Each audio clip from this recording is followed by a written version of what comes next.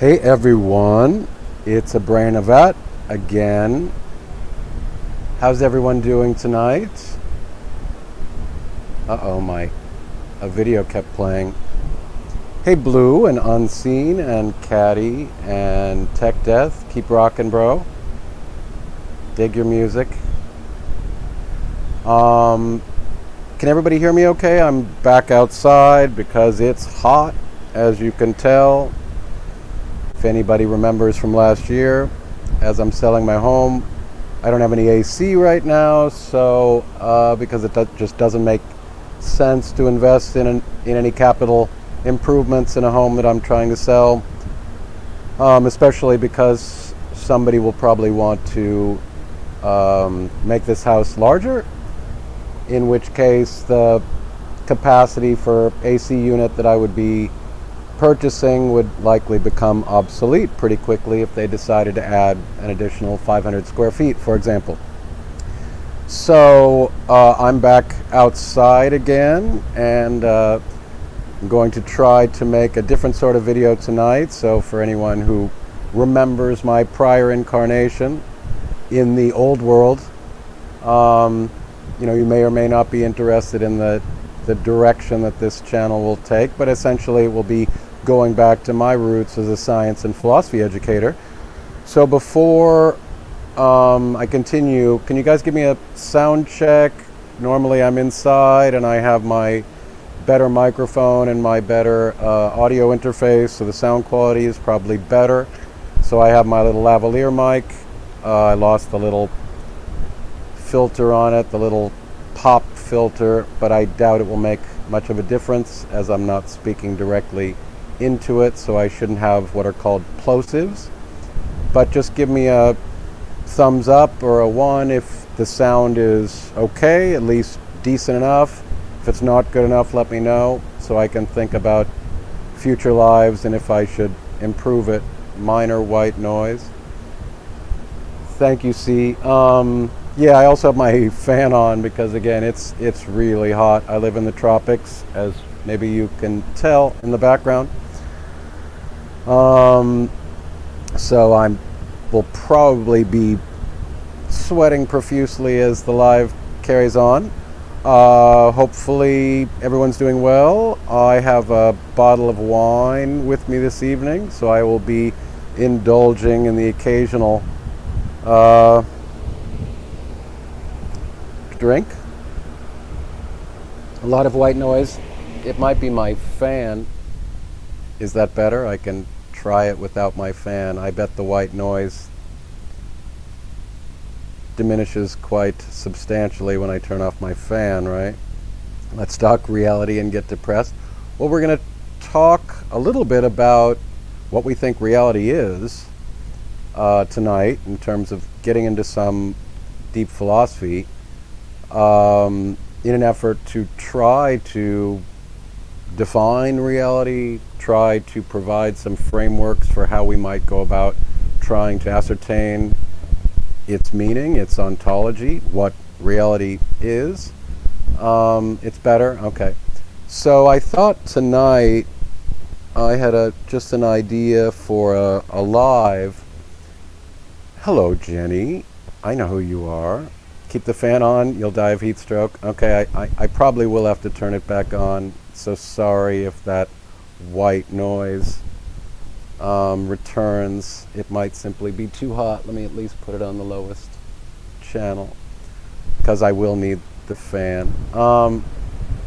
Is that the lowest? No. I'll put it on the lowest and we'll see how we go from there.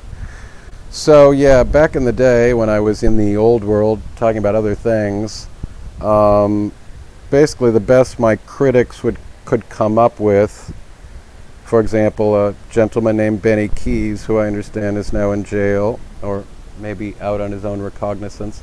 The best criticism that anybody could ever come up with to rebut my arguments was that I was an accountant because I had offended someone so badly that they needed to hire a private investigator and look into me and must have found out my true identity and claimed that I was an accountant. Well, that's wrong. But even if I were, that's not much of a gotcha moment. And then the other most negative claim that anybody could come up with was that I have poor taste in tank tops. Be that as it may, that's purely aesthetic and subjective, so I'm okay with somebody not necessarily liking my preference for tank tops. Hopefully we'll be talking about things a bit more interesting. Although we will touch on aesthetics because it's an important part of philosophy. And tonight it would be impossible for me to discuss the topic without going into some of the philosophical foundations and the basis upon which scientific skepticism as a school of philosophy sits. So tonight I'm going to try to make the case, essentially, that scientific skepticism is, let me just say it, the best philosophy that you could ever find. Now, before you get all outraged by that strong claim, I'm simply going to try to make a case that philosophical skepticism is a very accessible and all-purpose philosophy that one can adopt, which I think can help you evaluate any truth claim that gets thrown your way in life in terms of trying to figure out what all of this is, what you should believe, what you shouldn't believe, how you should be in this world, how to live a good life. I believe that scientific skepticism is a very strong foundational philosophical platform upon which you can indulge every one of your philosophical queries about the nature of reality. So I'm going to call it, rather than a comprehensive worldview, rather a gateway philosophy, which may or may not inspire you to go down a host of other intellectual avenues to try to develop your own philosophy, because at the end of the day, I honestly, truly believe that we are all, part of our fundamental inherent nature is that we are all scientists, we are all philosophers, we are all explorers. Just think about what children do, what we once did, and probably still very much engage in as what I call rather old children. I'm not fond of the word adult because it seems to somehow differentiate us in some fundamental way with our younger selves, and I'm not convinced that that's a proper understanding of age. I'm not at all convinced that humans suddenly become wiser, more moral, more intelligent, more sophisticated, or more worthy simply by virtue of age. I think essentially that we are simply old children with many of the same queries that we had as children, the same desires, the same interests. We just, through cultural acclamation, we change our behaviors because the norms that are imposed upon us in society sort of dictate that we are not allowed to indulge certain sorts of behaviors. And there are probably some good reasons why we do indeed change over time and why we probably don't necessarily always behave as we did when we were 5. Although I challenge you to not notice that many adults still seem to exemplify and illustrate the same sorts of tendencies we all had as children. But back to the philosophy aspect and our nature, because we're going to talk a lot about our nature. What sort of an animal are we?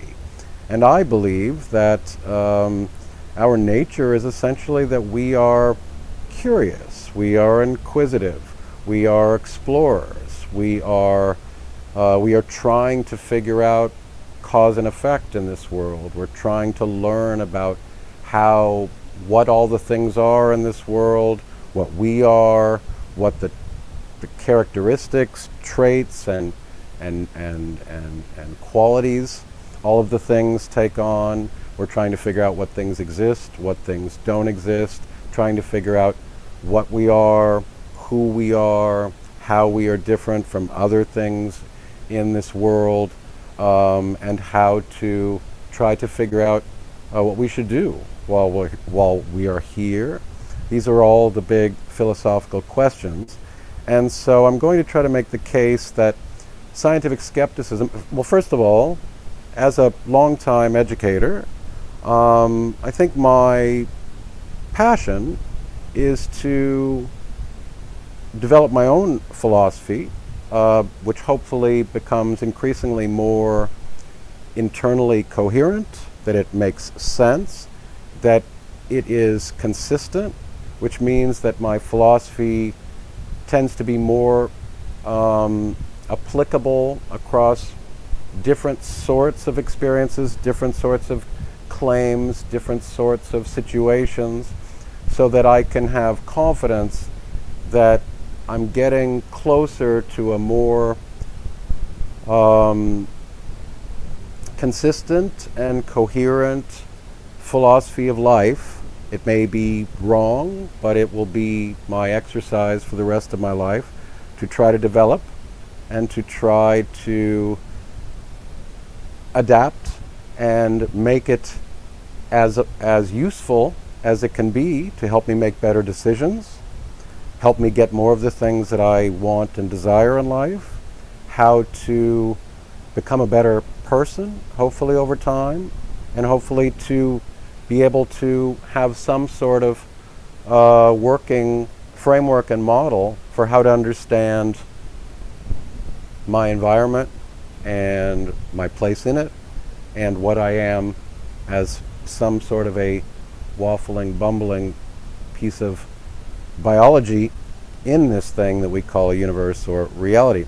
So in that vein then, I have been trying to use hopefully what I would consider knowledge to try to inspire other people to try to develop their philosophy, to think more profoundly about their philosophy, to develop their philosophy. And we don't have to have the same philosophy, but I would hope for all of you, as I do for myself, that your philosophy becomes more solid, again, more internally coherent, more consistent, so that you can avoid the occasional hypocrisy, and that you can grow to notice how your philosophy very often can be highly inconsistent. We all have a philosophy, whether or not we know it or not, whether or not we can enunciate it or not. We all have one.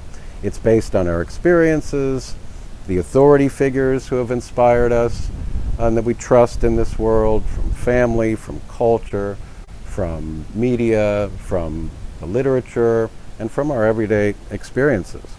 So I hope through my effort to educate to the extent that I'm capable of it, is to help you develop your own philosophy and to inspire you to want to learn, and hopefully to share my passion for everything intellectual, for everything knowledge and learning, in an effort to have more interesting conversations, to maybe get at some sort of bedrock, some sort of common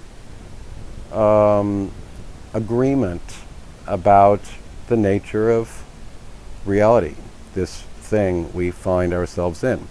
So I'm going to try to make the case that scientific skepticism, one of the problems with teaching science and philosophy is that they are daunting topics. They are massively complex. They are massively specialized.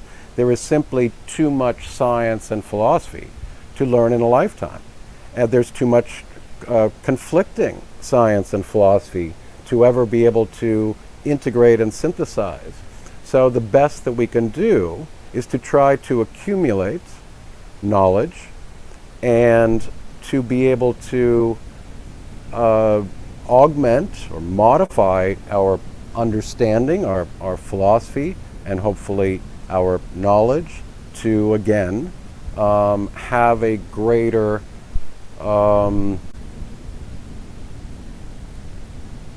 grip on maybe what is going on here. And it may be that we don't know anything, and it may be that we get to the end of our days and we have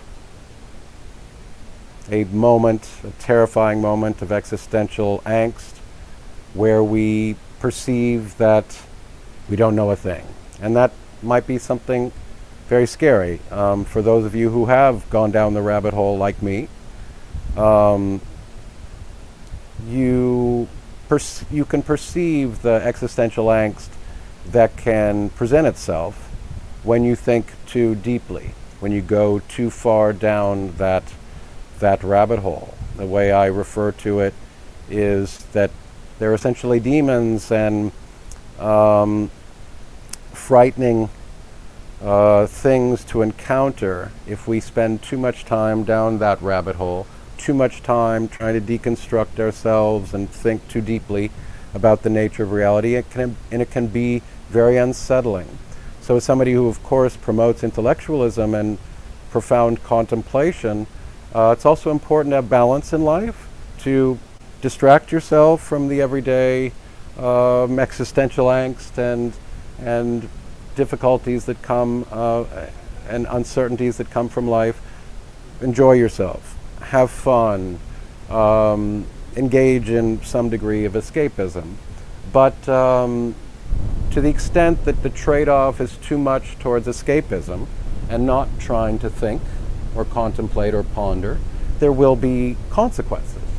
To the extent that you don't spend much time thinking about yourself, trying to be honest with yourself, trying to explore the various answers that very, very smart people across time have tried to provide to us that may or may not have value, to ignore going down the avenue of thinking, pondering, reflecting, reading, trying to learn the things that we can claim to know, or at least thinking about the big questions. The potential side effect is that you're just simply not equipped or prepared to deal with the onslaught of information that's thrown your way, especially in the alleged age of information, which I might rather call the age of misinformation. Never before in history have we had so much access to data. So it's important maybe to distinguish between data and information. Data is just raw stuff being thrown out there. Information is the synthesis of data, translating raw data into meaning. And so when we're talking about information, we're asserting that the things that you receive through your senses, through your ears and eyes and everyday sensory experiences, through your feeling and the common sensory experience referred to empiricism, but also the alleged information that we acquire through social media and traditional media and through our friends and authority figures and just interacting with humans every day. You need to have some rather developed filters in order to evaluate the veracity of the claims that you're being bombarded with. So this is why part of my name and my title, at least on my Facebook forum, is critical thinking and skepticism. And obviously, critical thinking and skepticism are philosophy. And there's really very little that does not somehow relate to philosophy, or at least questions that are asked, philosophically speaking. So somebody might say, well, how can you discuss morality objectively or philosophically? How can you talk about which ice cream is better? These are purely subjective experiences. Well, philosophy deals with the conversation about subjectivity and objectivity. Even science itself deals with the distinction between subjectivity and objectivity. So we're going to talk a lot about philosophy, and before I get started on scientific skepticism, I'm going to play a little video that I made, sort of an effort to provide a Philosophy 101 for dummies, because science and philosophy are just too big and too daunting and too overwhelming. So a lot of people are intimidated. They feel inferior when they're confronted with complex technical lexicons in various domains of science or in philosophy. We can all feel inadequate. We don't understand the words. We can then easily almost become defensive. That's why there's so much anti-intellectualism to some extent, because people feel inadequate. They feel like they don't understand the words being used. They don't understand the context. They haven't spent enough time studying physics or biology or chemistry or ontology or epistemology or axiology. I'm going to be using a lot of words tonight which may be foreign to you. And the exercise is not to try to confuse or bore you. It's to try to present you with some interesting topics for food for thought, but also to try to inspire you to want to learn more. And I certainly want to use then the purpose of this live stream, which is to promote the idea of scientific skepticism as a very accessible philosophical platform upon which you can become inspired to want to learn more. It is a set of intellectual tools and heuristics and methods which can help you become a better critical thinker, can help you evaluate any truth claim. What is a truth claim? I think about everything in terms of a truth claim. Anybody asserting that they know something about the nature of reality is making a truth claim. If you tell me your name is Bob, if you tell me you have a dog, if you tell me that you're a mathematician or a dentist or a contractor or a pizza delivery boy or something like that, you are claiming that all sorts of things are essentially true. You're claiming that you exist, that you have a name, that you have a particular type of animal that's domesticated and lives with you, that you perform a set of tasks that you consider value added. And so essentially everything can be reduced in some way or fashion to a truth claim about how the world is. And the distinction between science and philosophy are really just a question of method. Philosophy is essentially what we all do in the absence of empirical evidence. If we're not using the scientific method, we're doing philosophy all the time.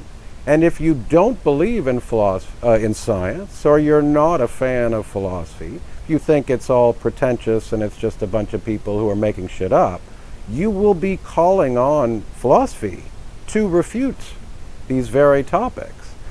We are all doing philosophy. We are all amateur philosophers. We are all amateur scientists. When we were kids, we ran around exploring our environment. We tried to figure out how things work. We tinkered with things. We prodded it. We kicked it. We chewed on it. We poked it. We tried to understand causes and effects, how things worked in our environment. And we do that because it behooves us as an animal in this universe.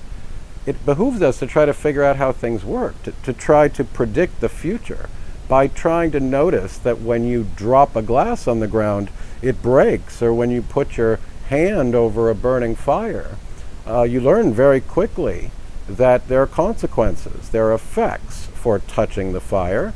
There are effects that come from dropping the glass and not trying to tend to your focus to hold on to the glass, because it will break. And if it's made out of glass, it will likely shatter into small, dangerous little shards, which might just cut you up pretty good and force you to need a visit to a hospital. So as children, we are all doing philosophy. We're doing science. We're trying to understand how the world works. We're trying to engage with other humans, trying to understand what they are and how they work and how we work relative to other humans. So by nature, we are all amateur scientists and philosophers and explorers and artists. And we've made a lot of advances in these areas of inquiry. As a matter of fact, they're so specialized at this point that it's virtually impossible to be an expert at anything, let alone an expert at many things. Each of these domains of inquiry are now shredded down to a level of expertise and technical sophistication that you likely could walk into any faculty or laboratory or conference room anywhere in the world and have no idea what these people are talking about. And so, and that's a huge challenge for a civilization. To the extent that we are not speaking the same language, it's going to be very difficult to communicate and to find agreement on maybe a set of common facts and maybe a set of things that we can't claim are facts. So very often we talk about the things that are knowable in principle and practice, the things that are known, and possibly the things that are unknowable, possibly in either and or theory, principle and practice. So I'm going to first play a little video, and then I'm going to talk about why I think scientific skepticism is something that you should try to take on board and take an interest in, because the big benefit of scientific skepticism is that there are no barriers to entry. You don't need to have a PhD. You don't need to be a scientist. You don't need to be a philosopher. There are no qualifications. You begin garden variety, vanilla variety skepticism consists of basically learning the common fare of scientific skepticism. We evaluate all sorts of claims that many people believe in the mainstream, and then we evaluate how they hold up under rational scrutiny.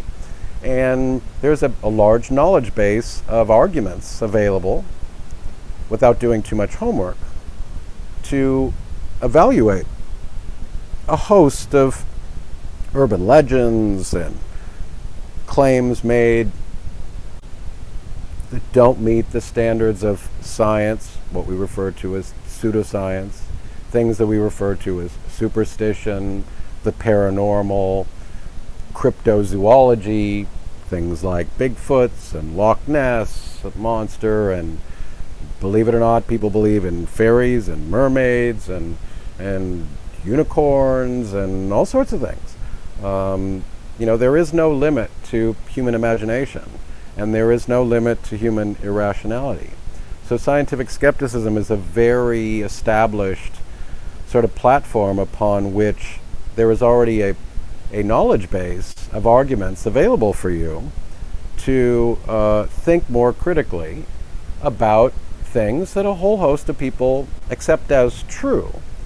And yet when you look at our knowledge base, people who have spent lifetimes looking into these claims, don't hold up very well under either scientific scrutiny or pure reason or logic.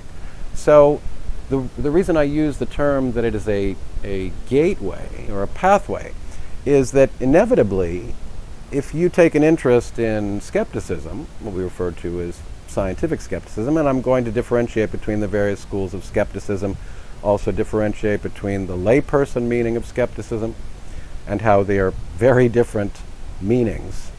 And then also what I would argue is our innate skepticism. We are all born with certain critical thinking skills, certain skeptical intuitions. So I'm going to talk about the different forms of skepticism, and I'm going to try to make the case that scientific skepticism is a very easy philosophy to fit into and to learn, because you don't need to have read Plato or Socrates or Hume or Descartes or Bertrand Russell. You don't need to be versed in modern physics or chemistry or biology or any of the social sciences. You don't need to be a mathematician or a logician. But inevitably, if you find the arguments made compelling in scientific skepticism for the various very common beliefs that humans have, if you find the arguments compelling, it will inevitably inspire you to want to learn the basis for the arguments that you've been presented with. You're going to want to learn how to reason yourself, how to create your own arguments, not simply parrot arguments from other people who have spent their lives thinking about these things. You're going to want to understand how somebody came to that conclusion, what you're going to want to likely learn more about the science that underpins that conclusion. So then you might increasingly take an interest in wanting to learn formal logic, the basis of modern critical thinking. You're going to take an interest in learning your logical fallacies, the difference between formal fallacies and informal fallacies. Logic itself. Might take an interest in going back and reading Aristotle, arguably the first scientist, but certainly very instrumental in understanding ethics and providing a framework for logic, still used to this day. And essentially, Aristotle was the sort of known as the first scientist because he attempted to create a system or methodology for how to go about figuring out how to investigate the natural world.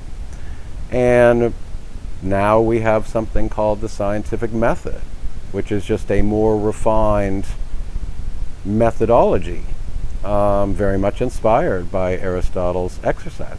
So you inevitably may become inspired to learn more, slowly, at your own pace, more about philosophy, more about science, and then feel yourself increasingly empowered and worthy to have a sophisticated conversation and to put forth your own arguments and to think about how to construct arguments and how to evaluate arguments that you experience and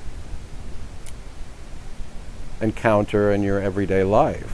So scientific skepticism for me is the best foundational philosophy that I have ever found to help me evaluate any truth claim that I ever am presented with. So it allows me to ask and then go about trying to figure out what I am as a entity in this world. I can refer to biology in terms of a domain, for example, like evolutionary biology, and try to understand my context in a long period of history. I can look to chemistry and biochemistry and organic chemistry to understand what my body is made up of and how I may have evolved over time, possibly even what we refer to as abiogenesis or chemical evolution. Is it possible that we evolved as a function of very complex chemistry, which just happened to be present at a particular moment in time in a very large universe with a lot of very interesting laws of physics and chemistry, which essentially might have inevitably led to a more interesting emergent phenomenon in chemistry and physics, which we now call biology or life? Or does reason and evidence suggest to you that it could be divine or something else? So it's certainly an effective shield against BS. Thank you, C. It's a really nice way of saying it, and very often, in the famous words of Carl Sagan, he created what he called a bullshit detector, also popularized by Michael Shermer. So I'm going to talk a little bit about philosophy, but as an educator, especially a social media educator, I recognize that it's very difficult to speak to a mixed audience. This is not a university conference hall where you have taken all the prerequisites and I can give you a 101 course on philosophy, or a 101 course on philosophy of science, or a 101 course on logic or critical thinking or any particular area of inquiry, or that I can give a 501 course, a sophisticated course which is more complex and requires that you've taken the prerequisites to understand a 501 level course. So it's very daunting online to try to find a just right Goldilocks recipe for trying to educate, because you're dealing with a mixed crowd. You're dealing with different cultures, you're dealing with different languages, you're dealing with different people of different backgrounds, different experiences, different areas of expertise, and trying to find that just right balance where something resonates with a large audience is very hard to do. So I'm constantly experimenting and recognizing that you can't always get through to everyone in a crowd at any one point in time, and so you're going to inevitably bore those who want you to go at a higher rate or speak with a more technical lexicon. So you're going to potentially alienate them if you're trying to go down to first principles and start out with more simple concepts. And if you go the other route and you try to teach first principles, complex topics and complex principles, let's say, for example, a 501 course level that you might find in a university, you're going to potentially alienate or bore the people who maybe don't have the same fundamentals or the prerequisites to understand what you're talking about. So educating in a social media context is very complex because it's just the nature of the mixed audience, that you're going to bore and alienate and ostracize some percentage of any group. So I jump around. Sometimes I write complex technical essays and I do complex talks on very complex topics that are very contemporary in public intellectualism or important topics in science or philosophy of science or moral philosophy. And sometimes I try to go down to first principles and just teach a singular heuristic in critical thinking, like a particular informal fallacy. Like maybe I'll write an essay on cherry picking or straw man or ad hominem or argumentum ad absurdum or something like that. And then I'll try some days to talk about philosophy of science, teach general concepts, why science is such a powerful method of going about trying to know things. So I'm going to take a little break and I'm going to play my little... But before I play the video, I just want to emphasize again the point that the reason why I think scientific skepticism is so useful is because it's so accessible to everybody. You don't need to feel intimidated by its complexity. Underlying scientific skepticism is everything. It's formal logic, it's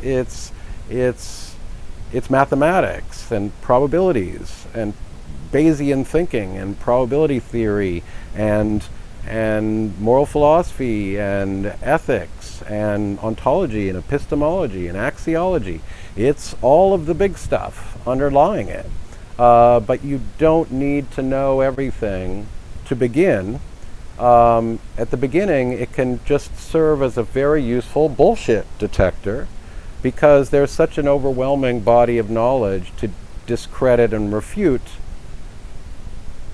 very common beliefs that people have, unfortunately, that they've adopted somewhere without thinking through them, again, without the prerequisite critical thinking skills or scientific or philosophical skills to know that it's bullshit.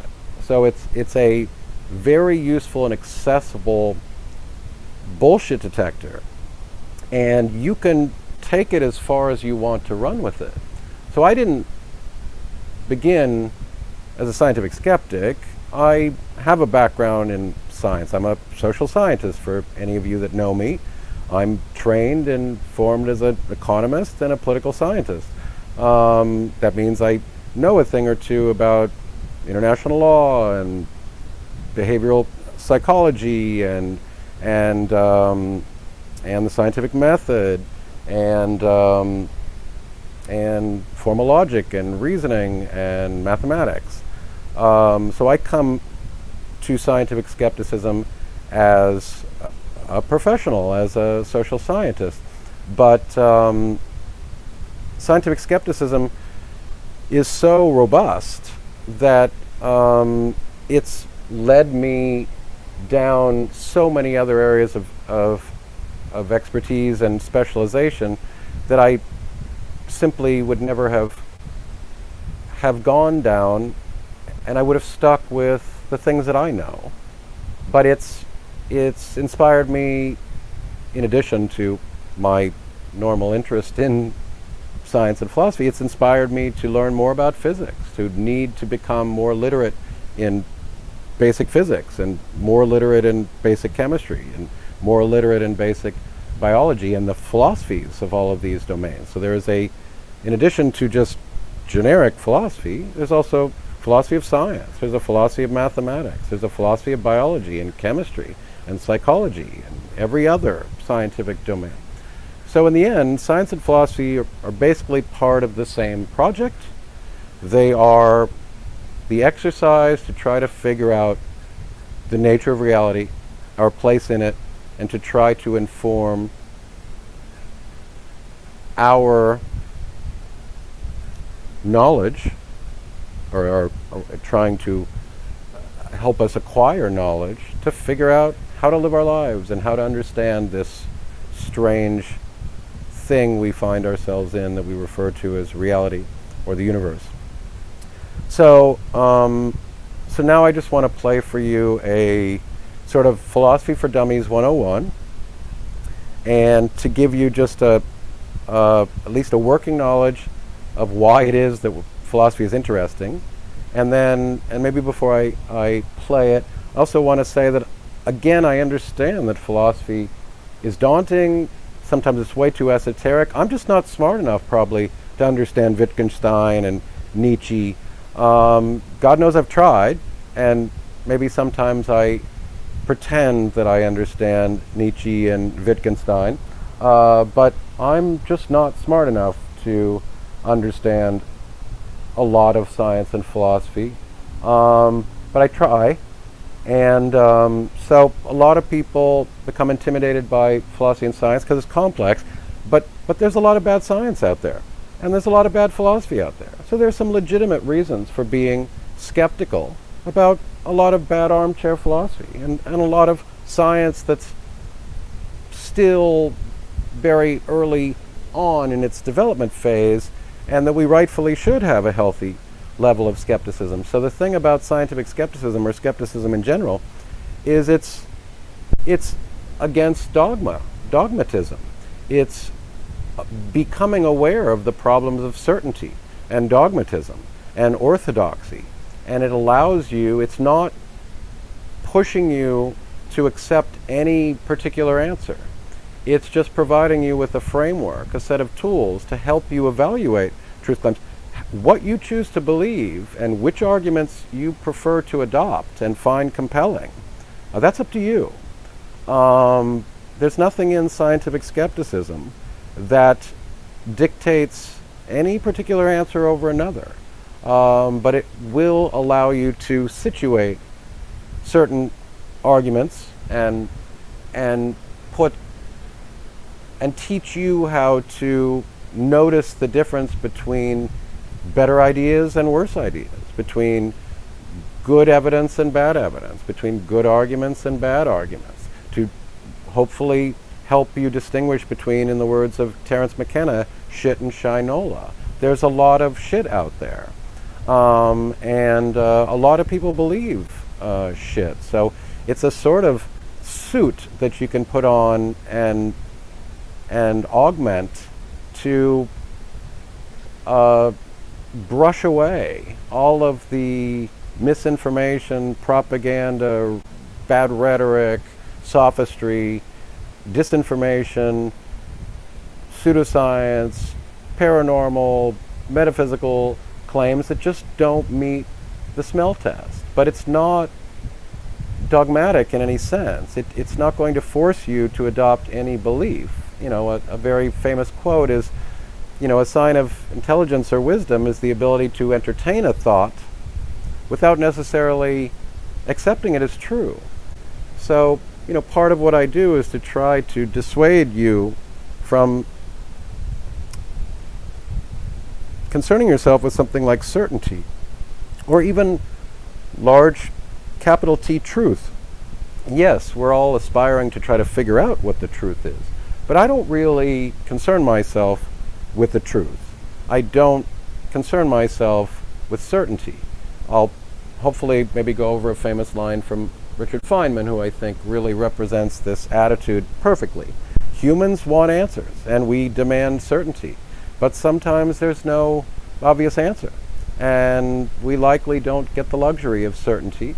So the best we can do is look towards something like probabilities, look towards having conversations more about things that are likely, things that are more likely and less likely, and try to find contentment and comfort with uncertainty, rather than simply adopting a view because we feel good about it, especially when it is certainly not very likely to be true. So anyway, so I'm going to play the video on Philosophy 101, and then we're going to sort of go over a bit of a brief history of skepticism, but I'm not going to get too technical into the philosophy. I'm going to then bring up some important words and provide some definitions just to situate scientific skepticism and certain important philosophical concepts for you to think about and hopefully inspire you to want to maybe learn more about. And then at some point, I think I'll just do what I've done before, which is stop, engage with you guys, drop a link for anybody willing to come up who wants to talk about anything on science and philosophy, and or any topic you'd like, and I can hopefully represent from the perspective of modern science, philosophy, and certainly scientific skepticism where the weighting is on particular truth claims. If you want to ask me, my thinking on if there's a God, or what we might think we can claim to know about the origin of the universe, if that means anything, about, whether or not time exists, what the ontology of consciousness is, whether we will figure it out, whether or not, artificial intelligence will develop consciousness at some point and take us over and consider us obsolete, or, all of the very interesting contemporary scientific and philosophical concepts. I hopefully am decently enough versed that I could at least have a Socratic conversation with you and try to point you towards some resources and some interpretations and conclusions which are fairly well established, at least in public intellectualism. So I'm going to play a little 10-minute video. Hopefully you like it. It's, again, like I said, sort of a philosophy for dummies, because trying to define philosophy, there are different taxonomies, different ways to describe it. I break it down into essentially three major areas, which I think can encompass pretty much everything else, which is ontology, epistemology, and axiology. So ontology is the nature, what things exist in this universe, the nature of those things, the properties of those things, things that don't seem to exist. So ontology is what is, the nature of reality, and the qualities and characteristics and traits of these things that may or may not exist in the universe. And then epistemology, a branch of philosophy, which talks about knowledge and the distinction between belief, knowledge, and truth, and whether or not knowledge exists at all. So essentially a conversation about the ontology of knowledge, and to the extent that we can agree that knowledge is a thing, how to go about trying to acquire it, and then discussing what degrees of confidence we can have when we claim to know things, and what our moral responsibility is even when we assert to know things. So there's a very different burden of proof that comes from saying you believe something, then saying you know something, then claiming something to be the truth. Your burden of proof should scale with the certainty level that you assert when making truth claims. And then the third area of philosophy that I think is important, is what's called axiology. So the easiest way to describe axiology is a conversation about how a universe could be. So now we're talking about things like value and ethics and norms and mores and aesthetics. So it's a conversation about value, what things we should value, how we determine value, and then how to make the case for why we should care about certain values over others. Yeah, I mean, I have done scientific skepticism for dummies.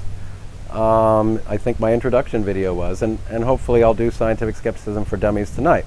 So I'm going to play, and hello, Constance, and hi, Patricia, and Quink, and anybody else I missed. So I'm going to play the little video. Some of you might have seen it, but hopefully tonight I'm going to get a bit of a mixed crowd. About 80 people on my Science and Philosophy forum said that they were interested in coming and having a listen tonight. And for any of you, obviously everyone in the room, I think you already know me. You know I'm long-winded, you know I'm tangential, and you know that we will likely go on for hours. That's not everybody's cup of tea. I appreciate that. So for anybody who's not interested for getting into the weeds with some complex topics, I wish you a lovely evening. Hope you have wonderful things to do. And hi, 6 Up, nice to see you. Love the new little icon. So yeah, so let me share my screen and play a little 10-minute video for you. Hopefully you find it useful. Because if I try to explain philosophy to everybody, I'm just going to bore the fuck out of all of you. So here's my effort at doing a 10-minute synopsis of why the hell we do philosophy and what sorts of questions it answers.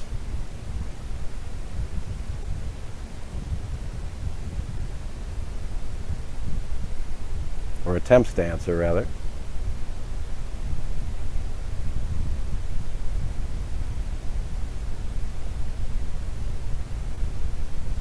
This is an essay on everything and stuff.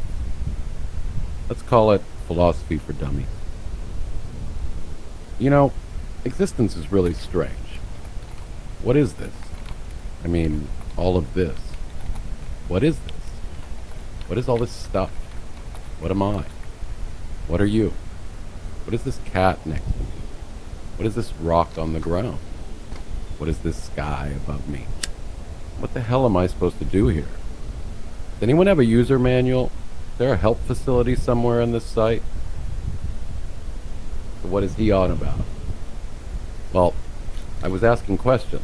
It's wondering, pondering, reflecting, and thinking about the nature of reality.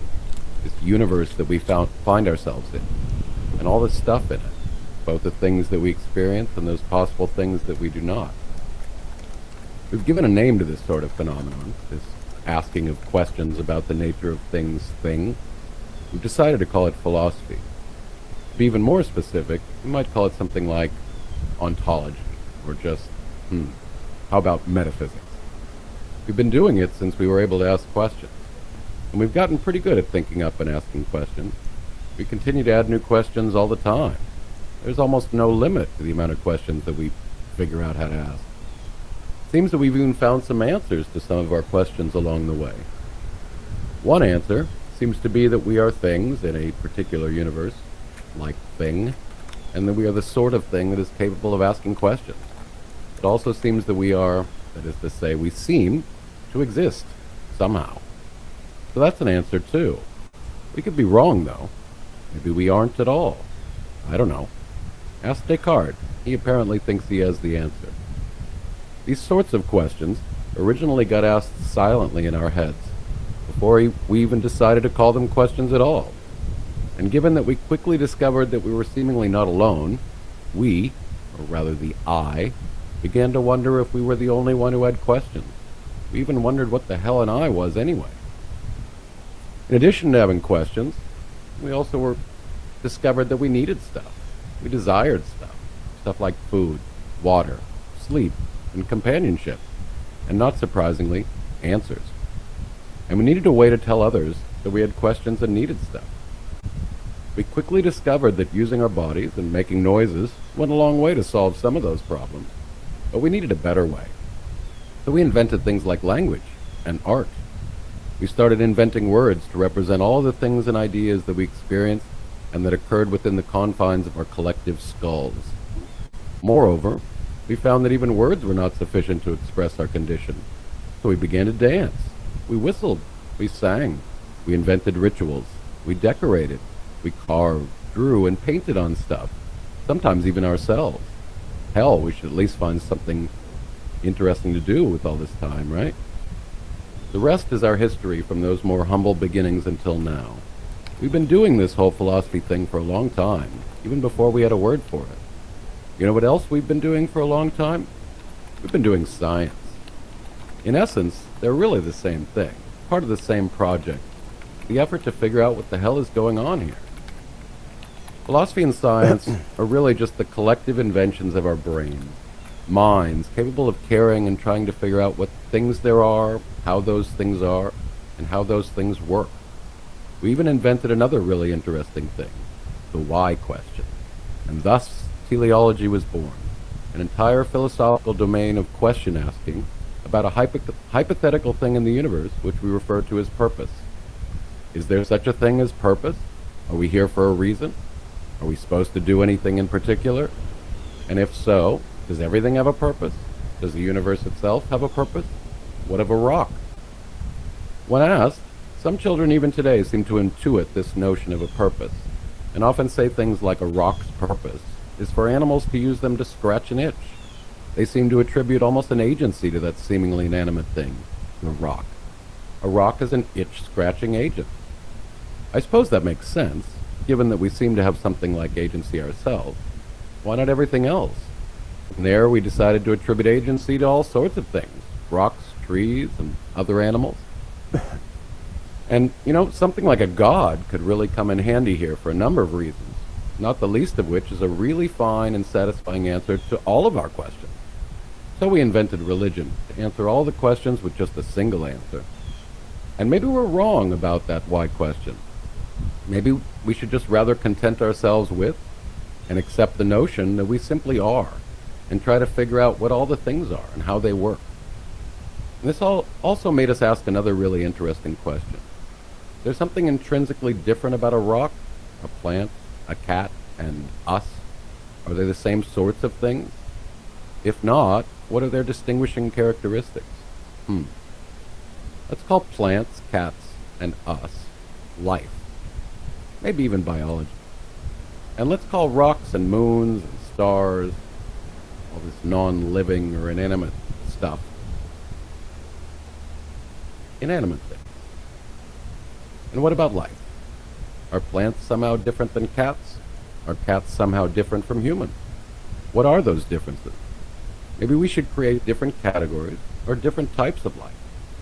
It must be special though, right? I mean, rocks and plants don't really create categories or ask questions, do they? And at some point, we also figured out and understood that we also do another really interesting thing. We feel.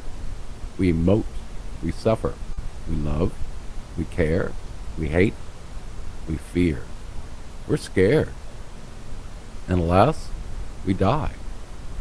It seems that all of those other living things we categorized as life or biology also die. That seems to be a ubiquitous trait of biology. For some reason, rocks don't seem to die, because they never seem to really be alive in the first place. Although they do change over time. We seem to share that trait with rocks. We've discovered some other really weird stuff too, like time, spatial dimensions, black holes, quantum entanglement, and gravitational waves. What the hell is that stuff? And mathematics? Did we invent that, or did we discover it?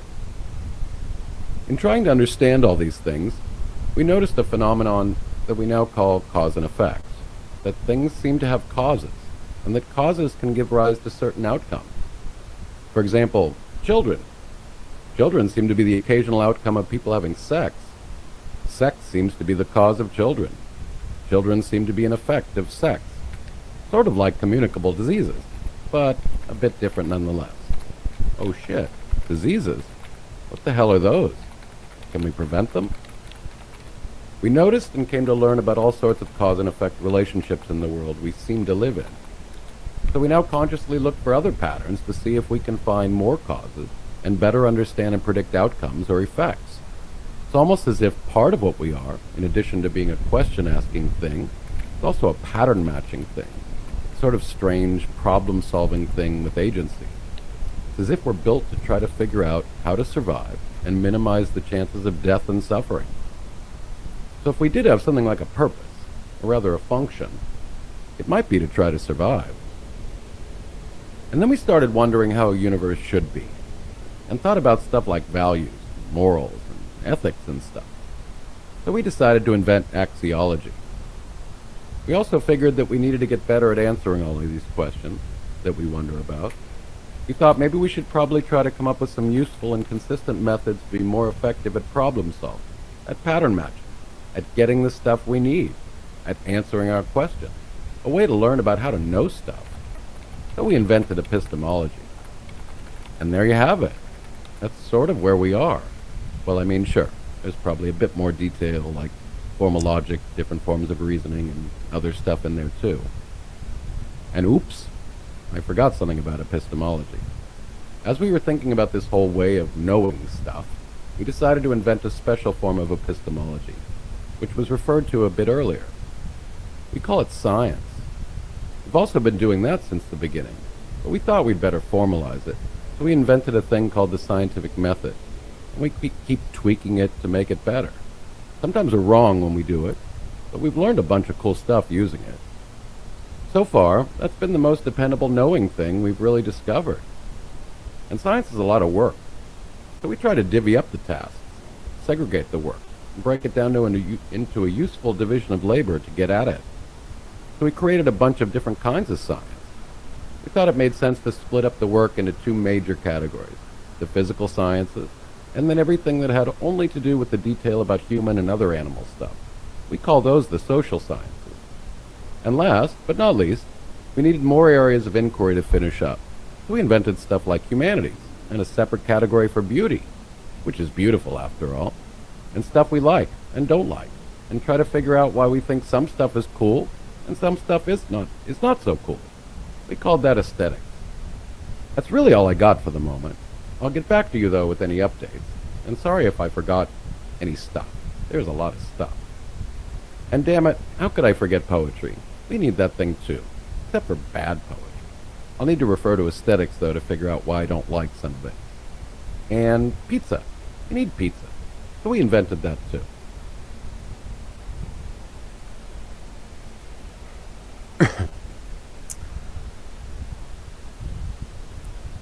Okay. I'm Real Heels. This is live.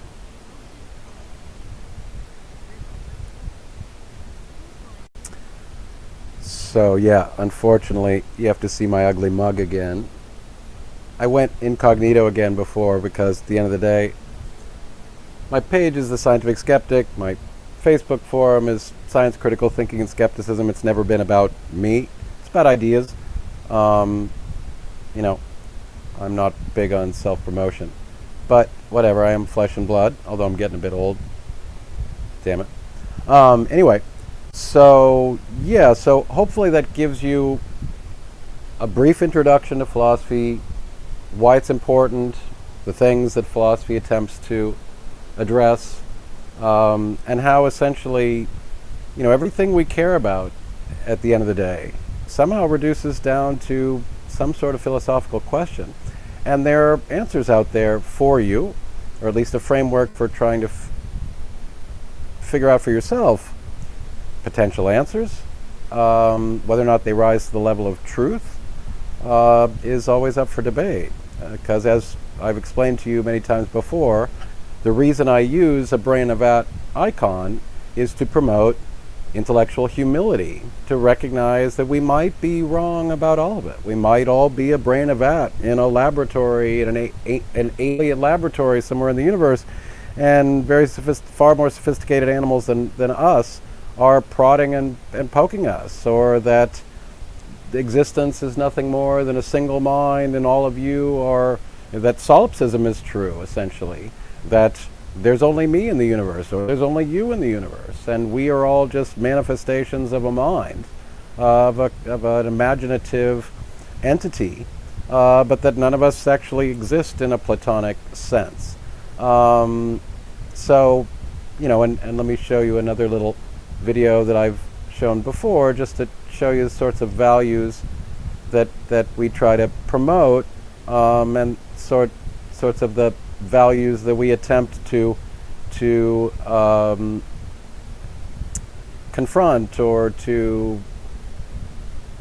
crowd out. Let me see, where's I know that those of you who've been on this channel before will have seen this short video, but just as a reminder, these are the sorts of values that we try to promote.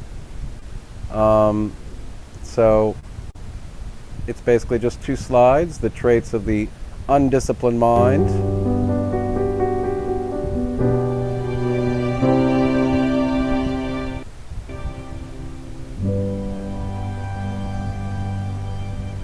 and to show them in opposition to intellectual virtues of a disciplined or trained mind. So if you'd like to see them, just again, if you'd like to analyze them. So the values that we try to dissuade us from exhibiting are intellectual arrogance, intellectual unfairness, intellectual laziness, intellectual disregard for justice, intellectual distrust of reason, intellectual cowardice, intellectual self-centeredness, intellectual conformity, and intellectual hypocrisy.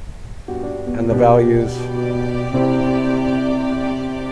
that we attempt to promote are intellectual humility, knowing enough to know when you don't know anything, and being big enough to admit that you don't know, an intellectual sense of justice, intellectual perseverance, to keep trying to be better and learn more and be more intellectually honest, to be intellectually fair-minded, to have confidence in reason as our best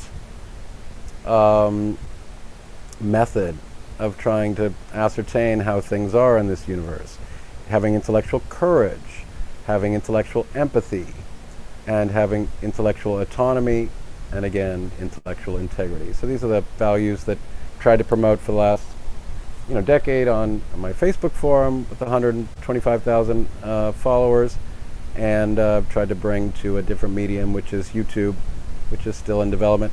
Matter of fact, when I left the true crime space, which I only temporarily had ever intended. Well, hello, Yana. Yana is my good friend. Please, everybody, give big hugs and kisses to one of my best friends, Yana Makapa, who is Finnish. Now she's odd. She's Finnish, but she's absolutely lovely. And we met sort of somehow in skeptical circles. She's against the woo-woo and the anti-science and the pseudoscience, and we have become great friends for more than a decade now. She lives in Kauai, where I used to have a house. Unfortunately, I never got to meet Yana, even though she was there when I was there. But please welcome her with open arms. She is just a lovely, wonderful person, and she has now been indoctrinated to the love of a cat, because she had the naive notion that dogs were better than cats, and now she's adopted Sisu, who is just a gorgeous little lovely kitten who kept coming to her door until she finally took him in, and he is now her prince, and she has no life and is simply the servant for Sisu. But yes, please welcome Yana. She's a good friend and just a great person, one of my favorite people on the planet. So, where was I going to go? So yeah, hopefully that video was useful. And again, back to, now I'm going to, I'm deciding how I want to do this. Do I want to stop? And if you guys want to come up and talk to me about, hey, Nonsense, it's so nice to see you. We never did get our chance to talk. Now I'm in my old incarnation, or my new incarnation of going back to what I love to do, which is teaching science and philosophy. I only briefly made an appearance in True Crime because I hoped that the methods and tools of critical thinking could be hopefully useful and could inspire some people in true crime to promote some of the values that I care about. And I'm happy to see, friends and others carry that baton forward of pushing for better ethics and better critical thinking in that space. I try to be a bit more helicopter because every space needs critical thinking. It's not just that space. But you guys, please carry the baton and make me proud. Some of my favorite people are here tonight. Constance, who I've always said, my intuitions, my instincts tell me, has her moral compass well calibrated. Nonsense, I feel the same about you. Heels, I feel the same about you. Six Up, I feel the same about you. So keep carrying that baton and trying to hold these people accountable, and make better arguments, and make better ethical arguments, and expose their rubbish. These people are not honest, good faith actors who care about human well-being. They're just not. So that's all I'm going to say about true crime, because this channel was never intended for that.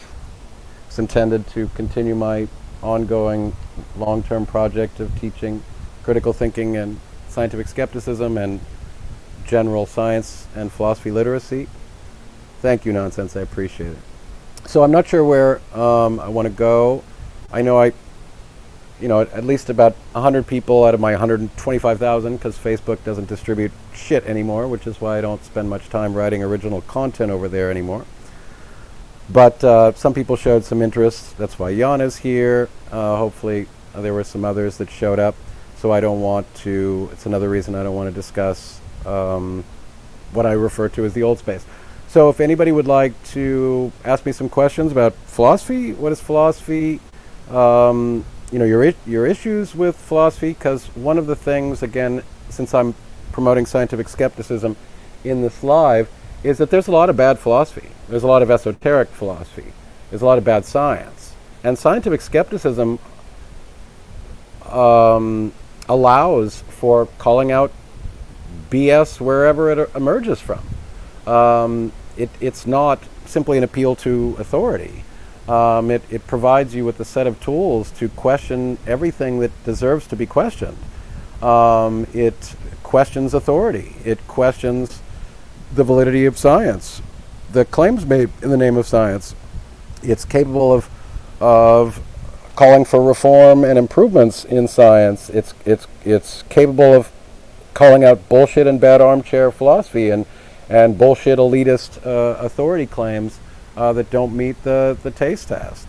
So the reason why I'm such a fan and promoter of scientific skepticism is that it's against dogmatism.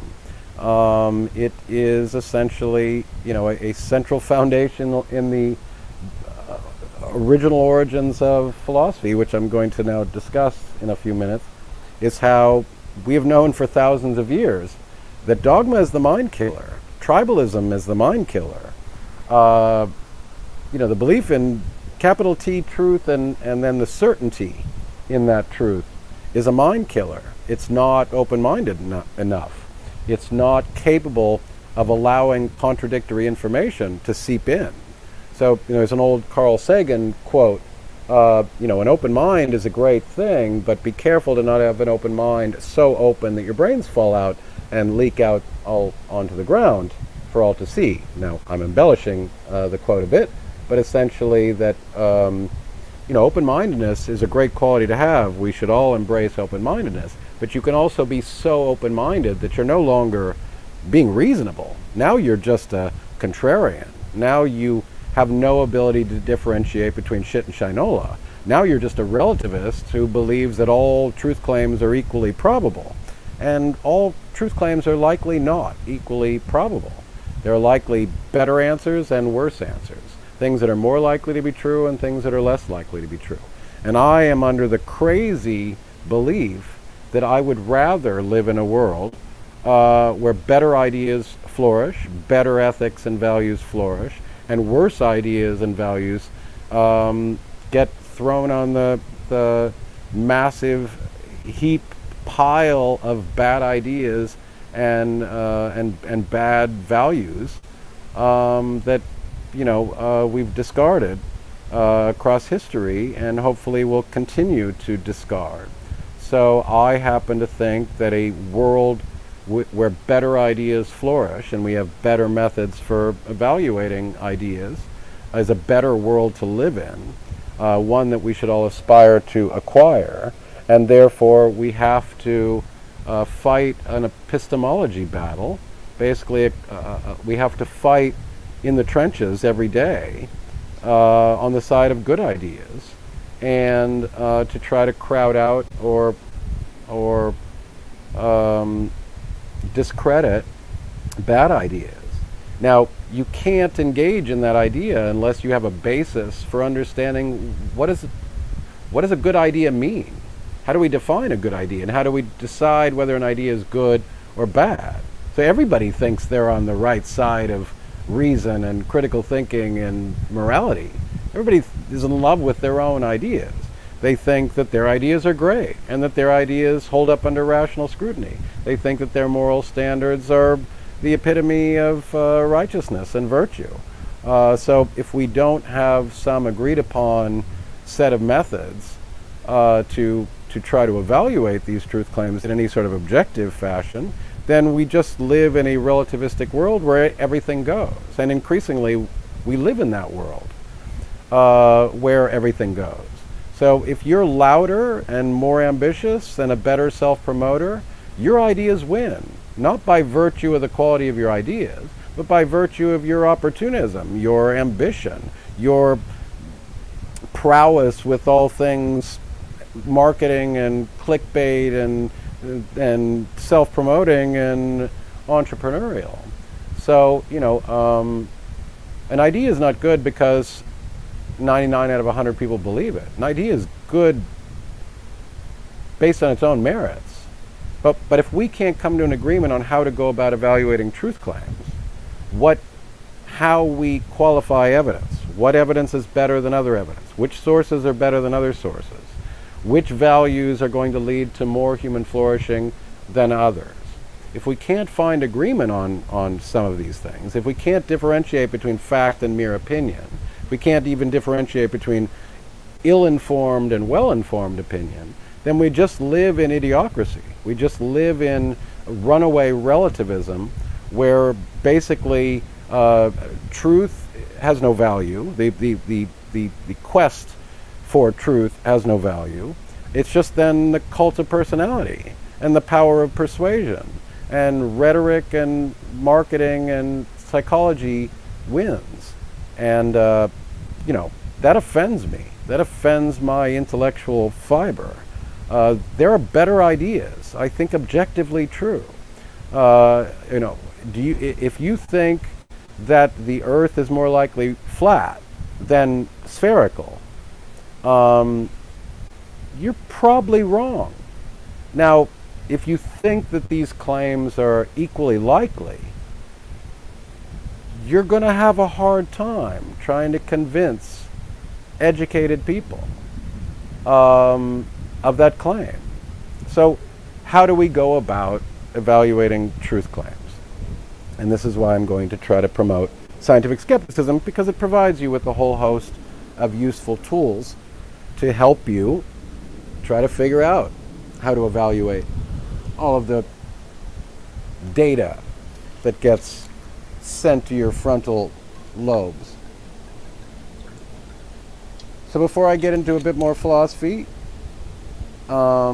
which is unavoidable, because everything is philosophy at the end of the day, a lot of people say they don't like philosophy. Well, you're going to be making a philosophical argument to merci, gracias, grazie, prost, na zdarovia. So if you don't believe in something, if you think something's bullshit, when push comes to shove, you're going to be using some sort of reasoning. You're going to be using some sort of attempt at logic to support your claim that something's bullshit. And if your only answer is that it's bullshit, and then when somebody asks you why, because one of the things that we do, just from a very fundamental Socratic approach, is simply to ask people, to try to have conversations with people and say, what do you believe and what are the reasons that you can put forth to support that belief?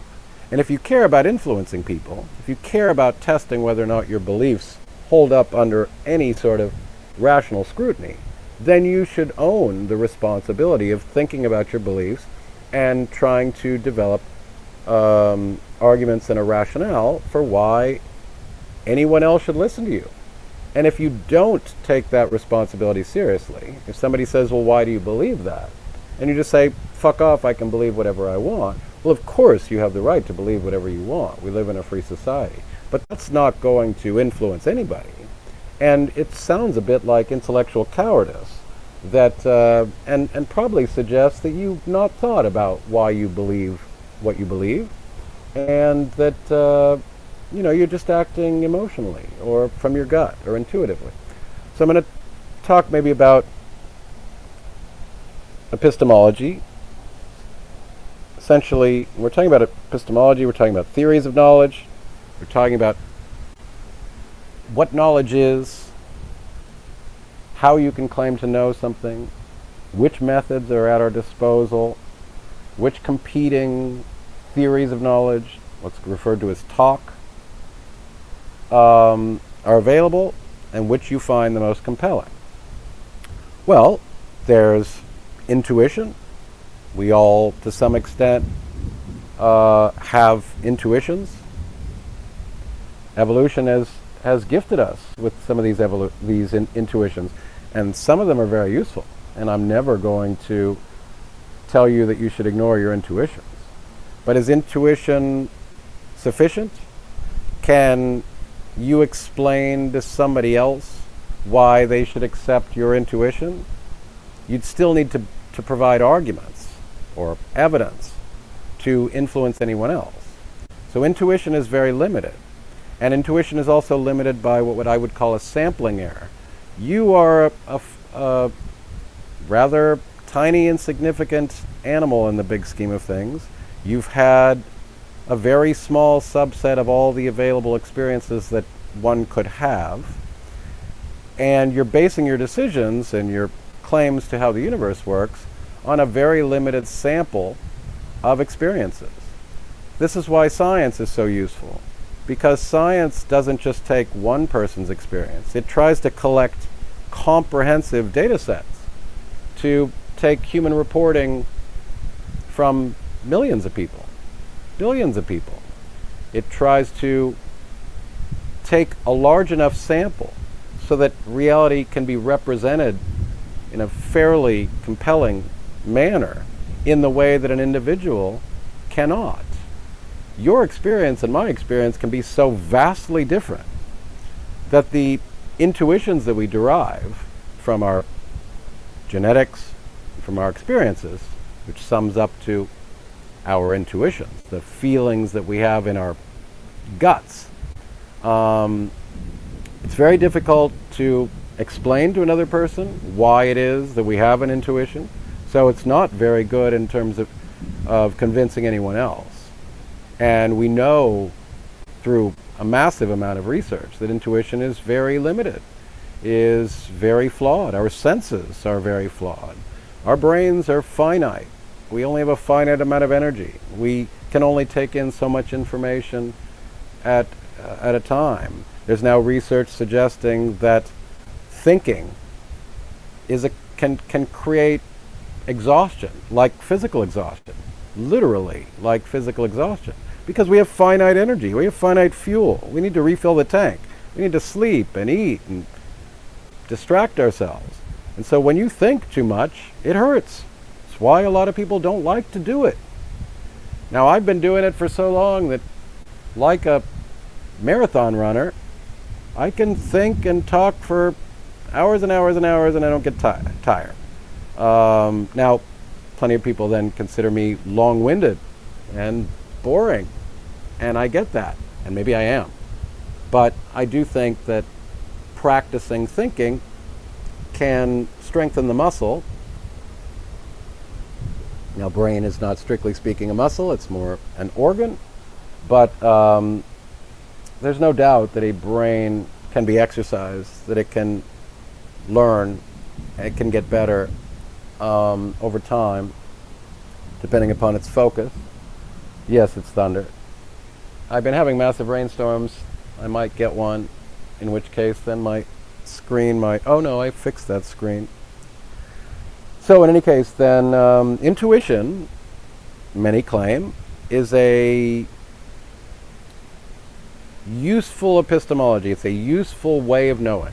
So when I talk about epistemology, the synonym for epistemology is basically a conversation about knowledge, about knowing, and about whether or not knowledge is a thing at all, whether or not we can come to acquire it, and which methods are more dependable when it comes to trying to claim that something can graduate from a mere belief to something that we can claim to know, or dare I say, claim that something may be true. So intuition is one way that many people, most of us, most of the time, are trying to know things just flying by the seat of our pants. Through our intuition, through our experience, we're claiming that we know something, but when you actually test somebody and you ask them how it is that they claim to know it, what are the reasons they can bring to bear, and how they would go about trying to persuade me to adopt their knowledge, you find that very often the answers that people give are very sketchy, flaky, and certainly not very much you can work with. So I'm not claiming that you can't derive knowledge from intuition. I'm claiming that it's not very useful because your intuitions are not necessarily very useful for me. We have very different experiences, and very rarely can somebody explain whatever occurred in their brain that led them to adopt a certain behavior or make a certain decision. So intuitions are not a very useful approach to trying to acquire knowledge.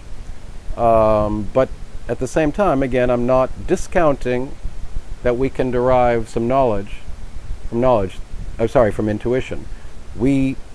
Evolution has equipped us to survive in our environment.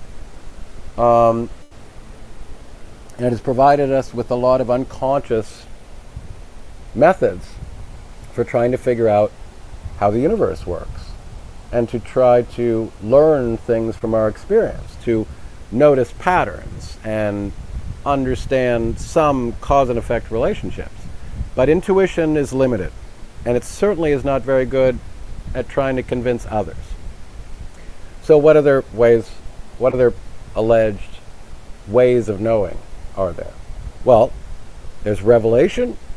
So some people believe that the universe or nature or a god or some sort of spiritual entity, whether a being or not being, can provide you with certain information that you can't necessarily explain to anyone else, but that you can experience, and that can provide a certain knowledge about yourself and about the environment in which you find yourself. So revelation is a very common claim of how to acquire knowledge, a source of knowledge. And revelation, for the greater part of our history, has been, arguably, along with intuition, the most popular ways of knowing that there are. But we've come a long way over the last, however long you want to go back. I think at this point, our oldest now recent archaeological finds are that our species is probably somewhere to the north of 300,000 years old. Used to be somewhere between 100, 200,000 years. I think they recently found Homo sapiens sapien evidence around 300,000. It's very unlikely that we're finding the oldest evidence of our species, but somewhere along the lines of 300,000 years old. So, and if obviously we didn't just accumulate and evolve and adapt everything from our species, we also arguably picked up some stuff from our antecedent ancestors, species like Homo erectus, possibly Australopithecus. We certainly interacted, at this point we have strong reasons to believe that we interacted with other contemporaneous hominins like Homo neanderthalensis and Homo floresiensis, I think it's the proper pronunciation, and which more commonly known as the Hobbit, found in Southeast Asia. Little people, little hominins. And now we found another one, which we refer to as Denisovans. And they likely shared a common ancestor with us somewhere around 600, 700,000 years ago, which would have been something like a descendant of Homo erectus. And then ultimately we probably inherited back to Homo erectus, and then Australopithecines, and then something like our common ancestors with other apes, going back probably anywhere from 6 million to 12 million years, which then split off and became what we now refer to as the other great apes, chimps and orangutans and baboons and gorillas. We're back on the porch in the t-shirt. Yeah, that's true. And you have to look at my ugly mug. Sorry about that. I was cuter in my younger days.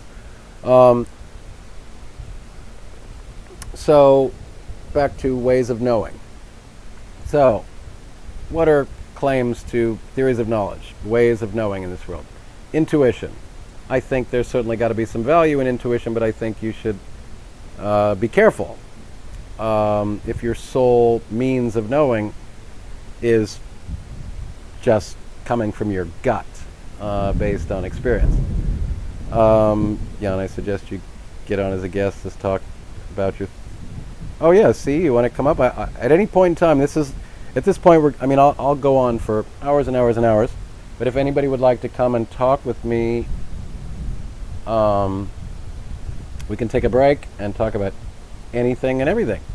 So let me drop an invite, and then just before, I just want to finish up on ways of knowing.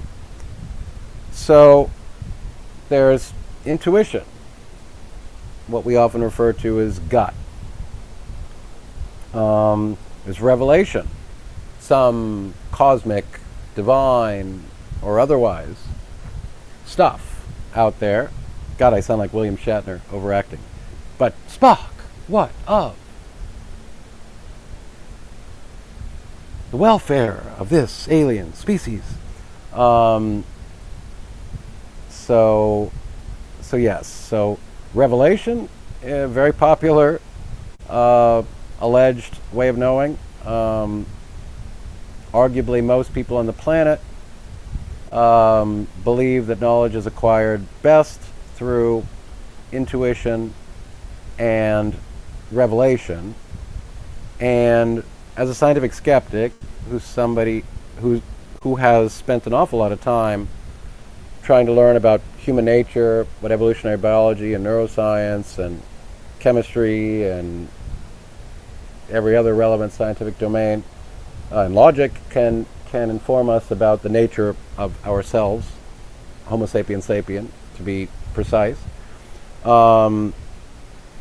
very much dissuades me from wanting to content myself with thinking that the best way to acquire knowledge about the universe and ourselves is through our gut feelings, our emotions, and something like revelation.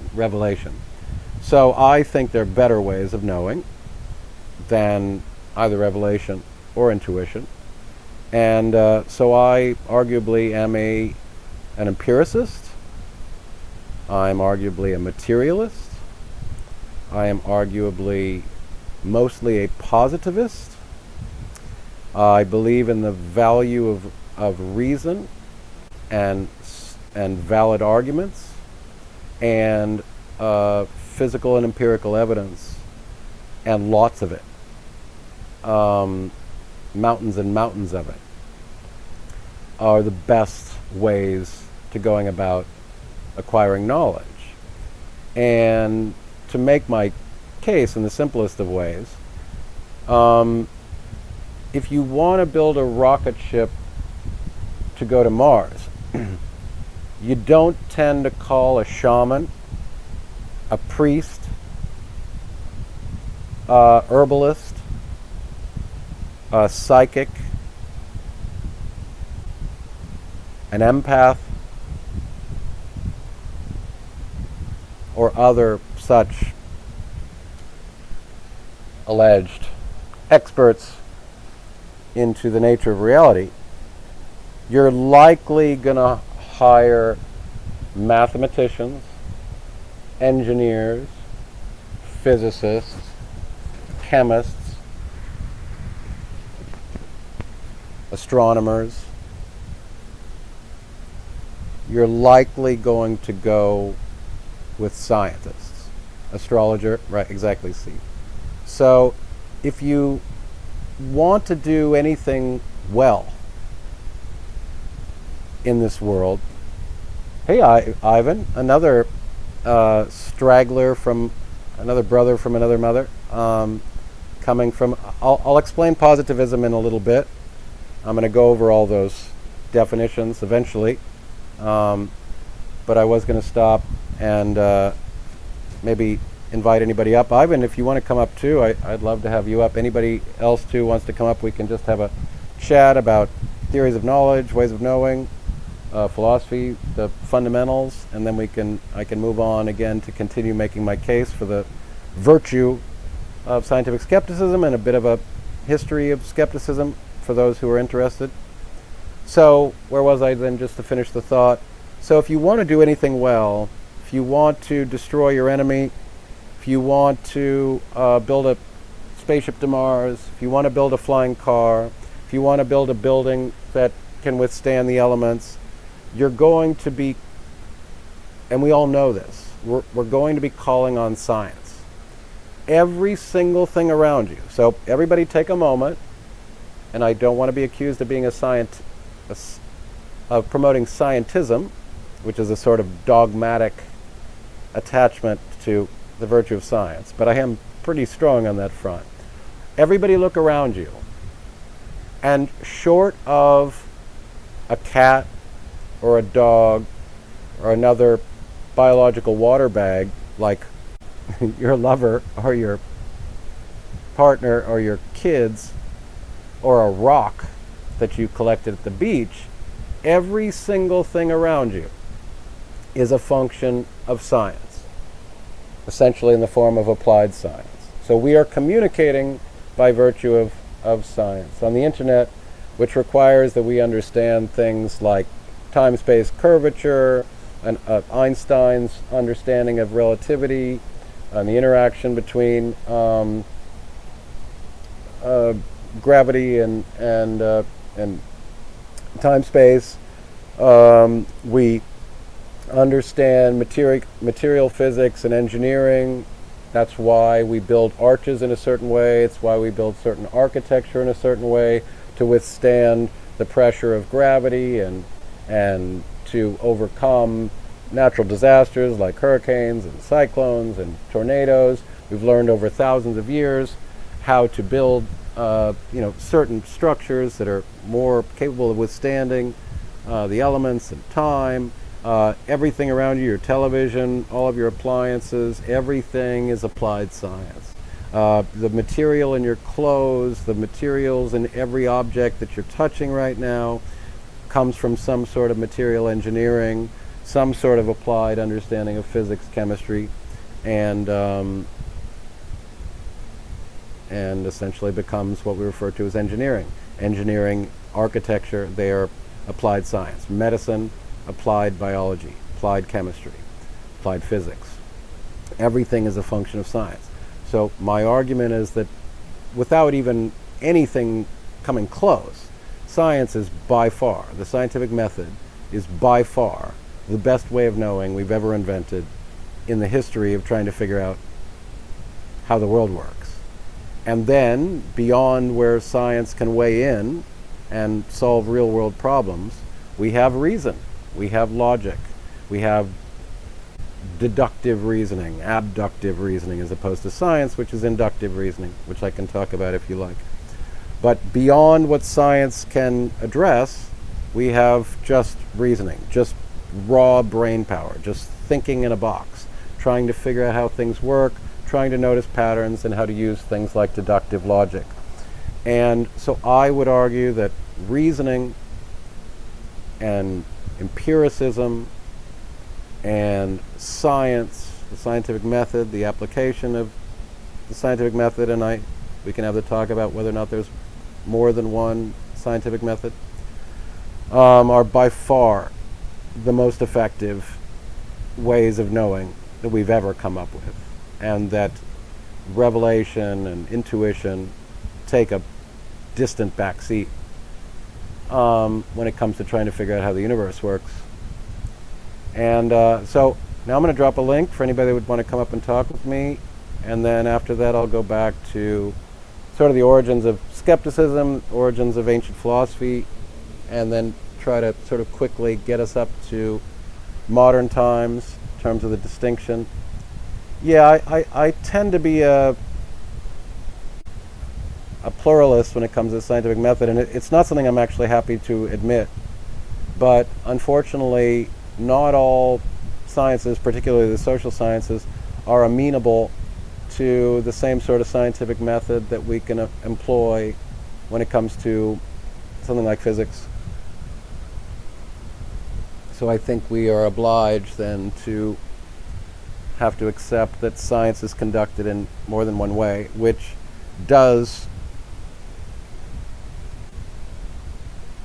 should make you be more skeptical about certain domains of science over others.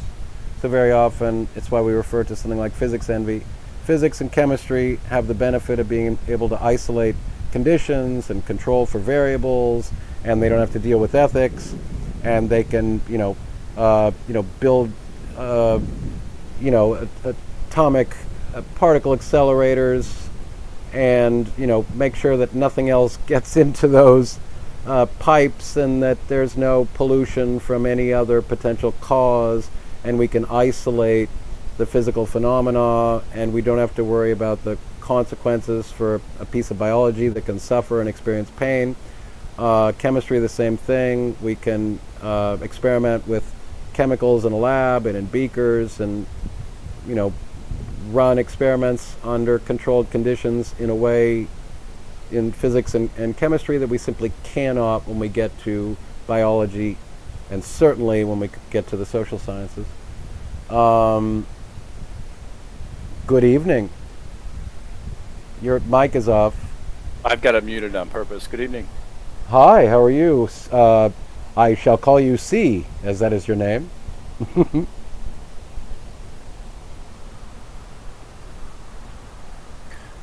I'm well. I'm getting a double broadcast on the sound. Let me see. Yeah, you might want to mute if you have the YouTube channel open with the video, you might want to mute that so you only have one source of audio, which is you're now on StreamYard. So. Okay, cool. Yeah, that worked. Thank you. Is it okay now? Oh yeah, it's better now. How are you? And tell me about yourself. What's going on? What are you thinking? Where you? I've been worse for sure. You've been worse? Well, then that's good, right? Good to remember, right? Yeah. All things considered. So I have an interesting thought. Are you new? Are you new to the channel, or? I follow you on Facebook. Okay, great. Well, I'm so happy that you came over from there, because I've been on YouTube, fortunately or unfortunately, dealing with a different set of topics. So it's a pleasure to have some people pop over from Facebook, which is a very different focus. So yeah, please tell me what's up. So here's an interesting thought that I've had. I've thought quite a bit about it. Long walks in the wood, that sort of thing. So imagine a situation where you're walking in the woods and you come to a beautiful vista, and just then a butterfly floats past you, circles back, and lands on the tip of your nose. But just for a moment, and you think, how cool was that, right? Mm-hmm. But now imagine the same situation, except you're walking in the woods, thinking about your grandmother who just passed. Perhaps that day, perhaps a week ago, perhaps a year ago, but your grandmother loved butterflies. And the same thing happens while you're thinking that. So that false pattern matching, that apophenia. Coincidence, Yeah. yes. And Yeah. not being able, or not being able to resist the urge to look into the coincidence for something which is not realistically there. Indeed. Yeah, that's essentially, this is a conversation about apophenia and how we are by nature a pattern matching animal, which obviously has obvious real world benefits from an evolutionary perspective. There's a name for this? So Yeah, it's called apophenia? It's apophenia. So it's basically false pattern matching. So by virtue of the sort of animal that we are, an intelligent social animal built to try to survive, we look for patterns in nature in order to help us better navigate the world and to build models in our mind and to be able to predict things in the future, to allow us to get the things we need and to avoid problems. And Quite. so because we're so susceptible as a pattern matching animal to then falsely misrepresenting correlation and causation, we see meaningless patterns all the time. So this is how we get things like deja vu and see meaning that by an understanding of large numbers and just the gazillion of events Right. that occur in the universe. We are more prone as critical thinkers to recognize that it's more likely coincidence than something that's been sent by the divine or Right. you know. Right. And that our innate urge to look into that coincidence for that little extra that famously Francis Collins, he's a geneticist. He's the head of the Human Genome Project. He's one of a few brilliant scientists who maintain their Christian faith. Famously, he's been touted by the Christian faith for that sort of thing. A good example of compartmentalization, because he's a great scientist. Quite. And he tells this story about how when he was, I believe, an undergrad, he went for a walk in the woods on purpose to seek out the truth of the Lord and that sort of thing. And he wasn't finding anything, and he wasn't seeing anything. And then at the end of his hike, he said he turned around this bend, and there before him he saw these 3 waterfalls, which he immediately, because he was looking for this is he a famous story. associated. Yeah, so you've heard.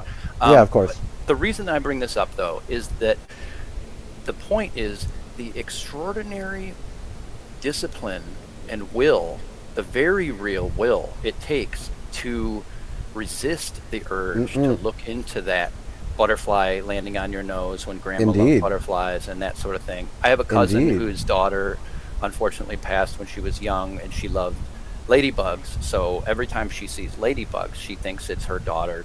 And honestly, I feel, kind of torn on that. But it's nice that she remembers her daughter and everything. But I feel like, indeed, to your point, everybody in the room right now. Give us an example of events that you've experienced in your life that seemed so incredibly, because another way of explaining it, or at least from my perspective, from the scientific perspective, is that we tend to ignore the misses and we focus on the hits. So we ignore all the improbable events that occur every day that don't seem to be salient, but we focus on the events that seem to have meaning. So, very simple things like, for example, if you are looking for a car and you've suddenly been looking for an affordable SUV, right?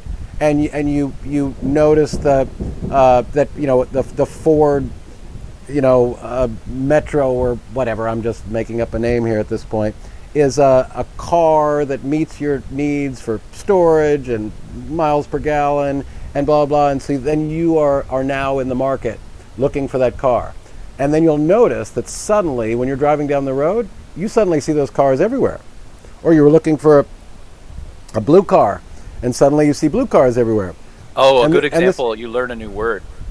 You learn a new word, and then suddenly you see it everywhere. These cars were there before, these words were there before, but you didn't notice them because you had not now created a sort of salient and contemporary association in your brain that you're now quite conscious of. So we can all come up with ideas. My grandmother, I wouldn't say she was extremely religious or superstitious, but she was told by the doctors in the day that she had fibroids and she could never conceive. And she wanted a kid. And she couldn't get pregnant. And suddenly, out of nowhere, she miraculously became pregnant. And her mother died. And then my mother was born. The miraculous child that she couldn't have was born approximately a year after her mother's death. And while she wasn't very religious, she certainly believed in angels watching over us and our ancestors watching over us, and left carnations to her mother all the time, and believed that her essence, her spirit, was somewhere around her. And she was convinced that my mother was something like the reincarnation of her mother, or that her mother's death had somehow brought about this child. And there was no rational arguments that could convince her otherwise, because the causality seemed too coincidental to be anything but something like a miracle. So, but we have improbable events occur every single day of our life. In the universe, in a very, very big universe, improbable events are very commonplace. So 1 in a billion, we live very short lifetimes. 1 in a trillion events occur all the time, but they're usually very insignificant. But when an improbable event occurs, and we then, as pattern matching animals, associate it with something else that's happened, it's called ex post hoc. What is it called? Ergo propter hoc rationalization. Somebody in the room can remind me of the exact Latin phrase, but it's essentially after this, therefore that reasoning, where that happened and then this happens. It's false correlation. So the point that I going back to it just was that, even with the most solid foundation in critical thinking and scientific worldview, you must be careful, because you never know. It seems like it's almost too easy for us to fall into these traps. And indeed. You've got to be a veritable Jedi in order to resist the urge that Grandma's sending me a message, or there's some profound other outside of the earth force that wants me to do these things. Or, it's tough. No, indeed, it's very tough. I often talk about sort of aspiring to become an intellectual robot, but then just floating that idea to somebody else is just opening yourself up to be accused of being cold and not appreciating the beauty and mystery of the world, and not being open-minded to all of the things that we don't know about that might eventually turn out to be true. And that's all true, and as somebody who attempts to remain open-minded, there might be telekinesis, there might be ESP, there might be ancient aliens amongst us, there might be something akin to a god or gods. There might be a whole host of things. But if you have no good reasons to provide me except that it's self-satisfying, then I'm just inclined to have to reject it, even if I can feel that it might provide comfort for me. So right, there's a difference between the utility of a belief and its truth value. So something can make you feel better, be comforting, and this is why I think that by evolution we have developed. We are a rationalization machine. We are built with a whole set of unconscious cognitive biases and heuristics, which allow us to deal with the existential angst and the unknowingness, which causes a lot of discomfort and cognitive dissonance. And we've evolved a whole host of very clever rationalization mechanisms to allow us to overcome the cognitive dissonance of not knowing what the fuck's going on and why we're here and what we're supposed to do. And so a lot of people were very susceptible, exactly to your point, we're very susceptible to falling into the trap of thinking that we've identified a real cause and effect phenomenon when it might just be something that makes us feel comfortable and alleviates that discomfort that comes from not knowing what the fuck's going on. Well, thank you so much for letting me on. I do have another engagement at 8. I have to go, but once again, what was the name of that anaphorism, or what was it? Apophenia. Apophenia. The manifestation of apophenia. I was wondering if that was... That's most well known is pareidolia, which you're going to know. So seeing faces on Mars and the Moon. So we have face recognition software as a part of our evolution, because recognizing and being able to differentiate between faces was very important for us as a social animal. Arguably why our brains got so big was because of the complex social interactions we had with other humans like other intelligent humans like ourselves. So pareidolia, the agency detection and facial is that like recognition. Seeing a smiley face in bubbles? Yeah, that kind of in thing? everything. Okay. In everything. Yeah, So like so cut hair. Yeah. So pareidolia is the misperception of seeing faces in arbitrary data in our environment, and apophenia is the more generic term for misunderstanding false patterns. So false pattern matching, because we're so prone to looking for. Well, absolutely. That's probably why it's so prevalent. Absolutely. Figuring out patterns is the difference between life and death. Yeah. Is that Russell a leopard? Sorry? No, that's the example. Is that, do you hear a rustle in the bushes? Yeah, exactly. If you ignore it, and it was a leopard, well, that's eliminated from the gene pool. But if that's the old argument for why we are evolutionary more prone to credulity than incredulity or skepticism, because in our primitive environment in which we mostly evolved, being credulous allowed us to survive another day, because it was better to be wrong and believe and run and hide than to be a skeptic back in the day and say the rustling through the grass is just an illusion or a delusion, and just stand your ground. So it was better to run and get ribbed by your buddies calling you a chicken than it was to presume that it was nothing. Yeah, and so before you leave, then the only other point I'd want to make is in terms of your pattern matching reference, there's also Skinnerian reinforcement, which is really important in terms of our studies with pigeons, and how we experimented on pigeons, and we understand about the power of reinforcement, reinforcing certain behaviors. We do it with children, we do it in our society with norms and laws. And Skinner basically showed us that pigeons would make this false pattern matching mistake all the time when we would arbitrarily give them a treat, and then they couldn't understand the pattern that reinforced the behavior. They couldn't understand the pattern that was being reinforced. So they started developing what we now refer to as superstitions. So they would do whatever they thought they had done prior to getting the reward.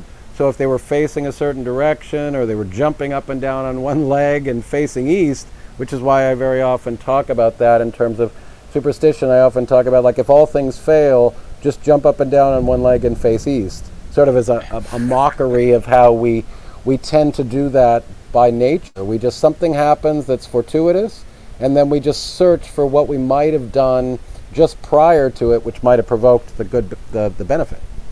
So in leaving, I just want to leave everyone with, stick with what you're doing if you are trying to develop this sort of a shield against baloney, and stick with it, not because it's easy, but because it isn't easy. Because And there are so few of us that have an adequate shield against it. Other than that, I think that you should address in my absence, but unfortunately I'll miss it, the problem today with sources and how folks don't understand between what this source is and that source is. Indeed, and it's such a hard skill to teach because it's a lot of foundation. Yeah, it's a lot of foundation, a lot of prerequisite knowledge, a lot of that, I have to say, because, by the way, back to intuition. Intuition is also learned and changes over time. So I would like to believe that my intuition after, decades of studying science and formal reasoning are also more acutely refined relative to the intuitions I had 30, 40 years ago. So now my intuitions are better than they used to be. So again, I don't ever want to discount intuitions. It's just that intuition alone probably shouldn't suffice. Right, you're not going to put that in your paper. But in terms of sources, I now have just a sort of sense about which sources are better and worse. And of course, I can teach you the standard, just primary and secondary, and the distinction between hearsay and firsthand. And, right, that's the right place to start. Yeah, and the distinction between high impact journals and low impact journals, and the hierarchy of evidence from sort of anecdote on the bottom to meta analyses at the top and things like that. You start there, but at the end of the day, you also just develop these skills. I mean, after 30 years of being a skeptic and a scientist, I just have a set of routines that I run on my frontal cortices, sort of software package that makes me just consciously have in my conscious mind a set of litmus tests that I run through before I choose to discard something or take a look at it. And most people don't have that sort of refined software. In an internet era and a lot of social media and quote unquote discourse, and you'll get, like I mentioned in the chat earlier, you'll get someone that just drowns you with URL hyperlinks, and they're like, see, right. And there you go, I'm done, I win. And right. It's like Daily Mail or something, right. .ru something. Right, and that's why, of course, that's why I'm trying to make the case that the thing that scientific skepticism, why it's so valuable, is because there are very low barriers to entry. You can just start out by learning logical fallacies and cognitive biases. And then you can memorize arguments when it comes to, GMO and pseudoscience and, superstition and how anecdote is not, valuable. And you can learn these heuristics, these cognitive shortcuts, and you can then memorize arguments from far smarter people. And then you can, like I always say, as a scientific skeptic, a priori, without knowing more, siding. If you know anything about the harsh competition and the strict methodologies that are employed in terms of the scientific method, you just know that how hard it is to acquire a scientific consensus, a strong scientific consensus.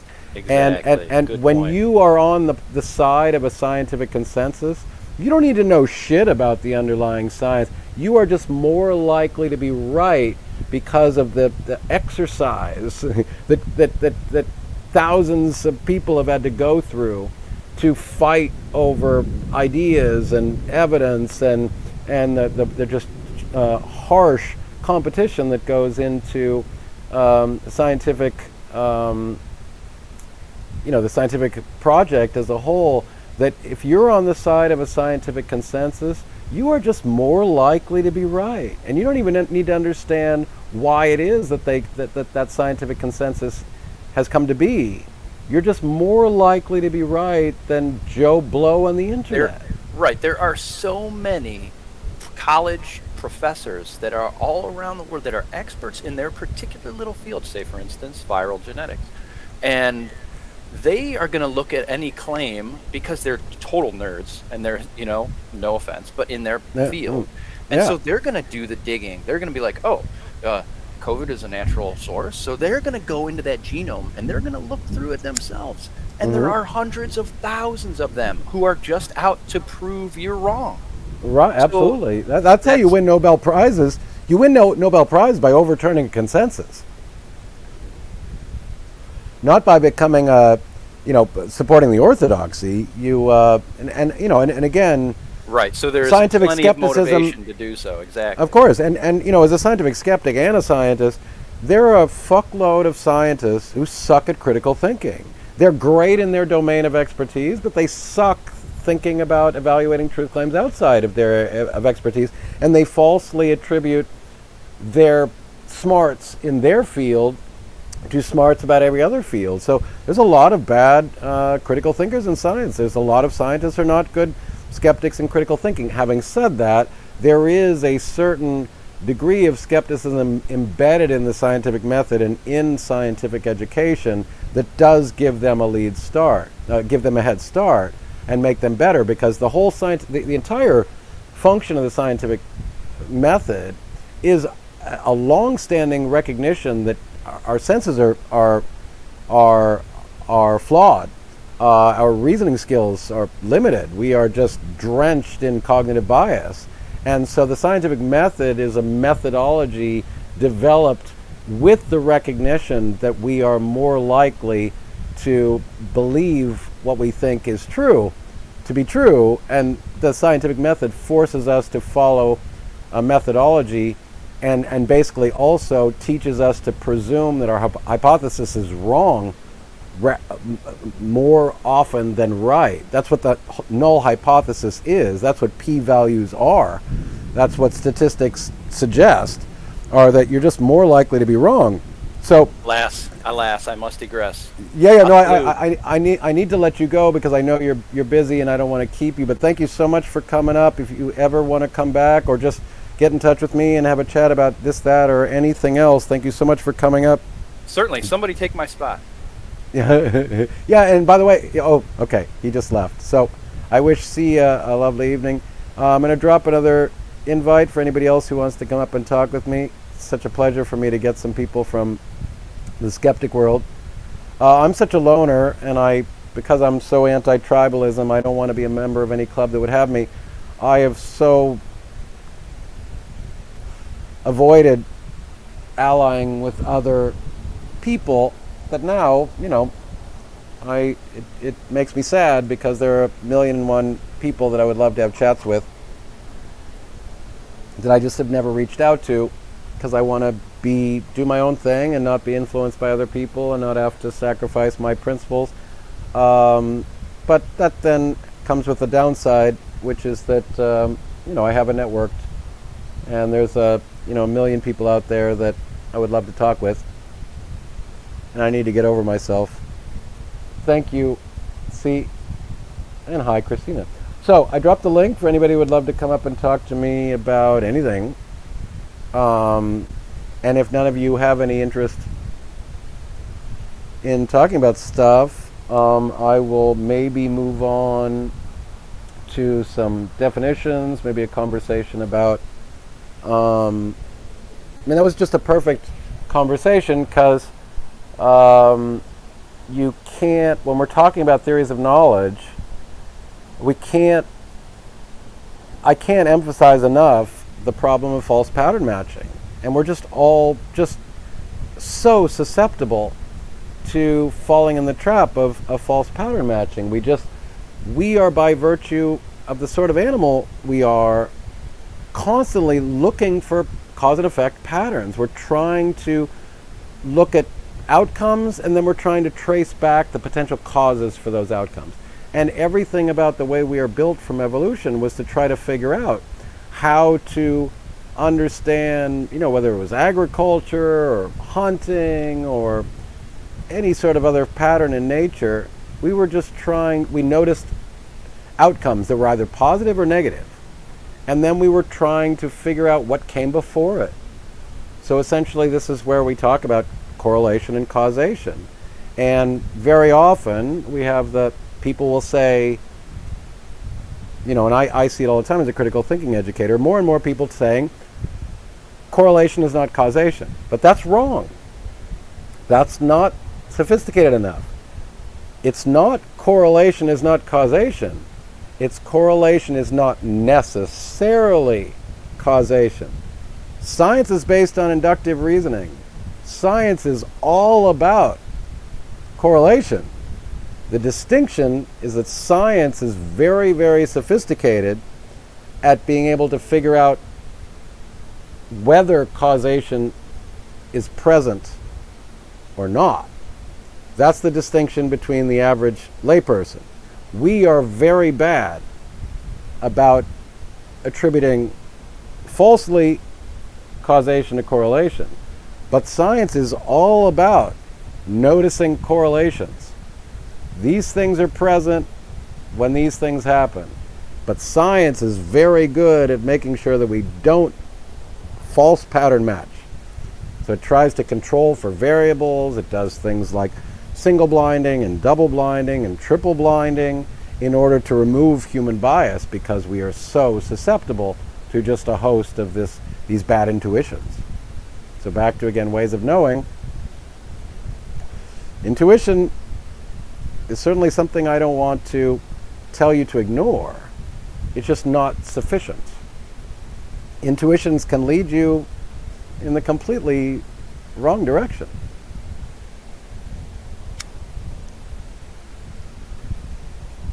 Honeybee, does the belief improve or harm our existence? Yeah, I don't know. Platy has deserted me. I'm not going to get into it. I love her and wish her well. I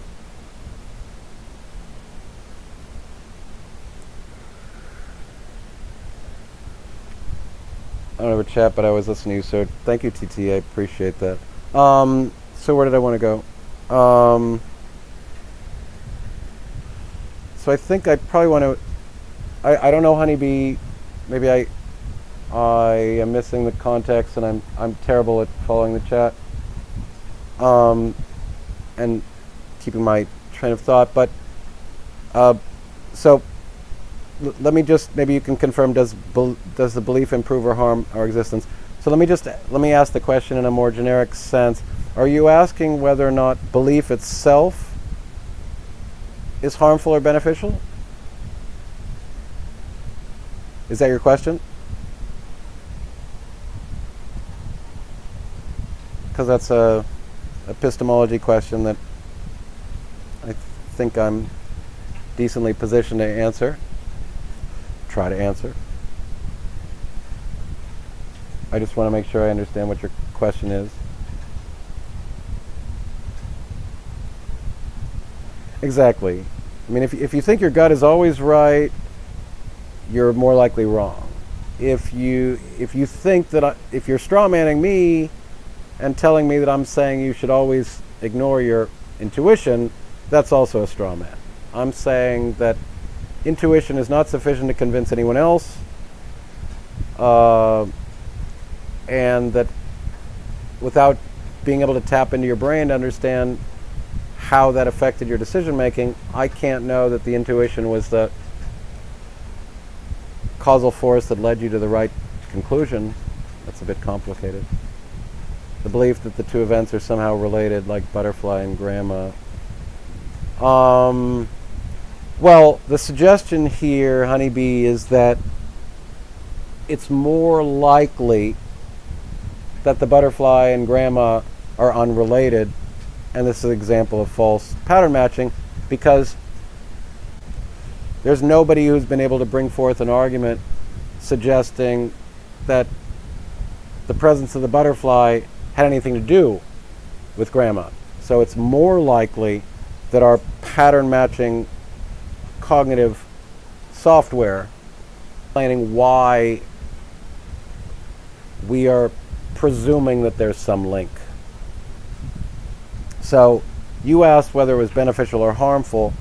I'm not going to talk about the value judgment of better or worse. I'm just going to try to persuade you that that's not a sufficient argument. It's not good enough evidence. The presence of a butterfly before something interesting happened doesn't probably teach you anything except that a butterfly was present at the same time. It's sort of like an example of false correlation is, people eat more ice cream when it's hot. So does hot weather create ice cream? No, obviously not. This is just a simple example of false correlation. When we're hot, we crave things that are cool, but the hot weather does not create the ice cream. Us figuring out how to, I don't even know how you make ice cream. You pasteurize and you chill and you mix it, vanilla beans with sugar and milk and emulsify, and I don't know what. I've never made ice cream. I don't know how to make ice cream. But the point is that heat, the presence of hot weather, is not the explanatory cause for ice cream. AF asks, I have a question. Given what is happening with Belarus, Ukraine, and Russia right now, global warming, etc., why does human intelligence continue to advance when we destroy everything? Oh, thanks for the $1 million complex question. Well,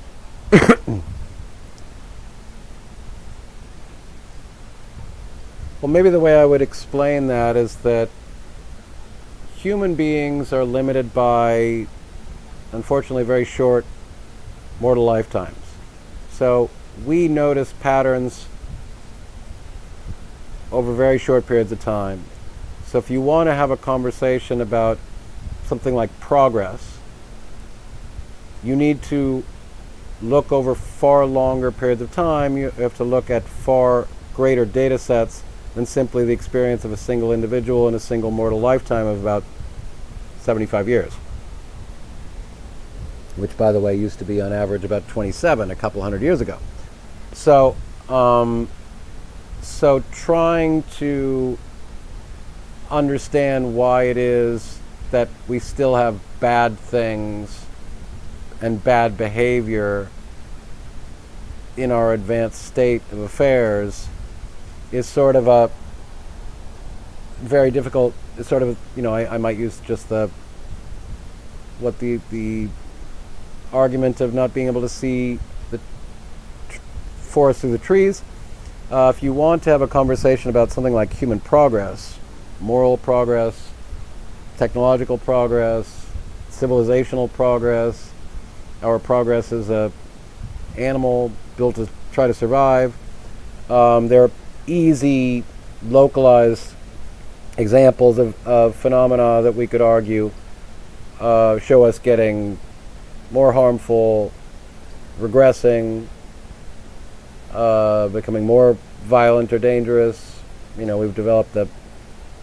We've split the atom, and we have now weaponry that could render us, extinct and going the way of the dodo in a generation. But I think if you look over the long term, I would recommend in this context something like, the better angels of our nature, Better Angels, Steven Pinker, or Democracy Now!, sort of the Steven Pinker hypothesis, where he's done just a massive amount of anthropological research, seems to suggest that over very long swaths of time, way beyond that of a single mortal lifetime, we have made moral progress by virtue of the fact that the statistics seem to be that per capita violence rates are decreasing.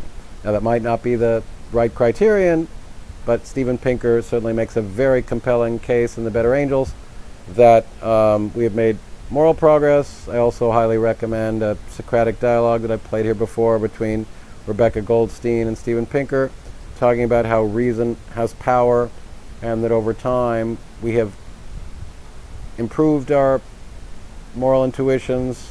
Look at someone like Steven Pinker. I highly recommend, The Expanding Arc, or Shermer's copycat book, Expanding Arc, whatever his version of that the Peter Singer hypothesis, or Better Angels, showing that physical violence has decreased over time.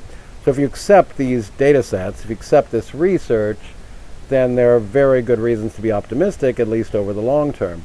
But both, certainly Pinker openly admits that there are bumps in the road. There's nothing that prevents us from regressing and reversing the trajectory. And, we're ignoring climate change, and, a lot of people are worried about population growth, and a lot of people are worried about economic disparities and pandemics and, all sorts of potential, and meteors and all sorts of threats to our civilization. And that certainly the game is not over. We can't say that in the words of Fukuyama, history is not over. Our challenges are stark and real and contemporary, and we have to deal with them like every other generation, and there's no guarantee. I wrote an essay recently talking about how there, across time, there have been, the Nostradamuses of the day, the doomsday prophecies, Mayan prophecies, and the biblical prophecies, and all the other religious prophecies, and all the other cult prophecies, and all the other alleged gurus that claim that the end is nigh. But they've all been shown to be wrong. And I've just simply made the argument that, just logically speaking, 99% of all species that have ever existed on this planet have gone extinct. So you're not making a risky claim if you suggest that we're going to go extinct. The interesting thing about this species is not that it's likely to go extinct like every other species that ever presented itself on this planet. The interesting thing about this species is that it's endowed with a certain level of technological prowess and intelligence that might give us the chance to not go the way of the dodo. So you're not saying anything risky to claim that we're doomed. That's the most likely outcome, is that we're doomed. The interesting question is whether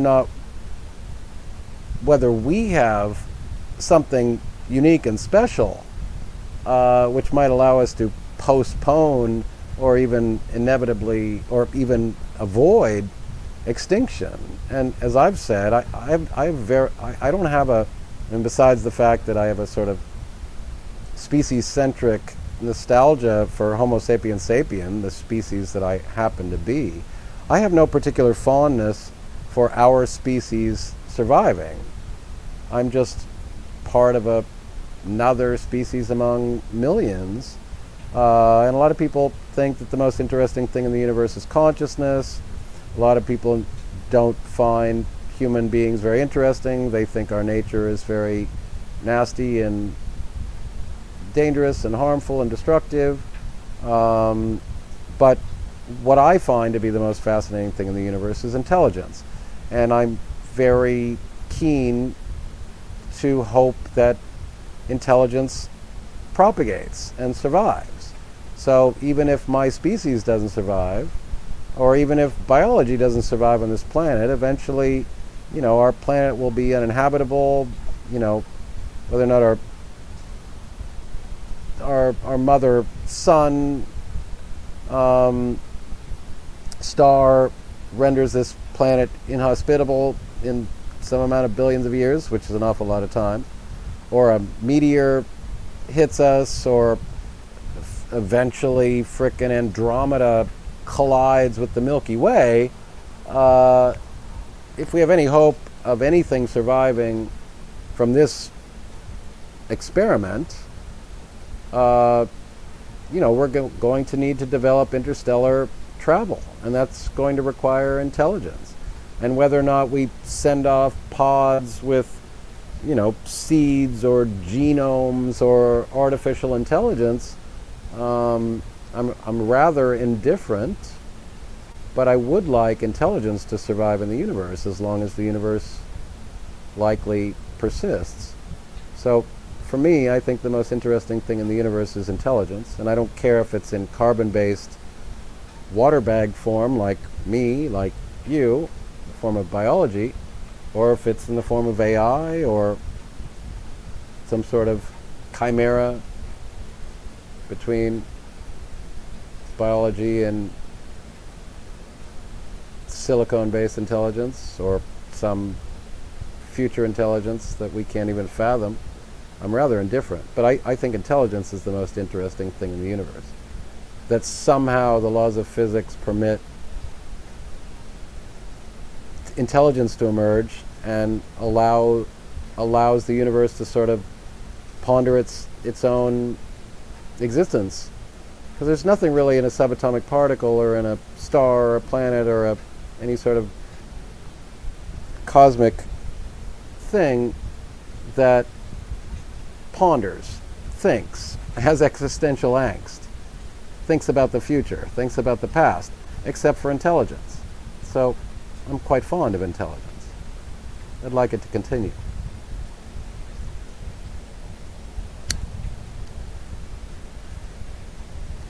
So see, Jenny is parroting the common belief that we're doomed, and it's just not a long shot to claim we're doomed. Every species that has ever been on this planet is doomed. And why would we consider ourselves to necessarily be any different, except for the extent to which our higher intelligence. Now, Stephen Hawking believes that our higher intelligence is a regressive trait, and that it is our very intelligence that dooms us. And he argues that the explanation for the Fermi paradox, which is why is intelligent life not obvious and ubiquitous in the seeable universe, is because intelligence might be regressive and might lead inevitably to self-destruction because of the existential angst that's caused by higher intelligence. Without knowing the answers to why we're here and what we're supposed to do, it might make us insane.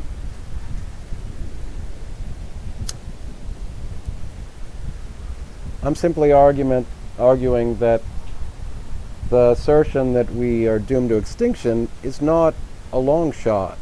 The odds in Vegas would give that as a easy bet. There's every good reason to believe we're going to go extinct. The question is just when.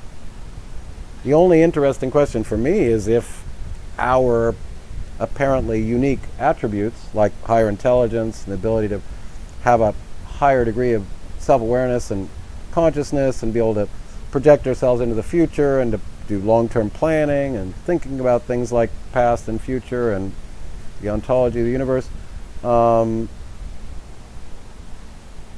might permit us some opportunities that the rest of biology has yet to provide us with so far. Not to mention, evolution's not over. We might just be the Neanderthal of the future. Thank you, Yana. Yana, come and talk to me. I love you. Yana's my buddy. Yana, get your fucking microphone working and have a mango cocktail with me. So I'm going to drop, because my lives are going to go tangential. Once I start trying to interact with you guys, I'm going to start talking about a million other things. But I do have some other things planned if you want me to continue. Do you think the universe itself is intelligent? No. I think that intelligence is an emergent property of physics. I think that the laws of physics permit, given enough time, for biology to emerge from the laws of physics and chemistry. I mean, chemistry emerges from physics. There was no chemistry at the beginning of the universe. I shouldn't say the beginning of the universe. I should just refer to what we've observed after what we refer to as the Big Bang. There was only one force at the beginning, not what we refer to as the four forces now, the weak force, the strong nuclear, the gravity and electromagnetism. There was only like a super force back at the beginning or in the early stages. Again, I don't want to say the beginning because we don't know anything about the beginning. Okay, Yana, I'll take you up on that.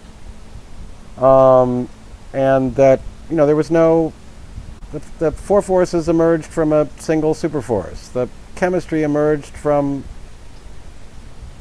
a more advanced physics. I would argue that biology is just emergent chemistry, and that intelligence is just emergent from biology. Consciousness is just emergent from biology, and that I think that the self-assembling properties of chemistry strongly support the idea of abiogenesis, that biology likely was inevitable. So I'm a proponent of abiogenesis, and we've made major advances in abiogenesis, or what's called chemical evolution, but that is not the same thing as the theory of evolution, and we can't claim to know the origin of biology yet, but we have made massive advances in molecular biology and biochemistry, and there are very good reasons to believe that we will be able to create artificial biology from nothing more than chemistry. And so we might never know, simply because the evidence is gone. But if we can create biology, something resembling biology, from mere chemistry, then we at least know that biology can emerge from chemistry, and therefore we have good reason to believe that biology emerged organically from chemistry, just given vast amounts of time and space and the laws of physics. So, I am quite fond of, and I've written a lot about abiogenesis. I heavily recommend Robert Shostak's Harvard lab, where they're at the cutting edge of abiogenesis studies, and we've made major advances. That probably the earliest cell, what we refer to as LUCA, the last universal common ancestor from which we likely all evolved, likely had a prototype predecessor, which was a simpler cell, which probably had some sort of replication molecule similar to DNA, but probably far less sophisticated, with fewer instructions, something like RNA, or probably something primitive and earlier than RNA, something like primitive prototype proto-RNA, which was a simpler molecule that allowed to create a sustaining, self-replicating molecule,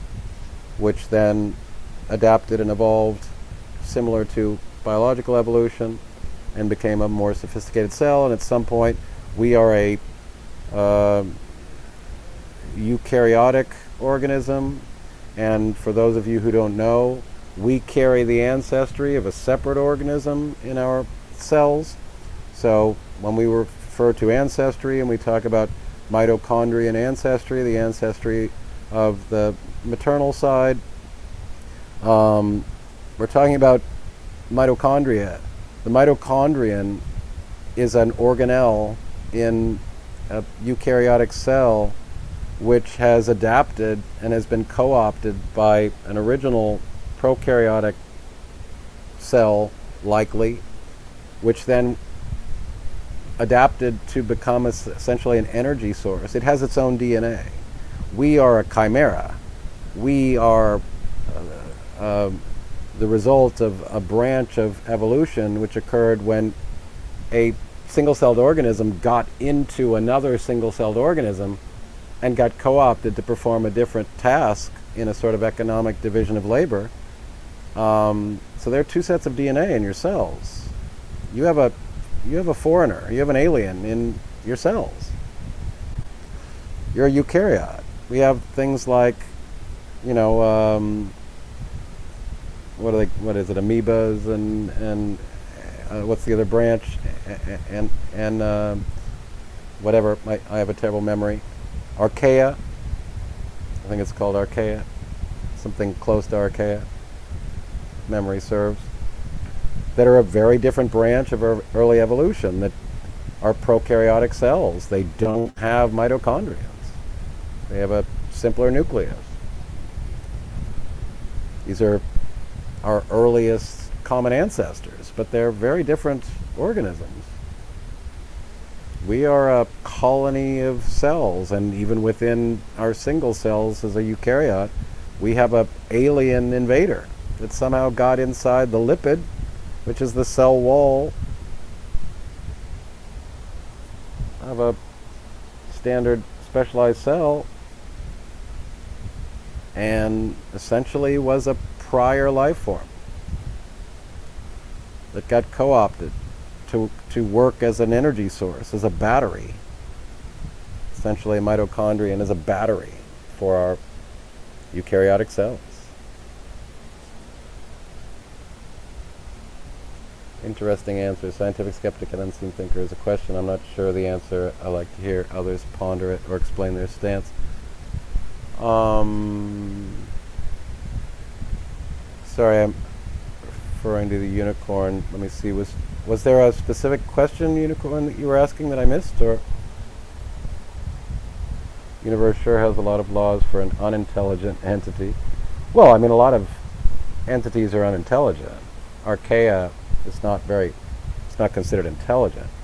There are a lot of organisms that don't have a brain, that have very simple nervous systems.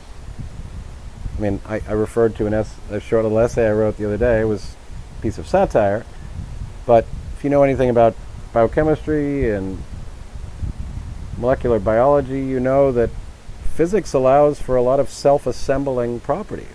So there might be something about the universe, the laws of physics, which inevitably leads to the combinations of things, that there are self-assembling properties at the bottom of the nature of physics. Certainly in chemistry and biology, proteins have self-assembling properties. There's a reason probably that life on this planet is based on the element of carbon, because carbon is easier to create interesting structures, easier to create more complex molecules. They're basically Lego blocks. And there are probably good reasons for why life is carbon-based, at least on this planet. But that doesn't mean that that's the only way for life to have emerged. Could be silicon-based life. There could be other elemental life out there that's completely alien to us. But, I believe that if you look at the science and the physics and the chemistry, proteins form into certain shapes when they combine together. Certain chemicals adhere to each other and sort of, to anthropomorphize, seem to want to work together and create interesting structures. It's almost as if, biology and complex structures is just part of what the laws of physics allow for. So in that context, biology is not necessarily that interesting. Just one of the things that the universe can do. The universe can do a lot of interesting things, given enough time and space. But, for a lot of people, these are not comforting answers. We have a tendency to want to believe in a cosmic power and something like a cosmic agent, sort of paternal, parental figure that created us for some sort of purpose. And I wrote recently again talking about the idea of ex nihilo, the belief of something created from nothing. But there's no reason to believe that nothingness is even possible. Nothingness is a truth claim. I'm not aware that nothingness is a thing. So why would anybody assert that the universe came out of nothing? We only know about somethingness. We don't know of anything called nothingness. So why would you presume that something came from nothing? Maybe nothing is impossible. Maybe something is the only thing that can happen. Maybe somethingness is the norm. Maybe nothingness doesn't exist. So anybody claiming that the universe came from nothing, they have to demonstrate that a nothing is even possible. No physicist worth their salt claims that the universe came from nothing. Even Lawrence Krauss's disingenuous book, Something from Nothing, where he was basically just trolling religious apologists and the old philosophical conversation about ex nihilo, the Latin for out of nothing, no physicist is suggesting that what we know about science says that something came from nothing. We only know about something. And the singularity is nothing but a hypothesis. It's not a scientific theory. There is no evidence of a singularity.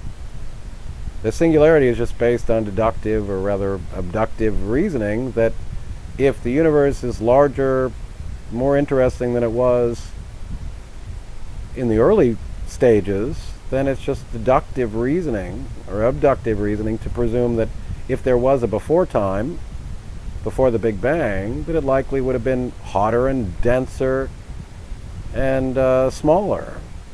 That's what the hypothesis of the singularity is, but it's merely a hypothesis. Our mathematics fail at what's called the Planck barrier at some time after what we refer to as the Big Bang, whatever, some nanosecond after some event changed the nature of things and led to what we now understand as the universe. But the singularity is a hypothesis. Our mathematics fail, the Planck barrier, some nanosecond after the Big Bang, and we just hypothesize that maybe there was a time before the Big Bang, maybe it was more dense, maybe it was hotter, maybe it was smaller.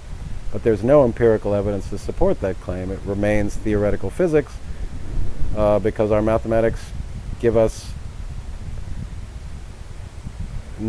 incoherent, nonsensical responses like infinities.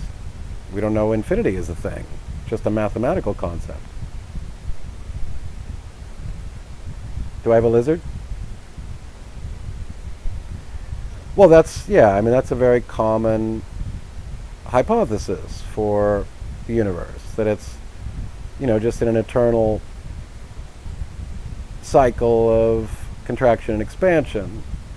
But then there's, those who believe in, the cold death of the universe, that basically dark energy, forces the universe to expand at an ever-increasing rate, and that basically at some point the laws of physics fail and no interesting things can occur because everything breaks apart, even at the subatomic particle, and you no longer can get interesting things like complex molecules and planets and galaxies, and that it becomes a cold, dark wasteland of subatomic particles swimming around that are too distant from each other to ever unite and do anything interesting. So that's sort of the cold death hypothesis. And then there's the, I forget exactly what the term is, but the repetitive cycle of expansion and contraction. And then there's, many worlds and variants of many worlds and string theory and other hypotheses that attempt to address what's referred to as cosmogenesis. Yeah, and for the moment we believe that the speed of light is inviolate, but we don't probably can't claim to know that. We just don't have any evidence that anything travels faster than the speed of light. We also, we hypothesize mathematically that something like an infinity could exist, but we have no empirical evidence of an infinity, so we don't know that infinity is a thing. We are sort of epistemically limited by our ability to see and explore, and so we don't know if there's anything outside of the universe, if that even makes any sense. We don't know if there's anything before the Big Bang, because we don't even know if time existed before the Big Bang. So, these are questions where science only has speculation. We have mathematics, but as my girlfriend best explains, mathematics teaches you about how a universe could be, but not necessarily the one we live in. So when we have only mathematics, but we don't have any empirical evidence to support it, we have to wonder whether or not we're whistling Dixie and we're just mentally masturbating with mathematics, or whether or not that's a representation of reality. Yeah, my thoughts on the golden ratio are that that's wish thinking. I mean, there are a lot of very interesting things in the philosophy of mathematics, which I don't want to dismiss as being irrational. Mathematics is fascinating. So if you study philosophy of mathematics, you ultimately have to encounter the timeless question of, is mathematics discovered or invented? So is there something in a Platonic sense about mathematics, that mathematics somehow exists in the universe, or is mathematics simply a symbolic language that humans have invented to try to represent certain relationships in the universe? And then mad philosophers and mad mathematicians play around with mathematics at the limit and then invent possible universes, but that might not be the universes we live in. So yeah, fractals are fascinating, but some people get very into woo-woo, and same with like quantum mechanics, into magical properties of mathematics that somehow give us some deep insight into the nature of reality. But mathematics is based on deductive logic. It's based on the rules that we establish. And so the $1 million question is, why, if mathematics was nonsense, why the hell is it so fucking good as a tool and to help us predict the future? And the answer is not obvious. Mathematics is clearly the most useful tool we have for understanding how the world works, in collaboration with science and accumulating empirical evidence. But without empirical evidence, is mathematics just speculation and sort of delusion, a sort of mental masturbation that goes beyond our epistemic boundaries, where we can't claim to know these things? So a lot of people believe that string theory is a scientific theory. It shouldn't be called a scientific theory. It's a hypothesis. It's based purely on mathematics. There is no empirical evidence for 7 additional spatial dimensions. It's just very convenient, and it's very elegant because it solves Einstein's and every modern physicist's quest for the last 100 years to try to unite what are called the 4 forces of nature. Some don't consider gravity a force, but we use that language to try to unite quantum mechanics with general relativity. But string theory solves that problem. It unites the standard model with, Schrodinger's equation, and explains gravity. But in order to accommodate that hypothesis, you need to fabricate, depending upon the flavor of string theory that you're promoting, 7 or 8 additional spatial dimensions for which we have absolutely no evidence. So our interpretations of quantum mechanics are theoretical physics, and the way I argue it is that mathematics and theoretical physics are not science. They're deductive, abductive reasoning. They're going beyond what we can claim to have adequate evidence to support. So there may be additional dimensions. There may be additional universes in a larger hyperspace called the multiverse. There may be infinitesimally small units of matter called strings, which unite all of matter across this universe and any other that might exist in a larger hyperspace like a multiverse. But we have no evidence for these strings. And they are hypothesized to be so infinitesimally small that we may never be able to test for them. So if we can never identify them, is this science or is this philosophy? I don't know the answer to that question. But I've been a critic of string theory for a while, and we've dedicated an awful lot of resources, and there are an awful lot of PhD students specializing in string theory, and string theory might be a dead end, might be an epistemic dead end. Then you have to talk about the gravity. Why is it that gravity seems to be relatively weak? Does that mean that the entire force of gravity is seeping over through other unknown dimensions? And going over into other universes, and that's why we can't quantify gravity properly. This is the problem of the graviton and the limitations of the standard model, and why gravity seems relatively weak. And then there's, then you get into the deep philosophy of the cosmological constant and arguments about alleged fine-tuning and things like that. We can go as far down the rabbit hole as you want. I am at your disposal for this evening to try to best represent philosophy and science to the extent that I'm capable of. But I was going to go down the pathway of why scientific skepticism is so valuable, and I can continue on that pathway, or we can just continue down the tangent of talking about this, that, and everything else. As a matter of fact, I'm going to take a natural break. I just poured another glass of wine, and I will be right back. For those who are staying, I hope you're having fun and you find this stimulating and inspiring, interesting, hopefully, and not too boring. You have to listen to my monotone voice and see my ugly face. And the denial of binary is stupid. Oh, Patricia's getting into biology disputes. We can talk about that, because I was going to make an entire video on that topic. There have been some really interesting articles which I shared both on SCTS and on YouTube.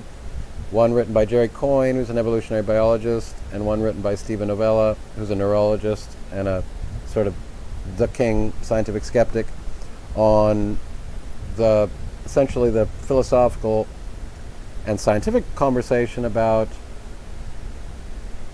biology, the nature of biology, the distinction between ethics and biology, and the conversation about biological sex, conversations about if there's a distinction to be made between gender role, gender identity, biological sex, and obviously distinguish between sexuality. These are all, of course, very contemporary topics that have unfortunately become extremely politicized.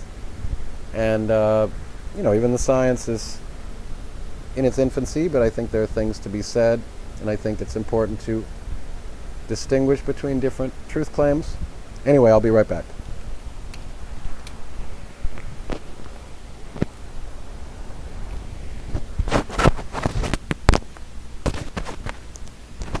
Prepare your questions.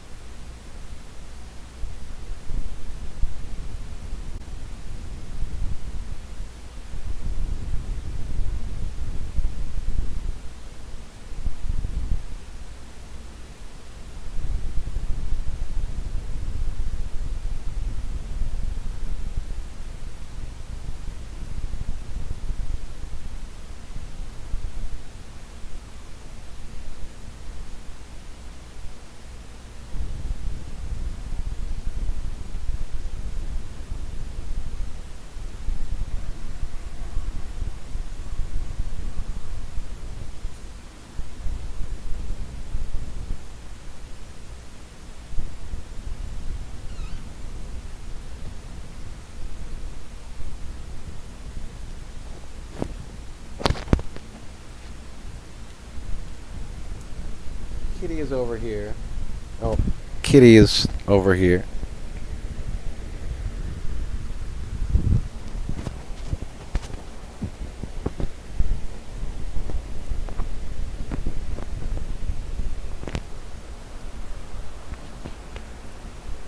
So, hopefully you're enjoying the chat.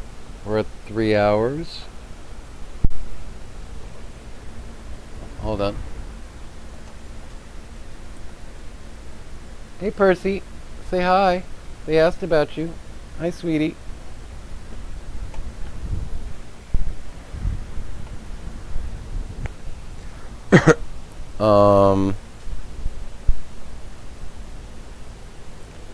I'm sorry, Patricia. I don't know if you want to share or you just want us to distract you. I'm so sorry to hear that. You're such a lovely soul, and you, of anybody, doesn't deserve bad news, but hey, it seems like that's part of the human experience. As a matter of fact, since I'm talking deep philosophy tonight, the fact that we have to deal with this shit is why we're so susceptible to looking for answers which are somehow comforting. So as a rationalist, as a skeptic, I think that whatever the truth is better than a convenient lie. And I recognize that I certainly don't claim to possess the truth. But another benefit of skepticism, one of the reasons why I promote it so much, is because one of the sort of the attitudes that you come to acquire, you study critical thinking and science enough, is that it's not so much knowing what's true, it's about being able to fairly easily dismiss what is likely completely untrue. So you start out with just no longer focusing on claims that have no rational basis for which, to convince anybody of sane mind. So you begin more by filtering out the noise, and then you're sort of stuck with a set of ideas that still remain compelling, and then you do your best to try to evaluate and give a score to. So I had coined a particular, I don't want to call it a philosophy because it makes myself sound too sophisticated, but I coined what I would call a heuristic rather than a philosophy called probabilitarianism, and I wanted to write a book about it. And it was basically trying to use Bayesian probabilistic thinking and statistics to try to give essentially a truth value score to truth claims. So a way of evaluating truth claims, and then the idea was to create a sort of Rotten Tomatoes, what's the fact-checking site?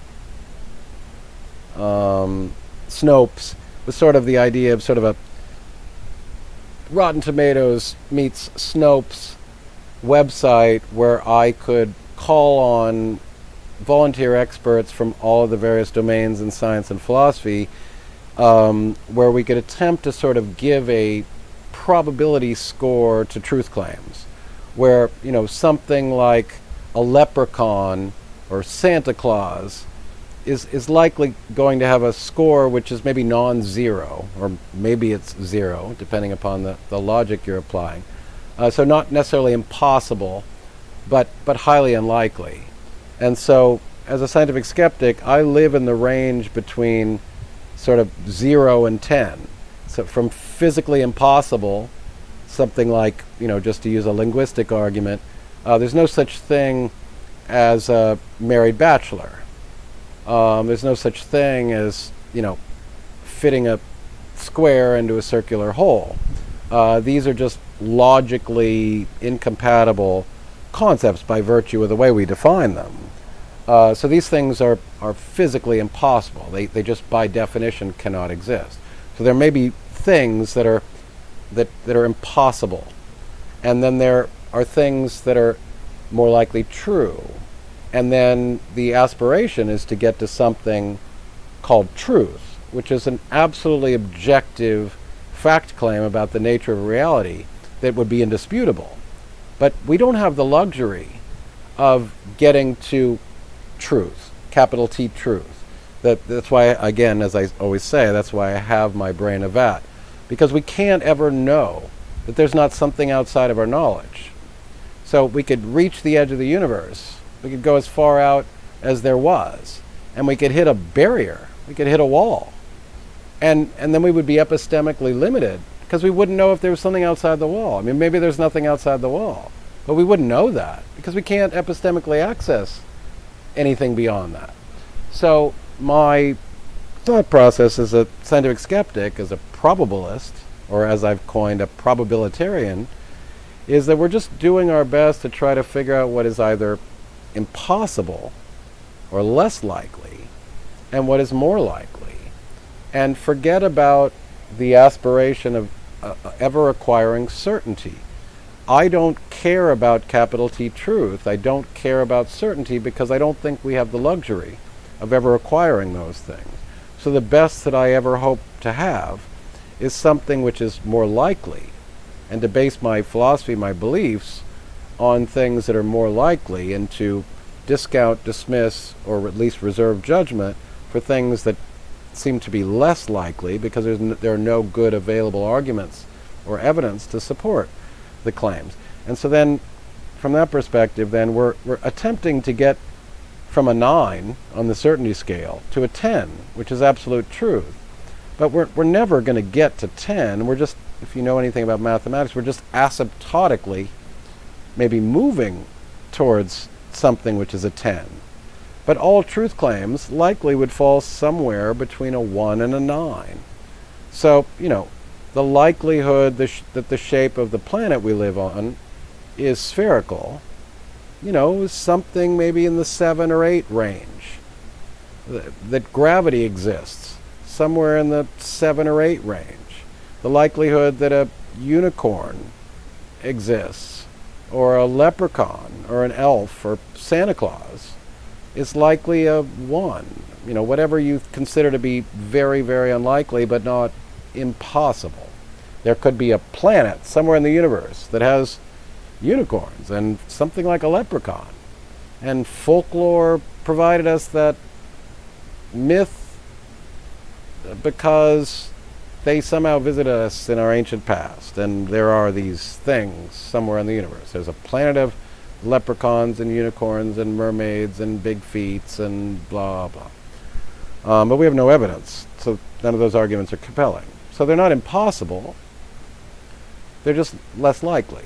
So in that space, then, you're just trying to develop a philosophy where more of your beliefs are on the 5+ side in terms of being likely, and less of your beliefs are on the -5 side. And for those beliefs that you're basing your consequential decisions on, you probably don't want to bet your life on something that you're only 50% confident in. You probably want to bet your life on something that you're about as comfortable with as anything. So, I have a cat, and I love him. And I have a girlfriend, and I love her. And I have a mom, and I love her. And I'm pretty sure I have good reasons to believe that they exist. And I have pretty good reasons to believe that they're good reasons to justify my love and affection and concern for them. And I'd be willing to do a lot to prevent their harm. And I think I have good reasons to make that case. I'm not certain of those things. But I certainly would be far more willing to bet my house that I should be concerned about those things rather than fight all of you over the existence of Bigfoot. Hi, Edie.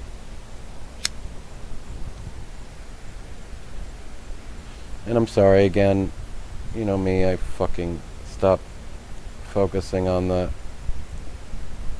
the heck happened to Patricia.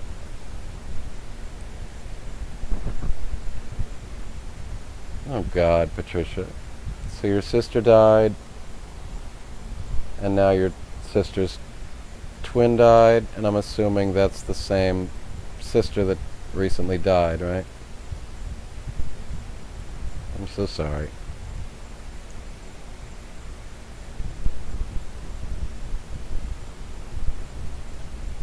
The likelihood the T-Rex had bigger forelegs than we think. Yeah. So again, scientific skepticism, we're just in the business of, and I'm in the business of, just evaluating truth claims. So you can propose any truth claim. You can assert that this or that is true, or this or that is untrue. And sort of my job, what we do, is try to, throw the claim on the ground and then collect the best available evidence and then collect the best available arguments for and against, and then to look at the quality of the evidence and to test the soundness of the arguments for and against, and then try to draw some tentative conclusion about how likely something is. Oh, a different one. Holy shit. Yeah, I mean that's bad odds. You're too young, they're too young. Those two events are unlikely to occur. So this is where life is not just. And again, another reason for why people put their faith in less than compelling beliefs, because we have to try to explain bullshit like this that fucks us up and makes us sad and depressed and doesn't seem just and fair. I've written an essay a long time ago on the innateness of justice and how I believe that we're an animal that was built to care about justice, and there are other animals that also seem to care about something like justice, at least a prototype understanding of justice, which reduces down to fairness. So other animals don't like it. Other social animals don't like it when they get freeloaders, when people don't share in the tasks, in the division of labor. They don't contribute. They take more than they give. Our human understanding of justice is essentially a byproduct of this perception of unfairness in the world. And we try to remedy that through legal systems and through our moral reasoning and moral philosophy.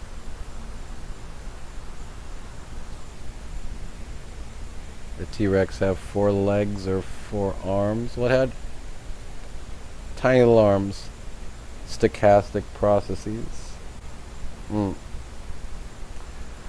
So, you guys, I'm at your disposal. What do you want to talk about? I can sit here and try to field Q&A things, or somebody can come up and talk with me.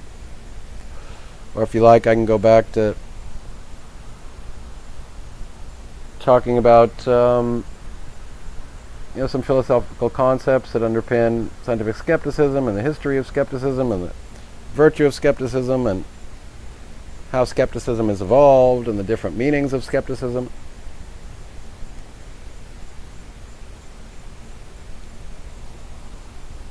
So what do you guys want me to do? Hi Larissa, welcome. So another straggler from the Science and Skepticism page. Yeah, I talked for an awful long time, Larissa, but you always are active on SCTS. You want to come up and talk with me? You got a microphone? I already had another straggler from SCTS who came up and chatted. Thoughts on time travel? Well, my thoughts on time travel are that, first of all, we already have time travel, but time travel relative to each other, based on general relativity. So astronauts are essentially time travelers relative to us. They have traveled into our past. Sorry, I always get that wrong. When they come back after having traveled at superior speeds, they have aged less than we have. So yeah, in that sense, they've traveled into our past relative to each other. As for absolute time travel, I don't believe in time travel into the past in absolute terms, because I think time is probably inviolate into the past, and probably the second law of thermodynamics, or entropy, probably prevents time travel into the past, into the absolute past. But I do think that travel into the future is theoretically possible through either theoretical concepts like the Rosen-Einstein bridge, it's referred to as wormholes, or simply being able to accelerate localized time and sort of cut across time-space to shorten distances.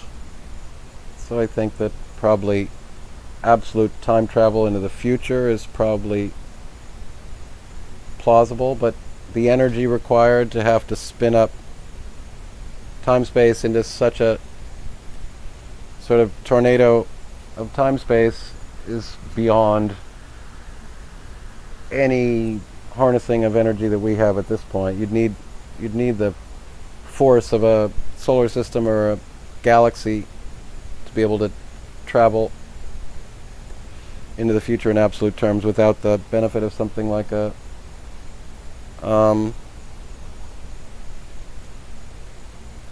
wormhole, which we don't even know exists, but it's not inconsistent with the laws of physics. Right, they have traveled into our future. Well, they've traveled into our past, because when they come back, they're younger than we are. So, wait, I always get those wrong. They traveled into our future or traveled into our past? I don't know. They would appear older to us, so it's very possible for an astronaut to travel fast enough and long enough into space that they could then come back and they would appear as if they had not aged relative to us. This is the grandfather paradox. Well, the same time as past, it's just relative to us. They would appear as if they've aged at a lower frequency than us. But their experience is no different.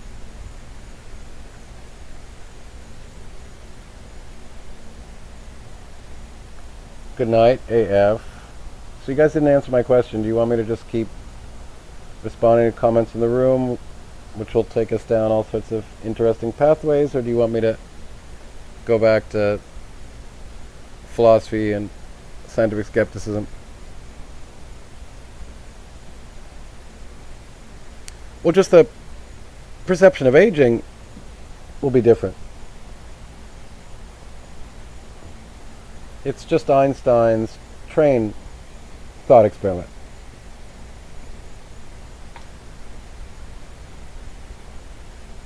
Yeah, okay, so yes, correct. They're time traveling into our future, relatively speaking. But you can't ignore the relatively speaking, because it's not absolute time travel. It's just relativity. Yeah, you're right, unicorn. They're traveling into our future, if you want.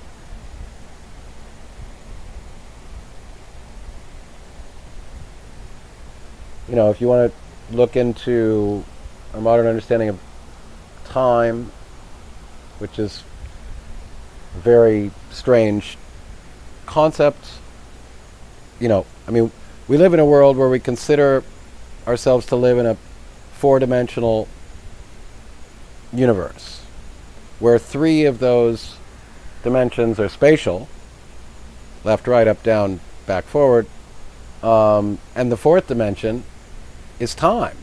It's like which thing is not like the others. So time is very interesting. We don't necessarily, there are people that claim that time is, theoretical physicists who claim that time is an illusion, that time is just sort of somehow the process of change or entropy. And it's our perception of it is somehow an illusion or incorrect. So it's we likely lack the vocabulary to understand time properly. In the simplest of terms, it's just change. That's how we document time. It's just change. But if you want to, look into the topic, I would highly recommend Sean Carroll's book, The Arrow of Time. I tend to be of that school of thought that absolute travel into the past is probably inviolate, so we likely don't have to worry about grandfather paradoxes, and we probably can't travel back in time and kill Hitler's parents and prevent World War II. And of course then there are different interpretations of whether or not every the multi-world hypothesis, where every possible eventuality occurs somewhere in a larger hyperspace, in the multi-worlds hypothesis, and that every version of you exists also in those different interpretations, that larger hyperspace or multi-world hypothesis, and that every possible permutation exists somewhere, or that time essentially splits off, and each moment of time splitting off branches out into another parallel universe, where that one carries on down a particular pathway, and it splits from another universe, which then continues down on a different pathway. There are different interpretations of these ideas, but this is all speculation, it's all theoretical physics, it's all mathematics, there is no empirical evidence to support these claims, which is why I'm always fairly strict in my philosophy of science. This is not science. So I would suggest don't conflate mathematics and theoretical physics with science. Science is established, it's testable, it's demonstrable, it's supported with evidence, it allows for certain predictions with an uncanny level of confidence. So all these ideas we've been talking about, multi-worlds and the Copenhagen interpretation and the singularity and time travel, this is all speculation. Alternate dimensions, wormholes, it's all speculation. It's not science. This is why, as a science educator, it's very difficult for me to try to talk to people and communicate that, people will say, yeah, but string theory is science. No, it's not. And it shouldn't even be called a theory. And I'm spending my time trying to explain the difference between the layperson meaning of theory, like, elves are stealing odd socks from my washing machine, which explains why I don't have any matching pairs of socks. That's my pet theory. That's not the same thing as a scientific theory. Scientific theory is the highest level of knowledge in science, along with laws. And laws and theories are different beasts. Laws explain particular phenomena under certain conditions. Theories interpret facts and provide an explanatory framework for observable phenomena that's been tested and is buttressed by a massive amount of evidence. You have a washing machine monster? That might be possible. And to Larissa's point, and this is something that bothers me to no end, I'm tired of science educators like ourselves out there in the trenches trying to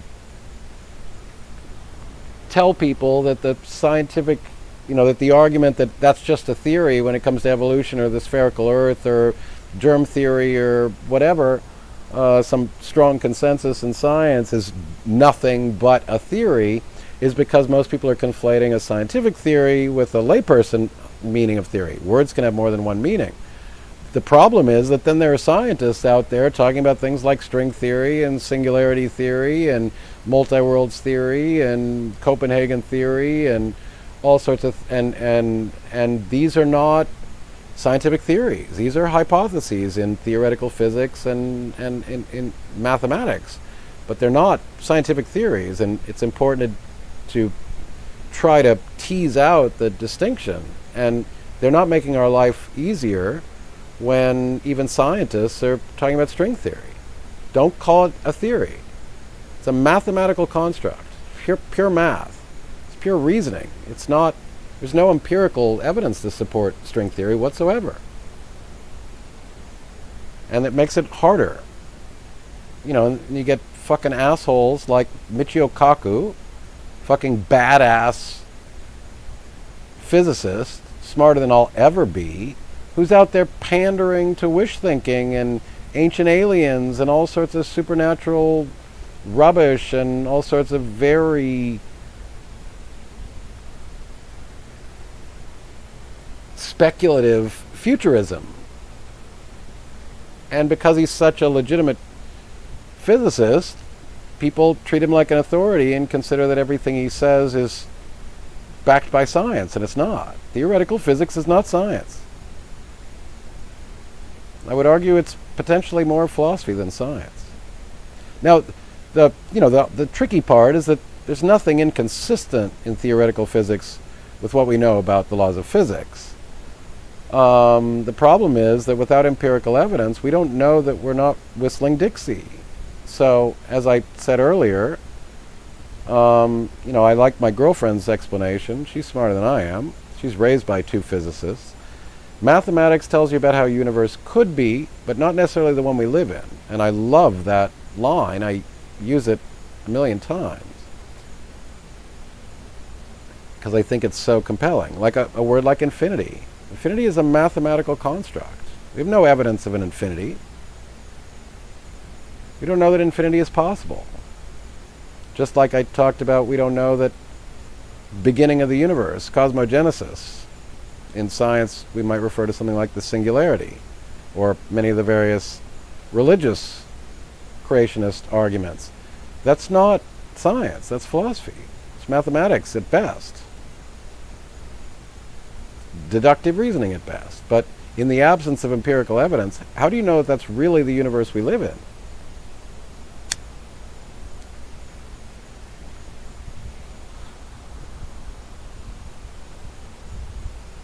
Yeah, as I said, there's nothing necessarily in good mathematics or theoretical physics that's necessarily inconsistent with physics, which makes it better than wish thinking.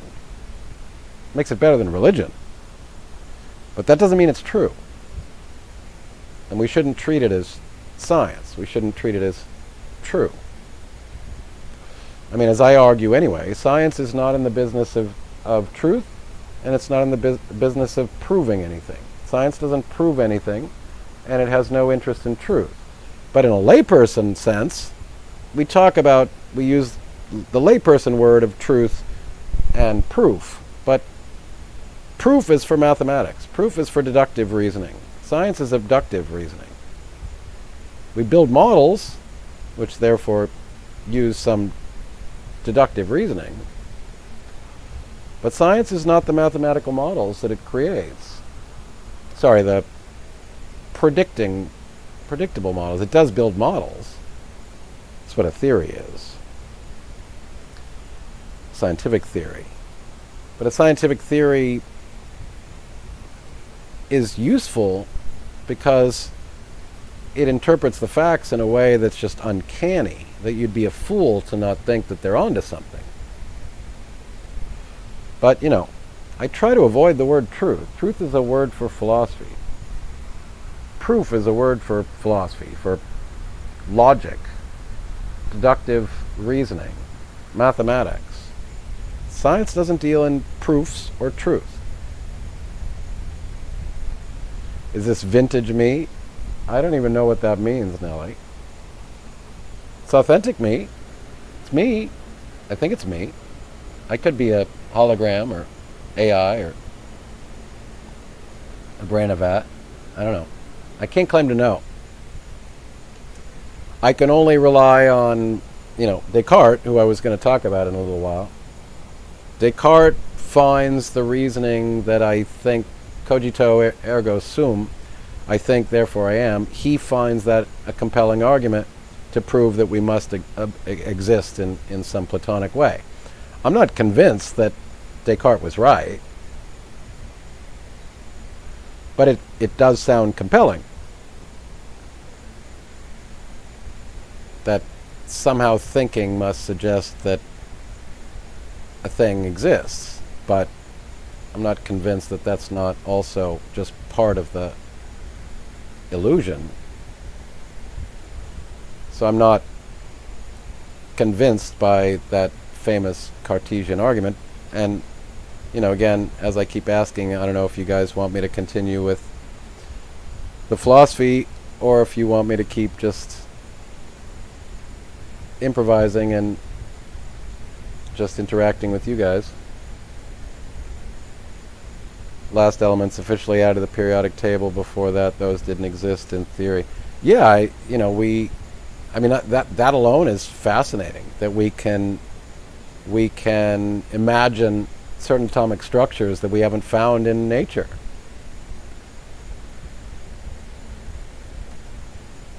We've invented elements, and there's some recent. There's been some stuff. I'm going to be really, really honest with you. I've seen some rather speculative stuff coming out in modern physics that leaves me unsettled. And it leaves me unsettled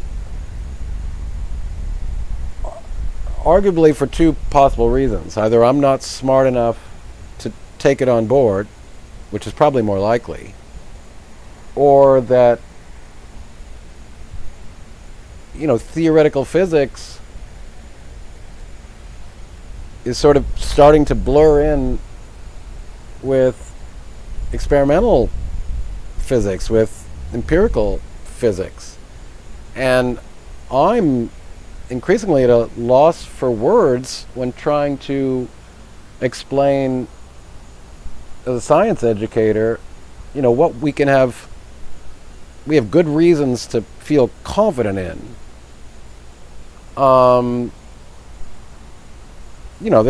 There's a lot of stuff. I'm trying to think of some of the specifics.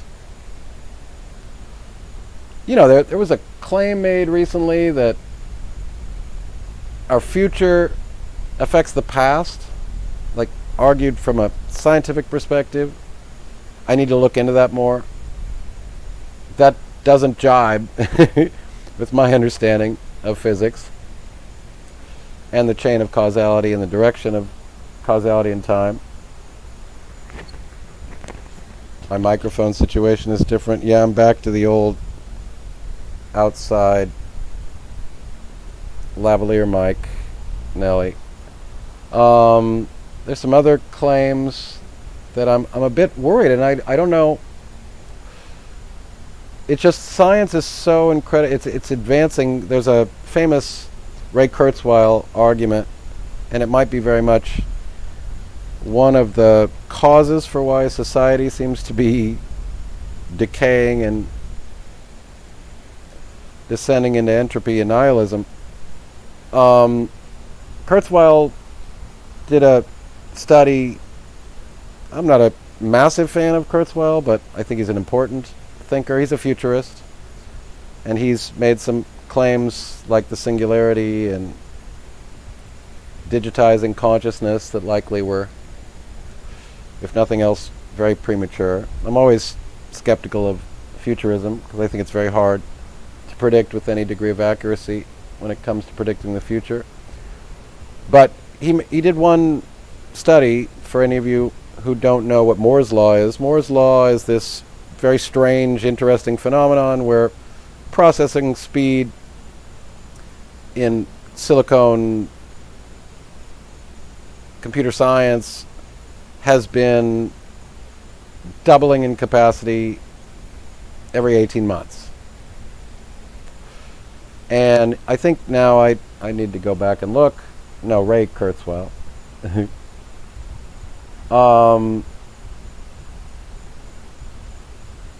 And so Moore's law, I believe that Moore's law has slowed.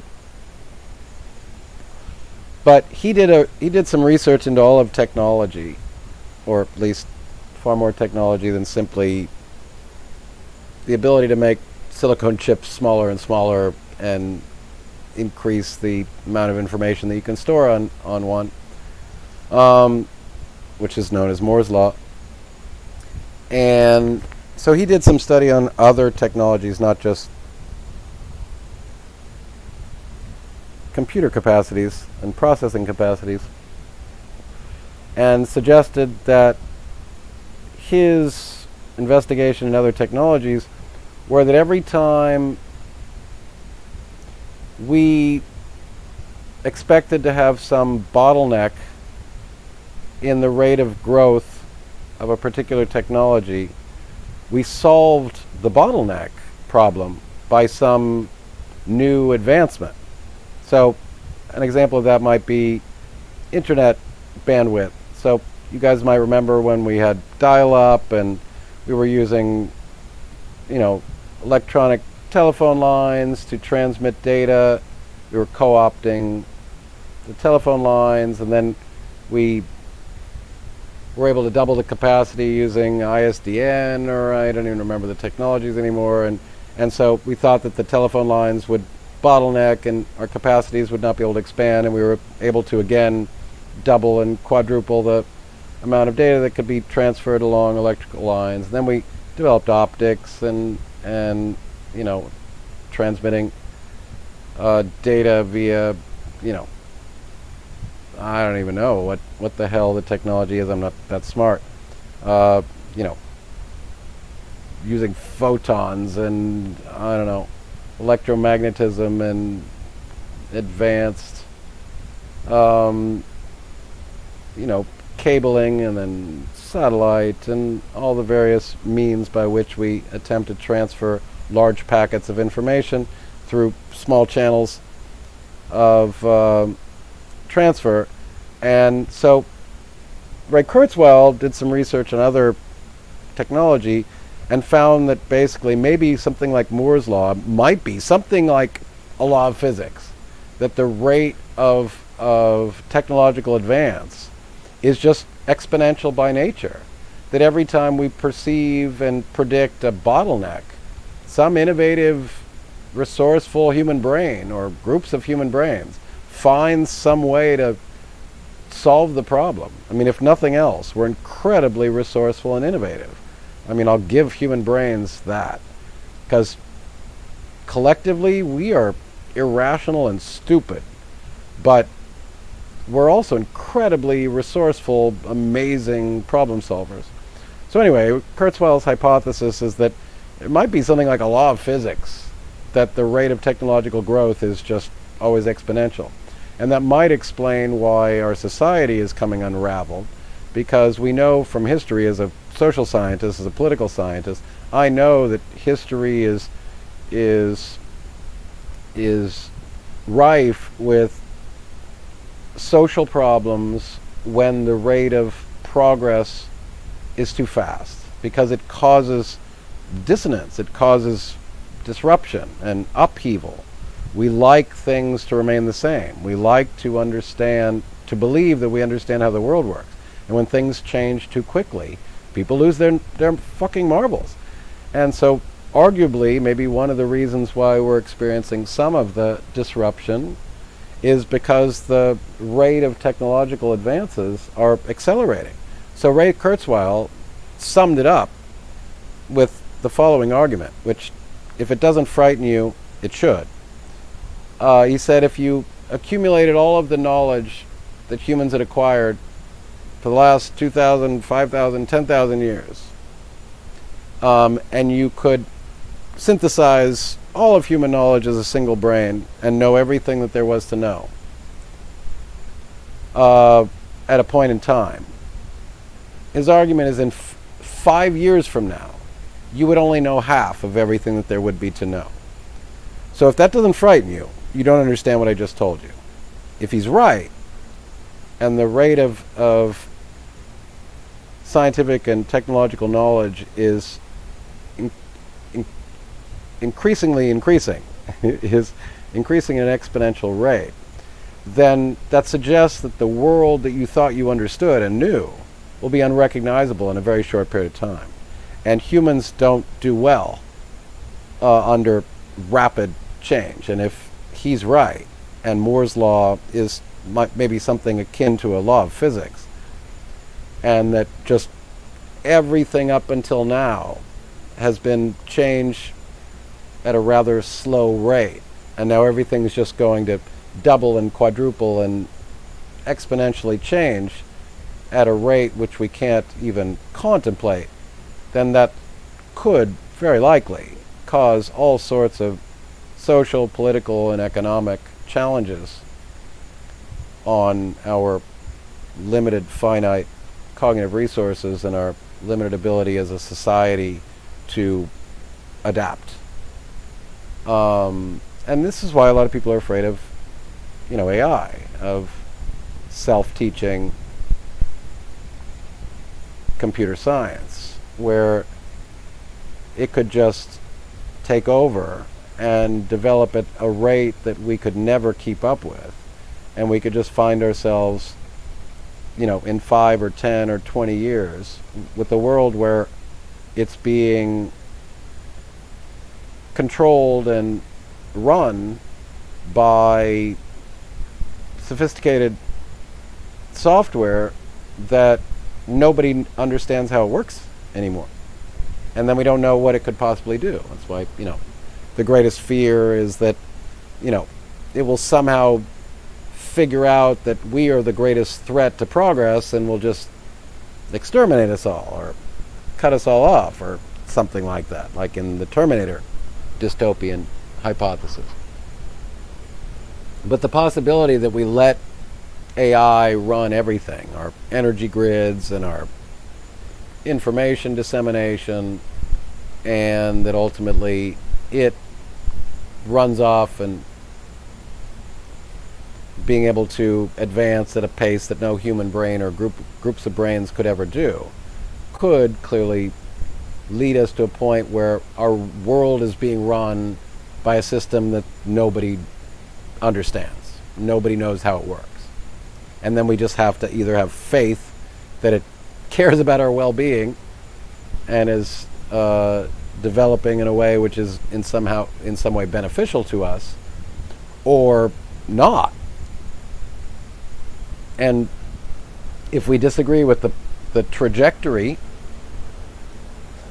what would we do about it? Sure, we could turn it off, but then what? Where is the cutoff point where we go back and turn it off and go back to what we were doing before? We might become so dependent on it that we might not have any choice. Anyway, enter ChatGPT. Yeah, but ChatGPT is just the modern manifestation of AI, because the AI conversations go a lot deeper than ChatGPT. ChatGPT is just we can interact with ChatGPT. We can see what it does, and it's increasingly being used. But their AI as a topic is far bigger than ChatGPT. But yeah, indeed.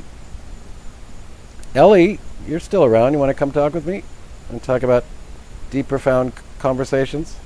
I'll drop the link again, since at least one person said I should just keep doing this, just going the tangential route. Let's see what Larissa says. Larissa, come talk with me. Ellie, come talk with me. I'd love to meet you, Larissa. I already know Ellie.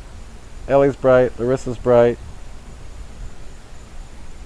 Larissa has this interesting dynamic where she says she's neurodivergent, and so we have some miscommunication sometimes, and it's a topic that I've tried to become more sensitive to, because more than one person has told me that they don't understand my satire, and more than one person has told me that neurodivergence has a problem with satire. And of course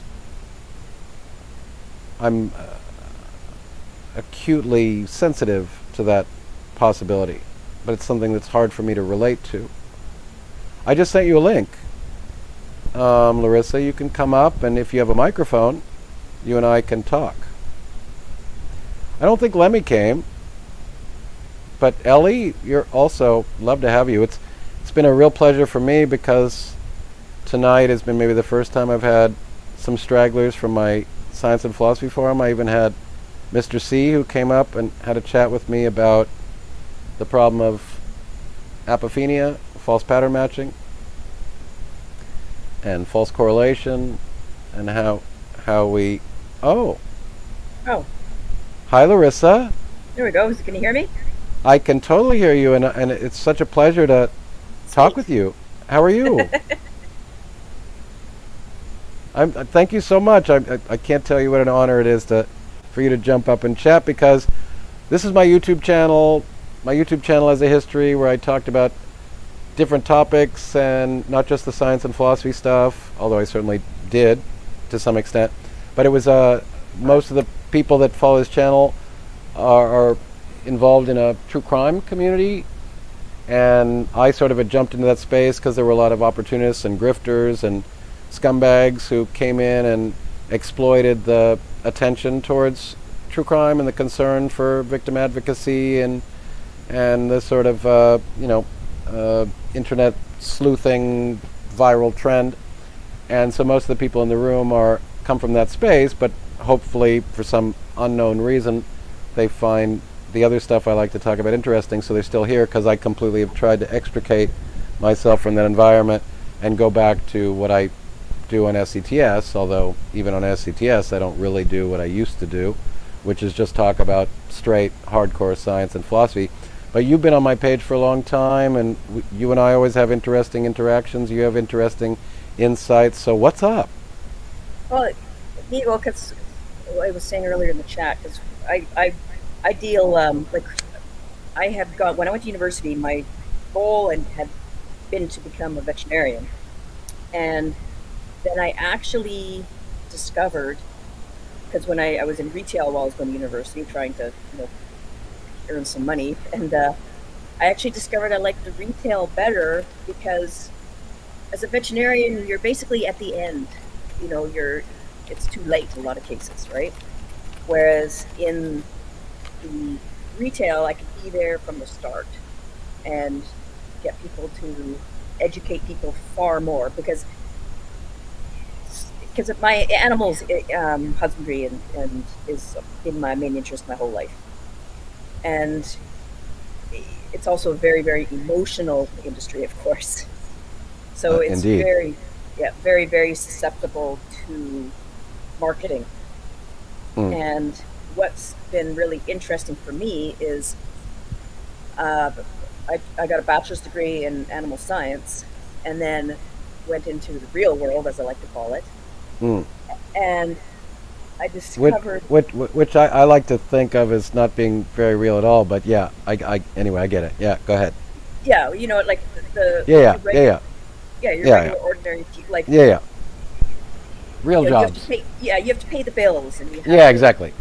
Yeah. It's because I cover moral philosophy so much, and because as an economist and as a political scientist, I'm more and more interested in moral philosophy. I'm increasingly more concerned about the perverted incentives of capitalism, and that doesn't make me an anti-capitalist. I'm pro-capitalism, but I am certainly more and more worried about the externality problems and the perverted incentives and the effect that it has on ethics. And so I just do my best to try to promote a more ethical capitalism, just because we don't have an obvious better alternative to capitalism, because capitalism is very good at division of labor and creating opportunity and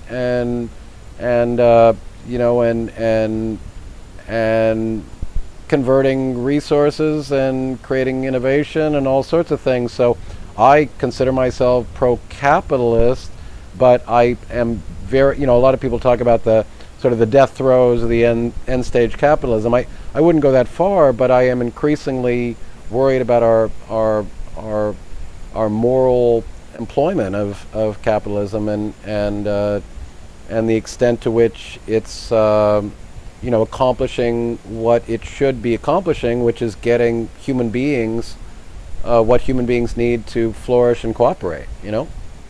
Well, the thing about capitalism generally as well is that it's very, of course, human centric, right? Because that's who's running it, right? Well, I would argue that it's amoral. And so to the extent that you subscribe to a rather libertarian form of laissez-faire neoliberalism, I'm not seeing good outcomes from that increasing commitment. You know, for me, as a political scientist and an economist, governance and economics are systems that we construct to help us get the things that we need to flourish. And to the extent that the governance system in place or the economic system in place is not resulting in improving human flourishing, I mean, I'm going to talk about eudaimonia hopefully at some point, sort of central focus of philosophy for thousands of years, then you should intervene. And to the extent that some people seem to have this anthropomorphizing attitude that economics somehow deserves to live and to be left alone, that democracy deserves to live on its own and we shouldn't intervene. To the extent that democracy works, or any other system, whether it's feudalism or barterism or communism or socialism or whatever governance or economic system you're gonna propose, to the extent that it works, leave it alone. To the extent that it doesn't work, we intervene. That's what humans do. These are all experiments in creating flourishing civilizations. So governance and economics are just experiments. And we've outlived some, and we've replaced some, and so we have come to seemingly agree that liberal democracies and capitalism are the best models we have for governance and economics. But you know, we don't know that in 500 years we are going to find better models, better alternatives. And I think it's extremely naive to assume that this is the end of history, like in the hypothesis of Fukuyama, that we shouldn't question either of these institutions, and that they don't have their downside flaws or can't be reformed or can't be utterly replaced in 500 years' time. I think it's just naive to presume that. Well, human nature is so easy to manipulate by the bad actors, you know. So like, Yeah.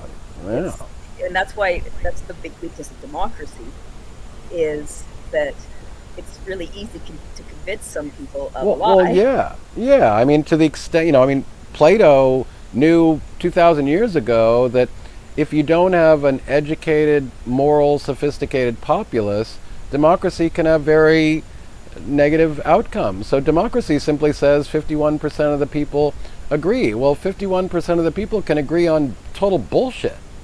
And the actors that are voting can be too ignorant and not moral enough to make choices for all of humanity that are in our best interest, even in their best interest. The same with capitalism. So, you know, I often have just, you know, referred to, you know, Plato's Philosopher Kings, that, you know, maybe we don't know what's best for us. Maybe we can't govern ourselves. Maybe we should just have a technocratic, you know, small group of moral thought leaders and intellectuals who choose for us. And that's going to go against all of our intuitions in the modern age. And I'm not even for that, because I know the problem of greed and corruption. And so I don't trust that any, you know, set of Philosopher Kings could be just. But I don't see in principle why that is not a great idea. It's just that I don't trust human nature enough at this point in time. But if you could convince me that we had enough checks and balances to check them, and that they would make decisions for us, they'd probably make better decisions than we would. Yeah, even in a small group, it's impossible to uphold the ideals. Like, I know one group I was in, and there was a BOB, we called it. This was like medieval recreational society. So this is a society for fun. This is something for fun even. Yet there was a group of people that gained power, and like human nature, they didn't want to give it up. And someone in the society said, hey, we need to change this. We need to try and make this more equal because you guys are full of nepotism and blah, blah, blah. Hmm. Well, they actually kicked him out of the whole society. He actually was able to sue them. He won like a couple $1 million because the charges they made against him were false. But I mean, that's even just a small group of people. So as soon as you get into the world, it's impossible to get people to coordinate with each other. Well, yeah, I mean, it's just very complicated. I mean, to the extent that, people are talking about a population and people are talking about, and you're talking about just, more actors and how they're diminishing returns in terms of cooperation. There is an argument, again, as a international law academic, as part of my political science studies, and as a human rights consultant at the UN and international law consultant at the UN, we understood that if you take the principles of self-determination and democracy to their logical end, you would not have 200 states. I mean, at the beginning of the 20th century, we believed that the world was finished and that there were just 100 logical, groupings of nation states, 100 nation states, and that it was basically finite and that wouldn't grow from there. Well, now we have 200, and if you take the argument to its logical conclusion, where you're talking about legitimate representation and self-determination, you have something along the lines of 10,000 distinct entities which have the legal right to self-determination based on ethnicity or culture or language. And then you could have a UN with 10,000 equal agents all competing to try to gain, prominence. And if we have a problem with the UN with 200 nation states, imagine how much more complicated. And someone like, Noam Chomsky, who at least used to call himself, a anarcho-syndicalist, argued for something like constant revolution and sort of breaking down representation to its smallest unit of legitimacy.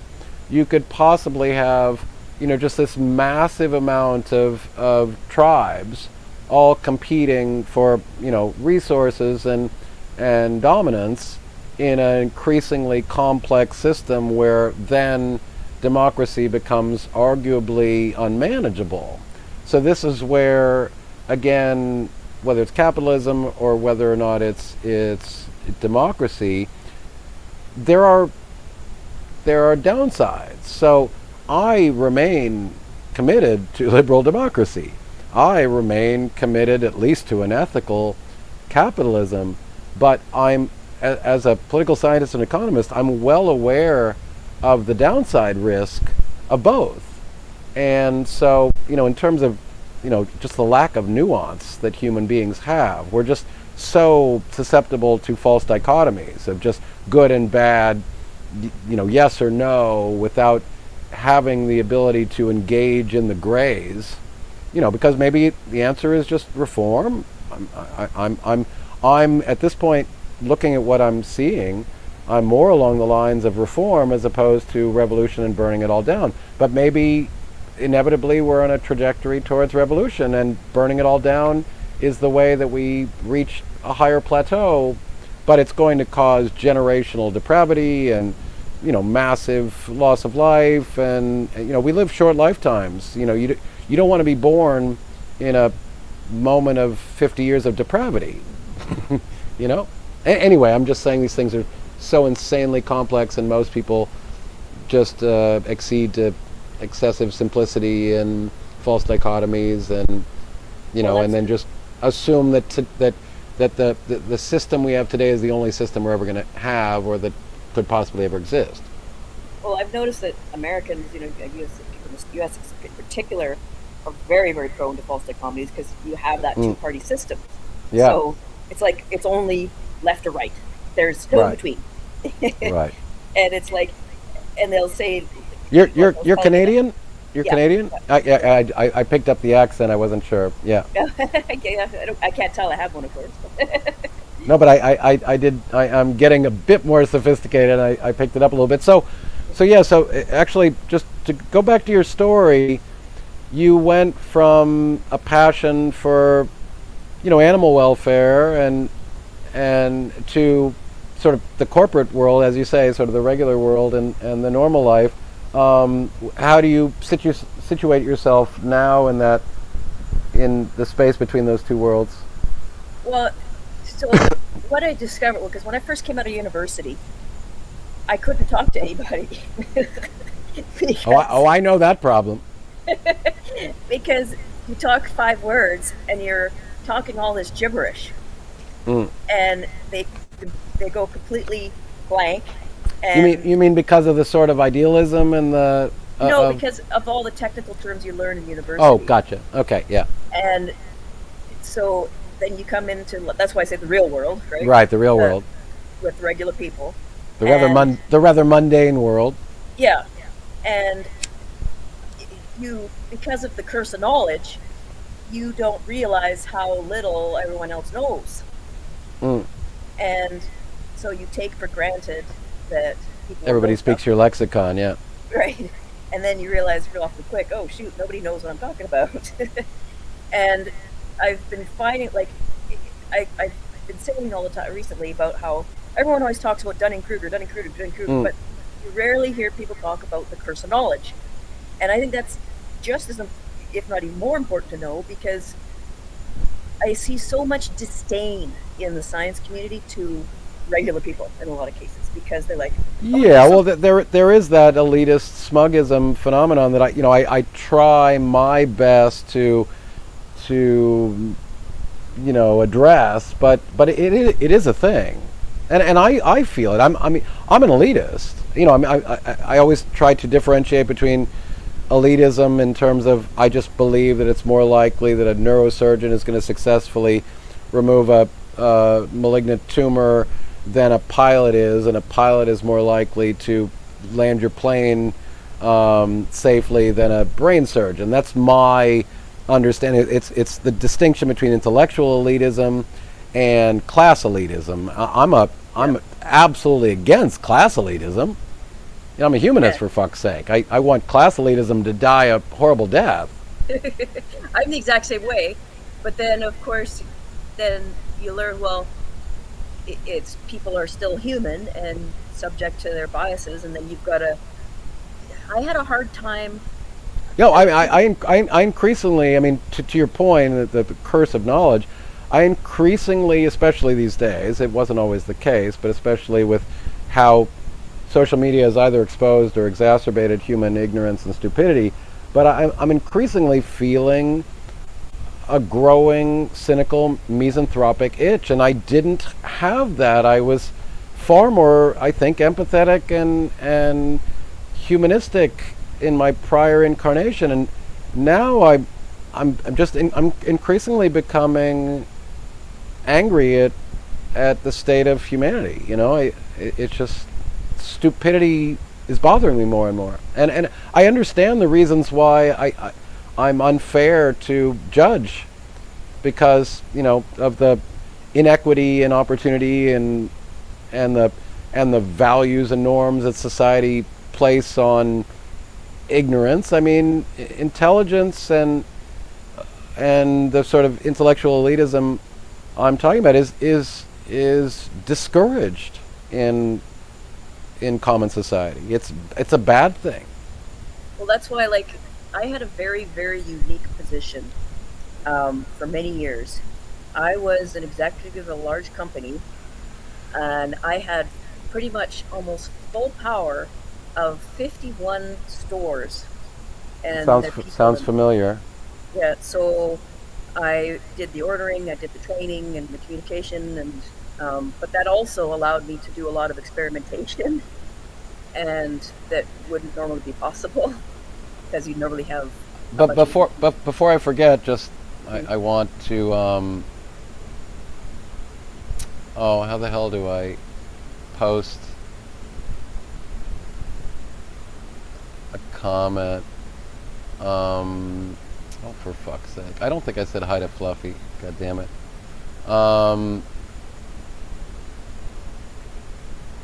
For fuck's sake! How do I post a comment to Oh, derp. God, oh my God. It's been so long since I frickin'... A question for you. But I'm sorry to interrupt and make you lose your chain of thought, but you want to address Patricia's post Oh, because it's so near and dear to me. I just saw the comments here now. Just to It, ask it, if I'm an imposter too. What does that mean? do you know what imposter syndrome is? Oh, yeah, yeah, yeah. I mean, I suffer profoundly from it. I just, I have moments where I just think I'm brilliant, and then I have moments where I think I just suck balls, and it prevents me from trying to project myself more actively, and then it pisses me off because I want to have impact, and I think I deserve to have impact, and then I just suffer from this unwielding imposter syndrome. yeah, I had it mostly because I'm very susceptible to narcissists because Mm. I'm way too trusting. I'm very gullible. Less so now because I've like been studying it a lot. I've Since been since studying since, it. since you often refer to your neurodivergence, I'm assuming you're suggesting that you're on the spectrum. Do you think that has anything to do with it, or nothing at all? Yes, because I didn't get social. Because you often miss what I'm telling you. 'Cause you and I mean, because hopefully you like me, and I know I like you, but I hope that sometimes I feel that we miscommunicate, and I tend to want to presume it's because your claim of neurodivergence. Does that Well, because resonate? I don't, I didn't think I was misinterpreting you, but Mm-hmm, maybe mm-hmm. because what what I do that maybe you don't realize I do is I translate, and this is I think part of coming from when I was started to talk about with when I came out of university and then got into the real world is um, I people talk so differently, and just like that the satire joke about the nails, right? I Right. found satire is actually, if done properly, is actually can look like regular speech because Well, if done I well, it's the whole point of it is to make an well, ideal. yeah, I consider. I mean, first of all, obviously, for those who don't know, my SCTS page. I mean, how long have you been on SCTS, Larissa? I don't know, at least 5 years or more. So I don't know. Do you remember when I did far less political satire? I was far more straight. I was far less whatever political in quotation marks. I don't consider myself certainly not partisan or political, but as a political scientist, noticing what I was noticing, I felt like the big transition that I made in SCTS was transitioning. I thought that skepticism focused far too much on the natural sciences, and I thought that skepticism needed to be addressed in the social sciences.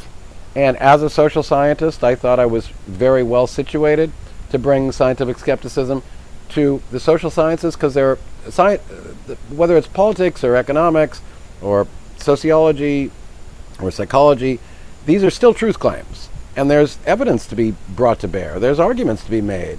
There are truth claims that are more likely and less likely. So I noticed that scientific skepticism was very reluctant to enter into the social space. So they stayed with, GMOs and pseudoscience proper and superstition and religious claims and blah blah.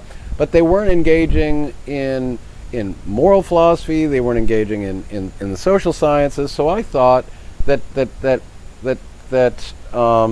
scientific skepticism deserved to be brought in the same methods, the same tools, the same attitude deserved to be brought into the social spaces on social claims, whether it's political claims or economic claims or whatever, even moral philosophy claims. And so I thought that I was going to take that upon myself to transition SCTS from what had traditionally been far more in the natural sciences, claims about physics and chemistry and biology, and medicine and into the social sciences. And then also at the same time, Facebook just completely moved to a pay-to-publish model, which just killed education and long form. So I can no longer post long form technical articles in science or philosophy. I can no longer post long form science lectures and philosophy lectures that I used to do all the time and get hundreds and thousands of likes and shares and interaction. So I've now been reduced to just like political satire and memes, because it's the only thing that will go out to more than 0.25% or 0.1% of my 125,000 subscriber audience that I worked 10 years to try to accumulate, so, which is very, very frustrating for me, which is why I've even experimented over here on YouTube and as an audio and video medium, because it's just, social media sucks as an educational medium. Yeah, and people don't want it. They want the confirmation bias. Yeah, they want the confirmation bias. They want the easily digestible bites. They want just ridiculing the other tribe.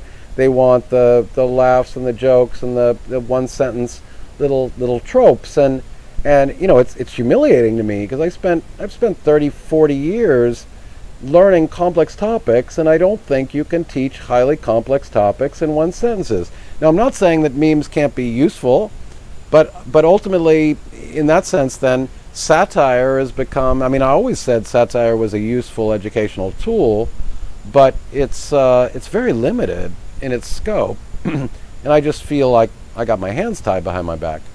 I lost Larissa. Hopefully, Larissa will come back. Well, Nellie, you're both not welcome here, and I'll hate you if you don't show up. So you're sort of in a bit of a purgatory for me, because you and Lemmy use a lexicon that is rather annoying, and what's the word? You know, sarcastic, and a bit nihilistic. And as much as I like to play that game, you know, I don't know. Or do you care? Because it's important that the people that come here, that they care. I mean, I don't know. Do you and Lemmy care? Or are you just here to, you know, sort of just spew witticisms and complex sarcasm because you have a fancy vocabulary? I mean, I can play that game too, but I need to know that you care, Nellie. Okay, I'm just being a pain in the ass. I don't know who Nellie is, so I can't. Yeah, Nellie's one of my friends here, and there's another character named Lemmy, and they are my resident intellectuals who have fancy vocabularies, and they engage amongst themselves in sarcastic, nihilistic language, where they like to play with linguistics and puns and fancy literary references. And you know, it's not for the multitude, it's for the few, you know. And so I just need to know that they care. Nellie, just fucking tell me that you care, because it'll piss me off if you just lie to me. Tell me you care. Okay, good. Okay. Anyway, sorry, Larissa. Hope I didn't confuse you. Oh, I'm just trying to remember where I was at.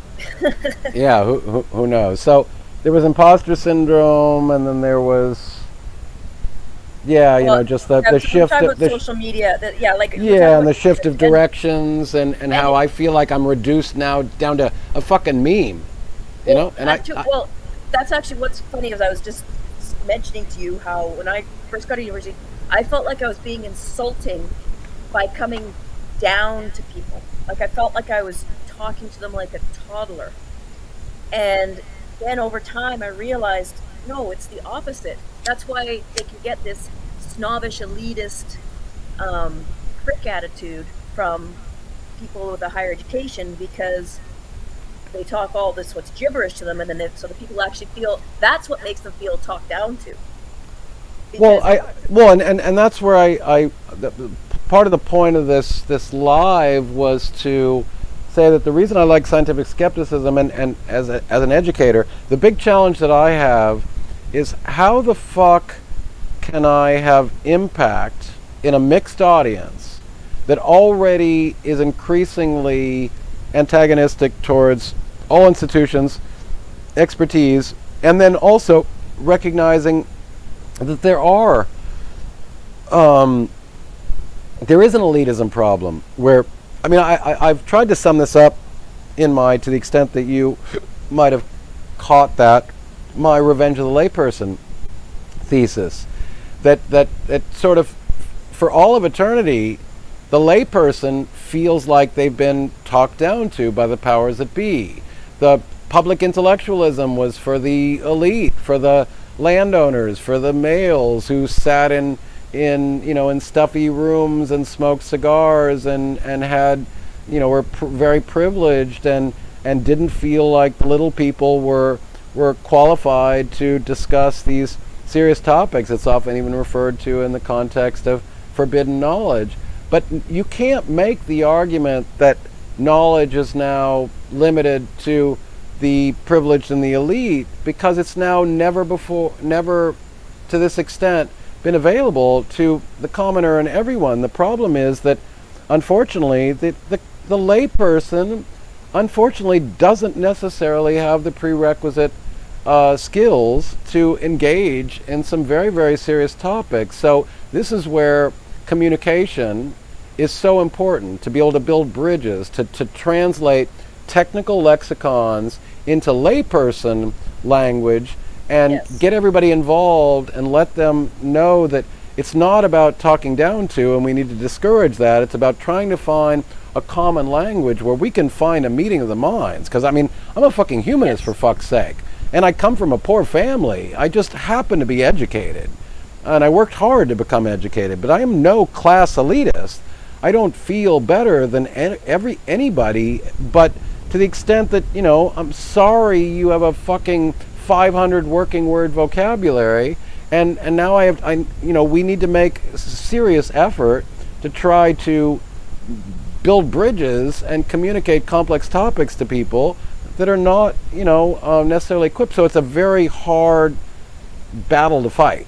We need more and more intermediaries, people that can translate technical, complex lexicons into practical meaning that people can utilize and employ. Yeah, and that's why, like, a lot of times when I see a complex topic, well, I'll make what appears to be kind of a joke or a tangent, because what I'm attempting to do is translate that into a simpler form that most people can understand. So that's, a lot of times why I'll switch, talk what seems like a tangent. But yeah, it's bad, because the other problem is we've got a lot of people quote science, but they're actually, it's opinions on what to do with the science. And then so when someone doesn't agree with a decision, they get a bad attitude about science, but it's not actually science that was the issue. It was someone made a decision. Right. Science is not the problem.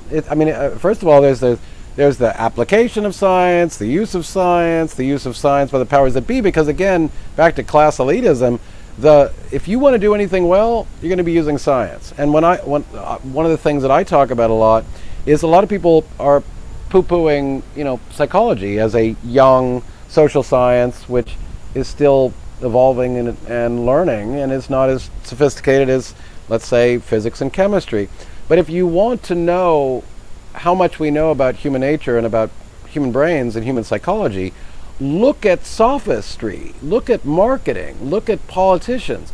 They know exactly how to push your buttons, and they're so good at it that I'm worried that the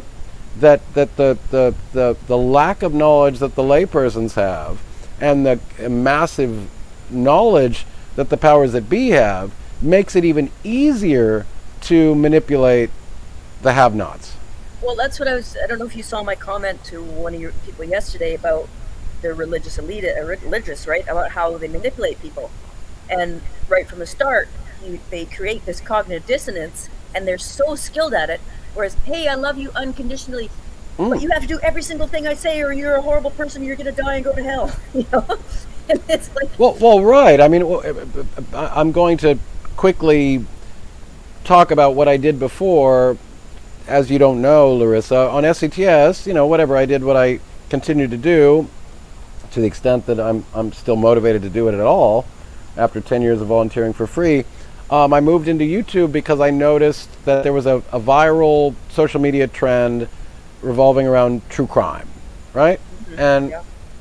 there were all these scumbags, complete assholes, dregs of the universe, and fake and legitimate ex-cops coming into this space and just appealing to emotions and pulling at people's heartstrings and exploiting missing children and victims of violent crime and psychological and physical abuse, and all to make money and get views, and it just absolutely sickened me.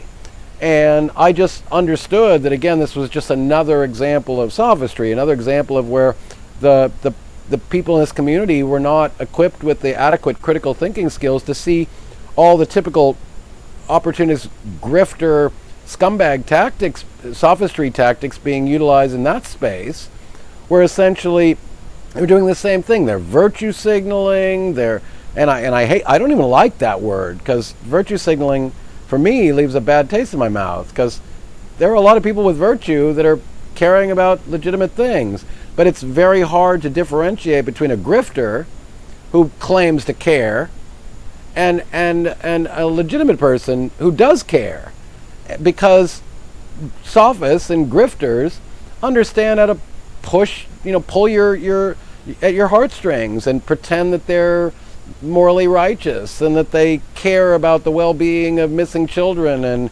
and abuse against women and innocent victims. And this space is so rife with emotional susceptibility that it just became a vacuum for grifters to come in and just fucking be scumbags and lie and spread misinformation and accuse innocent people of horrific crimes and use sensationalistic, media and clickbait tactics to grow a social media presence and get tons of donations. And it pissed me the fuck off. well, But yeah, because they're no different than pseudoscience peddlers or snake oil peddlers or political peddlers, it's just like using the same exact tactics. yeah, and this whole outrage thing that's going on, it's that's what gets the clicks from Facebook, right? Facebook encourages Yeah. outrage. And Yeah. they like this, and they do this, they ban people by pretending they're doing something about it, but they usually ban the person trying to prevent the outrage. Well, I mean, I don't know to what extent. I mean, this is a massive problem that I've talked about in terms of,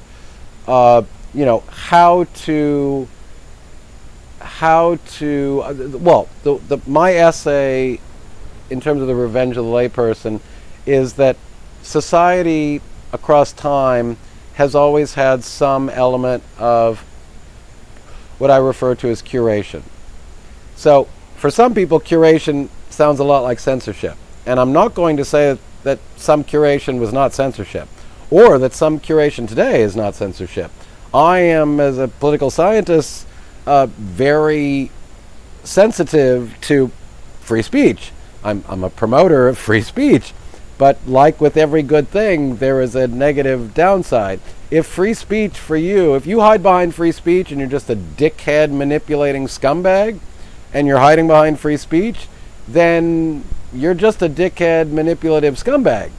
And so then how do we combat that? You either try to teach people to be more capable of discerning between, opportunistic, ambitious, lying, sophisticated, sophist dickheads, or you try to intervene to moderate, to curate, to select, and to filter.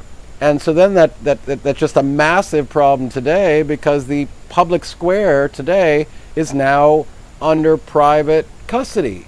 So the social media channels own the entire public space, the entire human conversation about everything and anything.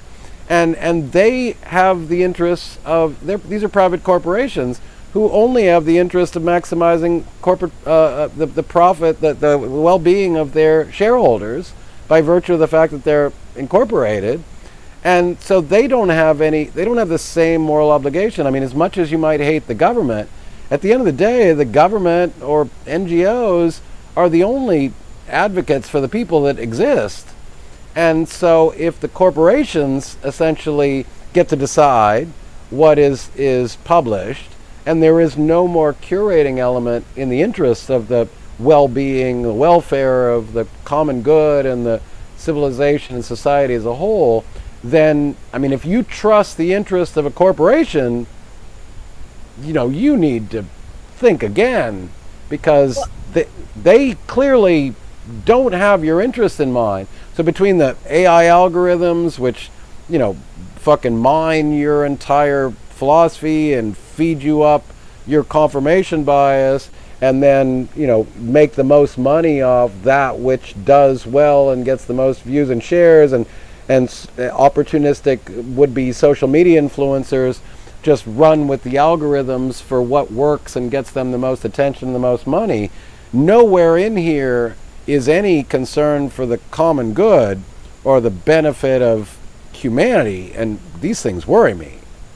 Well, they try to say that they're not responsible for what people say, but they are, because of the algorithms. They're the biggest publishing medium ever in history, and because of their corporate nature, now I don't know who should be curating, but our entire civilization has been curated always. Libraries are curated, media has always been curated, newspapers have always been curated, universities are curated, we choose curricula, we choose how we catalog things in a library, what is put in a library, we selected for things that we consider to have value and things that we consider to be, harmful or untrue or dishonest. And in this modern world, it's just fucking intellectual nihilism, where we're just hiding behind this alleged, all wonderful principle of free speech, putting far too much burden on the human being to be able to discern between manipulation and misinformation and honest, authentic, value-added content. I'm sorry, but the average human clearly has shown that it cannot discern between the two. No, that's obviously people should be able to decide for themselves what's true. Right. They're not able to. They're not able to. And people say that people know what's best for them. I wrote an essay a couple years ago. The claim that people know what's best for them is a claim like any other. I don't think actually people do know what's best for them. I think that's quite possible that somebody who is not you knows better what's best for you than you do. Now, I don't know who that is, and I'm not going to make the strong claim that somebody should tell you what to do, because of course I'm a humanist and a classical libertarian in that sense. But increasingly, it's becoming obvious that the average human being does not have the educational or moral foundation to discern between shit and shinola. And so you look at trauma the problem that get the Stockholm syndrome. Like they're right. They will defend their attacker. Right, and Trumpism has very much been the straw that broke the camel's back for me, where I felt like I had to move from the physical sciences into the social sciences, because MAGA and ultra far-right nationalism, I think, is the greatest threat to civilization in my lifetime. Now, that's not to say I don't think that there are not legitimate threats from the extreme left, because I think there are plenty of threats. As a matter of fact, the first 5 years I wrote on my page was being far more critical of the political left. And unfortunately, I know enough to know, as a social scientist, that beliefs are unfortunately very, very correlated with political commitments and affiliations. So your political philosophy, if you're left or right, I can pretty much tell you what your partisan commitment is by reading 3 posts on your Facebook page, or reading even a singular comment. I know which talking points you're listening to. I know the sources you're listening to. This is not independent thinking. This is why I'm a big promoter of independent thinking. Now the problem is most human beings just do not have the cognitive capacity to be fully independent thinkers, which means that we all have to accede or defer to some sort of authority figures. When I'm in the presence of a quantum physicist, as much as I like to claim I'm basically literate in some quantum physics, I'm not a physicist. I'm not a virologist. I'm not an immunologist. I'm not a neurosurgeon. I'm not a neuroscientist. I'm not a moral philosopher. I'm not a million and one specialties in this world, and we all have to some extent, accede or defer to some authority. But at the end of the day, I hope that you're choosing your authority figures well, and I don't have great confidence that people are deferring to good authority figures when they are deferring. And so I want a world with more independent thinkers, but at the same time there's just legitimate constraints placed upon us that we need to trust certain institutions and people, and I don't think people have the skill set to know when to accept authority and when not to, and I don't think that most people are capable enough independent thinkers, and so in that sense, that's why I'm increasingly becoming misanthropic. People scare me, because people in large numbers can lead to very bad outcomes. As a matter of fact, it doesn't even take a majority of people to lead to bad outcomes. Nazi Germany wasn't the majority. It was a very small minority. Well, that's why, again, with Trump, I actually had I call it my Nostradamus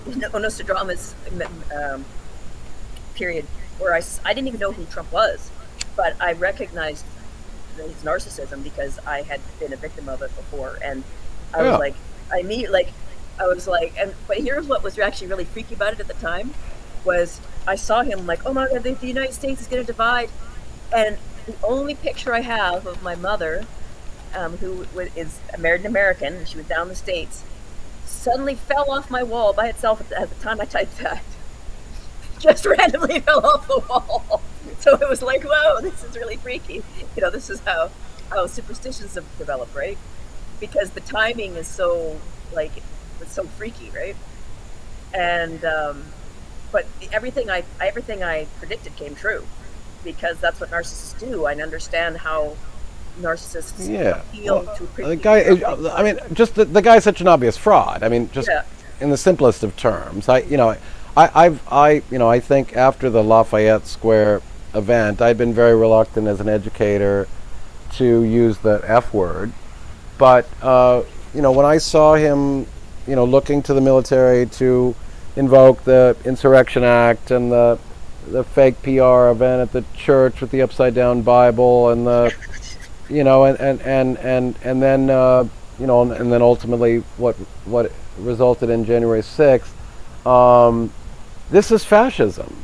Sorry, it's fascism, and it's not just in America. It's a trend. The world has been becoming increasingly disillusioned with existing institutions, and they don't believe that the liberal, lowercase liberal project, the Enlightenment project, has delivered sufficiently, and we're in one of these phases where essentially some portion of the population thinks that the best answer is to throw the baby away with the water, whatever the fuck that expression is.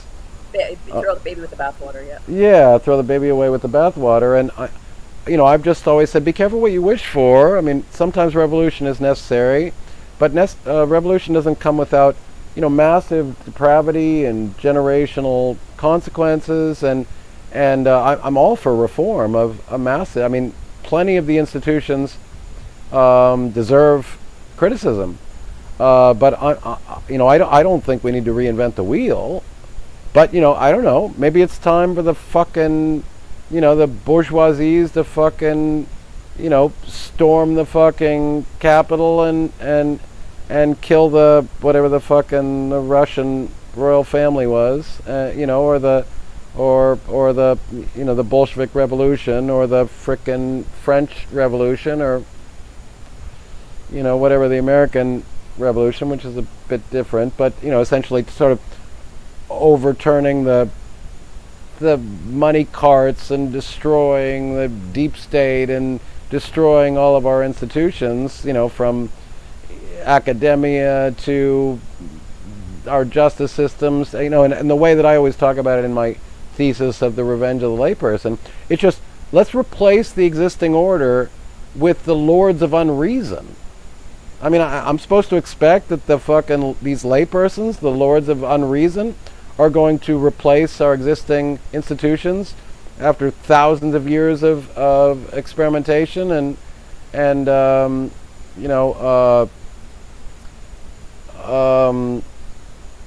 reformation, that we should just all fucking throw it all away and let the fucking lords of unreason rise and let ignorance prevail. Sorry, I'm not.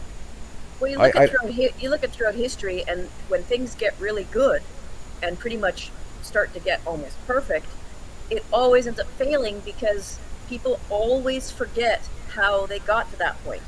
Like, I would say vaccines is the really easy one to show as a case in point, in about how vaccines worked so well, people right, don't we're the believe victim in them. of the success, yeah. Exactly. They don't believe in them anymore because the odd person dies of a heart attack, and that's what stands out in their brains because Right. they have no concept of if it's saved, because nobody's taught statistics in Well, absolutely, a topic that I talk about. Human brains didn't evolve to deal with large numbers or intuit statistics well. So, that's why conspiracy theories are all the rage. And again, back to social media and the algorithms and the way that I don't know if you saw The Social Dilemma. Yes, yeah, that was very good. I mean, for anybody who hasn't seen The Social Dilemma, you need to go watch it because it's I think a really important, salient conversation about how social media has really tapped into our primitive buttons in a way that arguably no technology has ever tapped into before. It's just the constant dopamine rush of instantaneous, short-term stimulation and without limit, and you don't have to reflect much, you don't have to think, you don't have to learn anything. You can just really fucking let your primitive lower brain kick in and just let you emote and feel and experience, and it gives us everything that the human mind has always wanted. Just constant stimulation, constant entertainment. So everything now has become entertainment. Politics has become entertainment. Nothing is intellectual. Nothing is educational. It's all just appealing to your primal emotional needs, and I worry about that. And Barbara Nast, are you Bobby Nast? Because if you are, I got another lovely TS page. You are Bobby, right? Thank you for coming. It's an honor. And Larissa, thank you so much, because as much as I love the YouTubers who have stayed with me and been interested in listening what I have to say on an intellectual level, it's such a pleasure for me to have people come over from SCTS, because that's just always been a far bigger helicopter view of the challenges we have in modern civilization. Yeah, well, because that's always been I always have to know the why of things, and then what I've discovered is I understand the why of almost everything going on now, but the problem, of course, the hard part is what to do about it. Well, yeah, and that's the big problem, because as somebody who, whatever, as a social scientist and an academic at the beginning of my career, I then, as you said, I became disillusioned with academia and with the private sector, and I moved over to the public sector and in the corporate world, and I became a high-powered executive and consultant for whatever Fortune 100, 500 companies, and had lots of staff and lots of budget, and had platinum cards, and felt the power that comes from prestige and status and all that. And then I became extremely disillusioned by the corporate world, and then have tried to sort of go back to my roots, that I want to talk about ideas and existence and moral philosophy and things that hopefully can project our civilization forward. I have very little interest in accumulating material possessions and having power over other humans, and I hate, corporate politics and politics in general. And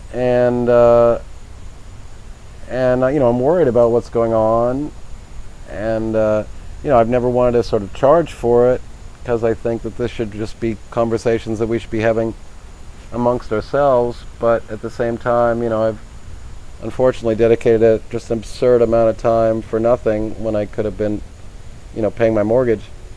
So I struggle on the daily between just saying, fuck humans, they're on their own, get your piece of the pie, and then saying, I can't do that. I've been where you are like many times, and I've started studying Stoicism, and it's the base of the. Well, I actually, part of the rest of my presentation and I was to talk about Stoicism. But sorry, continue. Yeah, I think that's one.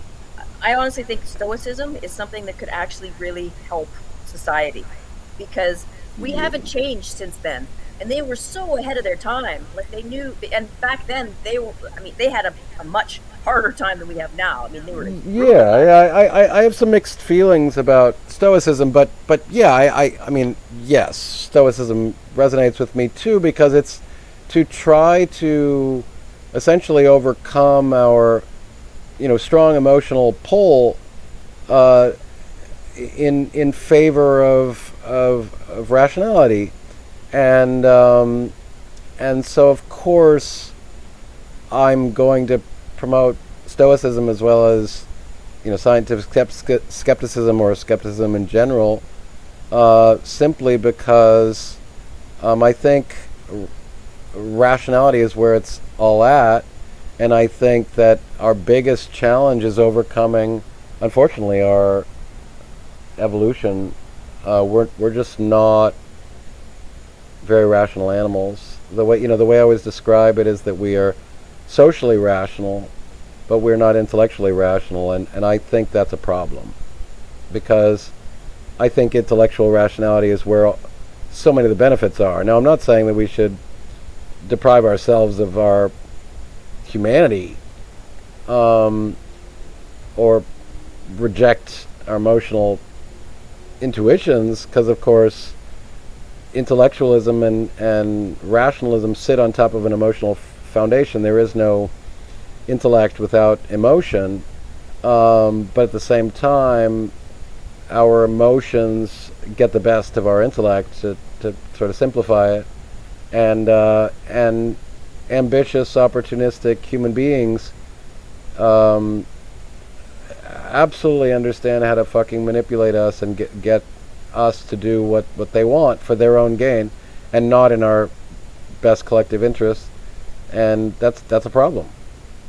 Yeah, well, just like because I was always like, how come the poor keep on voting for things that benefit the rich? And then somebody was explaining, well, because they want to be rich, so they vote for what they want to be, not what they are. They imagine they're right, and I try to be rather apartisan, and I don't consider myself a leftist or even necessarily liberal anymore. I just consider myself a scientific skeptic. That's why the point of this video was that scientific skepticism is sort of a universal platform upon which we can evaluate all truth claims, because all of my moral intuitions and my humanist intuitions can easily be substantiated by a better understanding of the logic and the evidence. So I think I can, and again, I know that this might offend maybe one or two in the room, although I doubt that there are very many. I really do believe that, first of all, the universe doesn't have a partisan bias, and I really do believe that the evidence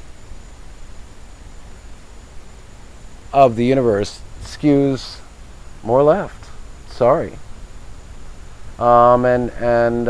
So I try to let the evidence lead me where it leads, and I just don't think the right has a lot of solutions to solving human problems.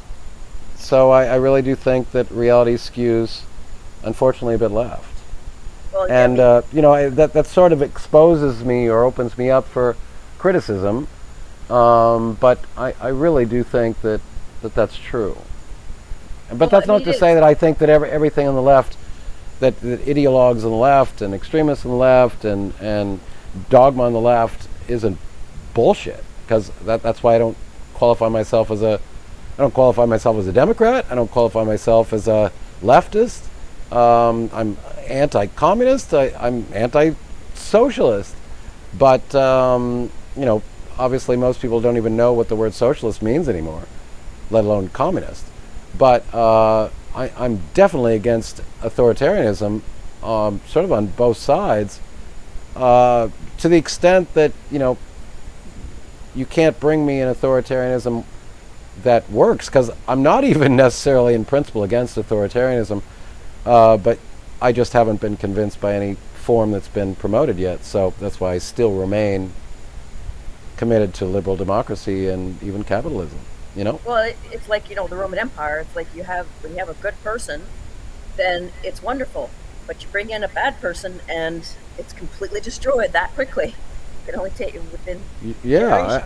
Yeah. So, that's why, from the context of whatever Western modern liberal democracy, we talk about the necessity of checks and balances, because we have still yet to curb human selfishness, greed, and corrupt intuitions. And to the extent that we can't do that, this whole project is still highly fallible. So, if you can solve that, if you can take the idea of checks and balances to the next level, and you can provide some strong checks against selfish human interests and the enticement of power and greed, then by all means bring it, because we need it. Well, again, that does happen. We get regulations in place. Right. Like, fire happens. Right. Right. That's one that's always the famous one about how a clothing place burned down. So regulations came in place about exits and all this kind of stuff. But then again, like the vaccines, they become so successful, people forget why they were implemented in the first place. They think they're unnecessary. Well, that is a well-known argument in political science, that essentially we are now at this late stage phase where we are a victim of complacency and of apathy, where we think we're in the final stage and there are no dangers left, and that we could never lose our freedoms, and we could never be again taken over by authoritarianism and illiberal powers, and that's incredibly naive. Everything that we've worked to accomplish, it's basically the second law of thermodynamics. It's far harder to create something than to destroy it. And so this is where, I'm at in terms of, I worry about this sort of, I was even talking to my girlfriend today about, we need a fucking bill of obligations. So again, I know that this is going to sound like a fucking commie to some idiots, but, this sort of right-wing libertarian ethic of absolute libertarian freedom has flown the coop of reason. You want fucking free market capitalism and you want fucking absolutist libertarianism, move to fucking Somalia. And smell the taste of fucking failed state. We always had this balance in moral philosophy and in political science of this awkward trade-off and this delicate balance, fucking the Lady Justice holding up a balance, blindfolded. On the one hand, is to talk about blind justice, but it's also the balance between individual liberty and the collective good. And somehow it seems like the left has become so complacent and benefited so much from the luxury of no world wars and no threats to its unadulterated freedom, that it's gotten drunk with right-wing libertarianism, where all that we talk about is our freedoms, and nobody seems to understand that we have to fucking coexist with each other, and we have to fucking cooperate, and there are sacrifices to be made if you want to fucking live in a civilization with other human beings who might have some conflicting interests. So, somebody needs to write a fucking bill of obligations, and that's not fucking communism. Fuck you. Well, it's like that saying, right? Privilege comes with responsibility. But yeah, that's gotten lost. People now have all this privilege and don't even know they have privilege. So they don't feel they have any responsibility to anybody. Yeah, they need to fucking go to a gulag for a little while and fucking feel what it's like to lose those fucking privileges and those freedoms. Because we've taken it for granted, and now it's just all about this fucking absolutist, extreme libertarian concept that, nobody can fucking tell you what to do. Well, dude, you realize that the fucking central golden rule of civilization throughout history is fucking, thou shalt not kill just for the fucking experience to put on your bucket list of wondering what it likes to feel like to kill somebody. There are consequences, there are reasons why you might need to fucking swallow your ego and your individual absolutist desires to realize your fullest potential and live out every fucking fantasy. They're trade-offs. You need to fucking share the universe with some others. I went to when I was in my 30s. I went to India, and that's a good place to go. It changed my life because it really made me appreciate what we have here. Because I went with some friends who were actually Indian, so they were able to speak the language, and we went to real India. We didn't go to the tourist areas. We went. We were in India with the ordinary people. Did you get dysentery? Because I feel like that's a rite of passage. I did not. I did get sick near the end, where my last couple of days I felt super nauseous and super sick. I always get dysentery, so that's what's kept me from India. But I need to go to India. But yeah, well, because there you get people here. They're so spoiled, and they whine about everything. You go there, you have people with no hands and no feet crawling on the ground on their belly. Yeah. And just looking to get their meal. You have women in the middle of the street holding their baby almost naked, but now they're untouchable, and nobody will help them because their husband died, and but they're no longer a virgin, and so they're waste. And there was little kids that were serving food, and I said to my friend, I'm like, oh, well, how come they're not in school? And without any even thought, he says, oh no, they're lower class, they don't go to school. Well, and I'll even now, give there are a lot of things on the left that disturb me. Postmodernism disturbs me. It's invading into science. It disturbs me. There's a lot of ideology masquerading as moral virtue that's bothering me, and so a lot of the ongoing project of the liberal left to promote egalitarianism, which is a a priori virtuous cause and has led to some of the best developments in our civilization across history, seems to sometimes have some idle hands where a lot of it looks like, privilege looking for a cause that it might not need to promote, so that there is a certain amount of privilege coming from the left that's arguing for the defense of somebody that's not asking for that defense. So that's a certain sort of privilege as well. Yes, I can give a good example of that. There was, in one of the groups I was in, they actually had a little meme talking about the difference between male and female autism, how they present so differently, because this has been an issue. And then there was all these people suddenly commenting, ew, female, ew, female. I'm like, what the hell? What the heck's going on here? And then someone said, oh, no, the word female's bad. I'm like, what are you talking about? Female is, it's a thing, it's a biological thing, and it matters. Yeah. And then she posted, so this person posted this thing from some blogger or some, psychologist blogger looking for her fame, saying, oh, we need to ban the word female because it's used in a derogatory way. She goes, I'm a woman, not a female. Oh, so wow. Yeah, so that's the sort of extremism, radical ideologue, dogmatist that I don't relate to. And I mean, one of the things that I found very interesting is that I probably the first 4 or 5 years of SCTS, I was far more critical of the left than the right.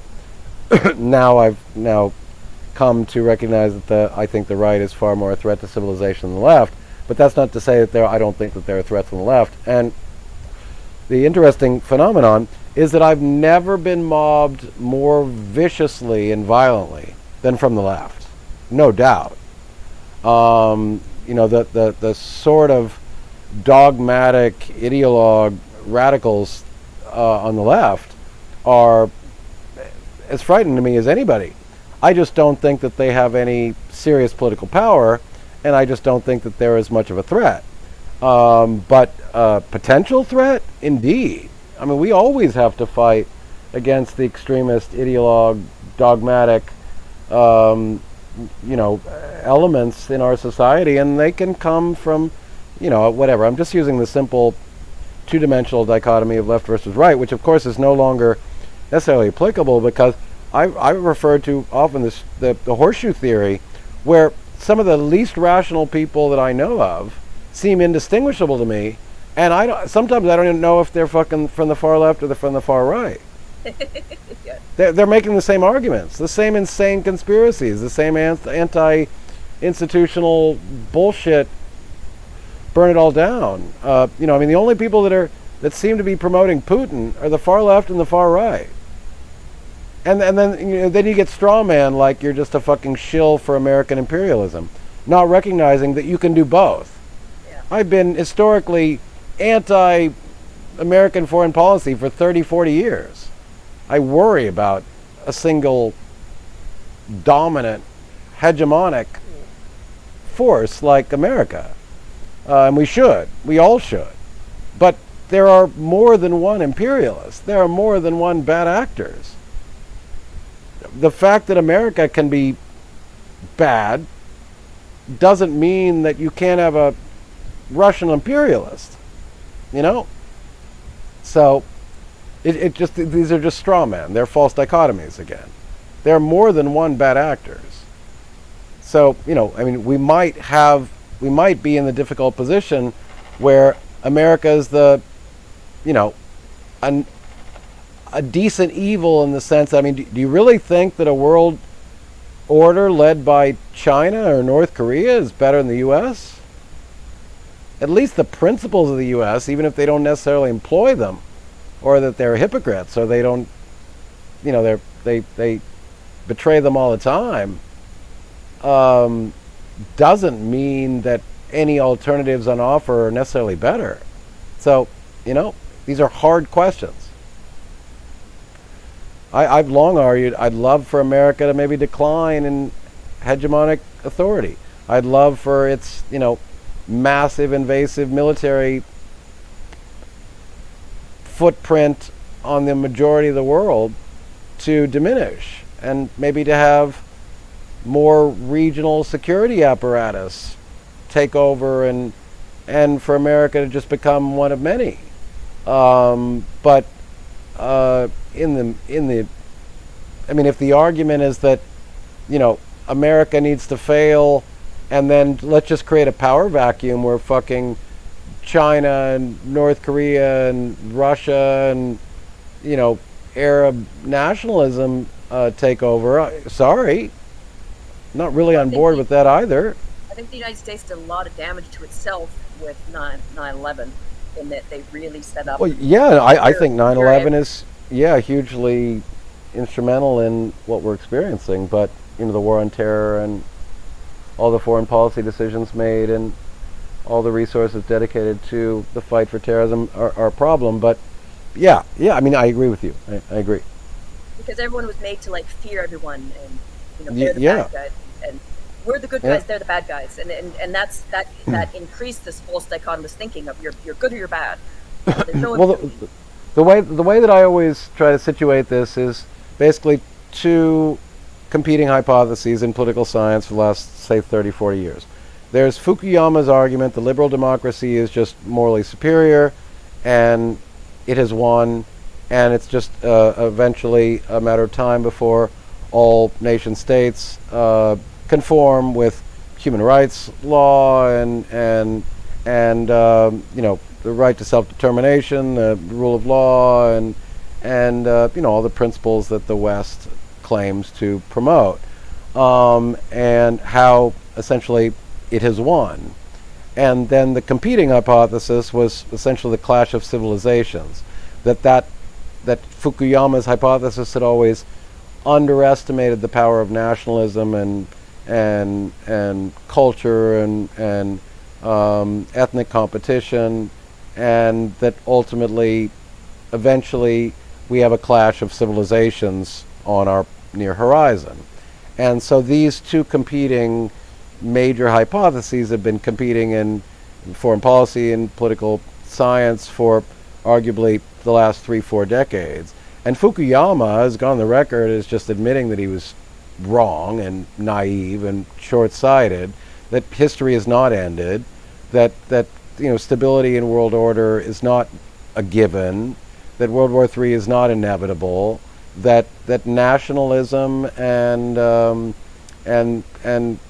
culture and civilization are still, and tribalism are still very operative and still very mobile and very capable of overturning our world order and the stability that we've taken for granted since the end of World War II. I'm inclined to think that Hutchinson was not entirely wrong, even though I've been on the side of Fukuyama, most of my life. That the Universal Declaration of Human Rights and rule of law and international diplomacy and economic cooperation and multilateralism was the just inevitable pathway to freedom and safety and security and addressing our problems. And I'm no longer at all as confident of that. I think nationalism and tribalism and culture and ethnicity are still potentially, inevitably, pivoted against each other, and that these potentially, latent tendencies are there and still extremely operative, to the extent that anybody understands what I'm talking about. Yeah, well, I very much do, because of my wiring. I don't do tribalism. I do objective reality. Yeah, my biggest enemy, my two biggest enemies are relativism and tribalism, to the extent that, again, anybody understands what I mean. I think it's important that now I'm not arguing for a monoculture, but to the extent that we should be able to find cooperation on common values and agreement on certain principles, I think is really, really important. And to the extent that we can't, I think that we're just inevitably going back to the old powers that be and the old, might makes right and realpolitik and tribal nationalistic clash of civilizations, and that scares me, and I want to be wrong all day long. Because the problem is people expect you to have their back if they're going to do something for you. So if they don't feel like you're going to follow their beliefs and support their beliefs, well, then why are they going to support you? Because then they feel like you're not going to support them. So then that kind of idea of live and let live is really hard to implement, because you don't or have a cohesive group. Like, you don't have a political group that says live and let Well, live. yeah, you don't have agreement on these core fundamental beliefs. I mean, some are still very committed to whether it's patriarchy or hierarchy or blood or inherited wealth. Certain power structures and orthodoxies that many cultures still favor, or theology for that matter. So we can never discount the power of religion, because it's the greatest unifying tribal force in the universe, in the world. It's more powerful than even nationalism. There's more Muslims and Christians than there are anybody in a nation state. So, ideology and dogmatism and these civilization clashes, as opposed to cooperation on values. It's not at all a given that human rights has any universal appeal.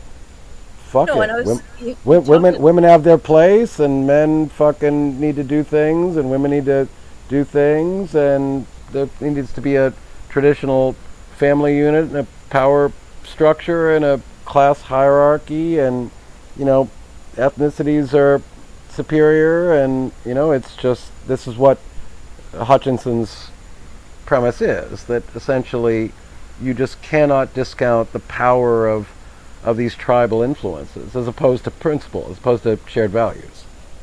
Yeah. So the liberal project is all about universal values, and that is competing against these other tribal influences.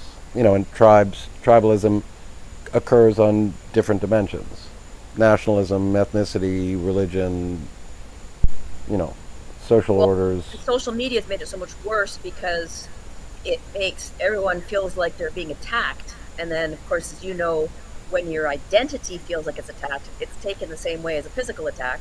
Indeed. So then they become very defensive, and then they become even more, stronger in their position. Oh, fuck you. Yeah, indeed. So I mean, something like liberal democracy, as a political scientist, when I was working at the UN, we were very uncomfortable sort of admitting that when we were engaged in conversations with the developing world, leaders from the developing world, we were very cognizant of the fact that, you can't just promote the virtue of human rights and egalitarianism and the rule of law when you're addressing a culture that has no history of these institutions.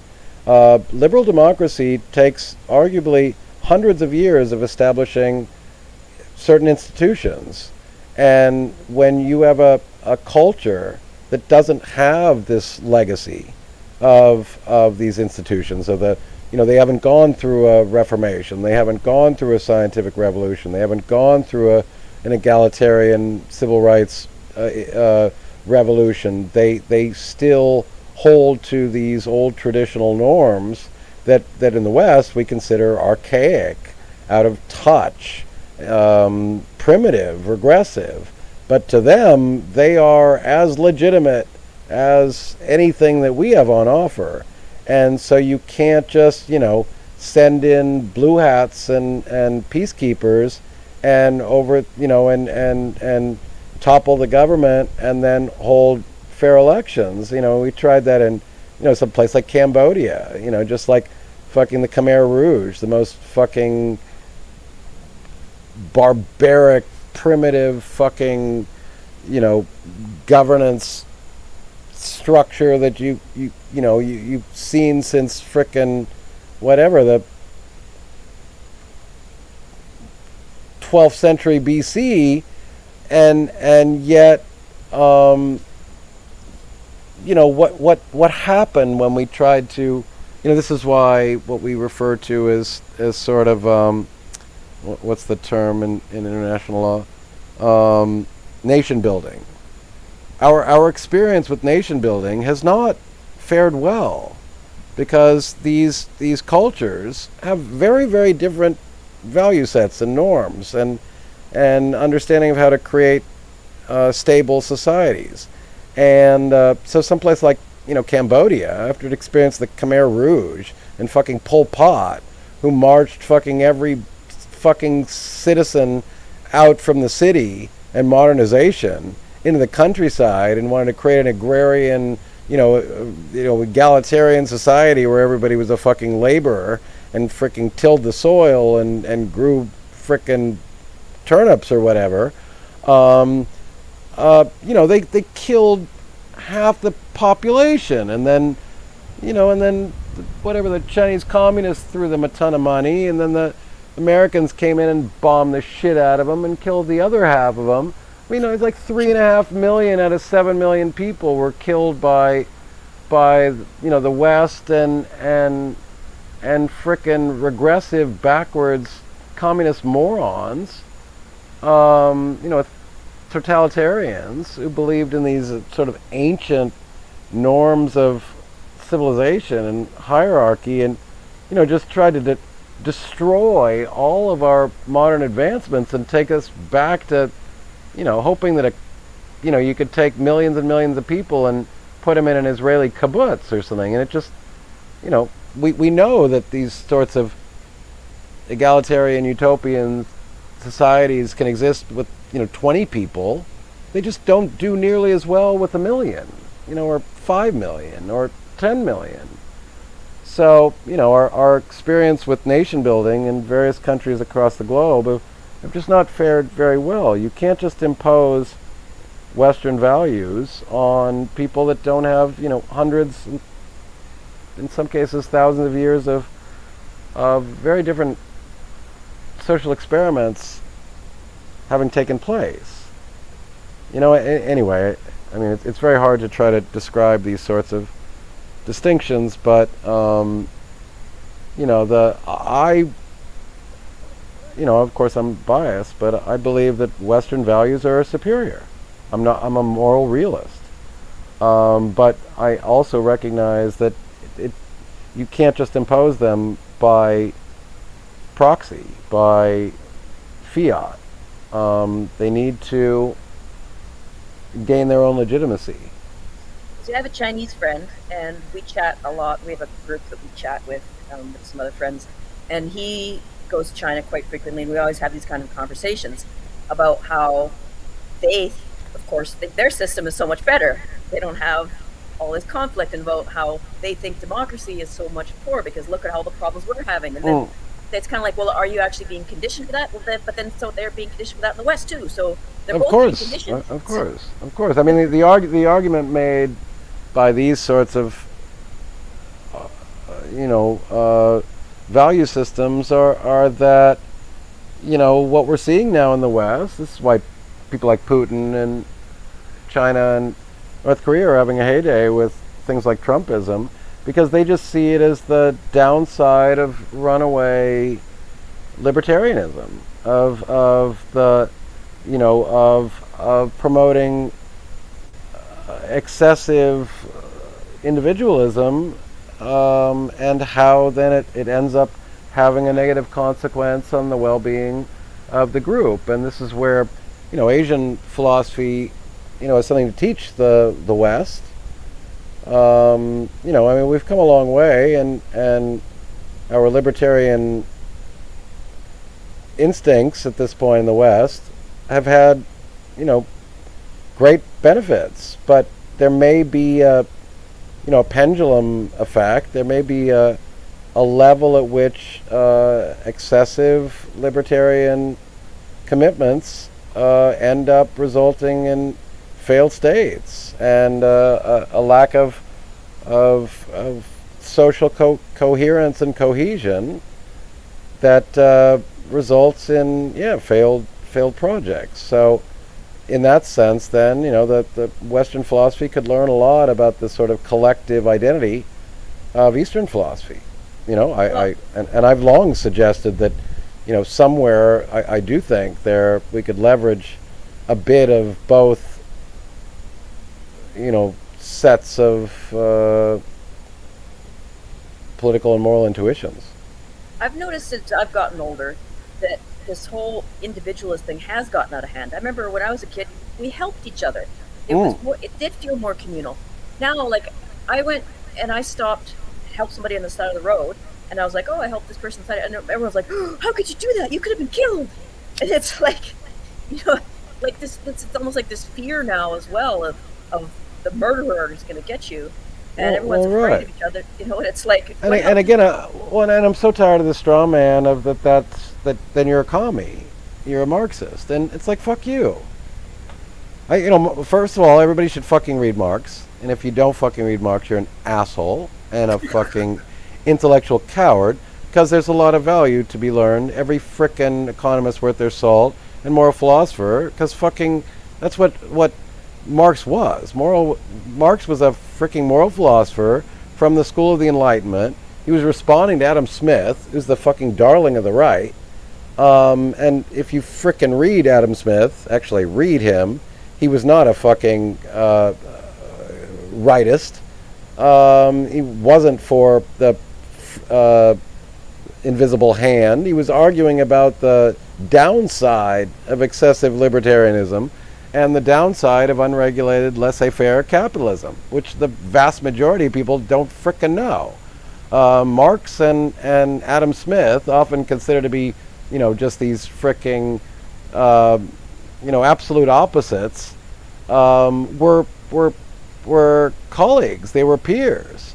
They were part of the Enlightenment. They were Adam Smith was one of the best frickin' moral philosophers that I've ever read. Everybody should read Adam Smith and read the frickin' on what is it? On moral, I forget what. I have such a bad memory. Go read fucking Adam Smith. Read Marx, and understand that Marx was just trying to address some of the downside of unfettered capitalism, and recognizing that there needs to be some balance between a focus on the individual and a focus on the group if you want to create a society. Society doesn't mean individuals, it means a group. So society, it's like whatever, it takes a village. We need some trade-off between absolutist libertarian individualism and the ills of misguided utopian communism. By my lights. Yeah, everything's a balance, right? That's the thing. Like, everyone thinks, like you said, in false dichotomies, I think it's if you're against capitalism, you're a communist. Right. It's like it's a balance of you say, and that's why people are then can't make a proper argument for capitalism, because they just say it's evil, and it's like, it in itself, it's just a tool, but like everything else. Again, we keep coming back to false dichotomy. Yeah. Absolutist libertarianism, absolutist free speech. Read Popper. Read fucking Adam Smith.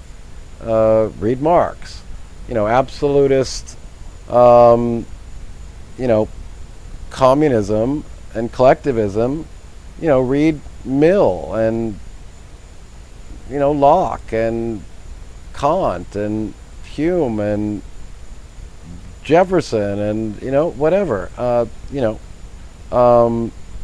Nuance, people, sophistication. Well, Hiberchincha talks about breakdown of feudal cultures, which I think is important, because you look at things like, how you were saying how we want to have a group, but there seems to be this thing about how everyone wants to try to force everyone to be like everyone else, which isn't possible either. And that's like the First Nations, of course, a great example where they were, trying to force them to be American, right, and follow the Catholic religion, and it destroyed their culture, and they're still to this day trying to recover who they were as a group. Yeah, I mean, well, I mean, even identity itself, it's just a fascinating topic in science and evolutionary biology, and I don't even know, sometimes I'm confident I feel like I can address what I think the evidence supports, but identity is just such a huge variable. I don't even know how to really properly situate the problem of identity, the problem of group identity, the problem of individual identity. It pushes against all my moral intellectual intuitions, because, like, for example, how, and you even referred to it, how and maybe you might be referring to what I've talked about in the past, that there's now some research suggesting that attacking someone's beliefs is literally the equivalent of punching someone in the face. And I've always intellectually tried to differentiate between ideas and human sovereignty. That we should respect the rights of human beings, and we should respect human beings, but that ideas don't deserve any respect. But now there's some research suggesting that beliefs in some way may be akin to, like, nerve endings, like literally an integral part of your identity, and that when you attack a belief, it's not as innocuous as I would like to believe, and that essentially attacking somebody's cherished belief literally may manifest itself in a brain, from the nervous system perspective, literally equivalently to punching someone in the face. So I'm against violence. I think violence is not a great way to moderate conflict. I'm not saying I'm against violence. I think there are moments when violence is inevitable and probably the only moral thing to do. But generally speaking, short of the need for violence, I just argue for argumentation and conversation, like in the words of Sam Harris. We don't have too many options. There's conversation and there's violence. But to the extent that there may be research suggesting that from a neuroscience perspective, attacking a cherished belief is literally the experience of a brain is the exact same thing as punching them in the fucking nose and breaking their nose. That the trauma that they're experiencing, the pain that they're experiencing, from the perspective of the nervous system, is equivalent to physical violence. If that's the case, that means we need to rethink our empathy.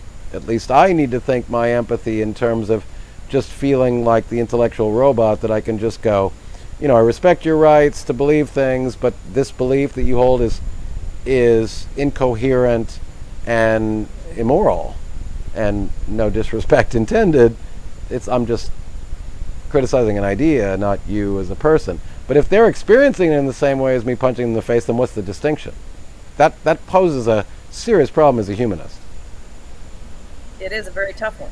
So that's why I've been promoting that book I just read, that How to Have Multiple Conversations, because that's what we have to try and learn. Is because, like, I used to always think too, we can just reason with people. Well, no, you can't, because we're emotional beings. Yeah. And so you have to, like, and just simple things like, I'll say, well, yes, but that's you can't do that kind of thing, because then you are invalidating what they're saying, because correct. So little tiny little things like that of how we communicate with each other can make it seem like you're denigrating them. And right, and to you when you think you're put down. Right. Right, and I mean, it's just it's an art form. I mean, it could be understood as a science, but the best evidence that I have to date for how to change a mind, first of all, there's evidence supporting various methods of changing a mind, even humiliation, mockery, and insulting somebody can change a mind. It's just likely not the most effective in most cases. So that the evidence to date for how to best change a mind is essentially using something like a Socratic approach, where you present yourself as completely non-confrontational, completely non-judgmental, and you try to appear as a Socratic agent where you're simply asking questions and you're trying to get the person to see you as non-confrontational, non-judgmental, and trying to sort of strawman their argument or use a replacement argument where you essentially get them to reason through their position on their own in a non-confrontational, non-conflictive fashion, and get them to notice the inconsistency between similar truth claims, because human brains don't like inconsistencies, and they tend to want to remedy or solve that the cognitive dissonance that comes from noticing inconsistencies in their philosophy. So the idea is that you attempt to sort of substitute a similar topic, to the extent that you're intellectually capable of doing such a thing, of trying to get them to reason through a similar argument as a Socratic agent where you're non-confrontational, get them to reason through it on their own, think through the rationale for their conclusion, get them to notice the thinking process that they went through to come to that conclusion, and then, and only then, sort of then get them to hopefully notice or subtly substitute in the thing that you really want to get them to confront, and then for them to notice that they've reasoned through these similar arguments in a different way, and then hopefully get them to feel the cognitive dissonance of the inconsistency, and then try to remedy that by becoming consistent, by either changing, the first belief or altering the second belief, which is essentially what your objective is to get them to notice the irrationality in their second argument. But I mean, who has the wherewithal to be able to do that on the fly? Hard. Yeah, well, it doesn't work online, because, right?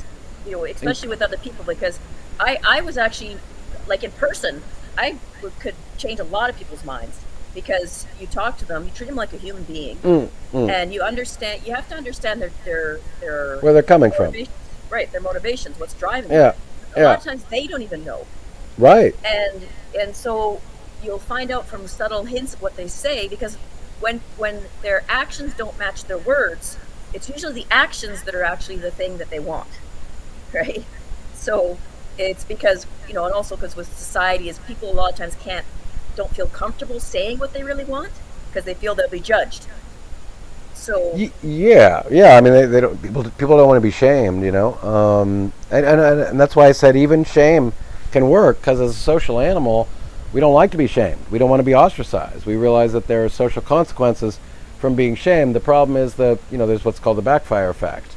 So if you shame somebody to such an extent that they then resort to simply extricating themselves from that community and trying to find a like-minded community that will welcome them, you can essentially make them become more radical, and that's what's called the backfire effect. So and that's what's been happening. I mean, it's very, very hard. That's why I said, I mean, to have the wherewithal to perform this exercise. Now, the other exercise, exactly what you said, again, you can just try to use the Socratic approach, non-confrontational, establish trust and confidence with somebody over long periods of time.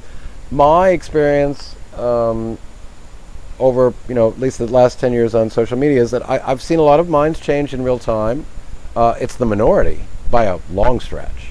But I have seen it happen, and I've seen it happen with various different approaches, which means that you have to sort of, have the wherewithal to, try to customize it. So I've had knockdown brawls where we're saying, fuck you, you fucking idiot, you moron, motherfucker, piece of shit, idiot, dumbass, whatever, blah, blah, blah. And then after like 2 hours of these long discussions where we're insulting the fuck out of each other, but we're also continuing to converse. We're making arguments, and then at the very end, like just out of the blue, it sort of came back to okay, I get where you're coming from. Thanks for the conversation. I've actually learned a thing or two. You've sort of provoked me to, question some things. I thank you for it. Sorry for the things got personal. And then it was like, no problem, bro. I was in the wrong too to take that approach with you and adopt that tone. Let's do brunch, bro. Let's fucking have, let's go to Taco Tuesday, and becoming buddies. I mean, I've had that. It's just, that's more rare. The more common phenomenon is that you establish trust with them over a period of time. You get to know them. You try to learn where they're coming from. You commiserate. You empathize. You build them up. You exchange niceties, and then you're more susceptible to the suggestion down the line that maybe you should question something you believe. Normally, in everyday social media context, you're strangers. You throw out your dogmatism, your belief, and then you just, whatever, fuck off, you don't listen, you block each other, you insult each other, you don't listen, you move on. That's what most often happens. But yeah, I mean, I've changed minds. I've had, the reason why I still do this for free over all these years is because every once in a blue moon, I have some motherfucker who I don't even know who sends me a DM and says, I've been following you for years and I'm freaking, going back to university to finish my diploma or get my PhD, or I want to be a scientist or whatever. And it's fucking brought me to tears. I don't even know these people. It's like, fuck, I guess, whatever. Somehow, somewhere, it had a bit of an impact. And it's just like one out of a million. That's what happened, because it's like, that's why that saying, the only thing for evil to flourish is for good men to do nothing, right? Yeah.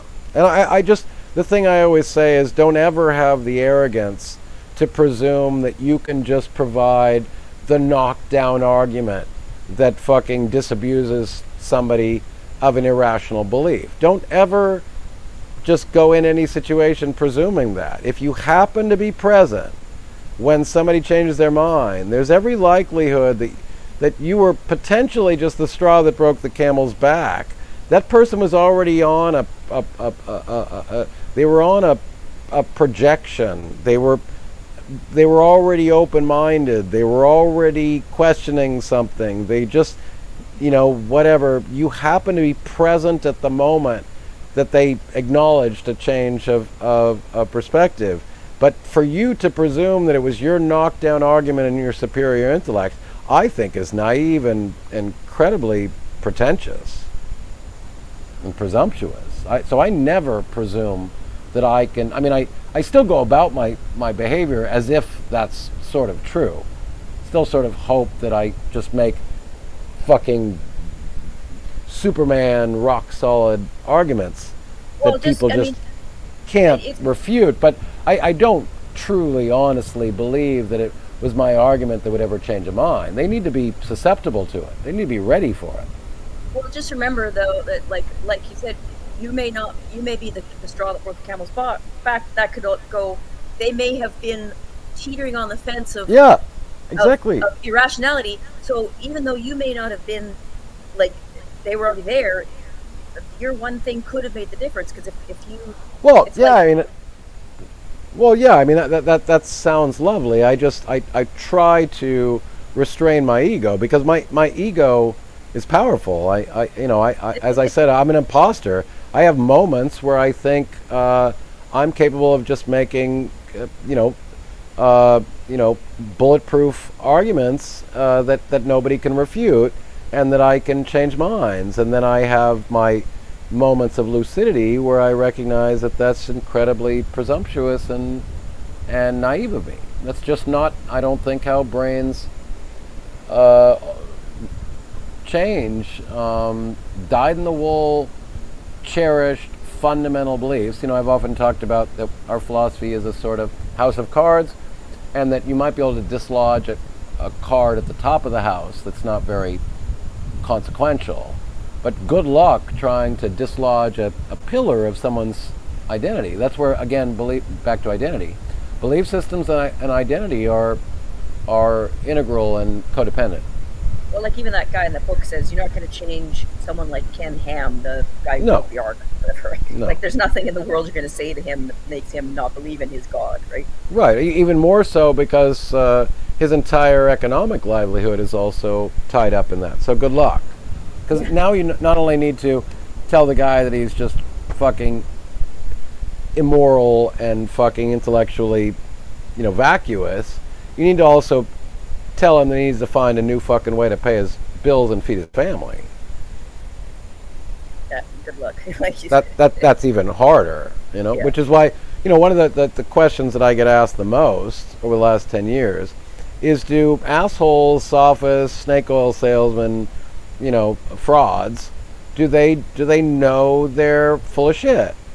And, my answer has increasingly been, I don't think that question is a good question to ask, because first of all, we don't tend to have the luxury of being a fly on the wall to see what's going on in their mind.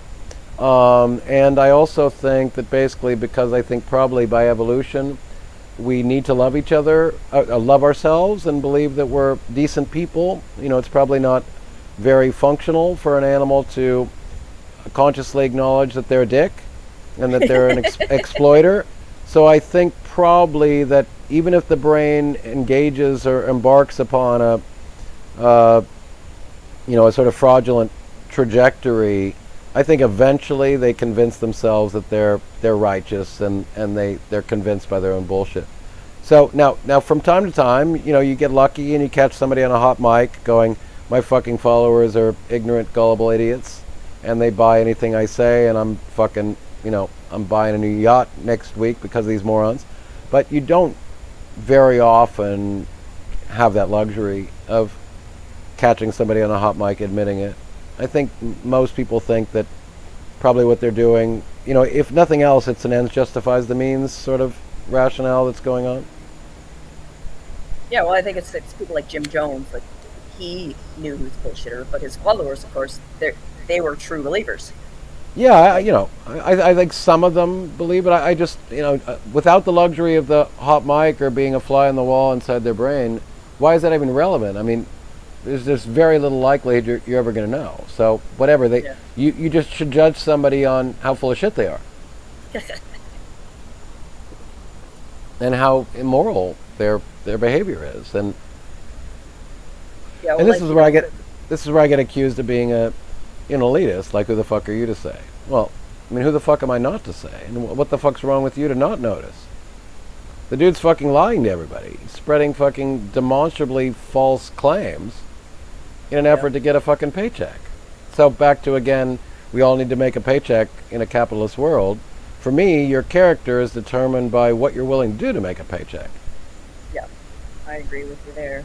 So I apportion respect to what you're willing to do to pay the bills.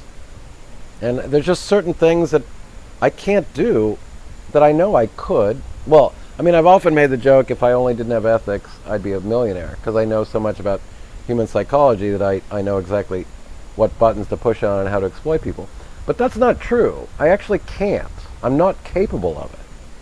I'd like to believe that I'm capable of it, but I'm not. I couldn't do it. I always say this. I just said to somebody, a fool and their money is part.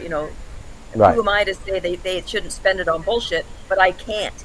I just can't. I just can't. No, I can't take advantage of people's ignorance. I can't. I can't tell you that you need this thing and it'll make your life better if I don't believe it. I'm more likely to say, don't buy my shit. There's probably first save your money, and there's probably a better deal down the street. I'd be the worst salesman in the world. That's I absolutely suck at marketing. I mean, I studied it. I understand it. I can consult on it. I can tell you how to sell. I can tell you how to market. I just can't do it on my own account. Every time I've tried, I can't. I suck. I can't self-promote. You have to. It feels like lying a lot of times. I fucking put my PayPal on this live stream. I feel like a dick. it fucking, I suffer from it. I'm an asshole. I'm a total fucking idiot. I think this is why I'm an imposter. I think that I have some knowledge to share that's value added. And I think that my 30, 40 years of reading and education and experience have some value.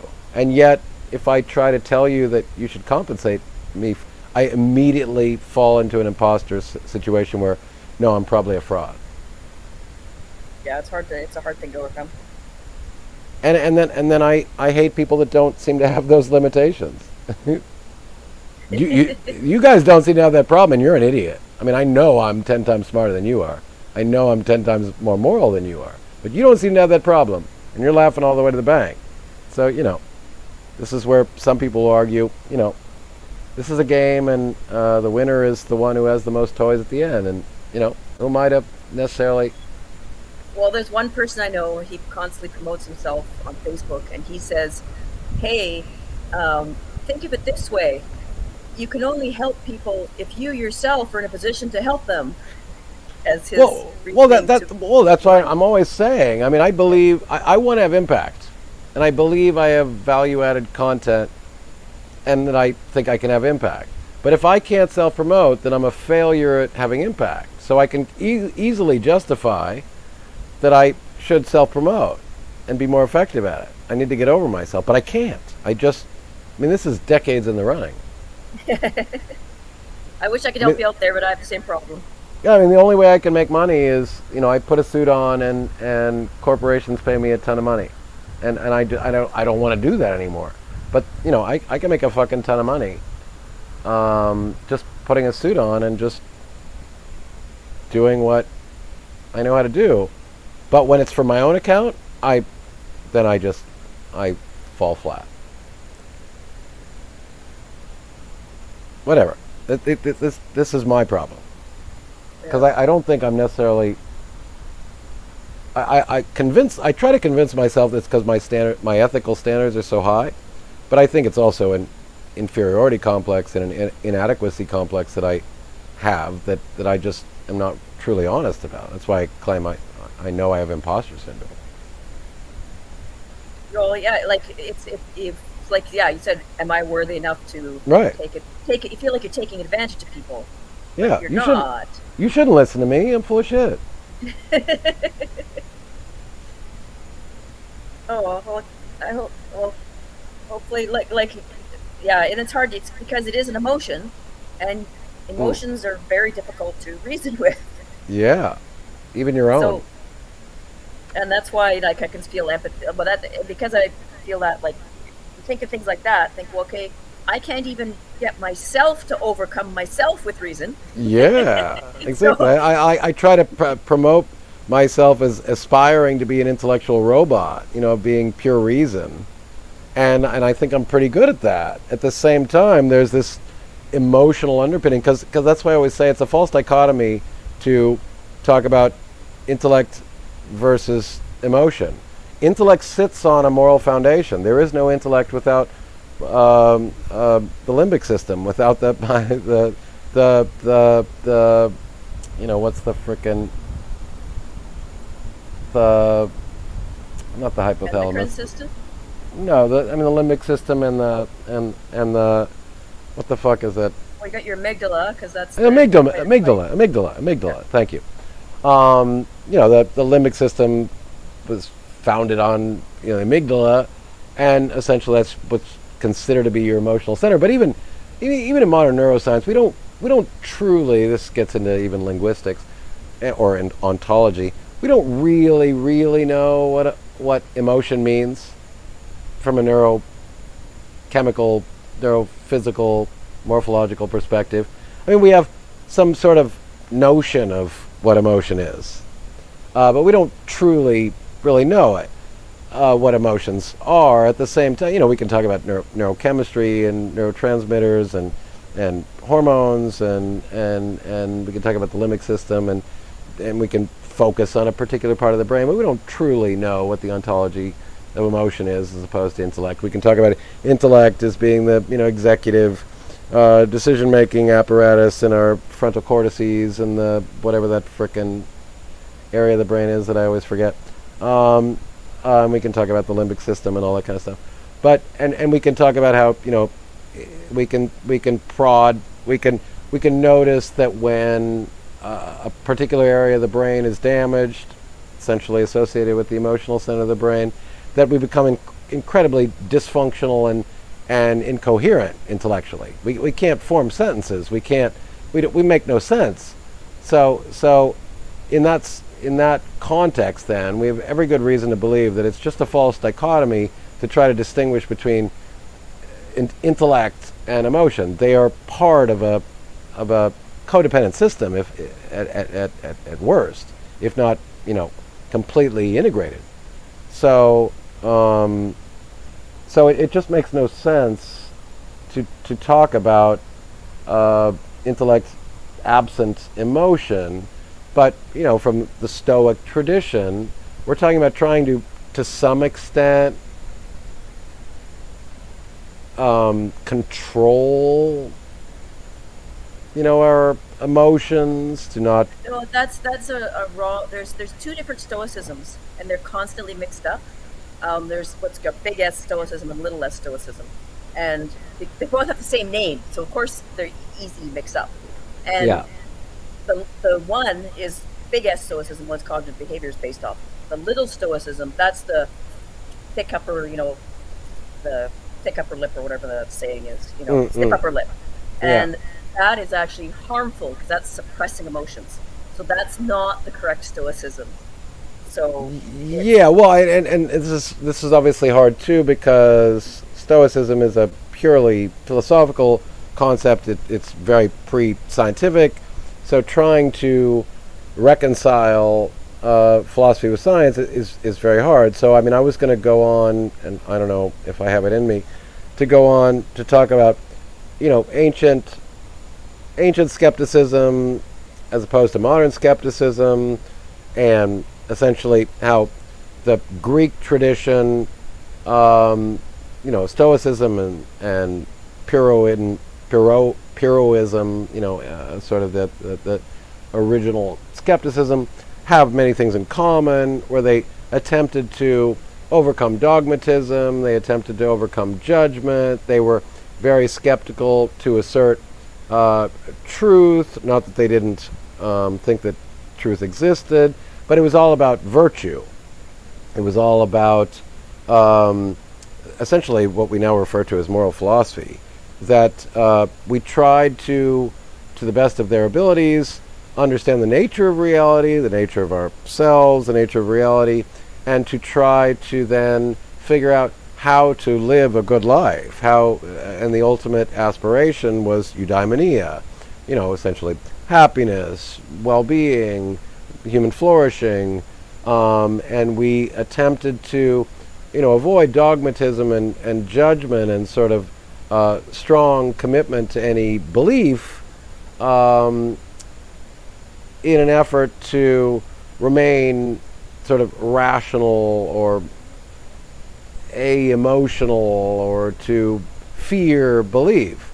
Now we know, in a modern context, endowed with all of our modern understanding of evolutionary biology and neuroscience and psychology and all these sorts of new modern domains of scientific inquiry, we now recognize that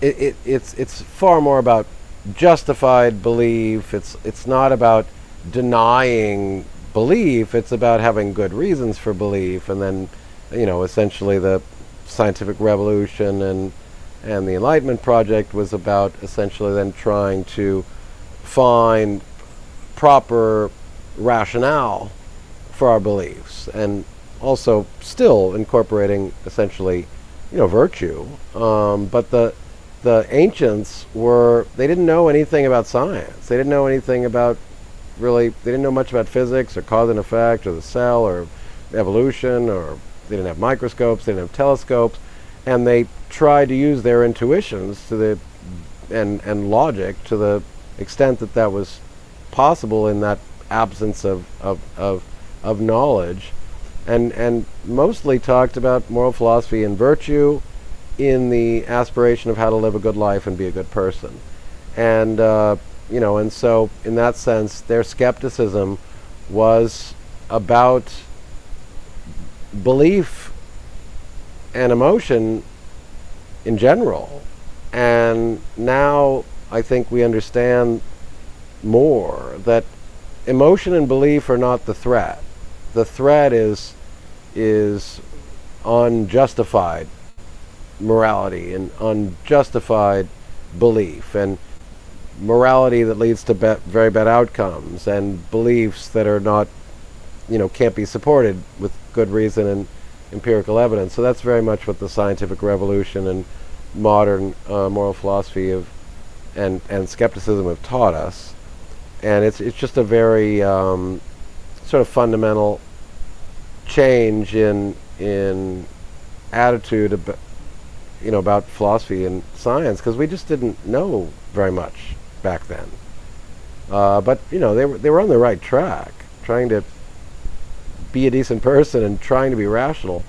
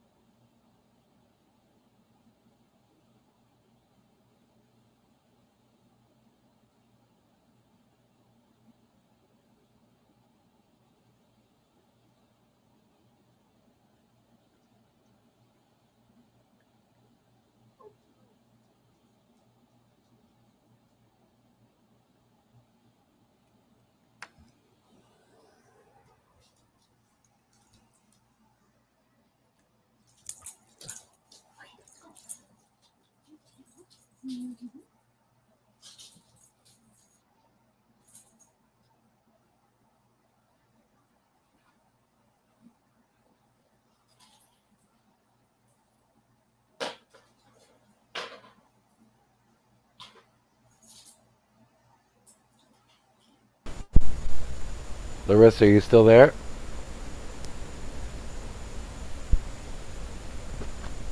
Larissa? Hello?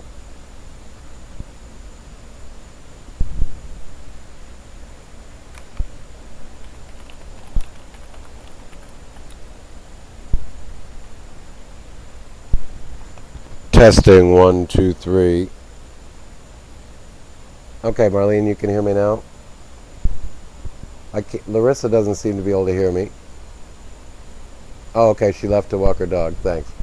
My fucking cat. Love you, Percy, you motherfucker. Hit the off button on my computer. Not the first time that's happened. Oh. What the hell did I do before to get my... I think I need to get my... 1 second. think I need to change my cam because now I'm not zoomed. I need to zoom. Oh, I am zoomed. Oh, now I'm zoomed. Okay. Anyway, fucking cat. Love you, Percy. Big kisses. Fucker. Anyway, so I'm back. Hopefully Larissa won't leave. I might drop the link. Carol, come say hi. You're still here listening to my monotone voice. Of course, as always, we never have more than 17 people because this shit's complicated. It's not for everybody. And I get that. But it should be for everybody. It's important stuff. I'm going to drop another link for anybody who has found some courage, wants to come chat. I thought since now we're already at getting towards the 6-hour mark. Who sent you a pic? My cat sent you a pic? I'm glad, Carol. I'm honored. Thank you for Tech Death. You want to? Should I play one of your songs? I'll play one of your songs if you want. Every once in a while, I play one of my songs. My bad recordings with my bad guitar and my bad vocals. Usually when we get to the end of the conversation, that's when I start trying to provoke the YouTube gods and get a ban or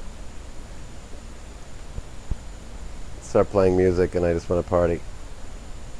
If you want to drop one of your songs, I'll play one of your songs.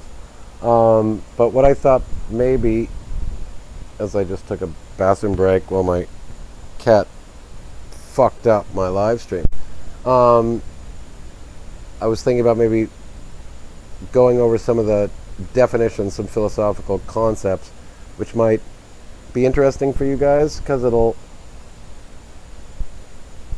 basically provoke you to think about where you stand on these sorts of philosophical principles. So, talking about things like positivism, realism versus relativism, methodological naturalism, philosophical realism, some topics that are very important in this conversation about where you come down, philosophically speaking, on the nature of reality,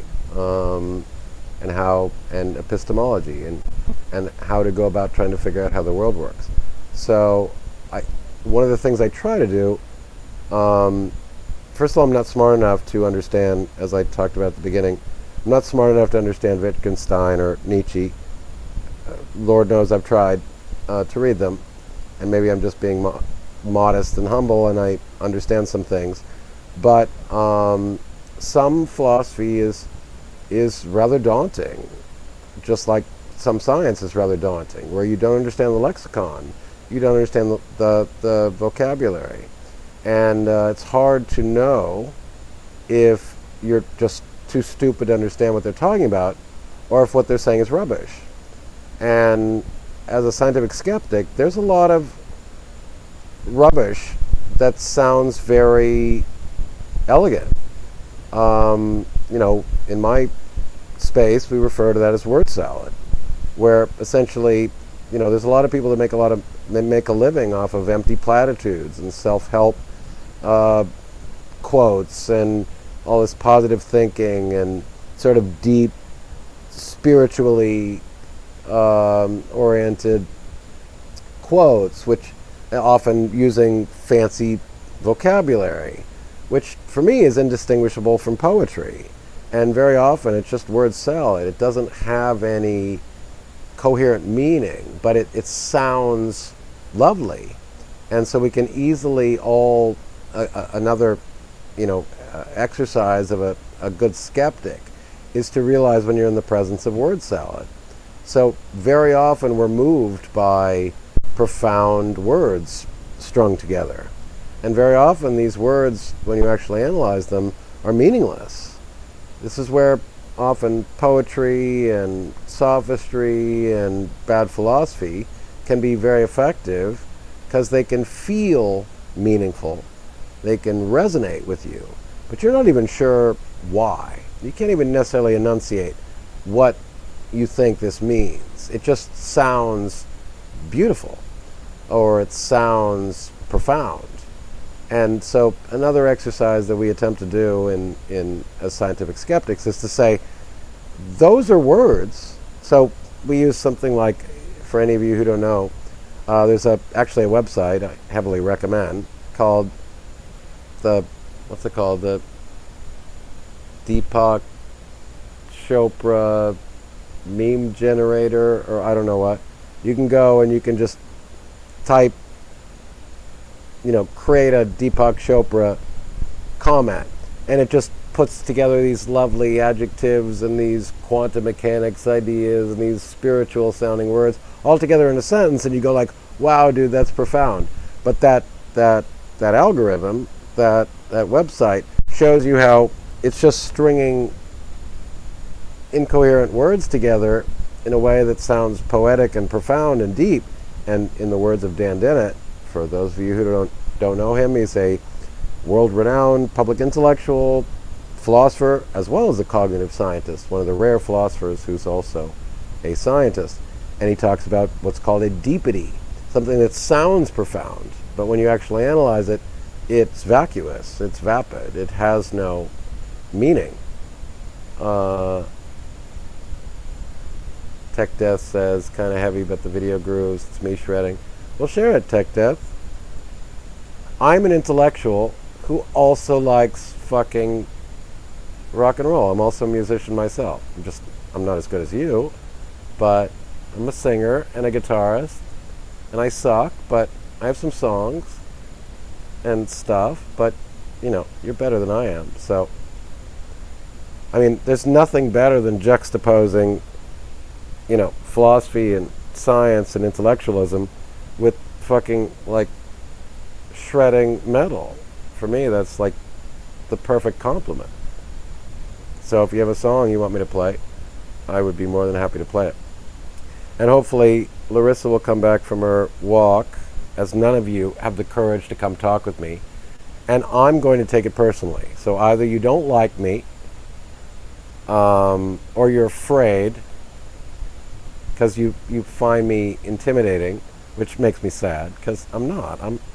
Look at me, I'm a dumbass dude in a tank top with a baseball hat on backwards. I just got back. I was wondering why is no one else talking? How come I'm the Oh only yeah, one? I'm back. My damn cat stepped on the off button. Simple as that. I don't know why the link doesn't work. It should work. Let me go see. Did it not? Oh, uh-oh. Yeah, I don't know why you're... Hi, Alley Cat Tails. Oh, Alley Cat Tails, come and chat with us. You would be lovely compliment for Larissa. I think both of you would really like each other. And I don't you missed like anybody. You don't even like me? I mean, that's okay if you don't, but, I mean, you should. I think I'm likable, but that's okay if you don't. I don't know why the link's not working, Tech Death. Sorry about that. Alley Cat, come hang out with us. It's funny, Larissa, and you guys you remind me of each other, and maybe that's going to sound insulting, but you're both sweet and intellectual and interested in all sorts of cool stuff. What? Oh God. Oh God. Oh God. I have a YouTube video that started playing that I didn't want, and then I'm trying to find... Okay, so what I had an idea for Larissa was, since I didn't get to the rest of my plan, I'm going to bring up some definitions, some philosophy definitions, which I think are really important in terms of, again, defining our own philosophies of life. Like, if you find this philosophical principle compelling, or if you don't. So I thought maybe I could read off some philosophical concepts that I often talk about, and maybe you can give me your thought on them. Yeah? How's that? Okay. Okay, so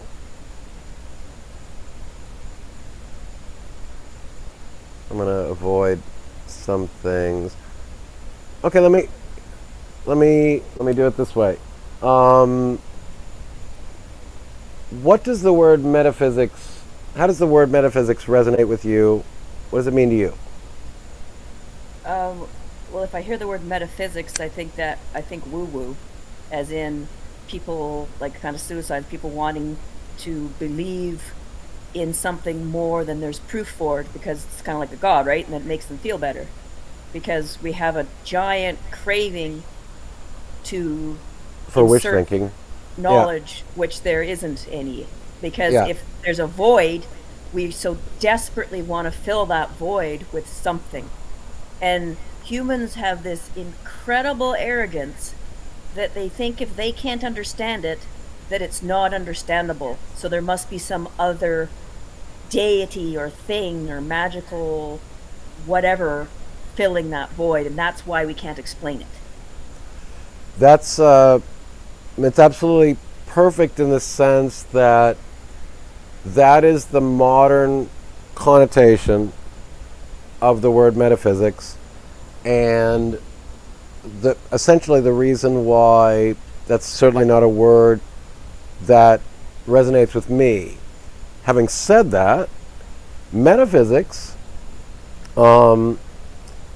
is, in the ancient philosophical etymological sense, essentially just really what philosophy is all about, which is trying to understand the nature of the universe, trying to figure out what the nature of reality is. And in the context of Aristotle, it was literally just meant everything above physics, metaphysics. That's all it ever meant. But it has morphed, as so many words do, as linguistics is a sort of living thing. Metaphysics is a word that scientific skeptics like myself, and obviously you, would very much shy away from. And yet its definition, originally at least, was very much just a sort of what we might refer to today as ontology, just trying to get at the bottom of what exists in the universe, what's the nature of reality.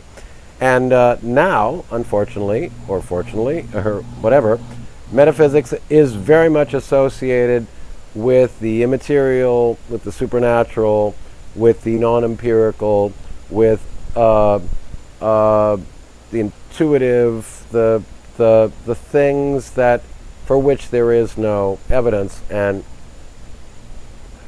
as scientific skeptics, the thing that we have to deal with all the time when it comes to epistemology is you can't disprove that these bombastic hyperbolic claims I make are not true, are not a part of reality. And so it's in that sense that metaphysics is a very interesting word, because traditionally the ancient Greeks certainly wouldn't have had an issue with it when they were developing what we now would refer to as ontology, epistemology, axiology, or even science. But for them, there really was no distinction. Because, as much as one of the things that I always talk about is that you can be, I think it's important to read Plato, Aristotle, Spinoza,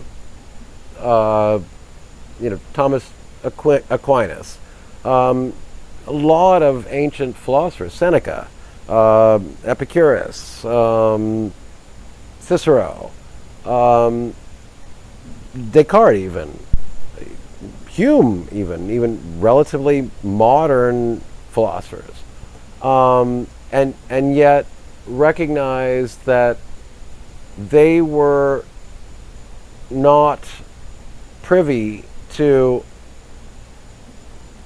modern knowledge. And we've come so far from the ancients.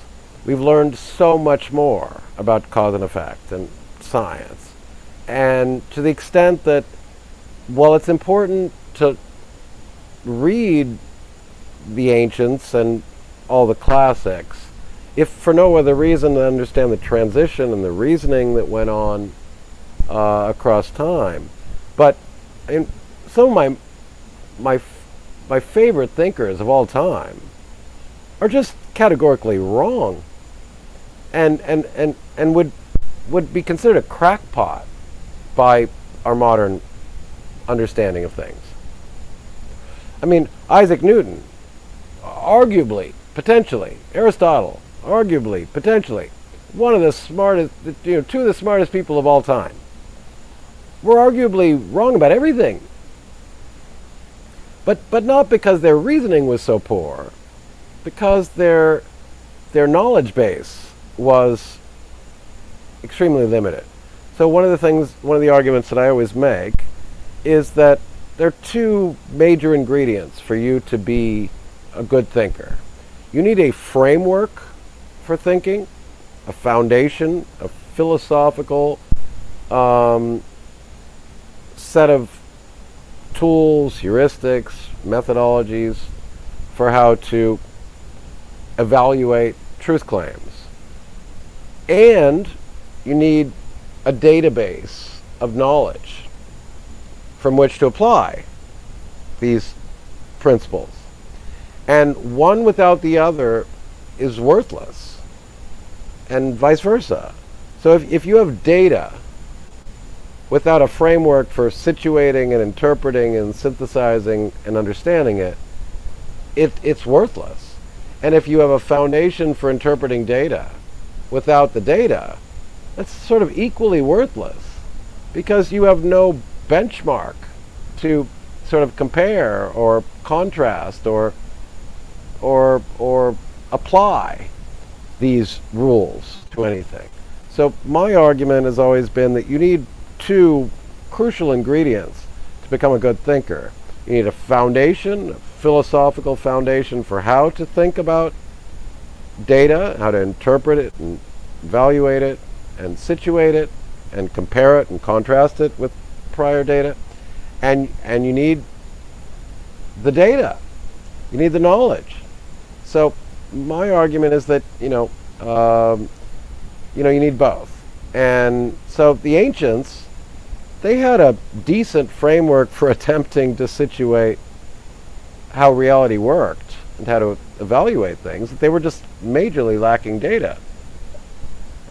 So Aristotle was just pretty much wrong about everything about the nature of reality. Isaac Newton, frickin' created calculus over summer vacation for Madeira. Invented optics out of nothing. One of the smartest dudes in history. And, he was an alchemist, and he believed in all sorts of spiritual, pseudoscience, superstitious nonsense, because he was a actor of his time. So, now, clearly, it wouldn't surprise me if in 500 years we're going to look back on our best thinkers of today and think Stephen Hawking was similar, or Peter Singer was similar, or something like that. But I still would argue that we are constrained by our limitations in available information at any point in time. And so you're still more likely, or arguably you should favor the best arguments and the best data of the day. And you're likely still going to be more right than those employing lower quality data and lower quality methods of evaluating it of the day. So we can be wrong about everything that we believe today, but we are likely to be less wrong than Aristotle, and you are certainly probably more likely to be right today than Bob the blogger who doesn't know a goddamn thing about anything. So this is where, unfortunately, as a probabilitarian, you're going with the best odds, with the best evidence you have at the moment. And so a lot of people use that argument to suggest that therefore we don't know anything. Because if you look back in the past, we were wrong. Therefore, we're probably wrong today. Therefore, nothing we can claim to know has any value. And I think that that's the wrong way of understanding things. I think I say it's like walking, right? You you can take a step because at some point you have to think, hey, if I step forward, there's going to be solid ground there. I mean, and if you trip once, I mean, that's, you can't say, okay, I can't ever walk again because I fell in a hole one time. Yeah, I tend to, you know, sort of maybe in contrast to Kuhn, but I think even Kuhn would probably agree with me, that knowledge for the most part is likely far more additive and accumulative, and it's not so the argument that's often used in this context is that Einstein improved upon Newton's laws of physics, but Newton's laws of physics still apply in most cases. It's just that Einstein improved upon Newton's understanding of you know, the laws of motion and gravity and things like that, because Newton was able to benefit from our modern understanding of greater distances and greater energies and our understanding of modern physics, so that he could understand that we have something like general relativity, where essentially gravity and time-space is curved as a function of the nearest large body of matter. But Newton's laws of physics are still almost all applicable for most of the phenomena that we engage with on planet Earth at smaller scales, at shorter distances, that are not impeded upon by the forces of gravity at greater distances, at greater forces, at greater speeds. So Newton was not wrong. He needed an update. So in that sense, it's a good example of how physics is more additive than sort of the just paradigm shift argument that maybe Kuhn might argue, that from time to time we just completely sort of throw away everything we've learned and replace it with something completely different. So I think that mostly knowledge is cumulative and additive, but you know, I'm sure that Kuhn is partially right, that there are certain times in history where we really do have to abandon, you know, I mean, the ancient Greeks believed in humors, you know, and everything was wasn't it the four humors, or the, you know, fire, earth, air, water, and spirit. Right, and these are just completely erroneous understandings of composition of matter and energy and how they work in reality. So that would be a perfect example of a Kuhnian paradigm shift. The humors was just wrong. There's no reason for anybody to refer to the humors anymore, or the ether, or the, you know, the other sort of, I forget what the word is, ethereal or ephemeral, I always confuse those two words, where just there's a sort of substance out there that's causative for disease or insanity or any number of different phenomena, that these things don't exist, and we were just wrong going down that pathway. So anyway, my point is simply that it's important to read the classics, but it's also always important to understand that, you know, modern knowledge is likely going to be just superior to older knowledge, and you know, and that cycle probably is increasing. So it's, you know, another example of that is someone like Freud or even Jung. You know, a lot of people love these people still to this day. Freud and Jung were probably wrong about everything, or mostly wrong about everything, and you know, but they made important contributions. So Freud, for example, his understanding that they were unconscious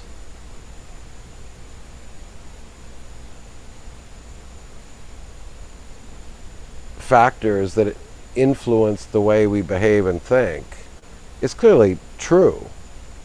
But his sort of Oedipus complex and, everything was this sort of, whatever, sort of primal, penal or clitoral influences of just our genitalia affecting our philosophy and psychology, was probably very naive and not very sophisticated. But so I just, it's always hard when you're trying to teach, why would you go back and read Plato and Socrates and Pyrrho and Seneca and Epicurus and, all the classics?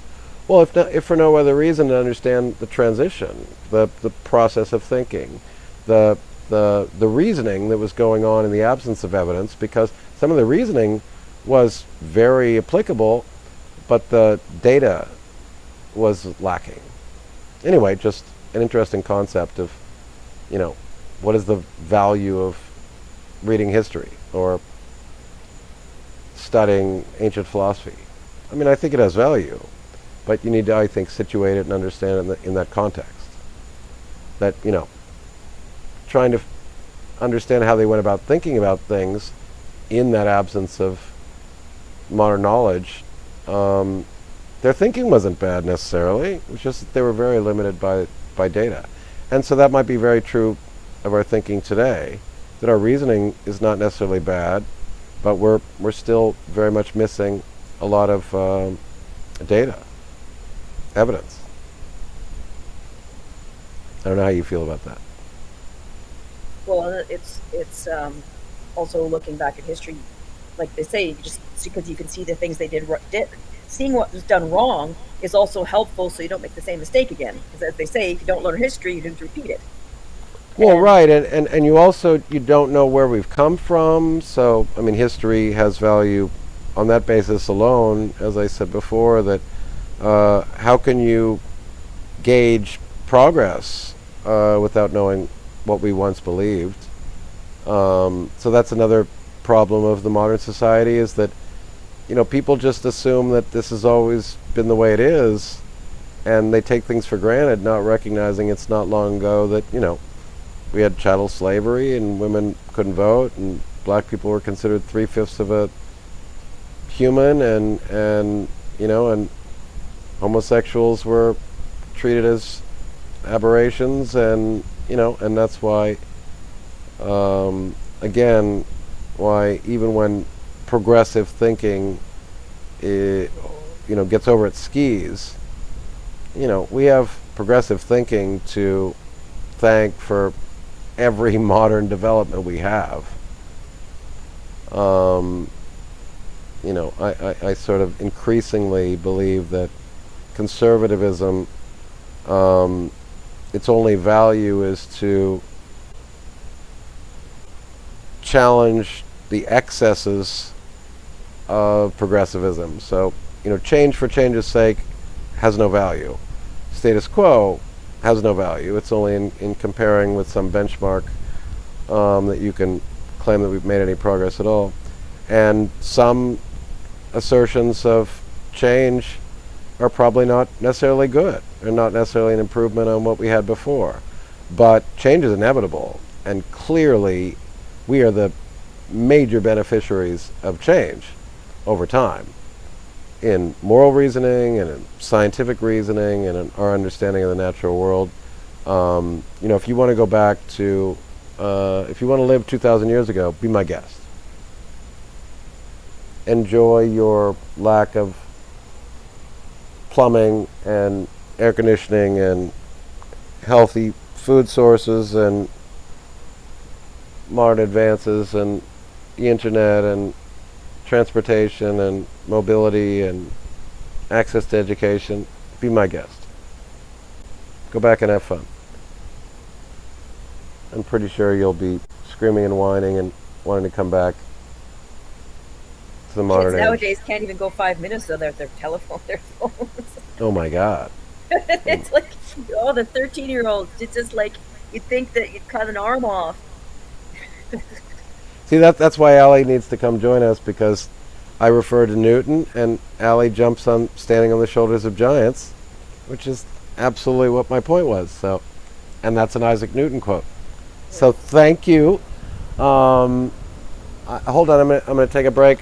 Larissa, please don't go anywhere, and then I'm gonna start bringing up some more definitions and ask you what your thoughts are on things like positivism and methodological naturalism and relativism and realism and anti-realism and all sorts of interesting stuff. I'll be right back.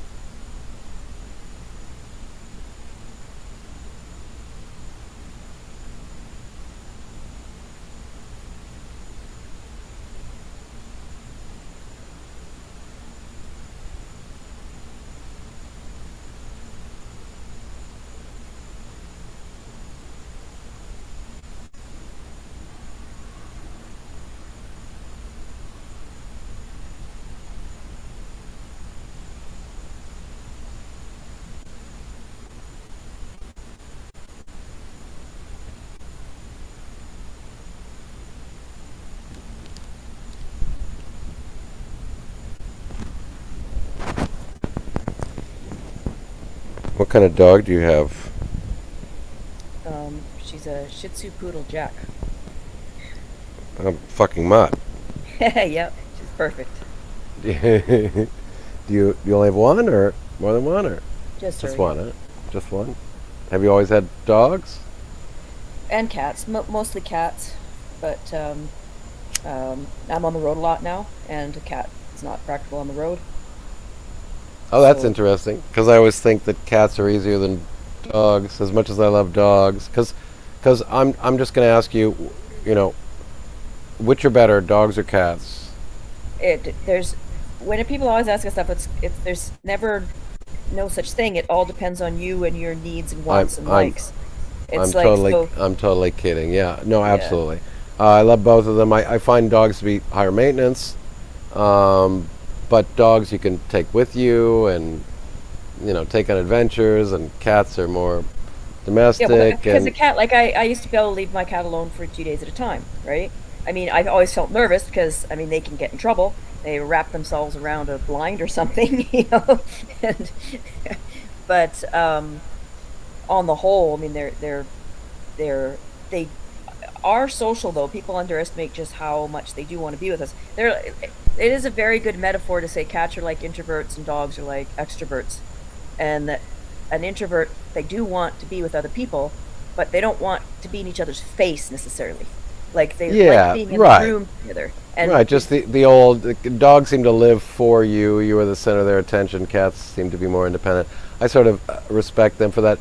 Somebody just finally informed me that Tech Death can't share a link because he's not a moderator. I believe I've just made him a moderator. So Tech Death, I don't know. Did you get your wrench? And if you did, feel free to... Yeah, okay, you got your wrench. Okay, so totally change of direction. We're going to play some Tech Death hippie music, and I won't get a strike unless, of course, he's going to fucking strike my ass, but I don't see why he would. It would seem silly. So let me play a link.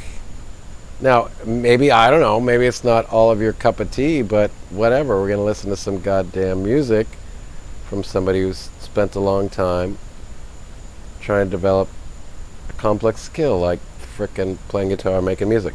Where the hell is the link? Okay.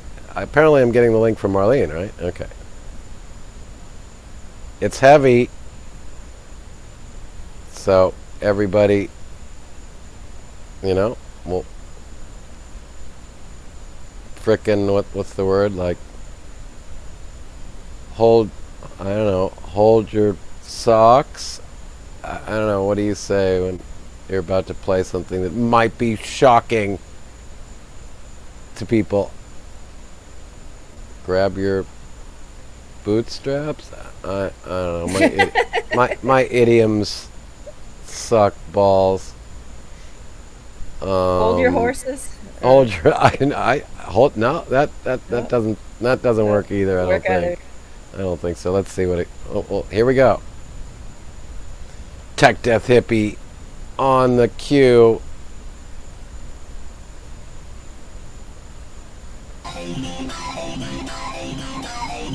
Oh, the talk box. Brace yourself. Sounds like a talk box to me. That's a good one. Brace yourself. Yeah, I like brace yourself.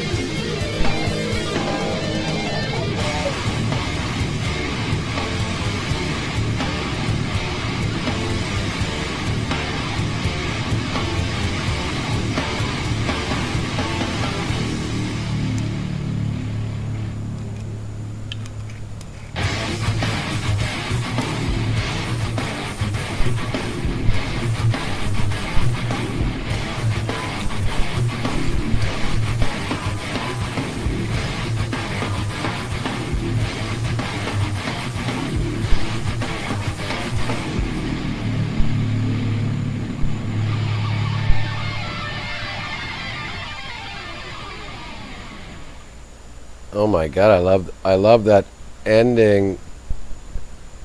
Tech Death, it reminds me of Tech Death, tell me you don't like Sales of Sharon, Uli John Roth.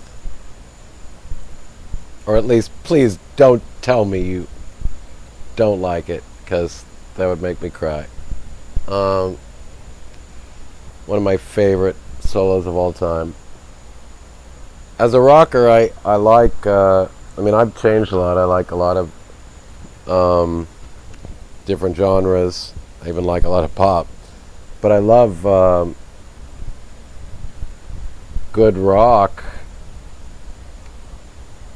You know, I don't know. There's some speed metal that sort of becomes just a bit too mechanical. Because I still like melody. But that I definitely felt some Uli John in there. And Michael Schenker. UFO.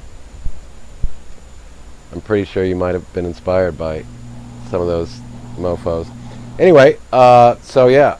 So proof that scientists don't need to be nerds. Actually, now I'm tempted to play,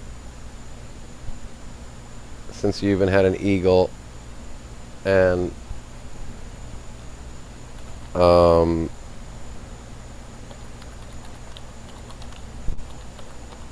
I've played this one before, but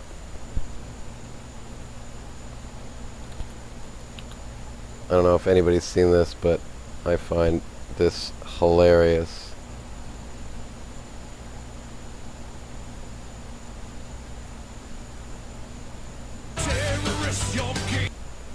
For those who haven't seen it. See, now we're getting into the funny stages of the show. I'm going to play one more short video, and then we're going to get back to the heady stuff. For any of you who haven't seen this, I find this frickin' hilarious.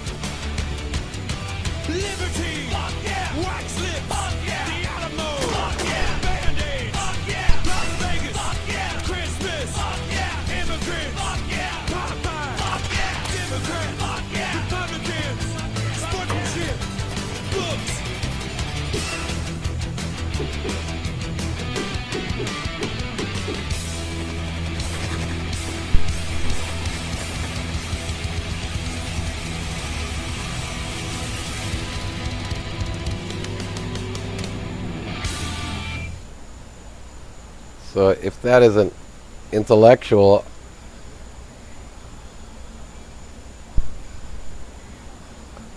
that's not intellectual, I don't know what is.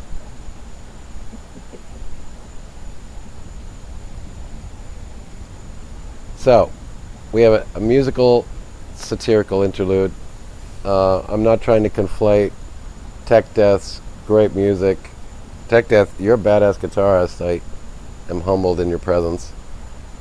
I'm at best a folk blues guitarist who's extremely mediocre. But I can sing. I can sing, or sort of. You're a badass. Keep on rocking. Okay, so I thought we'd maybe go to some definitions. I brought up metaphysics. Trying to see if I can get it in some sort of order. Okay, just some new vocabulary for you. Do you know what eudaimonia means? Well, that one I remember is that's the one. Yeah, the feeling of it's called the trying to remember the proper meaning, but it's like the good um, thing to uh, the goodness that you want to strive for, kind of thing. Like you're Yeah, I mean, it's essentially human well-being, human yeah, flourishing, yeah, human happiness. We yeah. can Like try to that's why I say yeah, the human goodness, like your parse social those. goodness you want to go for. Yeah, yeah, and just it's human flourishing is probably the Yeah, closest. It's a Greek yeah, word, doesn't have a direct translation, but the ancient Greeks were very much obsessed with that, and yeah, and most modern philosophy, and as I said, the distinction between the ancient philosophy and modern philosophy is very much they were very much attempting to do ontology, which is trying to figure out the nature of the world, nature of the situation we find ourselves in, what existence is all about, what it means, nature of things. But they were very much then consumed with virtue ethics, what we would refer to today as virtue ethics. So in moral philosophy today, we sort of talk about several different schools of moral philosophy, virtue ethics, which goes back to you know Plato and Aristotle and the ancient Greeks, and deontology, which is Kantian, sort of a belief in a inherent duty to a particular virtue or principle, and then sort of utilitarianism and consequentialism, and so in that sense, then there are still some competing moral philosophies out there. I don't know how you come down on in your moral philosophy. I can define them for you if you want, but do you see yourself as a virtue ethicist, as a well, it's something a I've thought about quite a bit because I remember when I took philosophy, I was actually, wanting to write a paper, thinking, okay, how do we assign value to something? And which I is axiology, which is what I was talking about earlier. Yeah, right, indeed. which I actually discovered. Okay, now I know why it's so difficult because it's such an individual thing and such an episodic thing. Like I talk about something like I was trying to myself formulate, well, how do I assign a value to something? And even just say something like a rat. I love rats as a pet, but I will also feed a rat to a snake because a snake needs to eat as well. And so, is a rat worth more than a snake because it's a mammal? And is that because I'm a mammal so I can relate more with it? But a snake is just as, why is a snake's life not on equal value to a rat's life? Because it's not a mammal like I am.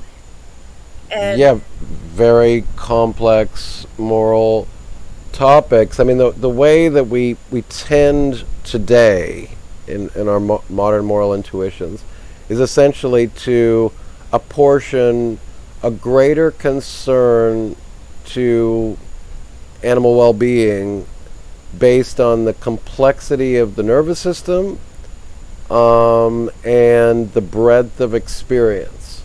So, for example, we tend to then argue that we should have more concern, more moral concern for a human animal as opposed to a cockroach, because our understanding, now we could be wrong, of course, about these things, but our modern understanding of ethics is that essentially a cockroach has a narrower breadth of experience and it has a less sophisticated nervous system, and we tend to consider that our moral intuitions should apportion higher to organisms that have more complex nervous systems, more complex brains, more complex experiences. They can suffer essentially more than others. Now, there are, of course, others that argue that, how can we make that judgment, or we could be wrong about that. Then there are people that literally go so far as to claim that, what about plants? Plants clearly have some sort of experience, even if we don't understand it. And people will say, broccoli screams when you cut it from the vine, and and that it's immoral to have this sort of hierarchy of moral intuitions.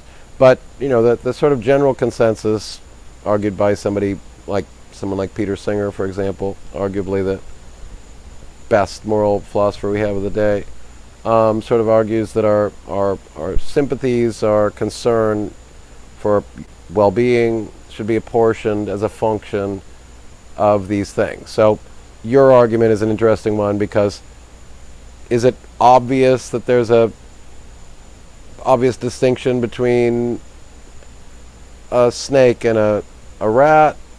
That one's not quite as obvious, I mean, I think the distinction between a rat, a cockroach, and a human is probably a little bit more obvious, but between a rat and a snake, not quite as obvious.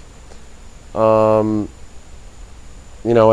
some people have gone so far in terms of moral philosophy as to argue that we should intervene in nature to prevent animals from killing other animals.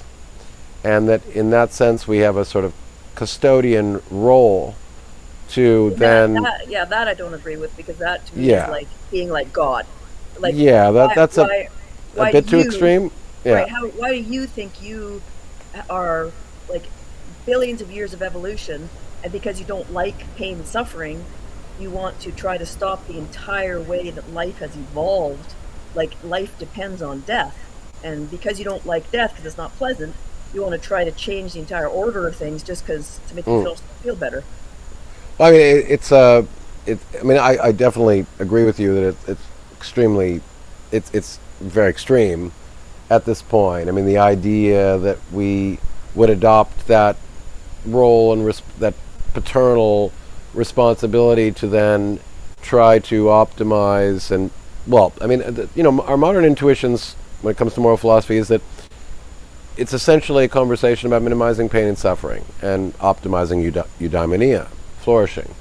So then some people take that argument to its extremes, that therefore we should prevent any sort of predation, and that we should take a custodian role because we can, and sort of alter the normal food chain process, and feed the rat maybe arguably synthetic sustenance that doesn't necessarily come from a living organism, and intervene to prevent a predator from doing what it evolved to do. I think that's too extreme, but these are certainly interesting questions. Certainly if we have the capacity to do it and it was no skin off our back, it's very interesting, the idea that we all increasingly, especially in the privileged West, we look at, there's some people, even in the East, there are Jains that wear cheesecloth on their face so that they don't ingest insects. So much they have a concern for the well-being of all living things. These are very interesting moral conversations. To the extent that modern technology could eliminate predation and allow all organisms to live out a natural life without predation, it's certainly an interesting topic. I agree with you. It sounds certainly extreme at this point. I don't think that we should be trying to take on that role. But long term, I don't know. It's interesting. Well, it could kind of be, what's the purpose then? Like, because that's one thing that organisms have evolved. Like, you'd have to change the entire genetic drive of every creature as well.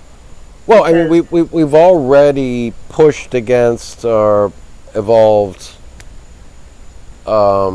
intuitions, So, we now look down upon something like adultery or something, and yet, in nature, certain species, it's perfectly natural for males to compete with each other to try to impregnate as many females as they can to get their genes. Well, and polyamory is still very much a thing, and it's becoming, starting to become actually kind of mainstream. Yeah, no, that's a whole other ball of wax. But yeah, I mean, there are these interesting philosophical conversations.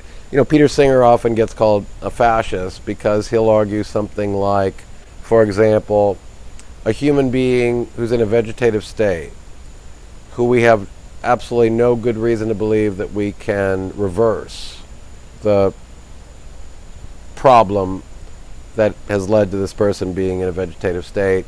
We have good reasons to believe that they're not necessarily conscious. They don't have an internal, conversation with themselves about their plight, although there is actually some evidence that maybe even people in a vegetative state are maybe conscious, and that's, of course, our worst nightmare.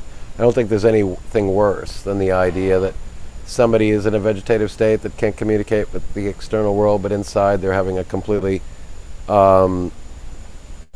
vivid and normal internal experience of just being trapped from the outside world.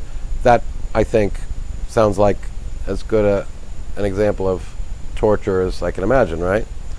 So sort of we hope that people in a vegetative state are not having a vivid conscious experience, and they're not just trapped inside a brain, a dead body that can't communicate with the outside world.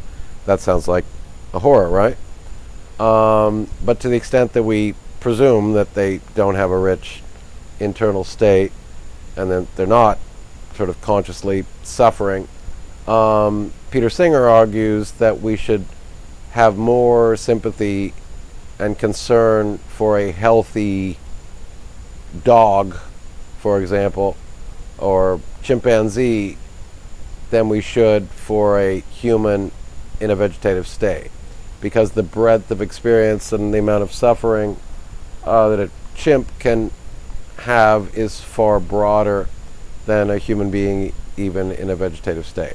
That's going to going to push against a lot of moral intuitions, certainly religious intuitions that believe in things like a soul and stuff like that. But I agree with him as well. But he's called a fascist and a eugenicist for these sorts of things, and I think that they're arguably, at the forefront of modern moral philosophy. And Peter Singer is very idealistic, I suppose, in the sense that he believes that and he does walk the walk.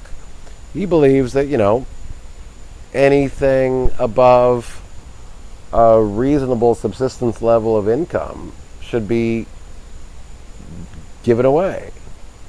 So he's clearly somebody that would suggest that anything above $100K a year should be donated. And now, of course, again, many moral intuitions are going to call that something like communism or naivete or some sort of misplaced utopian thinking or something. But yeah, anyway, interesting thoughts in moral philosophy, right? Well, the thing is I found that especially when it comes to topics like abortion, right? How you say, hey, it's just a clump of cells, and they're like, rah, it's just a clump of cells, rah! Right? Because they assign their value to it as a human, regardless of what state it's in, because it's a potential human. And then they'll give the argument of, you can tell it's murder because if someone gets an abortion, they feel bad. Well, I had a car that I loved, and someone I thought was my friend destroyed it. I feel more angry. It devastated me. I know the car isn't alive. I would never presume to say the car was alive. And I know the car is of no value to other people. But the reason it was so much value is because I valued it for what I could for the what it meant things to you. that I could do with it, right? Because then I could travel out into the backcountry. I could go on adventures. It gave me a sense of freedom. It gave me a sense of confidence, of safety. And so that's not because it was this soul thing. It's because it's what I placed in value of what it did for me. So that's the same thing with, that's what people do. They assign value judgments of how it feels to them, but they has to assign these like magical values to it as well.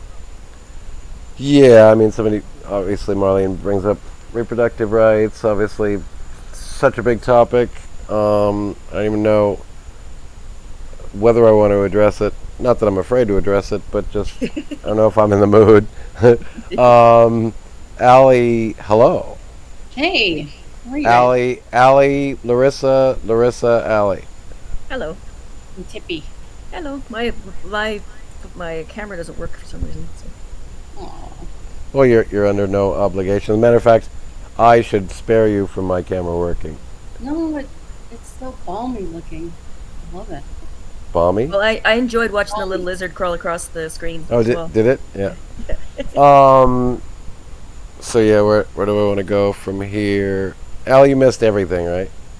I actually listened to the very beginning, probably the first hour and a half as I was driving to a family function. Hour and a half, I would say. You played a couple videos. Um, I don't think you had a guest up or anything yet, though. I did not.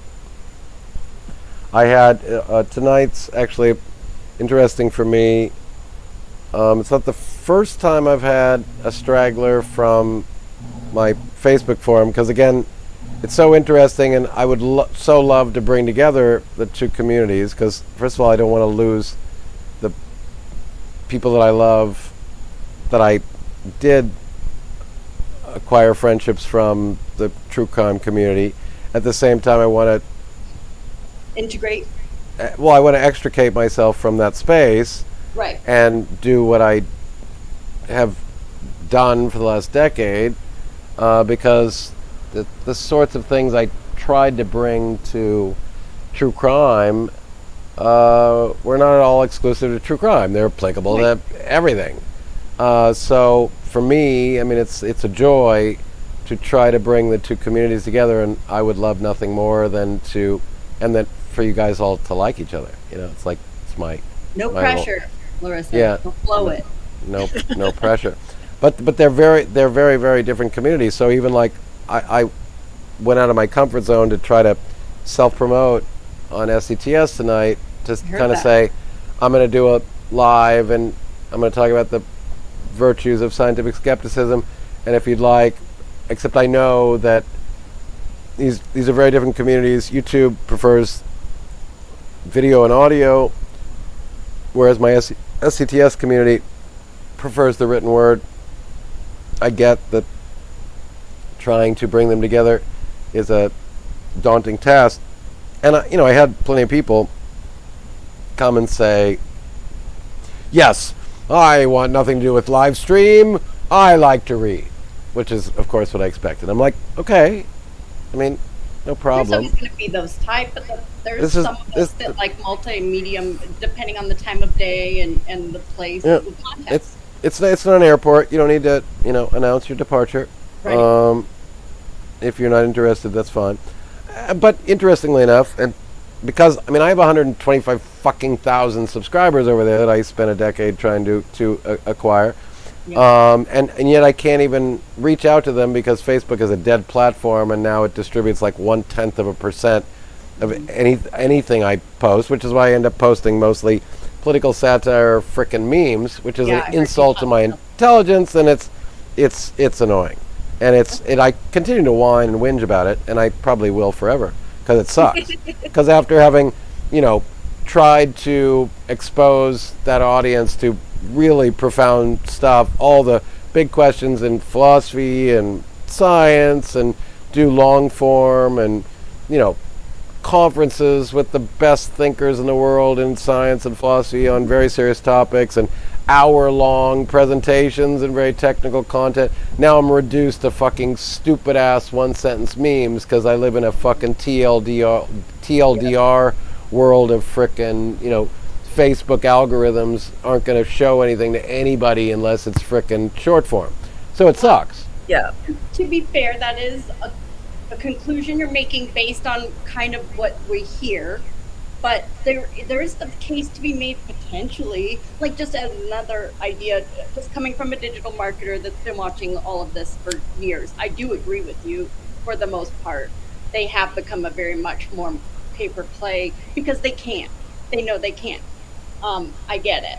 But, Yeah. you know, I have clients telling me these things all the time, you know, and I have to at least push back a little bit by saying it also does force you to have to figure out something next. And maybe your audience has evolved past what you were doing anyway, because you brought them on this journey. So maybe there's a next evolution for them anyway. Well, yeah. I mean, the other side of the coin, I suppose, is that given the reality of social media, I've then had to adapt. So Right. I was just knee jerk against memes as an insult to my intelligence and an insult to my audience's intelligence. And now I've recognized the value of a succinct, educational, short form message. And there is value in being able to quickly convey a really important message or principle. It's definitely a challenge. Well, see, even how music is presented, they had to change because the radio versus digital, they had to adapt. Because before, a radio would loop Right. every 20 minutes or whatever it was, and so people Right. would hit the songs. Whereas now they'll listen to the first 5 seconds of a song and judge whether they want to listen to it based on that. So now Indeed. songwriters even had to change how they write and how they No, sing. indeed. So first of all, you have sort of no choice but adapt or die, or give up. And of course, I've mostly given up. I mean, I don't do what I used to do. I used to be very serious, and now I mean, I have two instincts in me as a human being. I like to make people laugh, and I like to inspire people and make them think about stuff. And so I have a frustrated comedian in me somewhere. So if I can't teach people, I can make them laugh. And if I can kind of teach them and kind of make them laugh, then I've sort of had to adapt and just accept that it's the nature of things. So I've learned to embrace satire, short form and satire as a tool for education. And I still will argue to my deathbed that certain complex topics cannot be conveyed in short form. Right. It's the gateway drug almost to get people into richer, something like that. Maybe, something like that. Hoping to sort of titillate them and then get them to seek out. And then of course there's just stupid stuff like post a stupid meme, and then now a lot of Facebook channels are post a fucking stupid ass meme and then put in the comments section the link to long form. Right. Well, So even then things like psilocybin, right, or MDMA. People, if you talk about it, they'll just think, "Oh, druggies" or whatever. But you have a scientist gave an octopus MDMA and talked about how it loved everyone, and suddenly everyone went viral, right? Because I suppose the point at the end of the day is that it's adapt or die. If you want to have any impact, you have to accept the terms of the game, and then it's I can choose to drop out, or I can, like for example, already I don't have the motivation to do what I used to do. I used to do research for 4 hours a day and prepare a whole day's sequence of posts. I used to do physics one day, I used to do chemistry one day, I used to do biology one day, and then I post a 4-hour lecture, from frickin' brilliant motherfuckers. And now I have no motivation. There's absolutely no motivation for me to get up and do that sort of research. So I pop in to the extent that I'm willing to pop in. I'm not getting paid for it. Mm-hmm. I still care. I still want to inspire. It's just the way. You just can't help but give a shit, and it's frustrating. It's the way I'm built, and I've made the joke that I will continue to post until there's one subscriber, or I will still be posting when, even though my numbers say I have 125,000 subscribers, there's like one person that likes it and says like thank subscriber. You would just write about it. You would it would be running through your brain regardless. Is my thought. I mean, I want to tell myself I have more worth than fucking talking to the fucking ant on the ground. But yes, essentially, it's never been about money for me. I mean, I'd like to monetize, and I hope I get over myself and I get a little bit more ambitious. I hope we talk each other into it somehow. Yeah. Yeah, I would like to. I really would, and Allie, you're great for that, because I'd like you to talk me into it, because I think it deserves attention. I mean, today, for example, just as a joke, not really a joke, but sort of funny. I saw my brand. My brand is the Brain of At logo, science, critical thinking, and skepticism with the Brain of At. My girlfriend made that for me. She's my co-admin. That's my brand. That's my original content. It's my logo. It's my brand. Nobody has the right to that, right? I typed up scientific skepticism on Google to find a thumbnail for my video tonight. And I saw my fucking science, critical thinking, and skepticism fucking Brain of At logo. And I went, oh, cool. Google has crawled it, and it's on Google Images. And then I clicked on it. I thought that image would take me to my Facebook page with 125,000 subscribers. And it didn't. It took me to a podcast with a channel that's got a quarter of my following, and talking about science and skepticism, but they were using my fucking logo. And I'm not going to hate on them, because they probably found the logo somewhere and it didn't have an association, and so they don't feel like they're stealing my brand. Who knows? So I found them on Facebook, and I sent them a little message. I don't tend to do this sort of thing, but I did it anyway. I went, just a heads up, this is my logo and brand that I've been using for 10 years. Please take it down, or at least give me a shout out to my socials.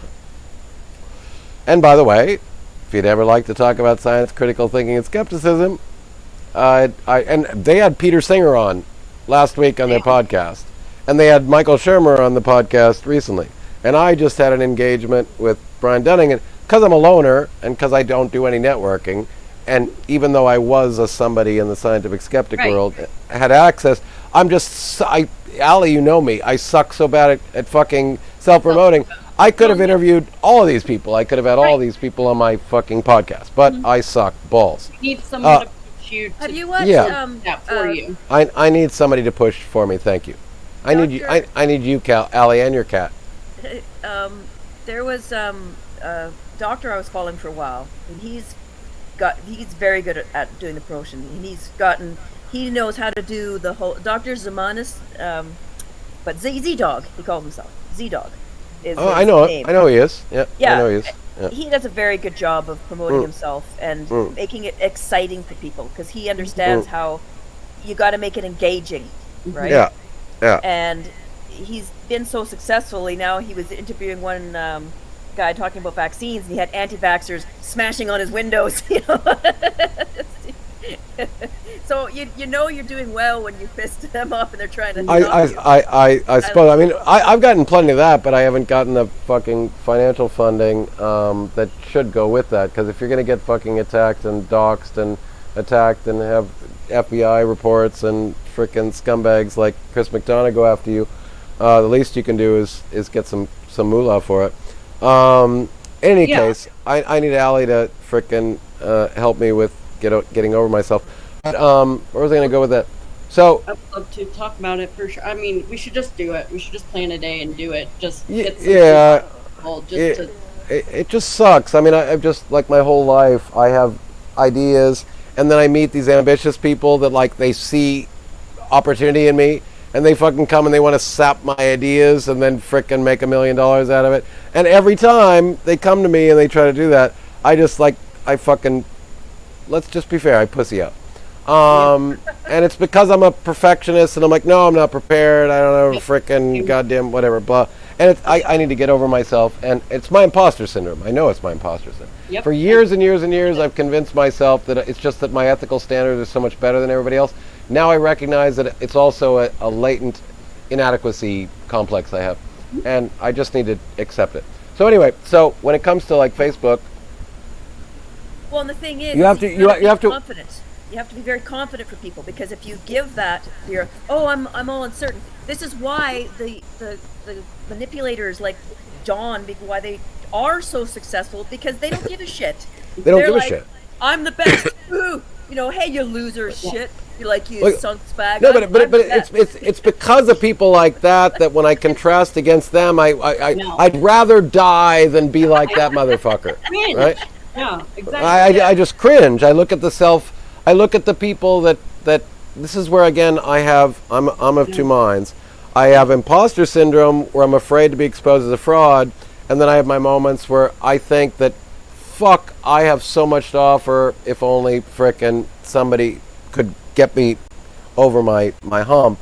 But then it makes it even worse when I see an asshole I know. who's like a fucking thousandth of my intellect, who has no fucking shame and just self-promotes like a motherfucker. And he's got, I have a guy, my SCTS page, I spawned, and I don't think this is hyperbole, hundreds of clone SCTS pages. Pages that were my original subscribers. They followed me every day. They read my original essays. They were totally inspired by my deep, profound thinking about science and philosophy and blah, blah. And then they frickin' learned all my arguments. They asked me questions every day. They commented on my page every day. And they fucking cloned my page. Basically, one page, one of the worst motherfuckers, a page called The Science Enthusiast. He now has 1 million subscribers. He frickin' was my original subscriber. He kissed my ass every day. He told me I was brilliant and I inspired him. He didn't know anything about science. He had no back. He was a disciple. He was a fucking disciple. Kissed my ass every day. Then he fucking created a page called Science, Skepticism, and Critical Thinking. Right. And used all my arguments and shared all my memes and used all of my arguments. I was flattered, but then he started using clickbait and what's called, I forget what it's called. Still not you.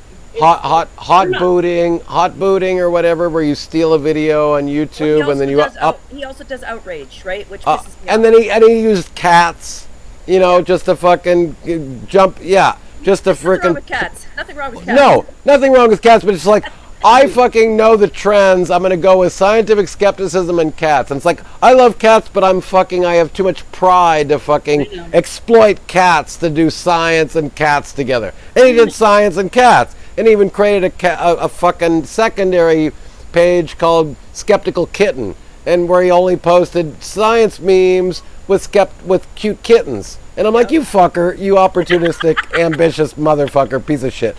And then he uploaded videos without giving credit onto Facebook, so they were native videos. It's called freebooting or something like that. It's totally unethical. Shit I can't do.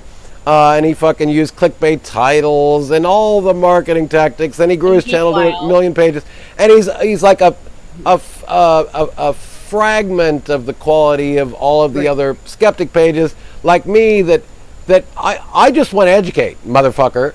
It's not about, for me, it's not about fucking growing my social media influence and frickin' making money, motherfucker. I just want to help the world become a smarter place, you dickhead. And you fucking exploited all this same shit. He's the I fucking love science of scientific skepticism. Right. Another channel that just exploited science education in order to make a fortune, and they used hyperbole and bullshit bad science and hyperbolic titles and the same thing. You have to talk about boobs and penises. Well, exactly. People are obsessed with boobs and penises. I've made that joke. I literally have run experiments on SCTS where I've said, here's a post of big tits. This is I'm going to test this to see if this gets more Facebook distribution. So I'm gonna in my caption I'm gonna type science and philosophy, and I posted one with let me see if I can find it. You guys might get a kick out of it.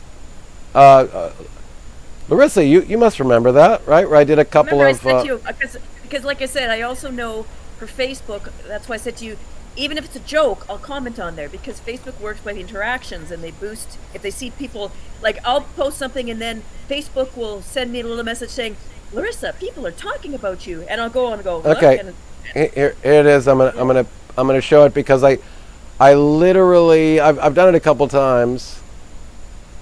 Fucking shit about you. Where I've basically done some experiments.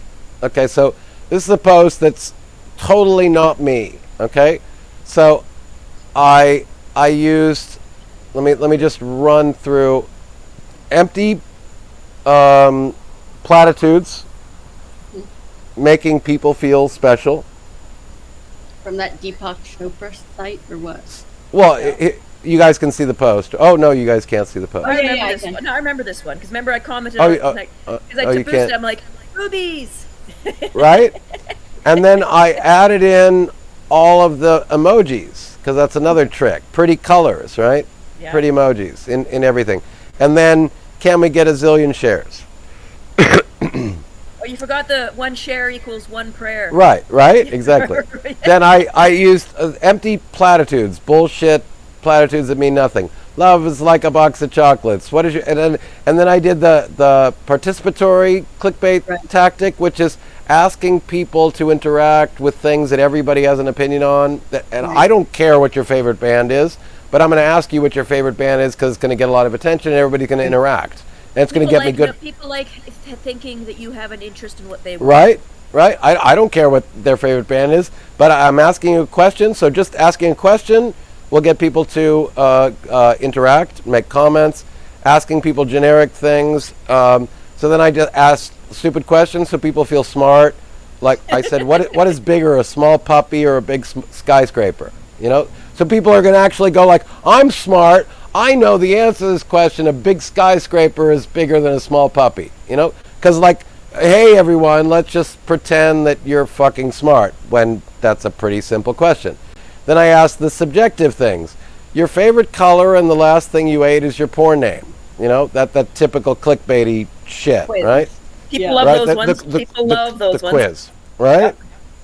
Again, I reiterated with all the emojis, can we get a gazillion shares? Then I asked again another stupid question for everybody to interact with. Who would win in a fight between Godzilla and Superman?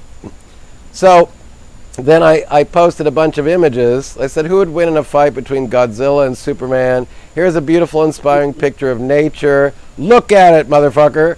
Here's a celebrity power couple. Look at how happy they are. A picture of emojis. Look at all those damn cute emojis.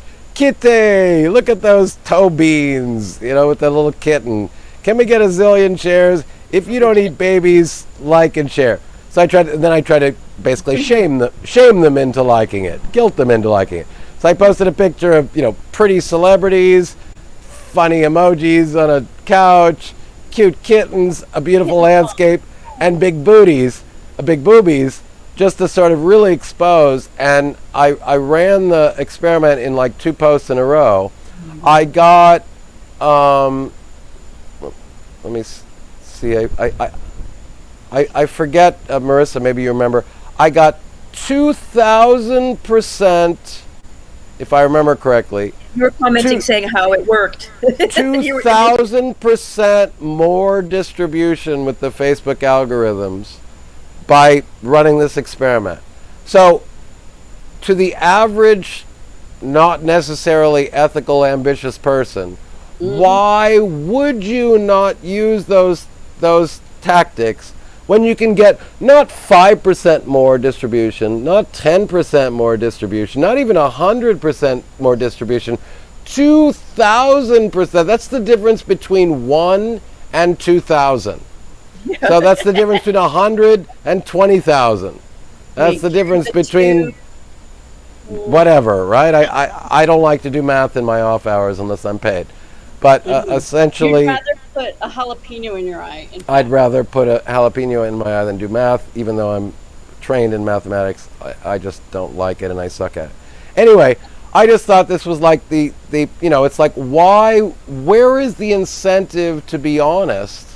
And this, again, I'm going to go back to my previous incarnation in terms of the true crime space. Why wouldn't you use those tactics? Why wouldn't you make a thumbnail with that picture where you go, and then you outline yourself and you point, and then you put a picture of several potential criminals, and then you go, oh my God, and then you ask a question on the thumbnail. You said, is this person guilty? I don't know. Are they? I want to know from you, as opposed, what do you think?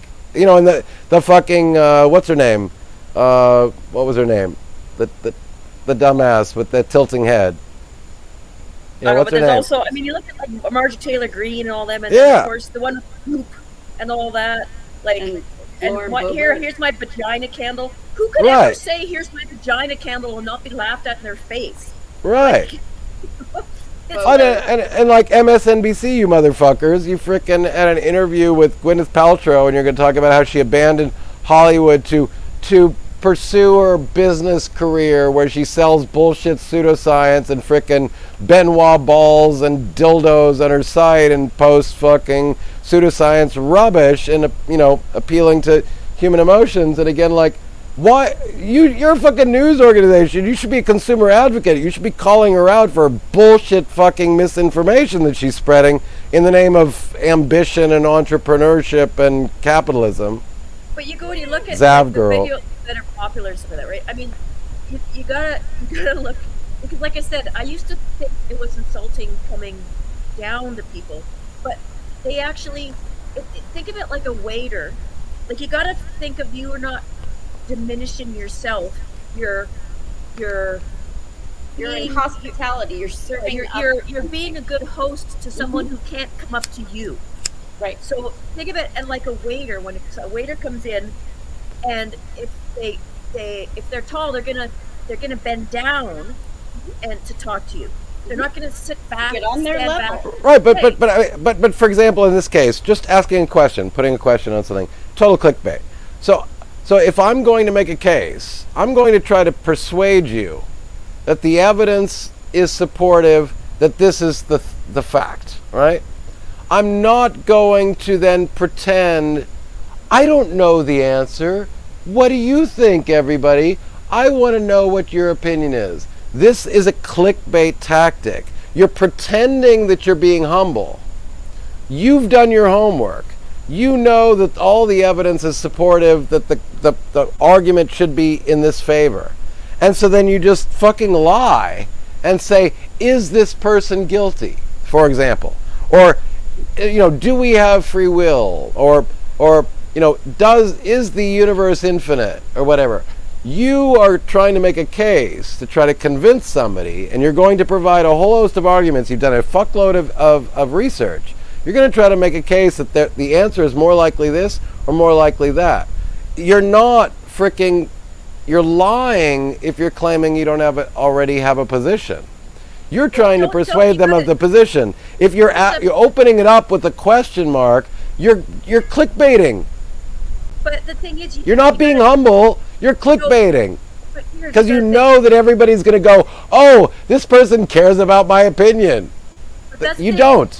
Remember, psychology is a science, and the thing is I'm not a dog. I don't sniff dogs' butts, but I always give this analogy.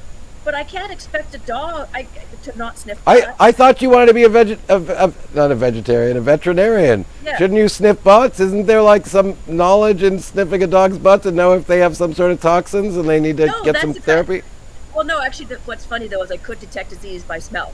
Yeah. So, but don't you need another dog to smell a dog's butt to know? Because exactly. That's my point.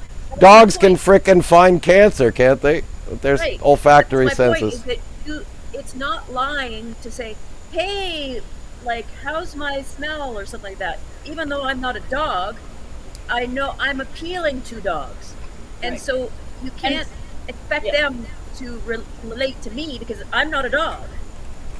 I have along those lines, how does it go in school typically? We know the teacher knows the answer, but what do? They ask you for the answer.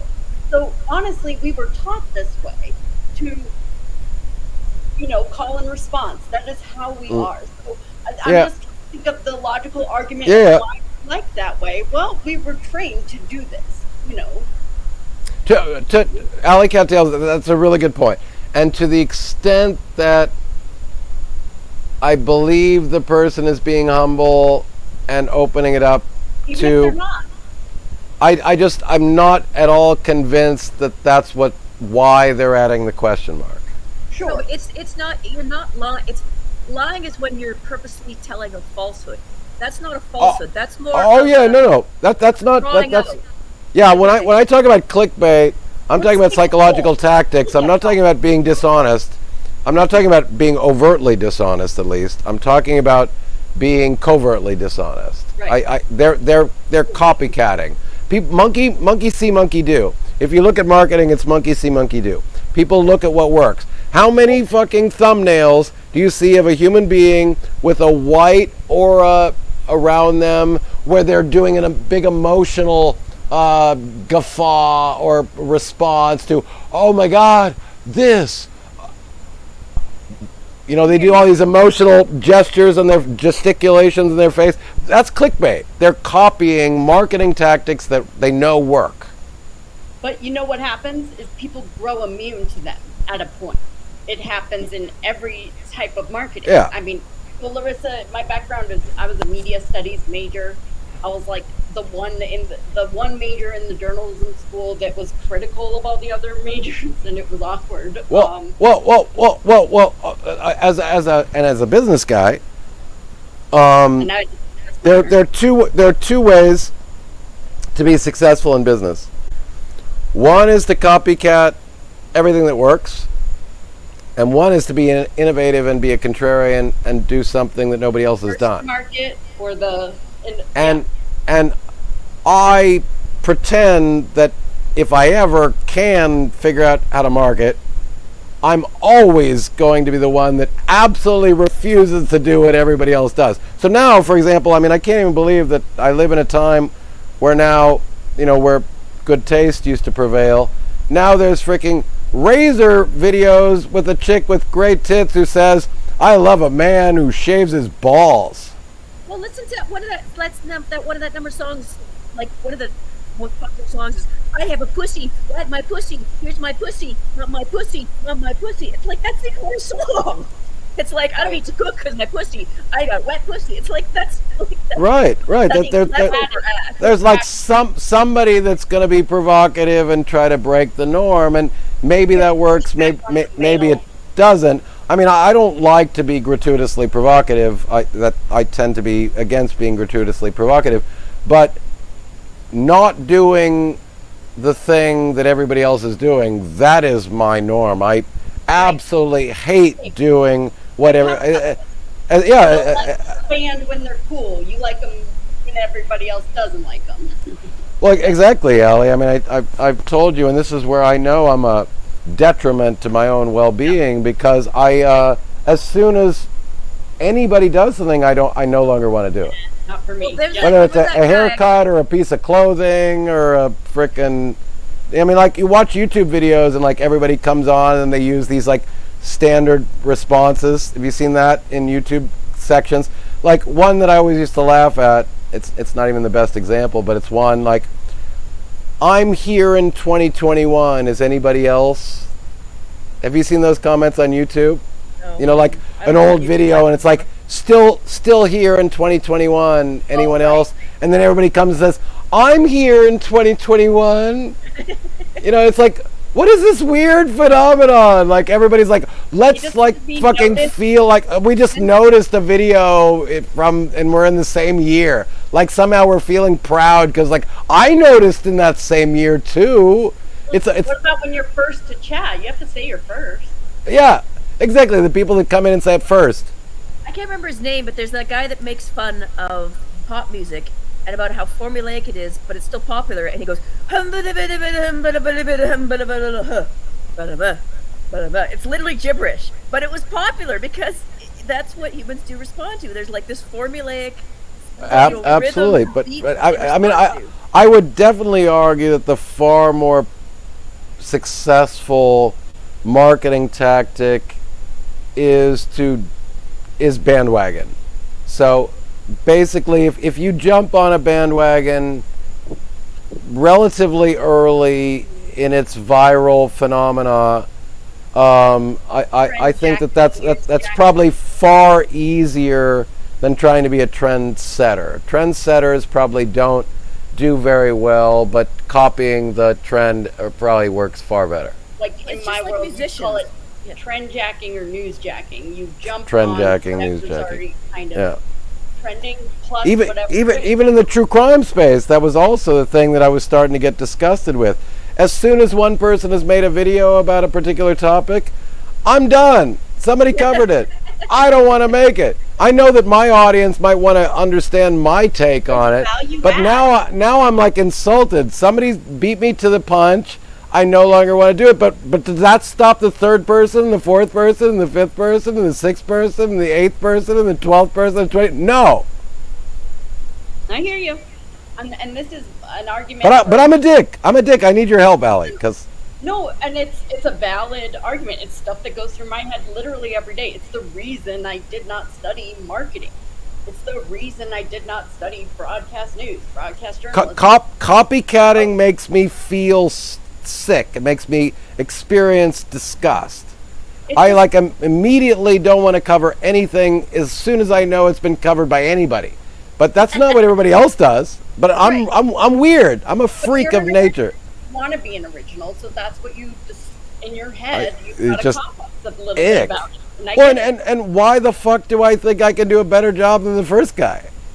Well, probably because you can, but not everybody can. Well, maybe, but I just go like, whatever, it's Not covered. better, it's different. It's your perspective. And Yeah, if it's whatever. bad from your perspective. So this is where I suddenly just go bandwagon, copycat, I'm a dick. I know. I mean, it's just and like that's what my brain does. That's Well, what how you're talking now, people like that. People like originality. They like honesty like that, and Right. you being who you're going to be. Like, this is interesting right now. This is No, but amazing. that's why like fucking Josh from the lab, that dickhead. I'm gonna go back to fucking the true crime space. You're not gonna relate, Larissa, but it was just this dickhead who fucking got absolutely exposed for being a plagiarist. His whole claim to fame was he writes original content and he's frickin' an original thinker. And then we just exposed him for fucking just stealing fucking word for word verbatim scripts from other articles and then selling it as his own original content. And he claims he's a writer and he's original. It's like nothing I've ever written. I've written hundreds and hundreds and hundreds of original essays. I never take my inspiration from anything. It's completely off the top of my head, whimsically, on the spur of the moment. I would feel insulted if I frickin' read somebody else's work and then I tried to doctor it to make it look like original. It's like it would be an insult to my frickin' integrity. But millions of people think that plagiarism is okay. And then he got called out for plagiarism, and then he came up with some bullshit excuse, and I'm like, dude, plagiarism is one of the most disgusting things in the universe. You want to hear something that's really disgusting? Is I've been getting ads for a program to download that says that you can allow ChatGPT to write your essay, and then it will change the words to make it look like your own. And they're they're not even hiding it anymore. They're literally say this app will make you so you're not detected for plagiarism. And I was so disgusted by that it's like that's where we're at. And that's the one thing that's one of the criticisms is AI, is that you can ask AI a question, then just change some words, and here's my original content. You didn't. Do that. Oh my God, that like it just viscerally makes me want to throw up. And well, there's another guy I like, Jim Wright. I don't know if you've heard of him. He's a political commentary. Yeah, I know he is. Yeah, well, he complains about the same thing all the time. Like, he writes and spends all the time writing stuff up, and then his stuff gets constantly stolen. Oh yeah. Like, Occupy Democrats is a big one for that. Yeah, they suck balls. Yeah. That's why I say I'm apartisan. I would Yeah. never share anything. I mean, I am so careful if I share anything on SCTS. I share stuff from like AP and Reuters. And sometimes if I want to go against the right, I'll share something from the right that goes against the right. If I want to share something against the left, I'll share something from the left that goes from the left, because I would never want to be caught sharing something from the left going after the right, or something from the right going after the left, because that's going to have the appearance of bias. So I go out of my way to not there's a million on the left that I won't share. The one you just said, 98% Democrats, Vox. Yeah, there's a few of them. You know, that are really bad. there's many on the left that I would never ever share. It's not intellectual content. It's totally biased content. I In have the a same friend, yeah. in the same way that fucking PragerU and frickin' what's Shapiro's Wire and Candace Owens and Louder with Crowder. I never share these crap sites. These are fucking crap biased bullshit. Well, I have a friend who basically literally went insane. He's on serious meds now because he got sucked in by these far left extremist sites. And he started, he was already prone to conspiracy theories and easily being led to, off-topic things. And he got suckered into these sites, and then one time he said to me, "Larissa, you have to pick a side. You must pick a side." And it's like, no, I do not need to pick a side. That's a false dichotomy. Again, there's no, Black and white that's a, fallacy. yeah, it's like nobody on either side is right or wrong. They each have points. It's not sides. They're arguments. Arguments are good or they're bad. I've Right. seen arguments on the right that are good. I'm going to support They him. have I've seen merit arguments as on the well. left that are good. I'm going to support him. But I try as best I can to avoid any semblance of impropriety and bias, and that in this day and age, it's almost impossible. I mean, frickin' AP and Reuters, about as fucking unbiased as you can get. Somebody's gonna call that bias bullshit, and it's just like, really, dude? AP and frickin' Reuters? I mean, I can't get any fucking straighter than that. Yeah, And so it's like this is what post-truth means. Post-truth means that anything that somebody disagrees with, they can just throw the biased fake news claim at you, and so then we can't have a conversation about anything because no facts are objective unless they come from your camp. That's what post-truth means. Post-truth means truth is determined by if it comes from your camp. And that's just tribal bullshit. That's just dogmatism. yeah, exactly. And it's becoming so entrenched. It's just, and the thing is because I don't do tribal bullshit, right? But unfortunately you will lose friends that way because Oh well, yeah, that's the other problem is that the other aspect of tribalism is then if you don't toe the line with your tribe, they'll turn on you and attack you like you're the enemy. That's why I hate tribalism so much. I'm far more likely to be associated with the left than the right. I mean, it's just like if you look at everything I've written about in my whole life, I believe that reality has a liberal bias. But I don't consider myself a Democrat. I'm not pro-Biden. I don't consider myself an American partisan at all. I just think that the evidence tends to skew a bit left. That doesn't mean I don't think that there's some arguments on the right that are better than some on the left. I mean, if you want the best criticism of the left, look to the right. If you want the best criticism of the right, look to the left. You're very unlikely to find them on the same side. But I've been bullied and attacked far more by the left. they are. So and mobbed. I have far more reason to be antagonistic towards the left because when you go after the left, if you don't toe the party line, they're nastier. Well, the thing is years ago, I would have considered myself totally. I would have said, yeah, I'm a left person, right? But as I started I was very fawning when I was younger as well, and then I started to develop. Okay, I'm a major fawner. I'm just doing everything because it's what everyone says I should do. I've got to start learning. Okay, I got to learn who I am, what my interest. You conformist motherfucker, you. Yeah, Getting and on that. but as soon as I started to heal from my past traumas and become a person myself, holy shit, did those same people become the most vicious, mean, intolerant assholes. Exactly. Which makes it harder for people to be independent thinkers, because at least they have camaraderie if they stay and toe the party lines in their tribes. Which is why I've always said, as a skeptic, first, challenge your own ideas. Second, challenge the ideas of your tribes.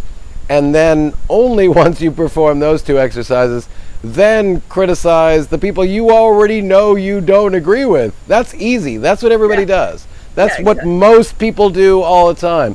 So very few of us begin with, like the other sort of principle I've tried to apply is, don't presume, don't ask yourself if you're wrong. Sort of presume you're wrong, and then try to figure out the possible reasons for how you're wrong, and then look to your tribe, and it's just, that's contrary to what most people do. The exercise most people do, welcome back, Allie, the exercise most people do is just to attack the tribe that they already don't agree with on everything else, and that's easy. That's not skepticism. That's not critical thinking. That's just tribalism. It's very, very hard to overcome that.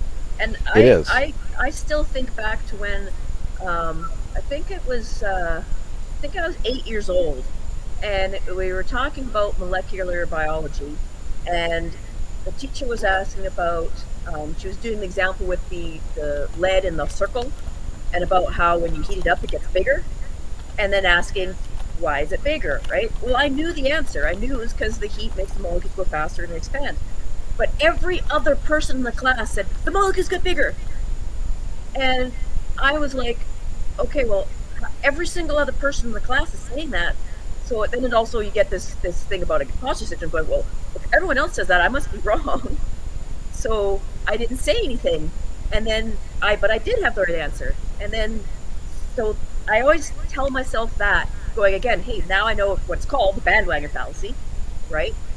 But it's really, really hard for the single. It's really, really, really hard. Well, what ends up happening is that, and this is where I always say, and this is increasingly the case, I actually wrote an essay yesterday on YouTube, which was very, very honest about how I'm going through some hard times in my mind, and then I just sort of ended it with, we don't always have to pretend that we're perfect, and then I deleted it.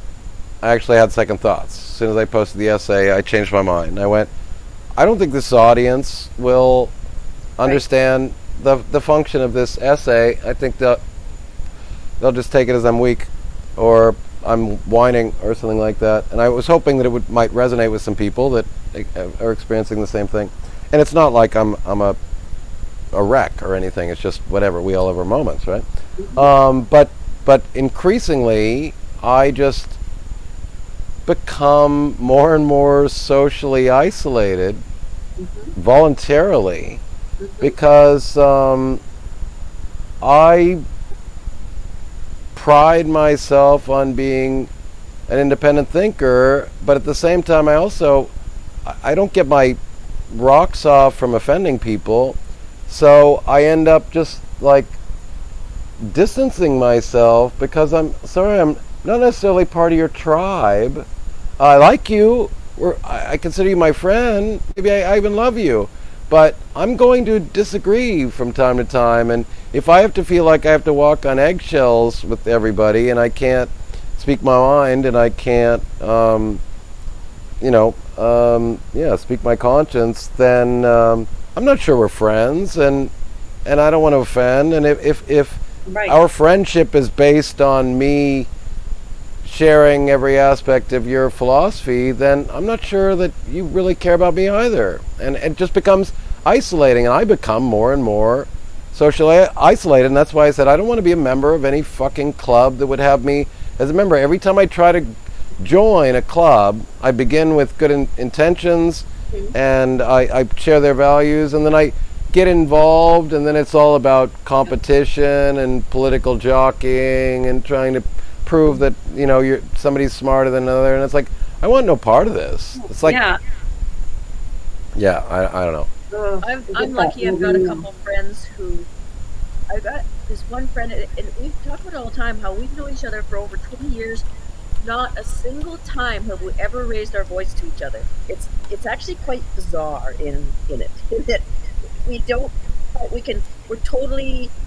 He can say things that'll be like goofy or and I'm totally fine with it. And we can say what we want and talk about what we want. He's the one also has the Chinese guy on there, and we talk about, like I said, we can talk about China and openly talk about, hey, do they think their system better? They think that your democracy, they don't like your democracy. What do you think of this? We can actually talk about it without me going, you stupid commie.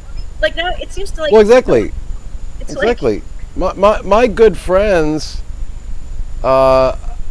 respect and appreciate when I have a different opinion, and then we talk about it.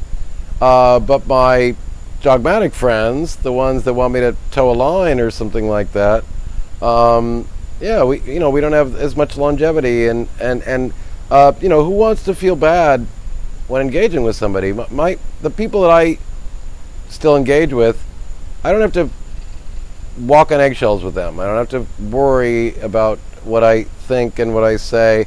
They don't think I'm an immoral demon. And so if I disagree, they're like, oh, that's interesting. I really like you, and you have a difference of opinion. That's interesting. This is an interesting topic for discussion. And that's increasingly becoming more and more problematic because, clanism, groupism, tribalism, whichever term you want to use, is becoming more and more acute. So it's kind of like, whose side are you on? Yeah, like I said, or there's some trauma that they have not healed. There could be just some issues with their own. You don't know, actually. Well, the thing is tribalism maybe, but I do blame a lot of the extremist right coming about because of the extremist left, because of the reactants, right? Because you get people like, how we're getting this reaction against wokeism and all that, right? And then you get the left going, you're a stupid idiot, wokeism, you don't even know what wokeism is, right? Mm-hmm. And it's like, even if they don't know what wokeism is, they do know that they have people come up to them going, you stupid male, white racist, you suck, you're a privileged fucking asshole, you deserve to die. And they haven't even met this person. It's simply because they're white. Indeed. I mean, yeah, exactly. And that's why I always say that, left sort of scares me more than the right. Well, how do I want to say it? Socially, I find the left a bit more mobby, but the right has far more political power. So the way that I distinguish between the left and the right is that the fascist right has massive political power and massive money. I don't find that the authoritarian left has nearly as much power. They're not as good at it. Well, no, they're not as good at it. One of the things I said that the right is much stronger about, Trump is kind of wrecking this, but before Trump, one of the great strengths of the right was they were generally much more cohesive with each other. Yeah, they're more cohesive, indeed. Right. Indeed. They generally were able to agree to disagree. And loyal. Yeah, right. Indeed. Whereas the left, like I said, with my friends... It's herding cats, right. as the old line. Exactly. Makes sense when you think about their ideologies. Well, that's why I always like to say, I think the left is far better at policing the left, the excesses of the left, than the right is about policing the excesses of the right. That would be my personal opinion. And now I'm going to frickin' stroke my own feathers, Marlene, and to those from the old world. When I first came to YouTube to go after the bad actors in true crime, I said frickin' Ernie and Benny would both be in jail. I think my call on that has been confirmed. Every fucking bad actor that I called out from the very beginning, none of them have shown themselves to be good actors. I'm pretty sure that my record of calling out bad actors has been spotless. I'm pretty sure that nobody can point to somebody that I called a bad actor who I was wrong about. Were there And any? I'd like to believe that that's because my acute sense of grifters and scumbags and dickheads from years and years of scientific skepticism is pretty damn good. And I haven't really been wrong about any of them. I'm just saying, were there any real shockers? Like, because someone like me, I'm not going to make a channel and say the stuff, but I mean, those were kind of obvious ones. Those two. Well, I mean, it's like whatever. Doug, Chris McDonough, Josh, frickin' Benny. These were my original targets. They're whatever. Pretty egregious. For someone like me. Tiffany Marie, AB, AV Watchman, frickin' Nita Dollar, frickin' what is that other idiot conspiracy theorist? I can't even remember his name. Ziggy, all of them. I mean, you're right that for me they were fairly easy pickings. But the amount of people that continued to give these people street cred, that still gave Benny a free ride, that still tried to see the good in CM and Josh and Doug, and that they were making improvements. I went, you're frickin', these are 45-year-old people that have been dregs their whole life, and I'm all about whatever, giving a second chance and giving the benefit of the doubt, but these are people that there are no reason, they've given you no reason to believe that any of them are legit good faith actors, and yet everybody continued to fucking buy into them, and then they'd give them platforms, and then they'd allow them to go up there and then treat them like, well, they're right on this particular, whatever, a fucking broken clock can be right twice a day. So, these were scumbag, grifter, bad actors from the get-go, and everybody should have known it, and it scares me that they didn't know that. I totally hear you, and I give you credit for coming into this cold and reading the room accurately for the most part. As far as I know, I would totally give you credit for all of those. I'm like a hopeless idealist. It's the worst. And if I'm annoying. No, and we need you. But like the way I see it, just from studying media and being in this space since 2018 and watching this weirdness happen. So Larissa, I never liked true crime in my life. I love though media and culture and media effect on culture and vice versa. And it was always so interesting to me, this new like potentially small media. I haven't micro actually media. watched it. So that you're suggesting I should watch this true crime stuff? No, you shouldn't. No, I'm not. I'm just saying. I'm just trying to give you a little background on for me. I haven't been all in on this either. It's just been fascinating to me as like case studies. Yeah, well, for me, exactly. For me, it was a sociology experiment. That's why I came into it. Larissa, for your information, I try to not get in the weeds with rubbish, but it was very fascinating because, first of all, it's very consequential because, and near to my heart in the sense that as a humanist and as a victims, as a scientific skeptic, I am a consumer's advocate. I'm a humanist, therefore I'm a victim's advocate. They're one and the same. I don't like it when innocent people get exploited, and the prevalence of predatory grifters coming into this space and predating on innocent victims and doxing and swatting and accusing them of murder and pedophilia and all that just absolutely offended me to the core, and I sort of couldn't control and then there were powerful people, ex-cops with street cred, with histories, up there pretending to be, moral advocates for victims and children. It just it offended me to my core, and I felt like I had the chops and I could take them down, and I did my best. An ex-cop who had a huge following on YouTube. For me, that was the what the fuck moment, to be honest, when Chris McDonough went so far as to outright accuse someone on Twitter of being the number one, like, You want in the world. I have some information I'll share from you anonymously. I've been contacted. The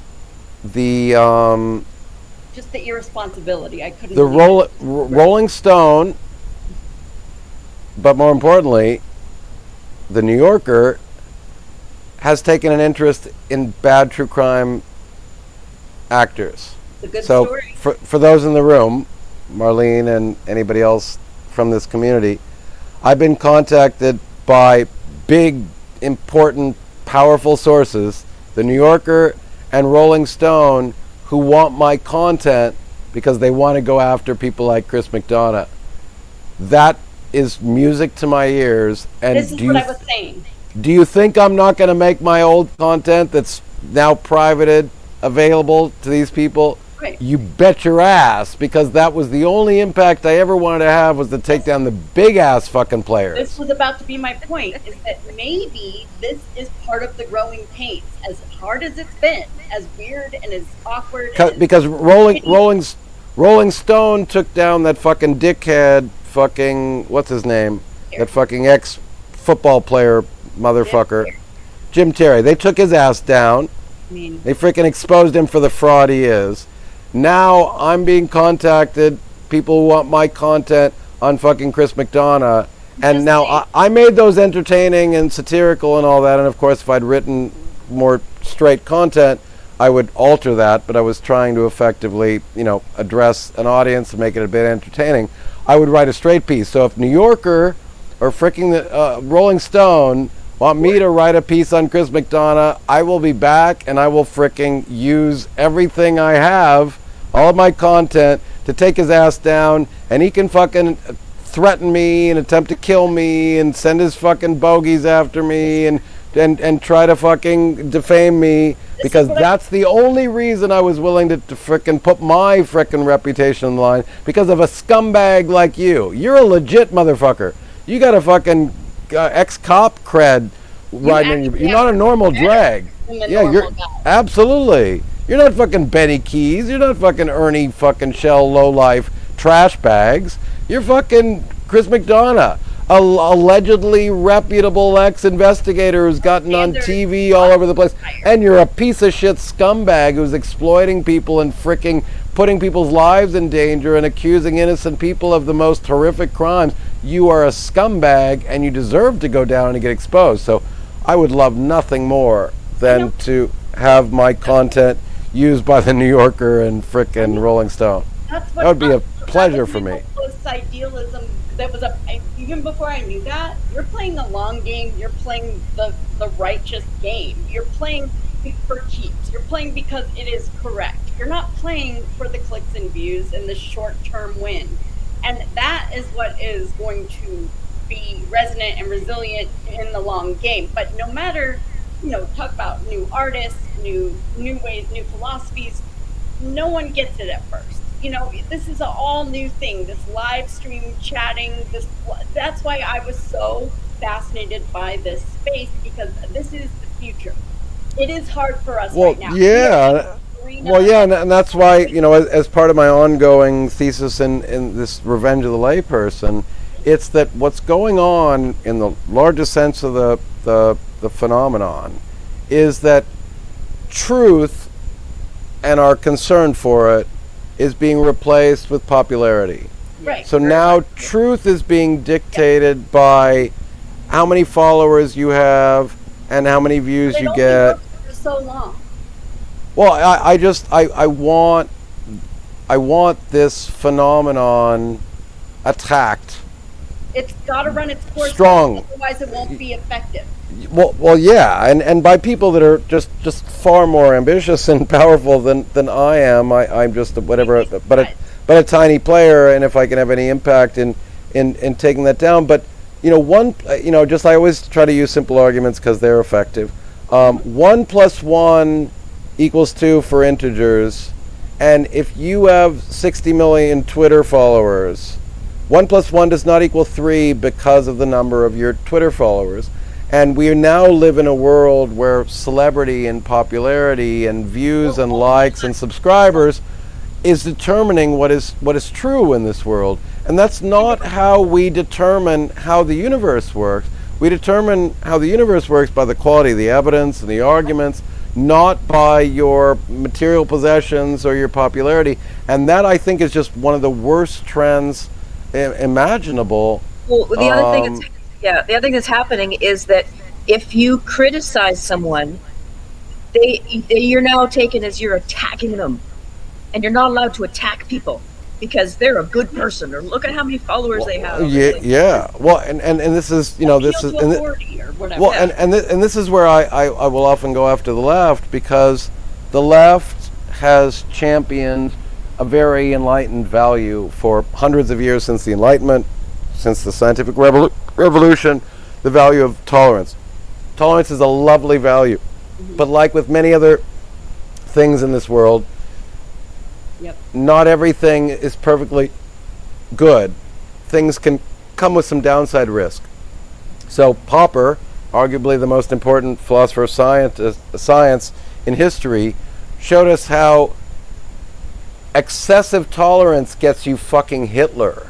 It's false equivalency on some things, and it's not true. You need to be able to stand up and say, tolerance is a wonderful value, we should promote it. I'm all about tolerance. Promote tolerance to some extent, where then excessive tolerance of all ideas essentially leads inevitably to intolerance.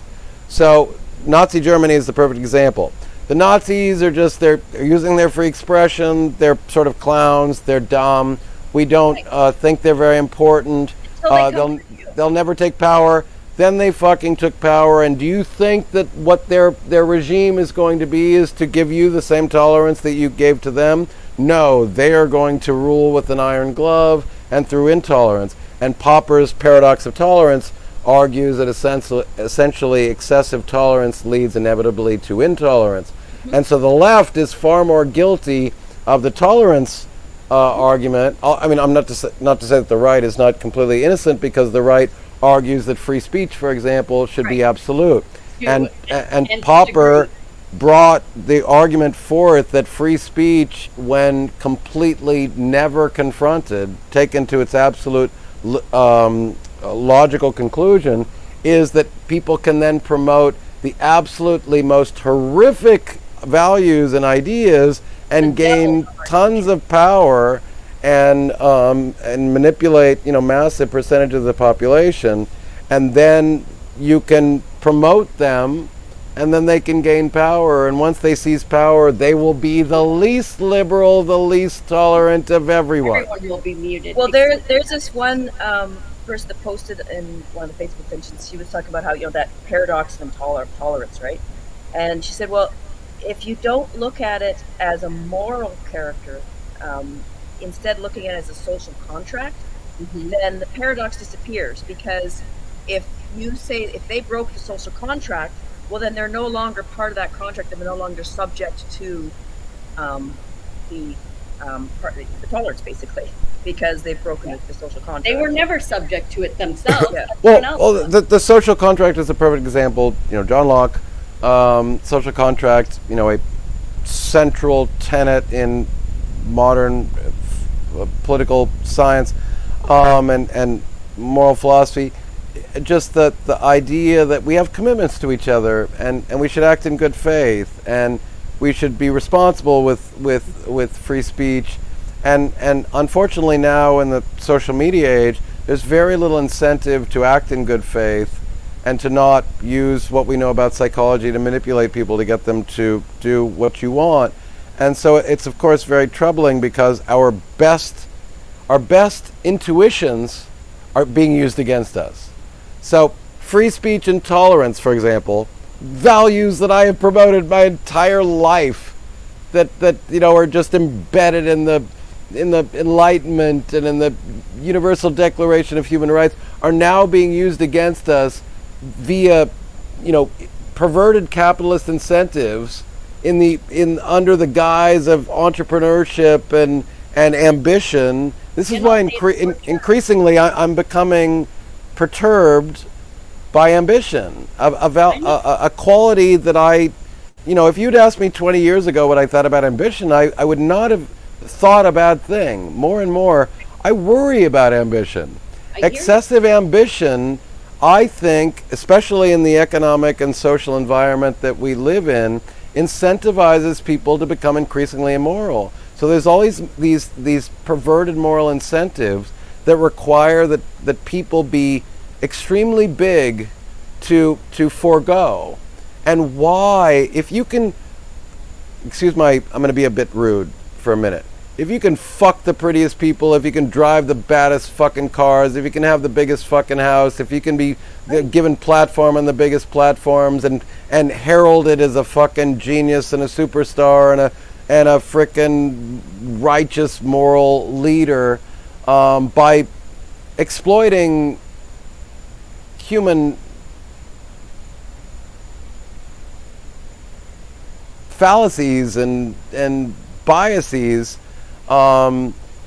that should worry everybody, because the system is then essentially geared towards taking otherwise moral people. And as a corporate guy my whole life, and this is why I left the corporate world, because I saw otherwise moral people come out of university, young people, came into the corporate world, expected to be mentored by moral people who were going to teach them how to do a good job, learn their skills, contribute to a community, and make the company better and all that, become political monsters and assholes and immoral, lying people who didn't share information, who manipulated information, who omitted things, who changed narratives to get ahead, and they got rewarded for it.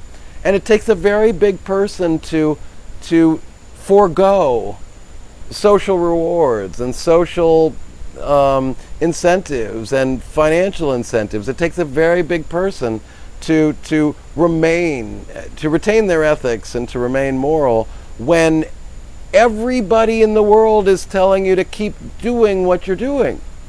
And this is why this world sort of scares me, because it's not, we used to live in a world where we did promote being a good person. I mean, this whole live was about going back to the ancient Greek ethics. They were obsessed with being good people. They sat around all day long talking about how virtue was the king of everything. They talked about ethics. They talked about the way to be a good person, and that was the key to living a good life and creating a good civilization. Now it's all about anything goes to gain popularity and attention and financial rewards, and that's not making. I think it's going against our human nature. I think we're more moral than that. Have Personally, you seen that? There's that saying. It goes something like, if a person collects newspapers to the point of filling their house, we call them a hoarder. If they collect, hundreds of cats, we call them the crazy cat lady. But if they collect so much money that it bankrupts a nation, we put them on the cover of Fortune magazine. Yeah. Indeed. It's twisted. And I've said for a long time, you could have fucking made your billions in child trafficking and child porn in the developing world, where they have no frickin' limitations on that content. And then you could take all the proceeds from all of those ill-gotten earnings, and then you could buy a frickin' altruistic business and create a 501c which donates to child poverty, and you could and you could be a billionaire 10 times over and drive a Lambo and live in a mansion and have 10 houses and have 10 yachts.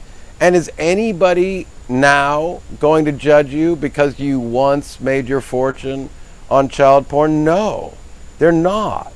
They're going to value you on your material possessions now, and the fact that you get on TV, and the fact that you're being considered a legitimate, good faith actor, and I've always thought that was just despicable. Humans, I mean, they're wired- It should matter how you made your fortune. Yeah, I mean, they're wired to like they see somebody as they perceive that as a powerful person, and that's a fault of the human monkey brain, is they associate power with goodness. Well, exactly. That's why I say we're socially intelligent. We're not intellectually intelligent. So our intelligence is geared towards gaining social benefits, finding viable mates, gaining and maintaining social status, moving up a social hierarchy, gaining belonging and trustworthiness from your peers. And to the extent that you get those things, the means don't matter as long as you're gaining those social benefits. That's not moral, it's not ethical, but people just look at you and say, to your point, if you have a mansion and you have a Lamborghini, that's... And the amount of times I've seen people... I mean, even in this space, going back to, again, the true crime space, there was this asshole who he's a rock star, but he's a dick, and he's an idiot. And he engaged himself in the frickin' true crime space. And he... his argument and his sycophant's argument was, he has 3 million subscribers, so you're wrong. I mean, think about the reasoning, and this is happening all around us. Elon Musk has $200 billion. You're wrong.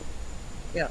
Oh, I've heard that conversation so many times. It's like people will say, well, like Twitter, hey, look what he's doing to Twitter, and people are like, well, he started a multi-billion corporation, so I'm going to trust him more than you. Right. Like they base, just because he's a billionaire in one industry doesn't mean that you're an expert in another industry. Right. But they don't care about expertise. It's he's a billionaire, so he must know everything there is to know. It's like, I'm going to believe anything he says, because obviously if he's a billionaire... Materialism and popularity, again, is equivalent to truth and moral virtue. And I think that's a very dangerous... I mean, I'm not saying that it hasn't always been there. I just think now it's more exemplified than ever. Well, somebody was telling me about how he met a physicist from NASA who was, like, on vacation, and he said, oh, this is, like, he was, like, in his 60s, and he said, yeah, this is, like, going to be, like, my only vacation because I can't afford another one because I'm so poor. Like, this is somebody that worked for NASA, but he had earned so little money, he didn't get the billions. Well, that's why I think it's so funny when people talk about, scientists being shills. Do you know how much money scientists make? Not much. Yeah. You know how much academics make, professors make? Not much. Mm-hmm. Frickin', you want to make money. I mean, it's like, now I look back on my thing, whatever I got my master's degree in economics, I should have gone into hedge funds. I could have retired with $10 million in the bank at 30. Yeah. And the thing is, I would have been rich if I didn't have the morals I do, but I was also, like I said, a pushover, and did things like I just gave things away to people that didn't deserve it and stuff like that. Well, whatever. I mean, I suppose I promote you need to be true to your own principles and values, but there's just so many perverted incentives, and there's otherwise very, very good people that get corrupted because the world is telling them that what they're doing is right. So why wouldn't they? I mean, again, it takes a very big person to independently going, no, everything the world is telling me is wrong. They're all telling me I'm great and I'm moral and I'm righteous. I mean, and again, I'll go back to even the true crime space for a minute. These people just, it suffices to start a channel and say, I am here to protect children from child predators, and I'm against exploiting innocent victims. I mean, who's going to be against that? It's like one of the arguments I always make when people say they're for freedom. I mean, who is this imaginary audience who's against freedom? Mm-hmm. I'm pretty sure there's nobody up here screaming, I'm against freedom. Mm-hmm. So when you're arguing, you're pro-life, you're pro-freedom, you're pro-liberty. I mean, who is it that you're fighting against a straw man? There is no audience that's against freedom. You know, I mean, for the rare authoritarian wannabe dictator who might be in the position to actually seize power and become a dictator, maybe they're against freedom. But the 99% of the entire universe is for freedom and pro-life. You know, I mean, these are just, again, false dichotomies and false, it's just propaganda. Nobody's against freedom, dude. Well, I mean, it works really well, right? You create the boogeyman, Mm-hmm. and then it often becomes a self-fulfilling prophecy. Right. I mean, when I hear people like, you know, what's your philosophy? Well, I'm pro-freedom. Well, dude, I'm pro-freedom too. I don't fly that banner because it's meaningless. What the fuck do you stand for? You're pro-freedom. How are you going to achieve freedom? I mean, just so many people use slogans, and so again, back to true crime. Just saying you're against harming children. Where the fuck are these imaginary people that are for harming children? I'm not sure that there's anybody, you know, out there monetizing, promoting the harm of children. Show me these people. Besides the pedo, but you know. Yeah. Well, I mean, yeah, but they're covert at least. Right. I mean, they're not up there saying I'm a pedo and I love harming children. I mean, these people don't exist. Yeah. So you know that's just the tactic of you know, projection as well, right? And well, it's sort of what I would argue is sort of a, you know, bad faith virtue signaling. You know. Well, even like Elon Musk really started to go downhill when those. Oh my God, those he's turned kids- into a lunatic and a when troll. When those kids were trapped in the cave, and there was the expert guy who was Yeah. gonna go in and he made a rescue them. homophobic slur and then Elon Musk comes on and he's like, no, I can do this, and then you're a pedophile, and just totally just doing these like childish because He's an asshole. because they didn't cater to his like Oh my God. ego. Now you have like RFK Jr., Elon Musk, Andrew Tate, and frickin' Joe Rogan joining force. Like, you people are a fucking scourge to civilization. I'm sorry. There's not one of you that's bright, but you're all arrogant and wealthy and successful and privileged, and you all are pretending, fighting the. Well, I don't know. Otherwise, you're not going to wake up. Okay, Allie. If you want to be an optimist, that this is just the phase we have to go through to fucking refute these bad bullshit, If I could caricatures. help this in my brain, believe me, I would turn it off because it's annoying to me that I think this way. I mean, imagine believing that Andrew Tate is a champion of poor white men and women. I know. Imagine Elon Musk is a champion of freedom and free There's speech. something really wrong with us as a society if we Oh are my having God. these arguments.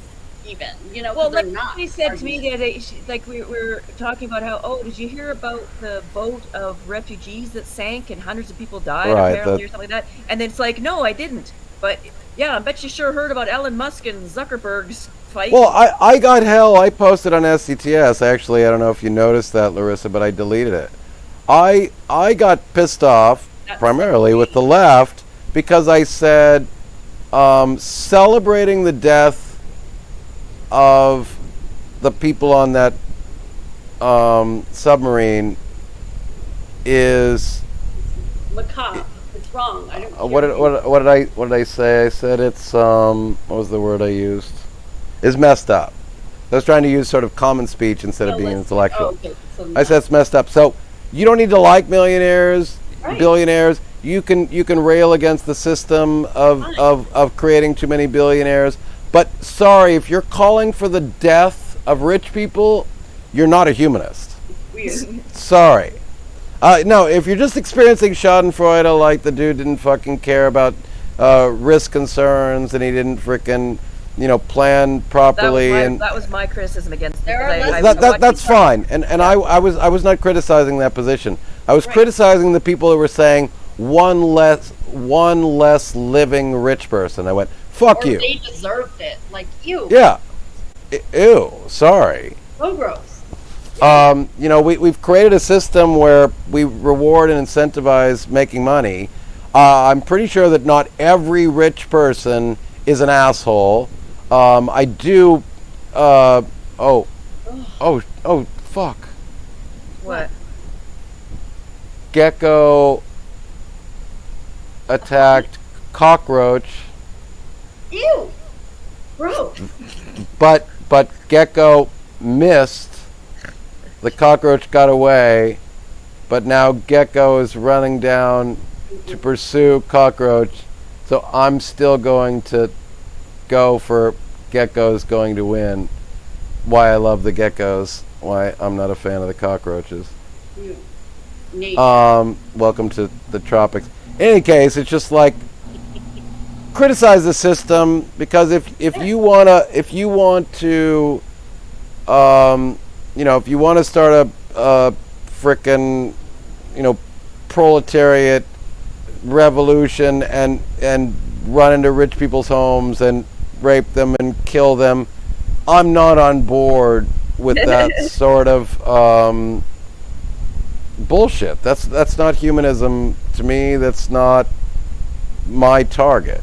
My target is a system that probably distributes wealth inequitably and promotes certain unethical behaviors that No matter who you are. and a system that creates too many billionaires and distributes wealth too much to the top and too little to the working and lower class over the last 40 years of neoliberalism, an argument I've discussed ad nauseum.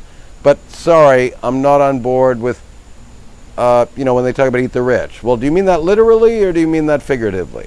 If you mean that figuratively, like you want to go after the system that does that, okay. But if you're on board for creating mobs and going to kill everybody, where's your threshold? 5 million, 10 million, 20 million? If you want to just kill rich people, then you're an authoritarian, and sorry, I'm not on board.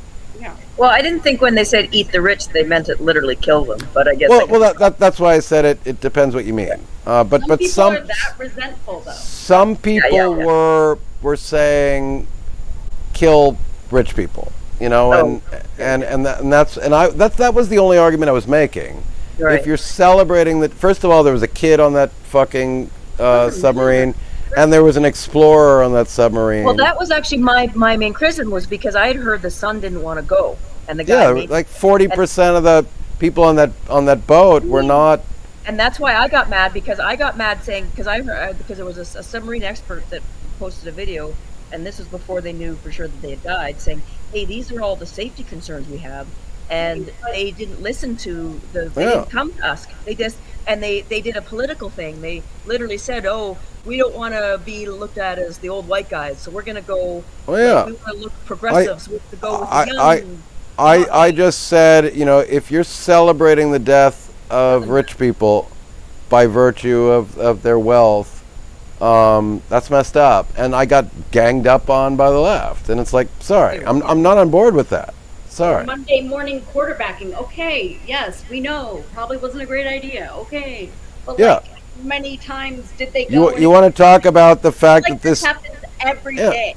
You want to talk about this idiot, arrogant narcissist who refused to take the advice of the specialists and the scientists, and if he's potentially responsible for everybody else that went down with the boat, I'm not. That's not my argument. My argument is, if you're celebrating the victory of rich people by virtue of the fact that they have made money, I'm sorry, I'm not on board, because I'm pretty sure that not everybody that has money is a piece of shit.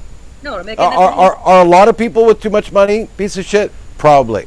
But not every I'm sort of on parent board. that makes their kid go on something risky is also a piece of shit just because an accident happened. Well, and also, what about all the family members? And then some people went so far as to say, well, the family members have already called their lawyers to get the fucking estate. Like, really? So his fucking kids and his family, none of them are fucking grieving because their loved one died. They're just like, oh, great, he fucking motherfucker died, and now I can fucking take his money. Not everybody is a scumbag. I mean, there are a lot of scumbags.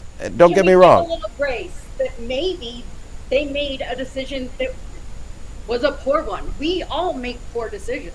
Yeah, This one just happens to end a tad bit of good faith. You don't know this dude. You don't know that he acquired his money by immoral methods. Even if he did, does he deserve to die? I mean, like, who are Yeah, we?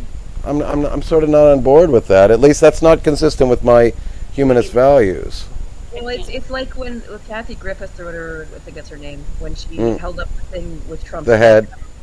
I was right on there Okay. going, no, this is hypocrisy, because Yeah, that's bad taste, certainly. right. Well, the thing is you're criticizing the right rightly for doing things like putting gun aim arrows, like on targets, saying, hey, kill this person. You understand how that's wrong. Yet you just did the exact same thing in a very graphic manner, and you somehow think you doing it is okay. I'm not okay with these things. So why is it okay for you to do it when you know? To me, it's even worse, because you know that it's wrong. Indeed. But you chose to do it knowing how wrong it is. It's Indeed. kind of like They don't actually think it's wrong. It's private. right. It's exactly.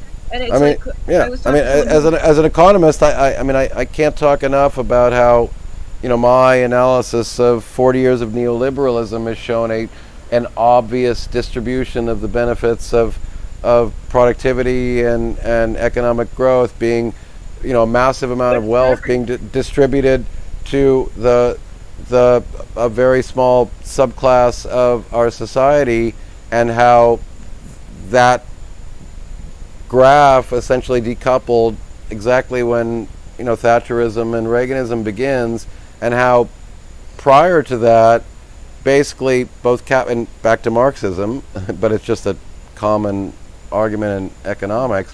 We talk about capital and labor. If you're talking about capital and labor, that doesn't make you a Marxist. It means that we understand that there's a power differential between the people that can invest in something and the people that work to create something, and we just talk about how in like 1980, there was basically a line. It's one of my favorite economic charts. Basically, a chart where basically all of the benefits of economic growth got shared equally with investors and with the working class that created the things. Law of diminishing returns, or what is that? And then in like 1979, productivity gains completely decouple from the distribution of those gains, so that now basically all the gains that used to be shared by Capital and labor now all go to Capital and none to labor. So this is now changing the rules of the game. You're now saying that in a society, that all boats get, all the rising tides rise all boats. That was the old concept of a legitimate economic system. Now you're saying rising tides only favor certain boats, and that's not and they try to say, well, you hear the dumb argument. They say, well, if they're not making money, just get another job. Yeah, exactly. Right. It's like, okay, so no one is going to be a janitor, no one is going to be a dry cleaner, no one's going to be a waiter.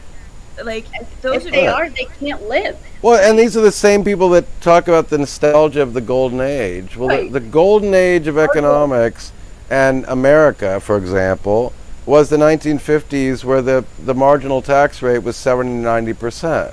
And this is when you had the strongest middle class in the history of our planet, where America thrived. Now, obviously, it wasn't necessarily thriving for, whatever, black people or women, but it was certainly middle class, could afford a home and could send their kids to school without massive debt loads, and the economy was absolutely thriving. So your golden age came at a time that you would now qualify as communist, Socialist, or whatever you want to call it. Like, it's all just buzzwords. And you talk about distribution of wealth to the poor in the context of welfare, and you completely ignore the massive distribution of wealth at a far greater scale on bailouts too big to fail, and tax loopholes, and creating taxes. like Amazon. Well, because the thing is, Well, the and bigger people they- and they don't pay taxes. Yeah. So this is where obviously I'm going to skew left and economic policies, because I just, as a political scientist and economist, I always use a simple thought experiment. There's a island. There's 10 people on that island, and one person owns all of the resources of that island. On that island, you don't want to be anyone. You don't want to be the 9 people who don't have access to any of those resources, and you don't want to be the one dude who has them, because the one dude who has them, he can't interact with any other member of society, just have normal social interaction, because he knows that he has to look over his shoulder and know that they're going to come fucking gunning for him. The 9 effectively, are spending their life in depravity, hoping to get the big guy. All the big guy can do is build up bigger and bigger fences. He has all of the political and economic power in that society because of his monopoly over the resources. Democracy is in mortal threat when you don't have some sort of equitable distribution of the output of that society. That is not a communist argument. That is a democratic, liberal argument. And by the way, conservatives, you're liberals, okay? At least you used to be. We're all liberals, lowercase liberals, not uppercase liberal conservative. We're all liberals. You believe in egalitarianism. You believe that all humans are created equally under your God or whatever, and that we should all have fair, equal protection under the law. Nobody's above the law. But when you live in a world where there's increasingly disproportionate power in fewer and fewer hands, that is an obvious threat to democracy. That is no longer democracy. You now have all of the power, economic and political power, is now skewed into fewer and fewer hands. That is no longer a democracy. That is an oligarchy. So either you need to abandon your concern for democracy. You don't want to live in a democracy. Be real about it. Exactly. Be honest. Just say you don't care about democracy. Fine. And I increasingly saw far more people over the last 10 years saying America is not a democracy, it's a constitutional republic. And I went, why are you making that argument? Yeah. It means you have no concern for democracy. Yeah. Americans always claim to be, the greatest democracy in the world. Yeah. And city on the hill or whatever. Right. Suddenly you're arguing that America is not a democracy. That means that you don't care about democracy. Yeah, sure. Great. Because you think that you're going to be in that privileged club that gets access to all the fucking assets and fuck everybody else. Well, then you're an autocrat. You're an oligarch. You're a totalitarian. Don't talk about communists and socialists and autocrats when you are promoting totalitarian, autocratic, oligarchical, plutocratic governance. And you're already in that privileged class. Yeah, you're that's not American. Sorry. Right. So stop calling yourself a patriot because you're anything but what America allegedly stood for. Allegedly, America stood in principle for egalitarianism, equal protection under the law, equity, Work ethic, and fairness, and again, if you want to be a purist and a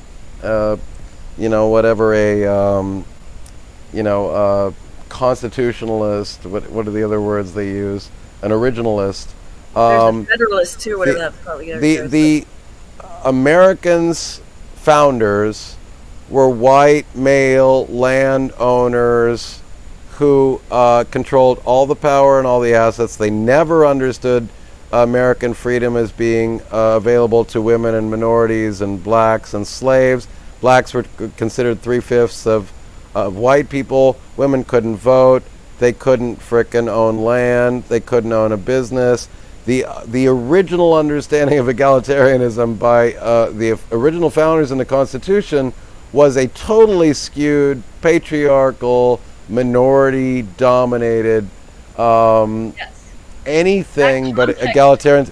But the interesting thing was that the principles that they espoused took weight And America became a society dedicated to those ideals, which makes America great, because we then realized that women are fucking equal. Black people are fucking equal. We should frickin' have equal opportunity and protection under the law. And we went a long way at trying to reverse all of the obvious, discrimination that existed. But, when if you want to refer to the founders, understand what their understanding of democracy meant, because it certainly didn't represent what we understand today as democracy. That's why we've become more of a social democracy over time, in order to remedy some of these obvious inequities. And so now suddenly conservatives, want to go, what do you want to go back to? You want to go back to only white people can own land and minorities should shut the fuck up and women should shut the fuck up and women should take off their shoes, and fuck you. You're not an egalitarian, and you're not for what the principles were. Right. And that's Even why they evolved to those higher ideals. We adjusted because we saw the error in absolutely. So I'm not going to hold it against those dudes. They were freaking idealists. And They had, there was some rather overt hypocrisy in the sign of the times, and we remedied that. We tried to do better. We tried to live up to those standards. To become our best selves, our nature. As Lincoln said, the better angels. Yes, you do have to actually understand that you are not never going to reach it, but you need to have something to go for. Lincoln is on the record saying, don't for 1 minute essentially presume that I'm saying that black people are equal to white people, because they're not. They're inferior. But according to these ideals, it is not right for us to treat them as an underclass. So he's struggling with it. Oh, massively. Talk about like serious internal contradictions. But he tried. Cool. That's cool that and I think you, me, Larissa, any of us that entertain these ideas today are struggling with a similar, existential question of these. I think I'm going to risk playing a video. I know fucking TED is one of the worst, but it's one of my favorite videos because as somebody who promotes reason... TED is not one of the worst. It's a platform. A lot of great people go on it. A lot of not so great people go on it. I mean, well, there's also the offshoot of TED, which is TEDx. TEDx sucks balls. It's bullshit. And there's so many crap speakers. TED tends to be, better, but it's a for-profit I get it. I hear you. institution, and whatever. I just always say, be skeptical about TED, but I like it. But this is one of my favorite. It's a Socratic dialogue. I've played it a few times, but I'm going to probably get in trouble. I might even get a strike, but I don't care. I think what I'll do is I'll try to play it and then stop it, see if maybe Facebook will allow me to get away with it. Why? What's on? Is it good? They don't like nudity, of course. Copyright. No, just they're really strict about their copyright protection. So I think this is one of the most beautiful talks. Steven Pinker is, as many of you know, a linguist and a cognitive scientist, and Rebecca Goldstein, his wife, is a very renowned philosopher, and they basically have a Socratic dialogue talking about the power. You see her arm, her lounge the power of reason. Of course, I still refuse to give up on reason, even though I recognize that humans are effectively an irrational animal. But interestingly enough, reason over time wins out. So this is a Socratic conversation between the two of them, and it's animated and it's beautiful. But I guess I'll just try to stop it from time to time to see if I can get away with it. It's literally, from a media studies major, it is fair use if you do use it as fair use. Comment and... I'm going to try, but I've not had good luck, but I probably didn't stop it. I mean, it doesn't always work. It can still strike you, but that's the intent. Your intent is important. We'll see.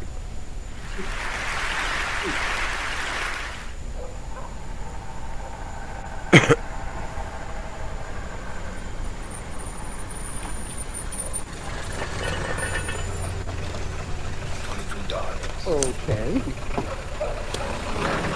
Oh, I think I've seen this earlier. Reason appears to have fallen on hard times. Popular culture plumbs new depths of dump, and political discourse has become a race to the bottom. Okay, I'm just going to stop this from time to time just to see if there's any distinction. But, I mean, does that not sound reasonable? Yeah. We're living in an era of scientific creationism, 9/11 conspiracy theories, psychic hotlines, and a resurgence of religious fundamentalism. People who think too well are often accused of elitism. And even in the academy, there are attacks on logocentrism, the crime of letting logic dominate our thinking. So again, I'm just going to gratuitously stop it from time to time. One of my favorite examples of this in terms of anti-intellectualism, post-truth, was an essay I wrote now years ago. Breitbart wrote an article where it argued that the scientific method was an appeal to authority, and so essentially it was a fallacy. So essentially trying to get by in their audience that anytime anyone appeals to evidence, it's essentially a logical fallacy.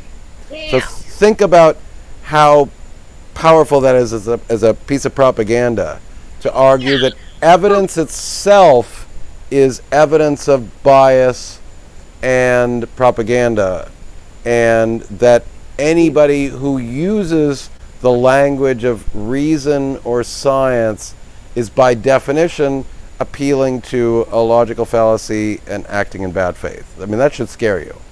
It is. I mean, it can be if it's cherry picking, but that's not what they're talking about. No, sure, exactly. I mean, obviously, plenty of people use the appeal to authority, and will use science to promote bullshit ideas. It's just that the science that they're referring to is not good. The authority figures that they're referring to are not legit. But that's not what this is. This is an all-out, straight-out attack on, the best of our logic and reason and evidence. Ouch. Yeah. But is this necessarily a bad thing? Perhaps reason is overrated.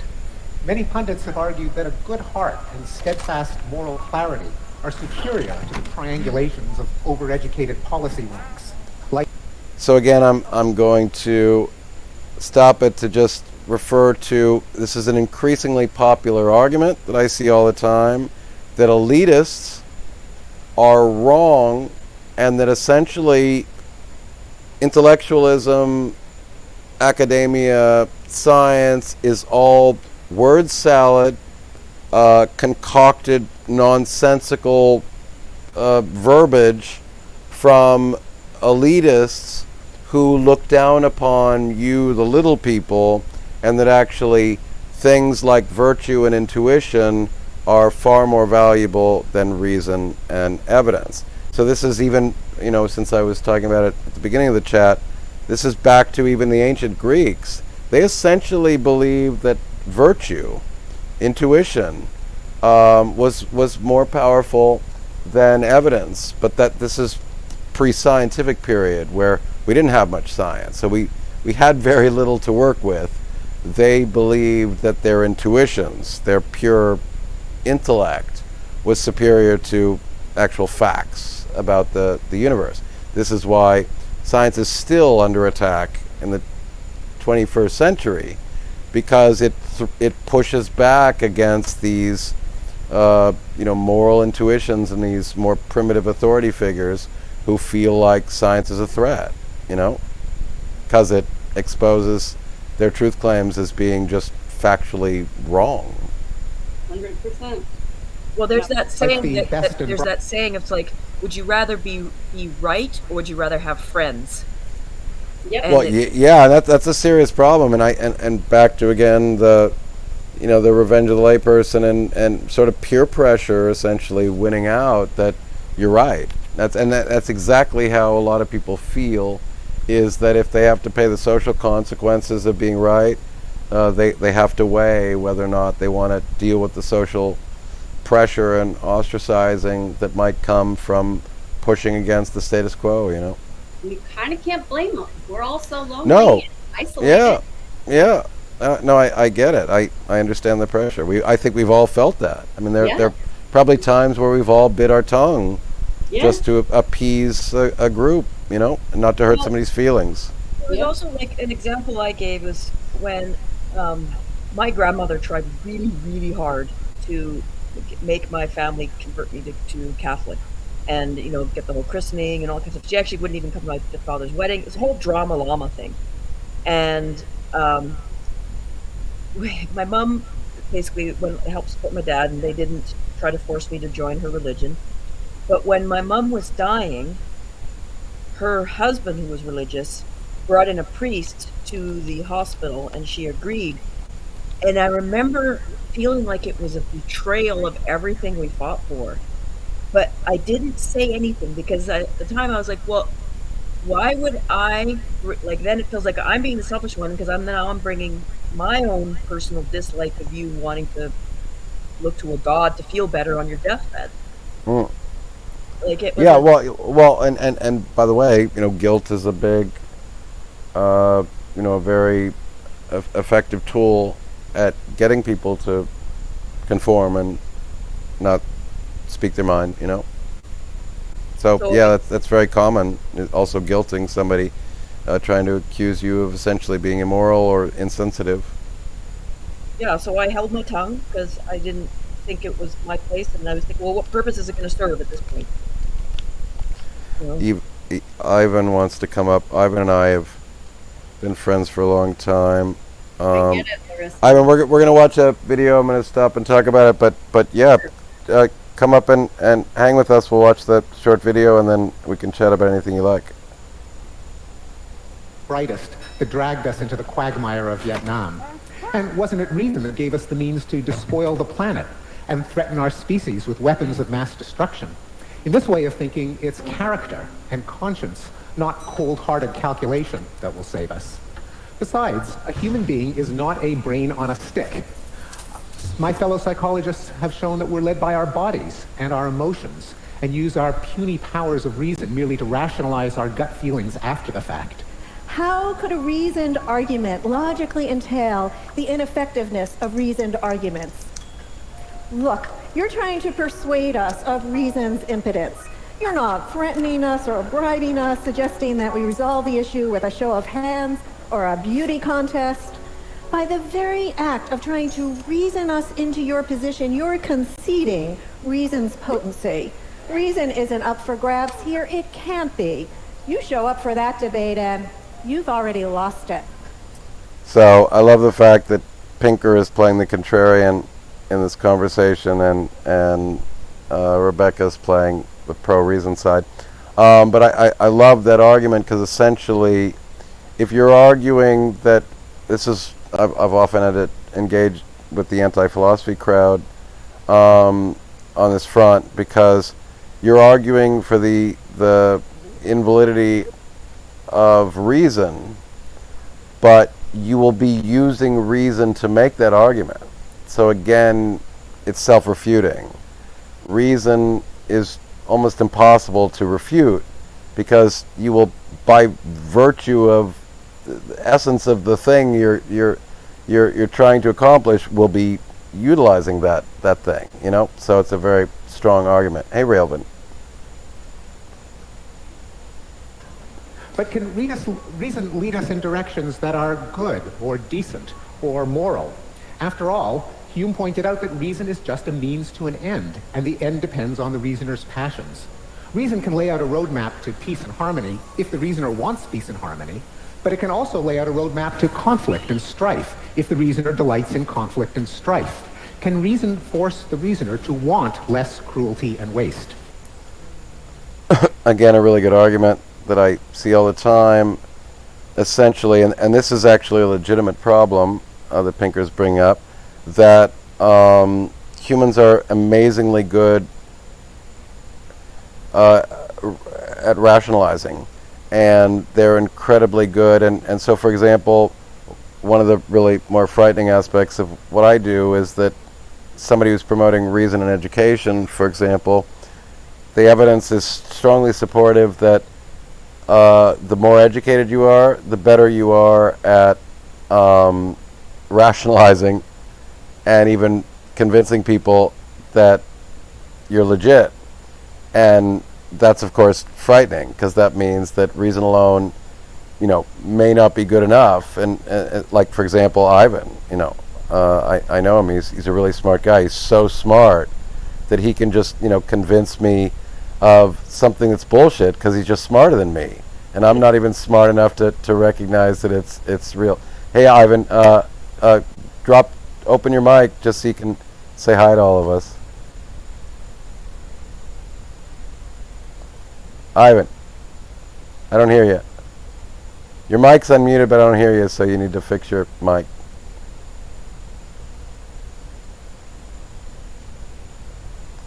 Ivan's been with SCTS also for years, and Ivan and I had a couple of chats.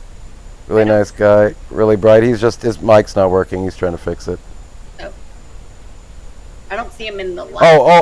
Hold on. It's my fault. Ivan, say something now. No. Oh, it's my fault. I'm an idiot. I forgot to add you to the stream. StreamYard is different from Restream that I'm used to. Anyway, I was just playing with you, saying that the smarter the person, the better that they are at convincing us dumber people that they're right. Can you hear me now? Yeah, I can hear you. I don't think I'm as smart as you think. I do have something I wanted to ask you, but we can continue watching. Sure. If you want me to pull this down, I can, and we can talk about what you want. I can always go back, because I'm trying to cut it off at moments that are discrete. So let me just pull this down, and then so I don't keep you. Let's go back to yeah. So what's up? What did you want to talk about? It's kind of related, actually, to just what was happening in the video.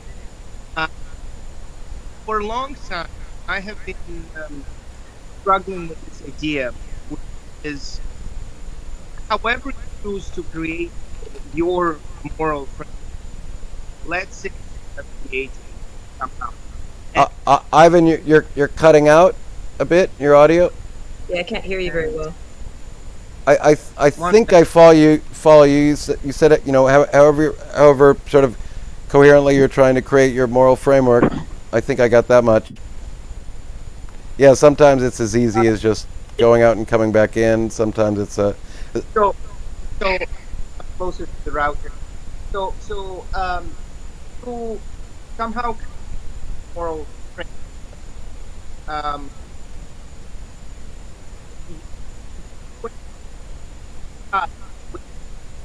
You actually act on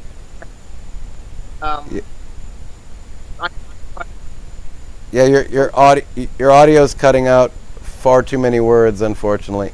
Yeah, I couldn't hear anything you said, unfortunately. I don't want to lose you though, so I don't know if you want to leave and come back again. Maybe without the camera it might work. Okay, keep going. Yeah. So let's say that I have created a moral framework for myself. Okay. And I know what's morally preferable and morally less preferable. For example, I use charity donation. Sorry, what was that last part? You prefer donations. If I donate to charity, it's okay. better. Okay. Then so on one end of the spectrum, I would donate all the money that I have to charity. On the other end of the spectrum, I would donate no money to the charity. How do you make your choice, where you draw the line, and where you actually are? Well, it's a really good question, and I have the perfect video. Matter of fact, maybe I can even find it, and I can share it right now, because I remember, I think it was Singer, the most dangerous.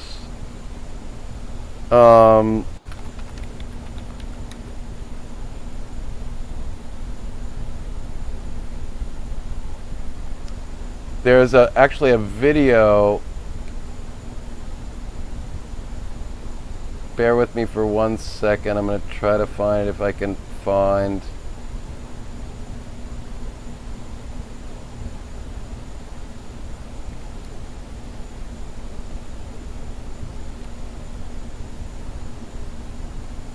Basically, hold on, let me just see if I can find it quickly, because it's actually a brilliant topic, and one that somebody addressed very specifically with Steven Pinker. Or basically, yeah, unfortunately I can't find it. I could probably find it if I spend a little bit more time. But essentially, if I remember correctly, memory serves, what Pinker says is that basically, by his very strict utilitarian argument, essentially you should donate everything which is beyond your basic necessities, and that's why what I remember is that the title of the video was something like the most dangerous moral philosophy argument ever made, or something like that. That's why a lot of people hate Peter Singer, but the interesting thing about Peter Singer is that Peter Singer very much walks the walk. So he doesn't just make the claims; he actually lives by it. He's a vegan based on his arguments about animal welfare.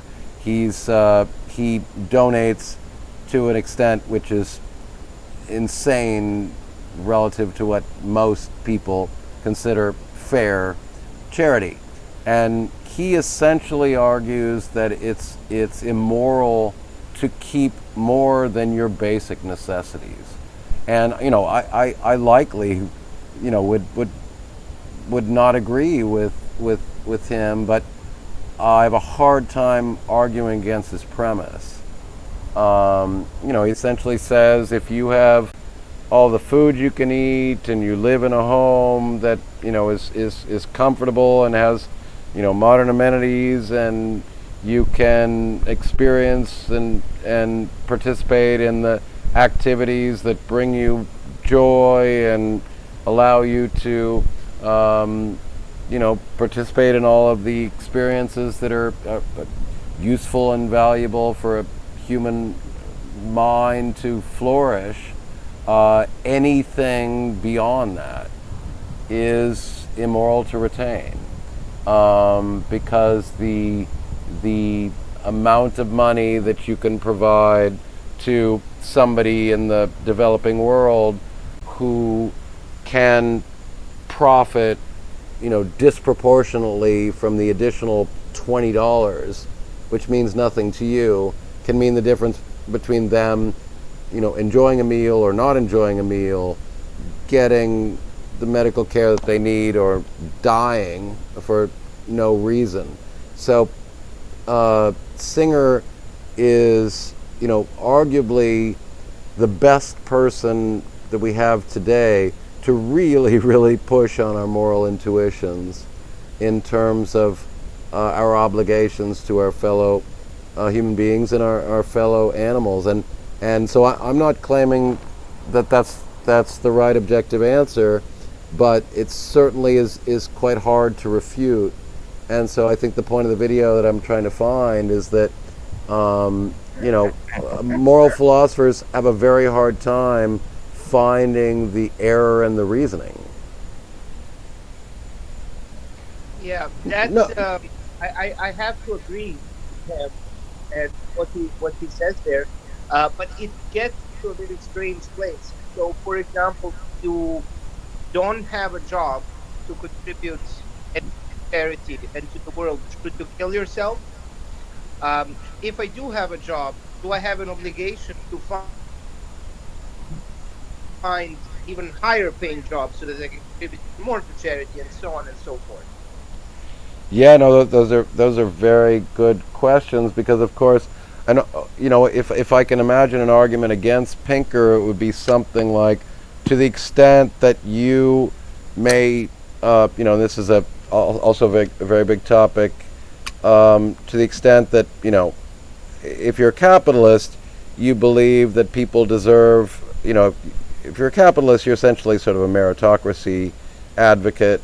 And you believe that there are certain people that contribute more to the common good through their brain power and through their hard work, and other people may not choose to live their lives being productive or necessarily contributing, and therefore those that contribute disproportionately deserve to be compensated disproportionately, because they can then do more with those funds. So if you wanted to contradict Pinker, you could say something like, well, if somebody who's a incredible performer who adds value to our civilization disproportionately relative to anyone else is then donating every incremental dollar to somebody else, first of all, you might not incentivize them to want to continue to produce at that level, and also that you would be then restricting them from reaching their maximum potential to incrementally create even more value, in which case they could then contribute incrementally more to the rest of us. So, to use a simple example, you have a scientist who's just smarter than everybody else, and he's dedicated to creating a cure for cancer, and, as he advances, if you go by Pinker's logic, he should sort of contribute every incremental dollar above his basic minimum needs. But you could argue that, but to the extent that you allow that individual to flourish and accumulate more assets, they can then transfer those assets into more and more utility, and ultimately lead to a cure for cancer. And yet, if you put the moral restraint on them to, at every moment in time, to continually donate every incremental dollar to those who have less, you might essentially prohibit them from turning those incremental dollars into even more utility or more value for the rest of us. That was basically that argument I said that other person had made earlier, who was promoting himself, said the same thing, saying, hey, if you earn more money, then you actually are creating more wealth to be able to help more people. Well, yeah, I mean, to the extent that you could then run the experiment in both cases, you could test this. The problem is that these are the sorts of sociology tests that you can't expose to scientific testing, because you'd need parallel universes. So you'd need two parallel planets. I always make the joke that I need a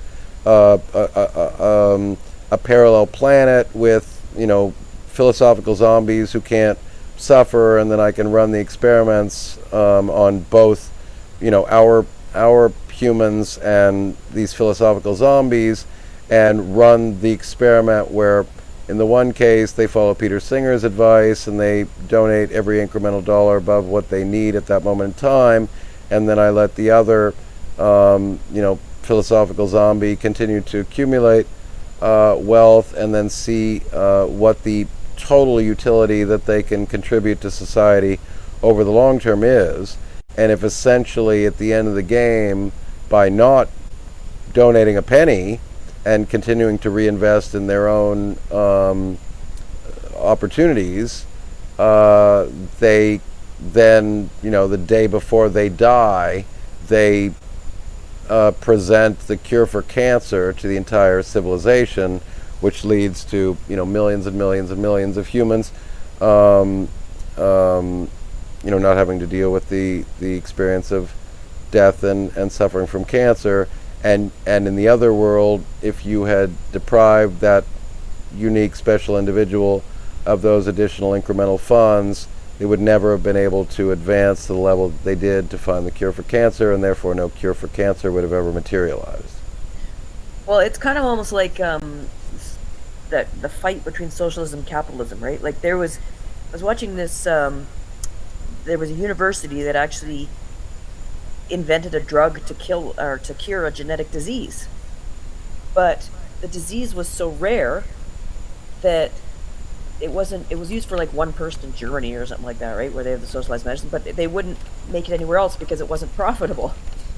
So we have this cure for this genetic disease, but then it's not available because it doesn't make anybody money.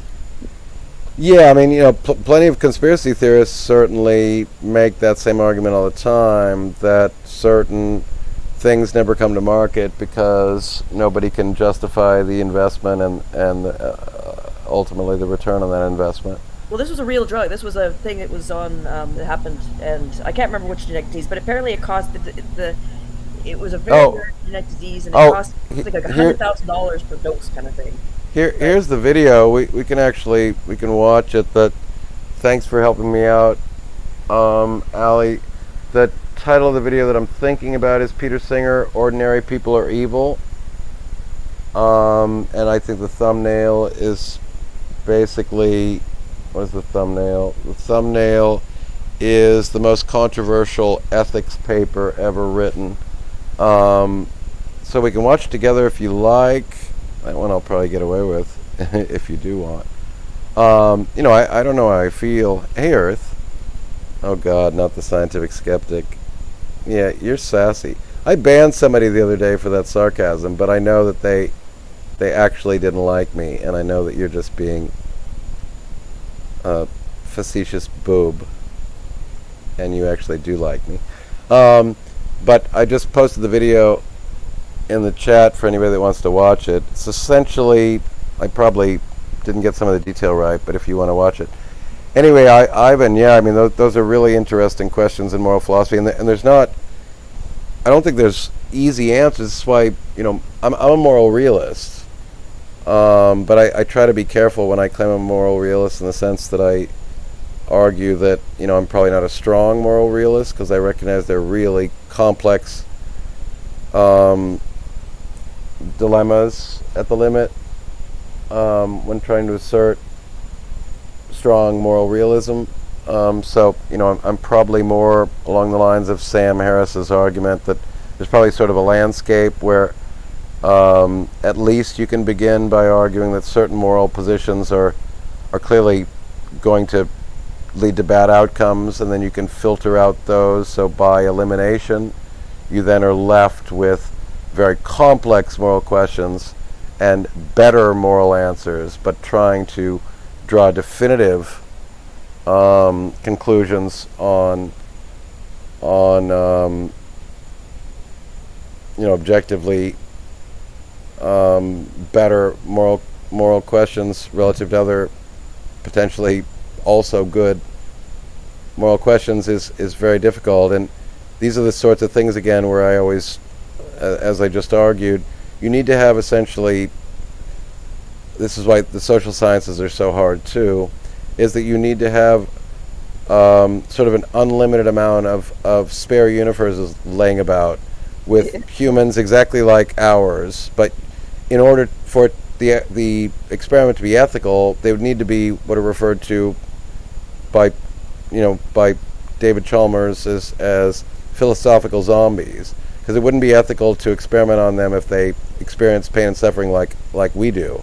So they would need to be identical to all of us in every way, with the exception that they can't experience pain and suffering. So they essentially have no internal dialogue. They have no consciousness, but they go about their life in exactly the same way, and all of the cause and effect relationships besides that are exactly the same. And then you could test these moral philosophy questions as well as social science questions So, for example, we can't run. That's why I always say that social sciences are harder than the physical sciences, because you don't have the luxury of being able to control for the variables because of the ethical problems. So we don't have a concern for the treatment of subatomic particles or for chemicals, but we do for biology, for animals and humans. Just another animal at the end of the day. But so essentially, for example, it would be unethical to run the experiment where you take two identical clones and you put one in a closet and deprive it of any interaction with humanity, essentially creating a feral animal and depriving it of all sensory stimulation for 20 years, and then take the closet twin out and compare the behavioral outcomes with the identical twin that was raised in a loving home with all the best opportunities. But to a certain extent, you don't need to run that experiment to know that you're going to have a highly dysfunctional animal. So social sciences sort of can work on certain sort of common sense understanding about what we know about psychology to know that you're just likely not going to produce as functional an animal if you deprive it of love and nutrition and experience and education relative to one that you do. But we can't run those sorts of experiments because it would be completely immoral and unethical. And there's just a million and one, and political science experiments, for example, would be another one that, as a political scientist, I try to defend. How difficult it is. You could create a society where you just, in one society, you have the law that all societies on the planet have had for a couple thousand years, that gratuitous homicide is sanctioned. There's some penalty to be paid for gratuitous murder. And I'm not talking about self-defense, I'm talking about just gratuitous murder. Just somebody wakes up one day and wants to know what it's like to take somebody else's life. It's just on their bucket list. They're a frickin' sadist. They're a psychopath or whatever.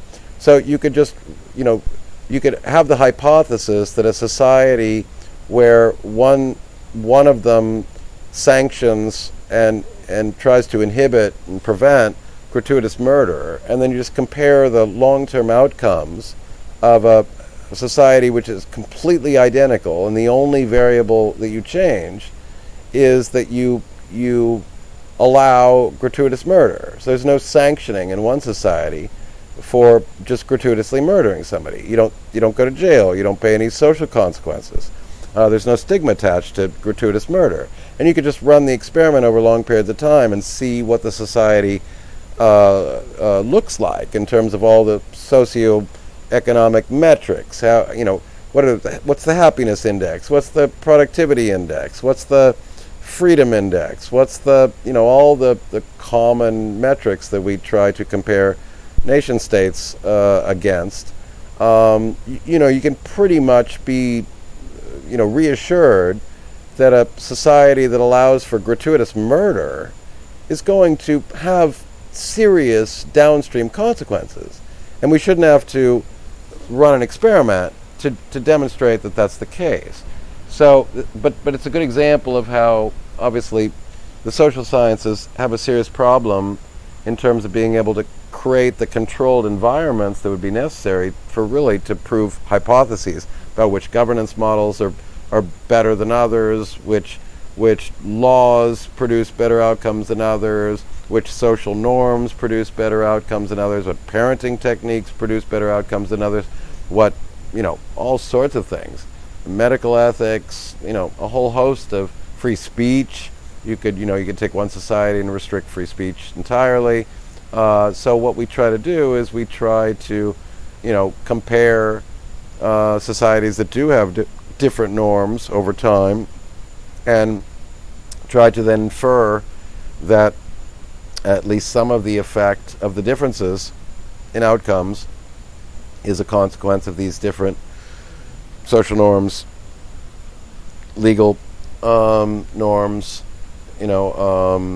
whatever, educational norms, all sorts of things. But, the easiest way to solve this problem would be to have 5,000 clone planets with human zombies that behave exactly identically to us. They just don't have any internal dialogue, and they don't feel any pain or suffering. And then you could just change one variable at a time, and you could run the experiments over a long period of time, and you could just know that, unemployment insurance is better than not having unemployment insurance. Social security nets, safety nets, are better than not having safety social security nets. You could run societies, exactly identical societies, with universal health care and without universal health care. And then look at longevity and happiness indices and economic success.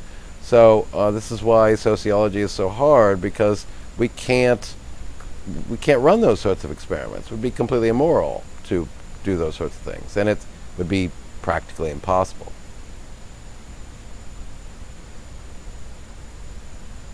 Everybody's Is that the scientific method, the second scientific method that you were talking about? Well, I was, yeah. Good catch. Yeah, basically, this was a recent development. Somebody asked me if I forget exactly the way they asked the question, but they essentially asked me if I believed in a singular scientific method, or I was sort of a pluralist.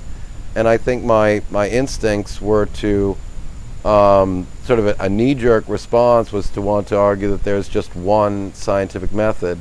But the more I thought about it, I think I have to sort of concede that science is conducted differently depending upon the domain, because of this very reason. So you're spot on in noticing that the social sciences don't have the luxury of mixing chemicals in beakers or isolating subatomic particles in a vacuum, because human beings are involved or animals are involved. Well, I was So going I- to say to you, because you were mentioning earlier about how you didn't think theoretical physics was a science because it can't be proved.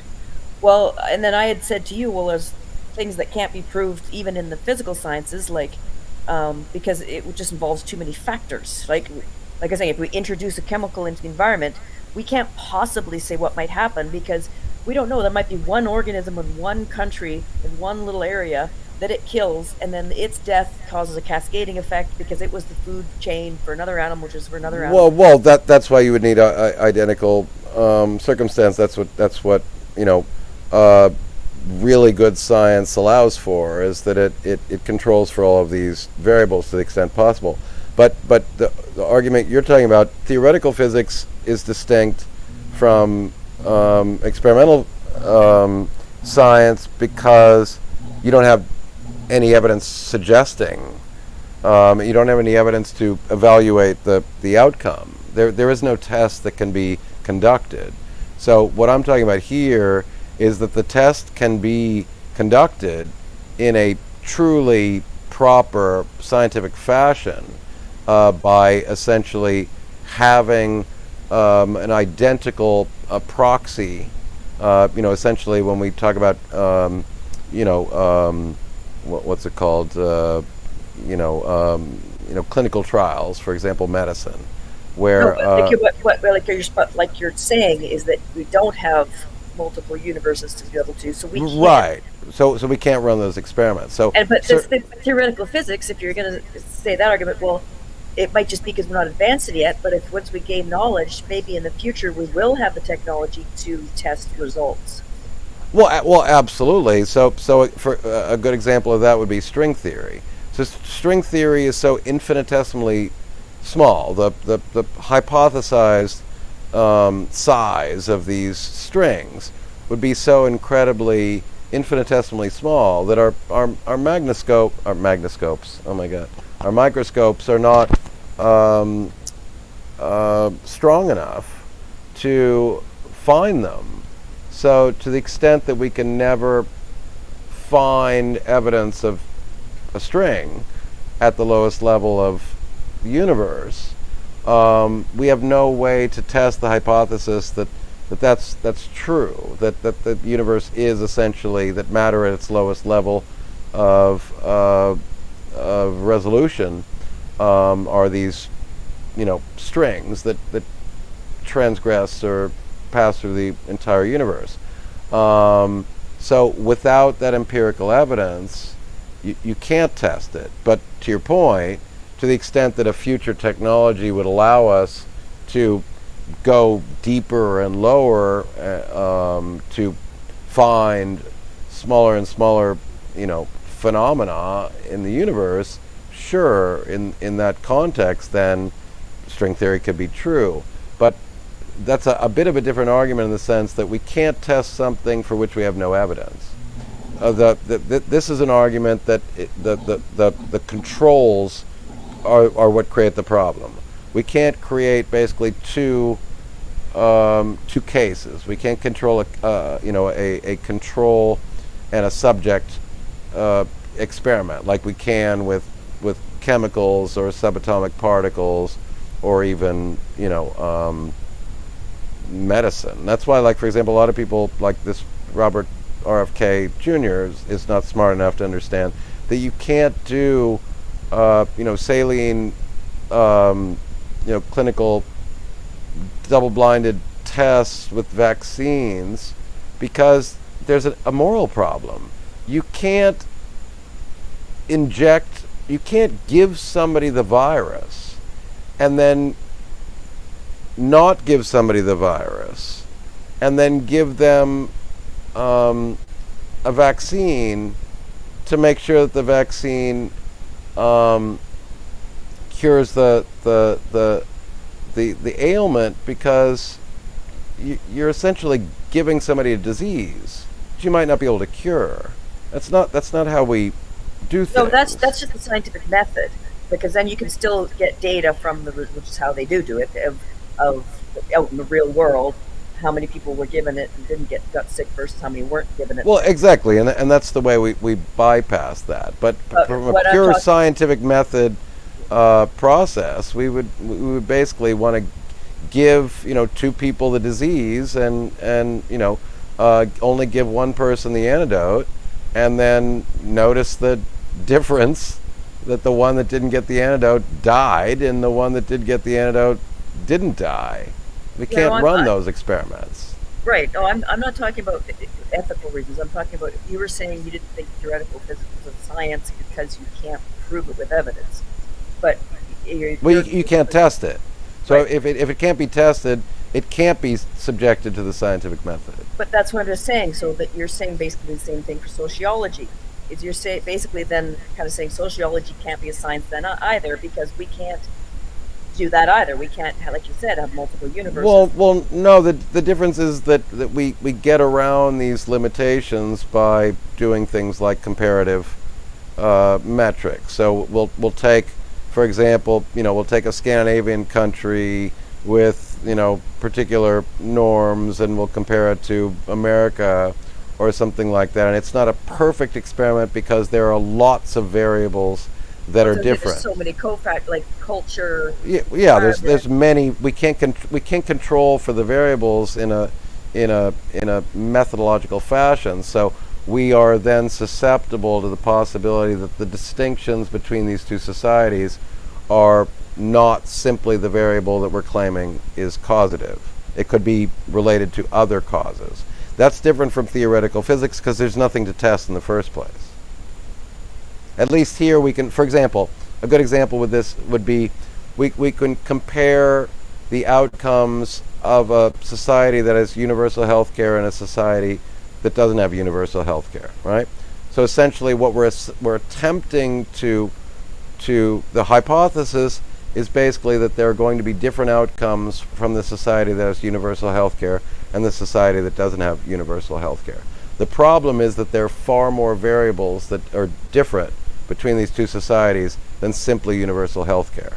So if we're drawing conclusions based on the variable that universal health care is the operative causative variable, we are susceptible to the possibility that there are other variables that are contributing to the distinctions. See what I mean? Yeah, that's what I'm saying. Like, so I'm saying, so it's But so in theoretical you can't physics, technically test it, then. there is no test that you can even do. But we're not testing there either. You're just observing results. But give me well to your argument. Try to give me an example of something in theoretical physics that Well, I don't know enough about theoretical physics at all to be able to say. Well, that's what I'm just Like in pushing black back holes or whatever. against you to say that if something isn't testable, it's not even susceptible to the scientific method. And No, I'm saying what you said. Yeah, like you said, you can't test it because it's well, in this case, I'm saying that that's why I'm arguing that there are different methods by which we go about testing it. So I just gave you an example of in a laboratory, if we were dealing with chemicals or medicine or subatomic particles, we would be able to control out all of the variables so that we would just be comparing the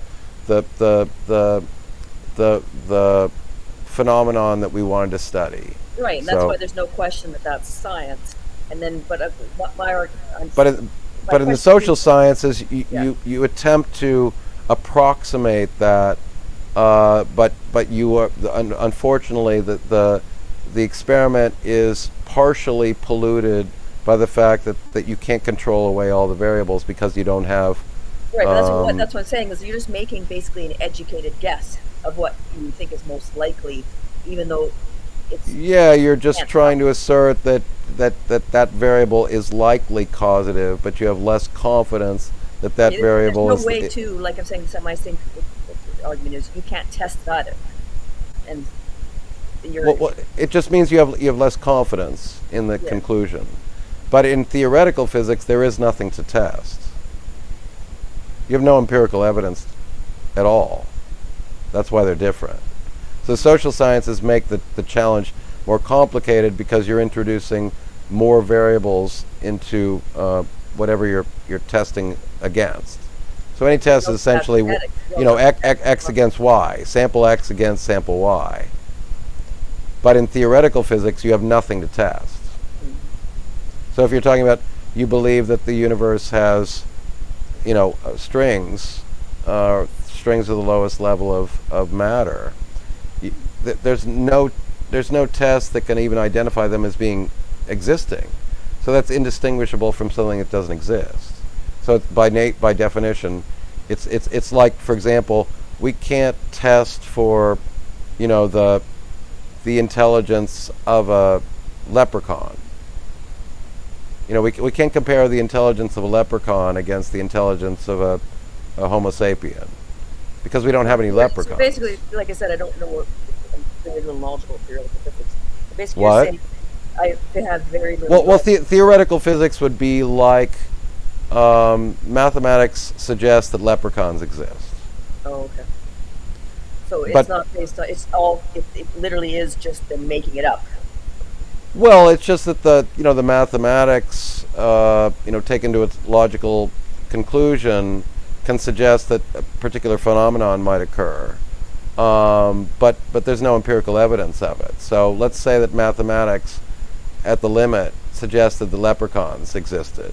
Okay. Well, we don't have a leprechaun to investigate, so we can't compare the distinctions between the leprechaun. We can't analyze the qualities of a leprechaun.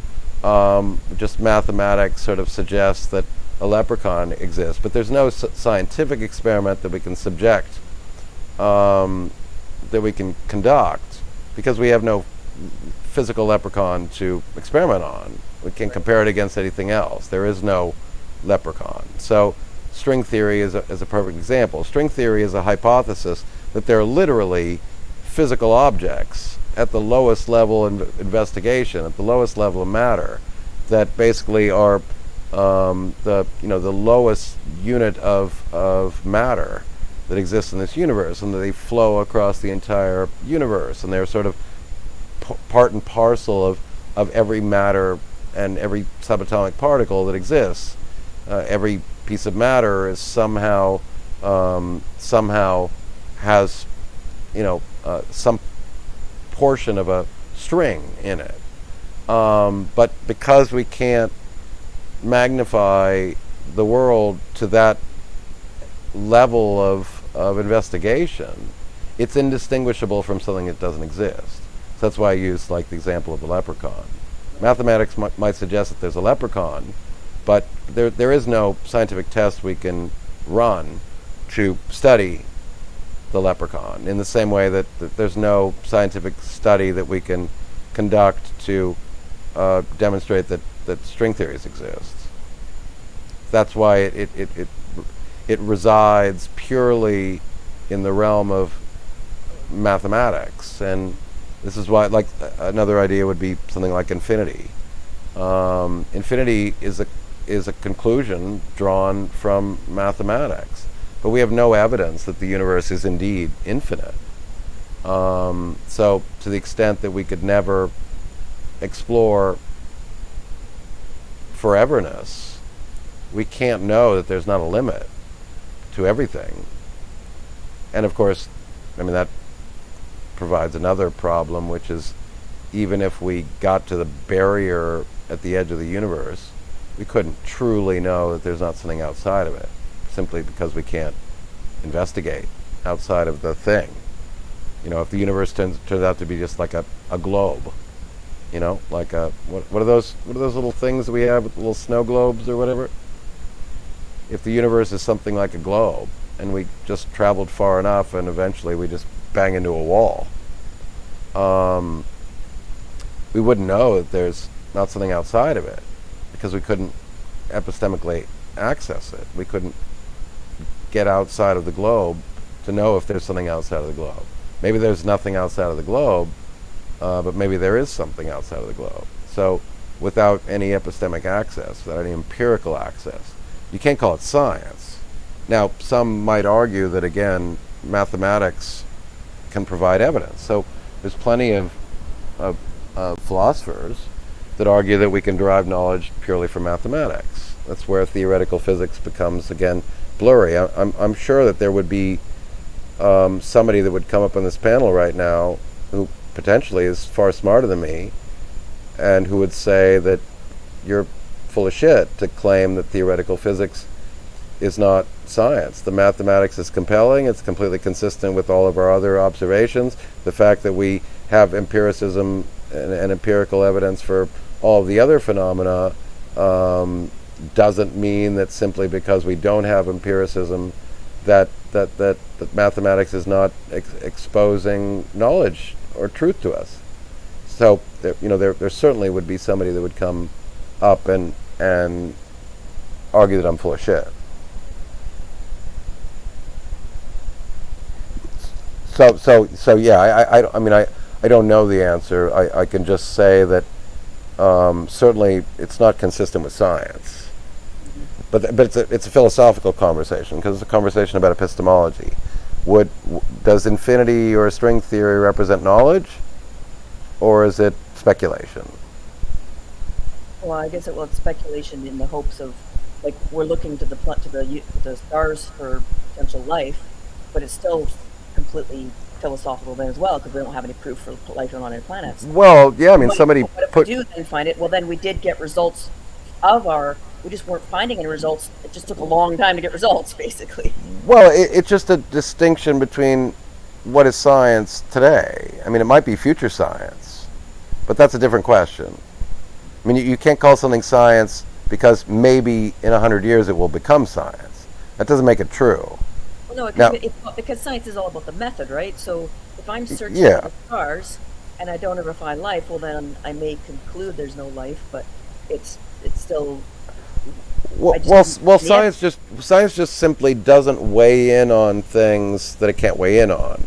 So I mean, the vast majority of scientists, for example, would say that it's a perfectly good logical inference, because we know that there's we've looked out into the cosmos, and there's nothing that's unique about this planet or the elements on this planet or the solar system or the galaxy relative to any other. There's nothing necessarily unique about this planet relative to any other. We look out We look at the elements on this planet, we look into the cosmos, and we find the same elements seem to be ubiquitous. So just by logical deduction, by different forms of reasoning, it's totally reasonable to infer that at least simple life certainly might exist elsewhere. But that's not a scientific claim. It's now a philosophical claim. See what I mean? It's just the Yes. distinction between what science can weigh in on, what science would not weigh in on. So science can't claim that strings are real. That's not the same thing as saying strings are not real. Same thing about intelligent life. Science cannot claim that intelligent life exists in the universe. But that doesn't mean that there's not intelligent life in the universe. See what I mean? That it just becomes then a distinction between science and philosophy or logic. So this is why, when the point of this, the live stream tonight was to talk about basically the two things that I promote: science and reason. And where our science falls short, we can use things like deductive reasoning, abductive reasoning, and other forms of reasoning, and use the tools of logic to essentially deduce and infer certain things that may very well rise to the level of knowledge. So this is why the whole conversation about epistemology, I wouldn't suggest that the only knowledge is scientific. I think that there are other things that we can claim to know, but science simply can't weigh in on.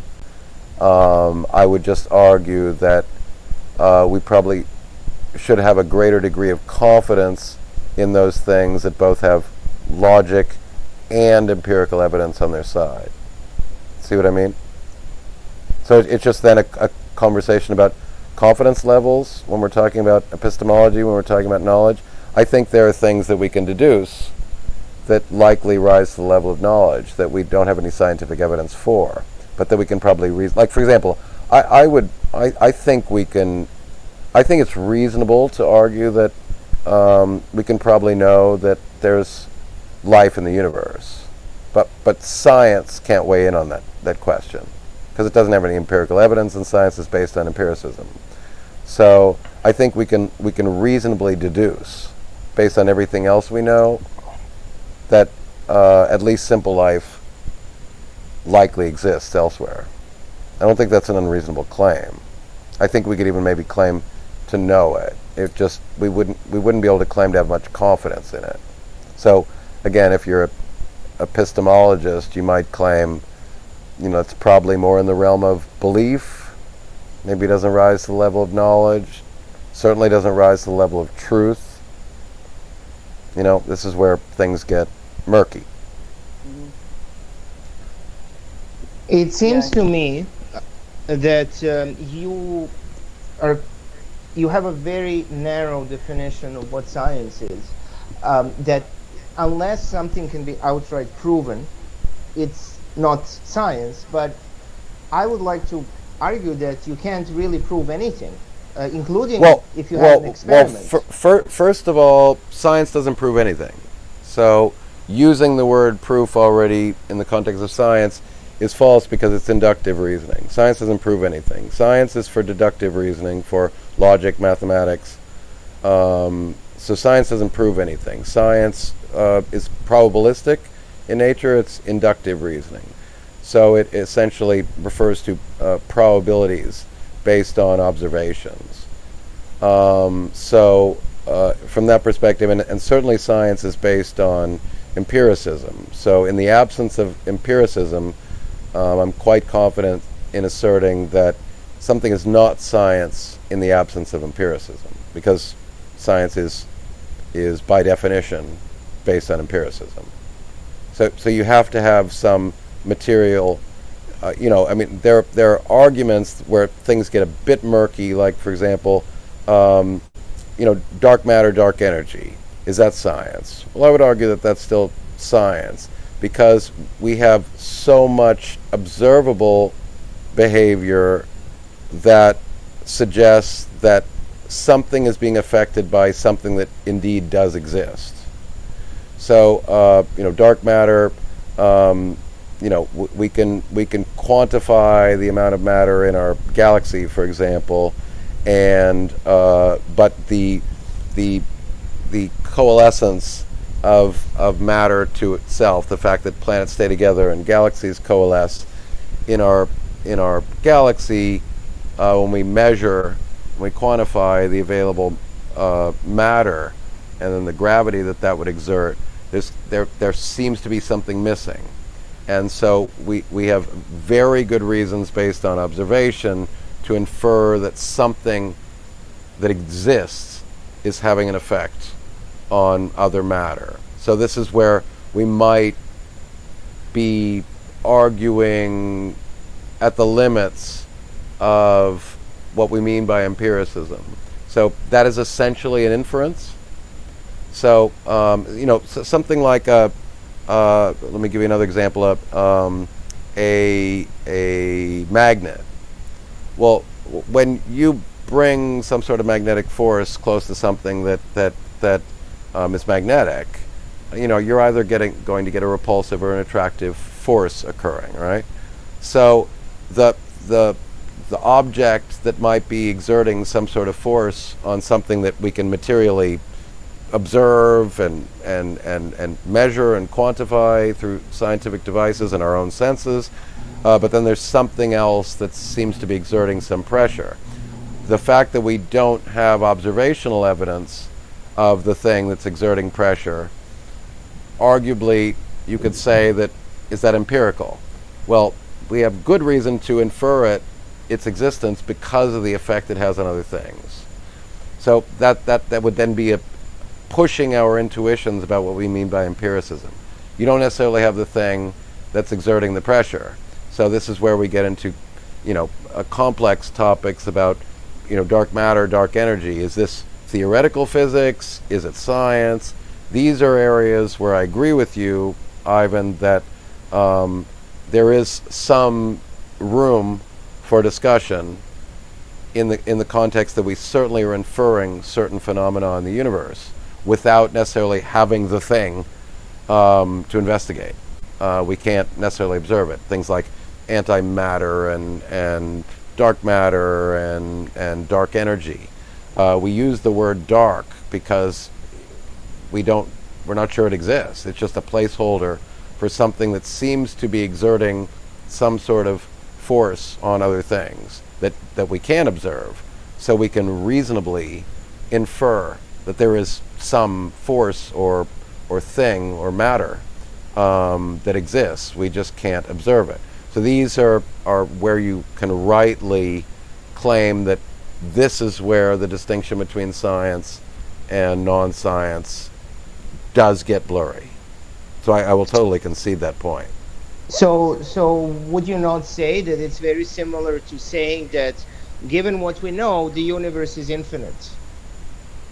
Even though we cannot ever get to that infinite point, but maybe we can reason about why it would be infinite or why it wouldn't be infinite. Well, I use mean, that as an I understand that, except that in that context, how is infinity showing itself to us?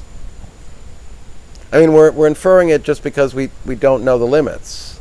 But how is that similar to something like dark matter, where it's clearly exerting a force that we can measure? I mean, we can literally measure the amount of dark matter and dark energy.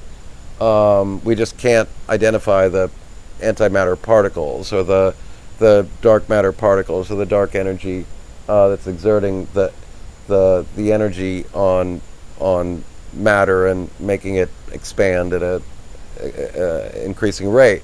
But infinity doesn't have a presence. We can't necessarily infer it. It's just sort of a logical deduction from things could go on forever. Things, mathematics does not exclude the possibility that something could go on forever and have no limit. But there is no, we can't necessarily infer that, because infinity is not in any way impeding upon anything else. It's not making itself known in the way that something like dark matter or dark energy is. So I might argue that those are slightly different, but by all means, please continue, because I mean I think there is a distinction between mathematical concepts that don't necessarily present themselves in some way. I mean, we can't even necessarily infer it. So whatever, Gödel's incompleteness theorem, another example I often refer to, that he just sort of mathematically derives that, some sort of extent to human knowledge is capped, because very complex mathematics. Again, string theory, again, the idea that string theory conjures up 7 additional spatial dimensions. Where are these spatial dimensions? How can we infer that they exist? It's convenient. It solves our scientific problems, of the gaps in our knowledge, but there may be a multitude of ways to fill the gap in our ignorance with solutions that also might not exist. So that there may be more than, certainly more than one way, and there already are more than one ways to reconcile general relativity and quantum physics. So they can't all be right. So the fact that there are already more than one potential solutions to unifying the 4 forces already suggests that maybe one of them is right, but they can't likely all be right. Or at least if they are all likely right, then we have something very wrong, because then they're all somehow all equally true at the same time in a way that we don't understand. Well, I just know even for live systems, like populations of the same animal in different areas can have vastly different behaviors, and that's even just a deer. And so that's why I mean about how it could be almost just as complex for social issues, because there's no way you can predict how every single individual living thing is going to react, because each individual living thing is unpredictable. Well, and this is, again, to throw another monkey wrench into science. So when you're being truly honest about science is not perfect. Science has flaws. We attempt to create experiments which allow for basically X and then identical X plus 1 additional ingredient, or minus 1 additional ingredient, without recognizing that there could be additional variables that we're still just not aware of. So when we talk about controlling for variables, we're hoping that we're aware of all the variables that are relevant. So that's why something like CERN is always interesting, because when we start banging subatomic particles together and trying to break them down into increasingly smaller constituent parts, we still find mysterious components that we had not predicted. And so, that still suggests that there's a lot more mystery.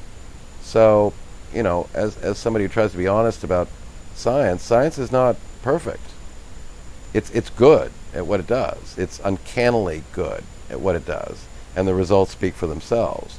But we can't ultimately tame the universe and control it to be able to truly create the sorts of experiments where we just create completely identical situations, and we can just remove one discrete phenomenon and then know with certainty that the only difference between these two case studies are this alleged variable that we've controlled for. There might be more than one. There might be codependencies. To your point, there may be still distinctions between these two allegedly discrete objects, entities. See what I mean? So even humans, you if you're running an experiment on 2 humans, well, there's going to be just a multitude of distinctions between these 2 humans. But we're sort of when we're running the test, we're sort of presuming that they're identical. And so by virtue of the fact that we make these claims of sort of clones, this is why medicine has a problem. Medicine treats all human beings as being, for the most part, identical, which is why some individuals can have a side effect that others don't. So we try to take large samples, so then we just, from a probabilitarian perspective, we just identify in the sample, which is already limited, that there's going to be a 2% chance that there's going to be this particular side effect. But if you actually expose the entire 7 billion to that medicine, you're going to have some different side effects that wouldn't have shown up in that limited sample, because you're going to have more variety in the comprehensive sample than you are with your limited sample, because we just don't have the luxury of doing samples on every human being on the planet. So samples are based on statistics. We know that they're going to fall within a certain amount of standard deviations, and we know that if you take 1,000 people, it's going to be more or less representative of 1 million people. It's not going to be perfectly representative of 1 million people. And Do you think? Go ahead. Do you think that there is a new scientific method to be discovered for these social sciences that we just haven't figured out yet? Yeah, I think one of the obvious solutions is computers. So to the extent they're to a great extent, and we already have to some extent, and we'll get better at it. We will be able to model virtual worlds that are uncannily similar to our own worlds, and then change variables in simulations in a virtual world, which then doesn't come with the consequences of things like killing people. So AI and computer simulations are going to get far more sophisticated, and they're going to be able to solve far more problems, and absolutely in the context of the social sciences. We're going to be able to create models of governance and social interaction, and there's already complex ideas in hub theory and sort of the 6 degrees of freedom stuff. So the sort of Kevin Bacon joke, where we're going to be able to identify very complex sociological phenomena, and then attempt to model it in virtual space, and then alter a single variable at a time. And again, models are only as good as the premises. So as we get better and we learn more facts about the universe, our models get better. And to the extent that our models get better, the simulations that we can run in these models and the experiments we can use them for become better, and then the output that we can derive from these models becomes more useful and beneficial, and it can help us avoid all of these ethical problems. And eventually, for example, it'd be great for us to no longer need to use animal subjects in medical experiments, because we can model animal brains at a subatomic genomic level, and then we can just basically create a virtual chimpanzee and then alter its biochemistry in a computer. So yes, absolutely, we can, I think, to some extent overcome some of these constraints in the social sciences through computer technology and even AI. So AI will also help us identify far more complex patterns that maybe experimental scientists wouldn't be able to identify. So we can sort of just send the bots out to, this is why, for example, when I complain about AI bots in social media that are basically crawling our lives and identifying patterns in our behavior used for marketing purposes, and how to serve us up sort of the content that our brains most desire, AI is going to, in a positive sense, be able to essentially crawl societies and cultures and civilizations and governance systems and social interactions and provide modeling opportunities for us to then, simulate different policy choices and all sorts of things. So I absolutely believe that the social sciences are just, in their early stages, and yes, there are some ethical and pragmatic and logistical constraints on everything that relates to large amounts of brains and large amounts of humans interacting with each other. But I think there's every good reason to believe that we will advance and we will learn more and we will build better models and we'll be able to use very complex simulations in computers to avoid some of the ethical problems. But what's interesting with the social sciences too is that we can have the mob, and then one individual person throughout history can make such a massive shift.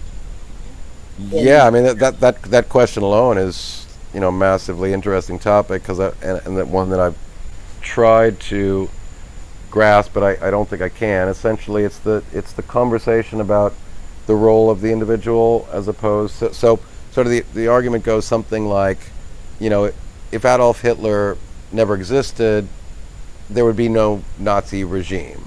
So the counter argument to that would be that Nazism was ripe for the taking, and some other demagogue would have simply filled that place, and maybe something not identical to Nazi Germany in the 30s and 40s would have emerged, but a similar sort of authoritarian regime would have resulted because it was just ripe for the picking. So this is this conversation about whether or not sort of a supply and demand issue, and a conversation about the role of individuals and how maybe a single individual can have a extremely disproportionate effect on the world, and or if that's not true, that it's just sort of a vacuum that's waiting for a would-be ambitious, opportunistic demagogue autocrat fills that space, and it might be slightly different in terms of the exact personality traits that person has, but so anyway, the argument would be something like, either you argue that Adolf Hitler was necessary to create Nazi Germany, and without the existence of Adolf Hitler, there is no Nazi Germany, there is no Holocaust, there is no World War II, there is no German imperialist attacks, or you argue that Nazi Germany was ripe for the picking, and even if Adolf Hitler had not existed, you would have had somebody that would have sort of satisfied the growing yearnings of that sort of nationalistic, authoritarian, ethnocentric tendency. And I don't know the answer to that, but it's certainly a fascinating question. I actually do tend to believe that individuals can have a disproportionate effect on our trajectory. I do believe that unique, charismatic people can come about at certain times and definitely alter, I think a lot in a major way, the a lot like the trajectory. religious leaders. Like I went and when I took my religious studies course, and they would talk about this one really stuck out was the origin of Buddhism, in that it was basically a helicopter parent who tried to shelter his kid from any suffering, and so that he didn't know suffering existed. Well, eventually he did encounter it, and he was so shocked by it because he had never prepared for it for his whole life, that he went on the journey of trying to find out, why does suffering exist? Because basically the shock of it was so great to him that then he went on in all this religious journey and started Buddhism, all because of a helicopter parent. I was going to say there's there's a name for that phenomenon in all of religions. There's it's not called a passion. Well, the origin stories, but Well, like even in Homer's, Gilgamesh and what are the two books? by Homer. Anyway, they talk about all the prototype sort of religious archetypes. They all go through, I forget if it's called a passion. Basically they go through hardship, and then they come out of it empowered with this, moral clarity. I forget if it's called a passion. Iliad and the Odyssey. Yeah, thanks, Sally. But I forget what it's called, so I don't know if it's the same thing in the Hindu context. That's referred to as the same sort of phenomenon of going through hardship and suffering, only to then become the sort of enlightened one who then leads some sort of spiritual or political revolution.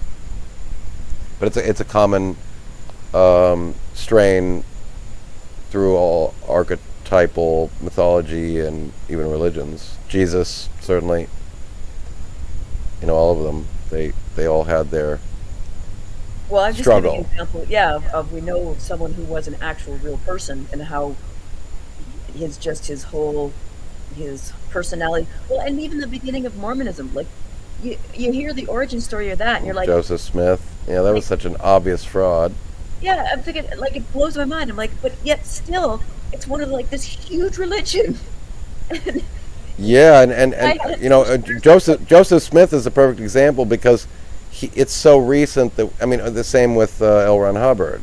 These were obvious frauds, and Joseph Smith was a career fraud. He engaged and been arrested for frauds, and then he happens to come up with one that sticks, and now and then he becomes a sort of savior prophet and forms a religion. And L. Ron Hubbard is literally on the record, saying you don't make money as a sci-fi writer, you make it as creating a religion. So we just have every good reason to believe that these people were frauds. And so then it just begs the question of how many of the original prophets and back in the day were similar, that they had tried many scams and then they pulled one off that led to changing history. Yep, it's pretty amazing. Yeah. Because it's late, I gotta go to bed. Yeah, I think I should probably call it. I always go on long, so 10 hours is a good time. So thank you, Larissa, for coming. It was an absolute pleasure. Will you come back and chat with me again? Sure. No, I enjoy it. I rock this kind of stuff. Okay, so we'll do it again, and I'll let you know the next time. Yeah, I like being pushed to the, trying to think again. When you're out of university, you don't get as much of the intellectual stimulation. So Yeah, and I just love the chats, and I just love the pushing each other to think one extra thought that you might not have thought about on your own.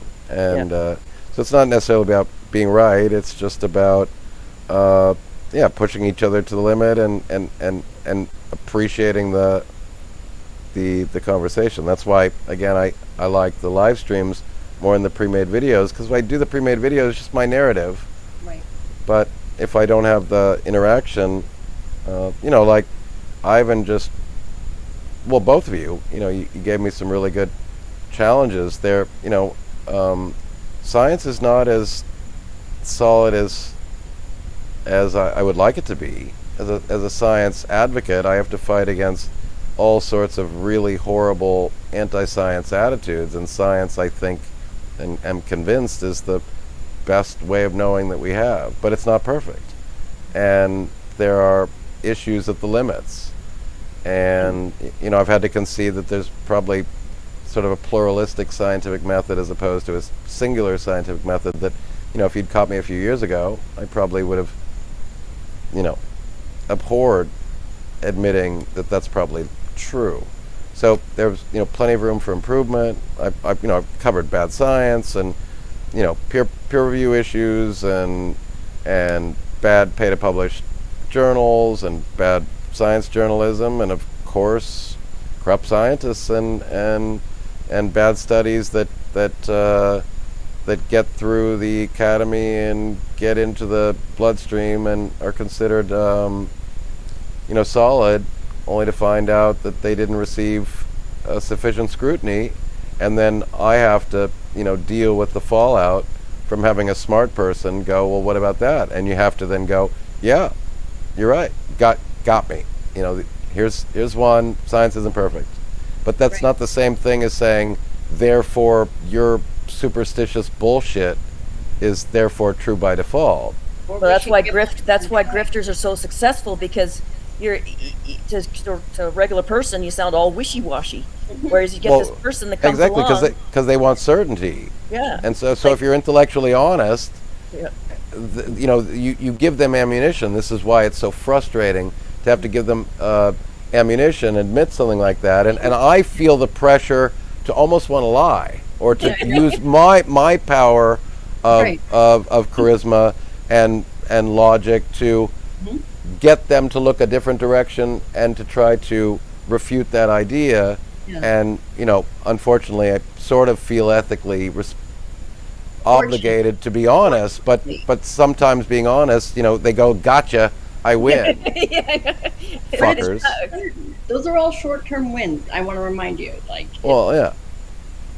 and like Ivan, and well, I mean, both of you were pushing against me. This demarc. If you read Popper talks about the demarcation problem. There are more than one demarcations. There's the demarcation between, basically science and pseudoscience, and also a demarcation between, sort of where we can claim that science ends and something else begins. And these things, like something like speciation, another topic that I refer to, there's not some line in the sand where something stops and something else begins. So speciation, there's no discrete moment in time where something becomes a new species. It's a gradual process. Right.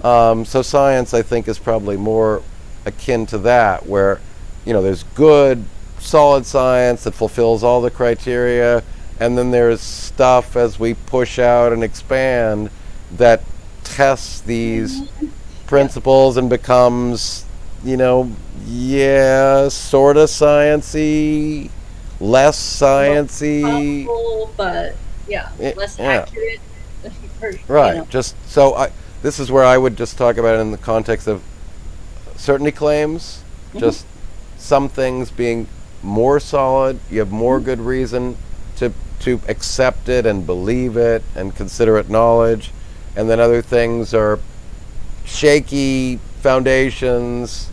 You might want to believe it. There's good reasons to believe it, but you might not want to claim it's knowledge. So this is where and just if you're going to bet your house or your loved ones or your life on certain things, I'm likely going to feel pretty comfortable about betting my life on the existence of the force of gravity.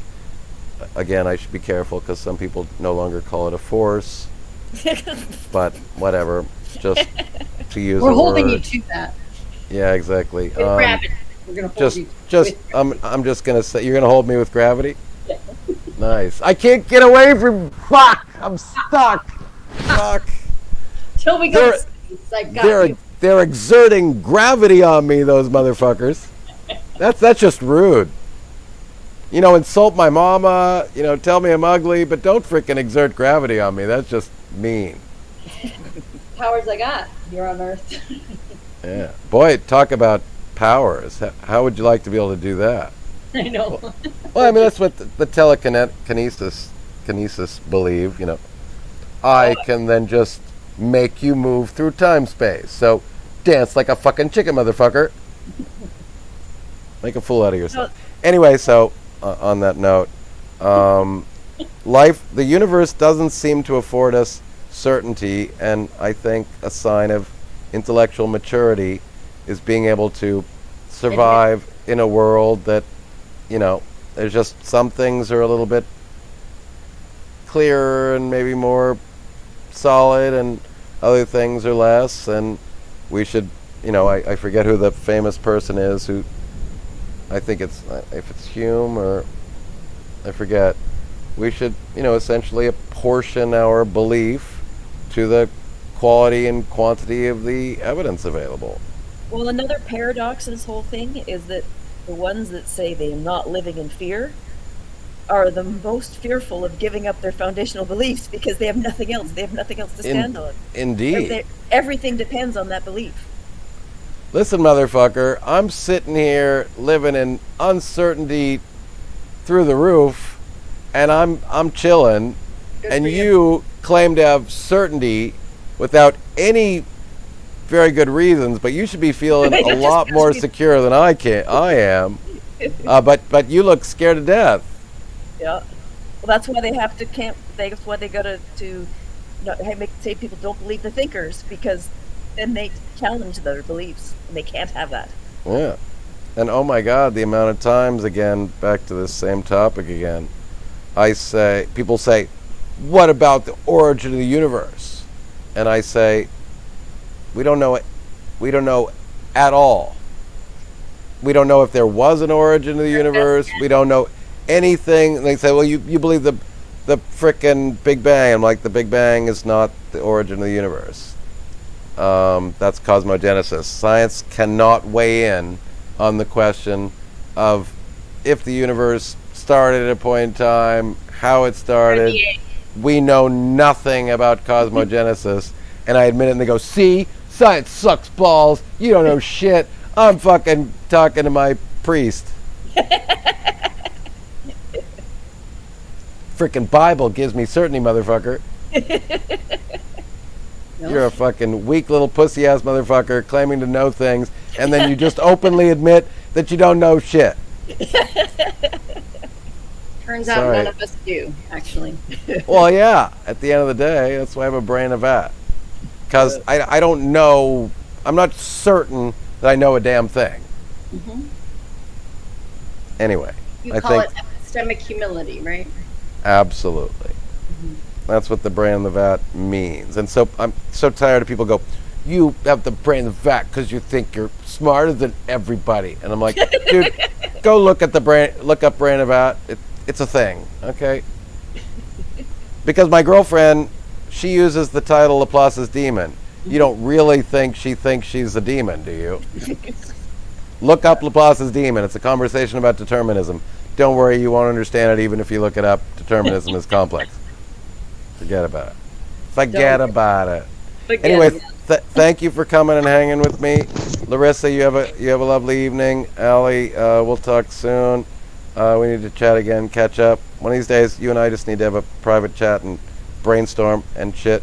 And Ivan, I don't know what the fuck you're doing, but do you wanna say something before we all take off? No. Thank you for the conversation. You made me think. You made me think about the scientific method as it applies to social sciences, and I have to check out Peter Singer more. So thank you for that. Yeah, no, and I missed you. We had that nice chat, but that's been such a long time. But I'm glad that we're still in contact on Facebook and on SCTS. So, and thanks so much for coming here. I'll try to let you know when I'm doing these again, because I'd love to have you guys from SCTS come over and. It's interesting. I love listening to right. I always learn something, or my brain gets going. It's healthy, I think. I just end up hungry because I never eat. I know. And I drink, but I drink over such a long period of time that I don't even get a buzz. I know. Sometimes you do. There's been a couple times. Oh no, I got a lot better because at the beginning I had so much fun that I was drinking a little bit too fast, and then I was getting buzzed a little bit too early. Like after 3 or 4 hours, I was starting to get a little buzzed, and now I've gotten really better. I don't think I've been buzzed on. I mean, I don't know when you're talking about remembering me being buzzed. It must be a long time ago, no? I mean, I've been listening to you since you came on YouTube. So. Yeah, I know I was fucking shit-faced on my New Year's Eve, but that was like after 8 hours. I've even played the video. I'm sure you've heard it. Where like after 9 hours, New Year's Eve, 5:30 in the morning, wasted off my ass, an entire frickin' massive bottle of wine. I tried to say goodnight to everybody. I'm like, I would just like to thank everyone for coming. I'm having a very hard time enunciating words without slurring my speech because I probably had a little. I mean, I was wasted. Somehow I managed to say goodnight, and then there are at least, I would say, 2 other, maybe 3 other lives where at the end I was a tad bit slurpy.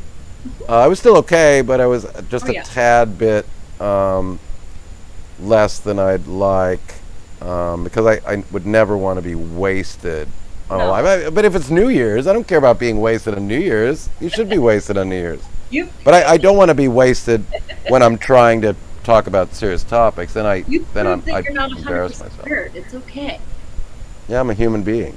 Well, but you know, Josh called me an alcoholic because like I have a bottle of wine once every month and a half with my friends on live stream, and I never drink the rest of the year. But sure, I'm an alcoholic.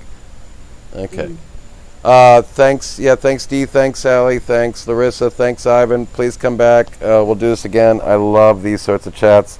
It's just absolutely fun for me. And you know, I didn't get to finish this live, so maybe I'll have to do a second part.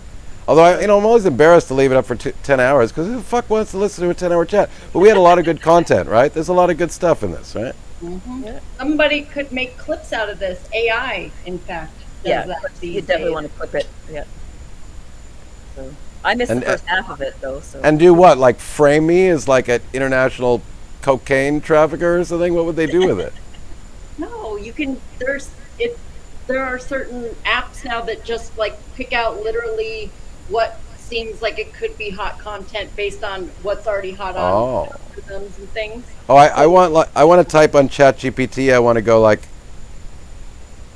clip out my best badass intelligent sounding comments and clip, well, you know, keep my badass where I sound smart comments and then clip out all the comments where I sound like a moron and then then put that back together.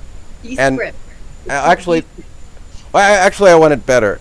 ChatGPT, make me sound a lot smarter than I am. Done. And Morgan Freeman voice. That's what I want. Hey, I have a pretty good voice. I don't need Morgan Freeman. Just kidding, then.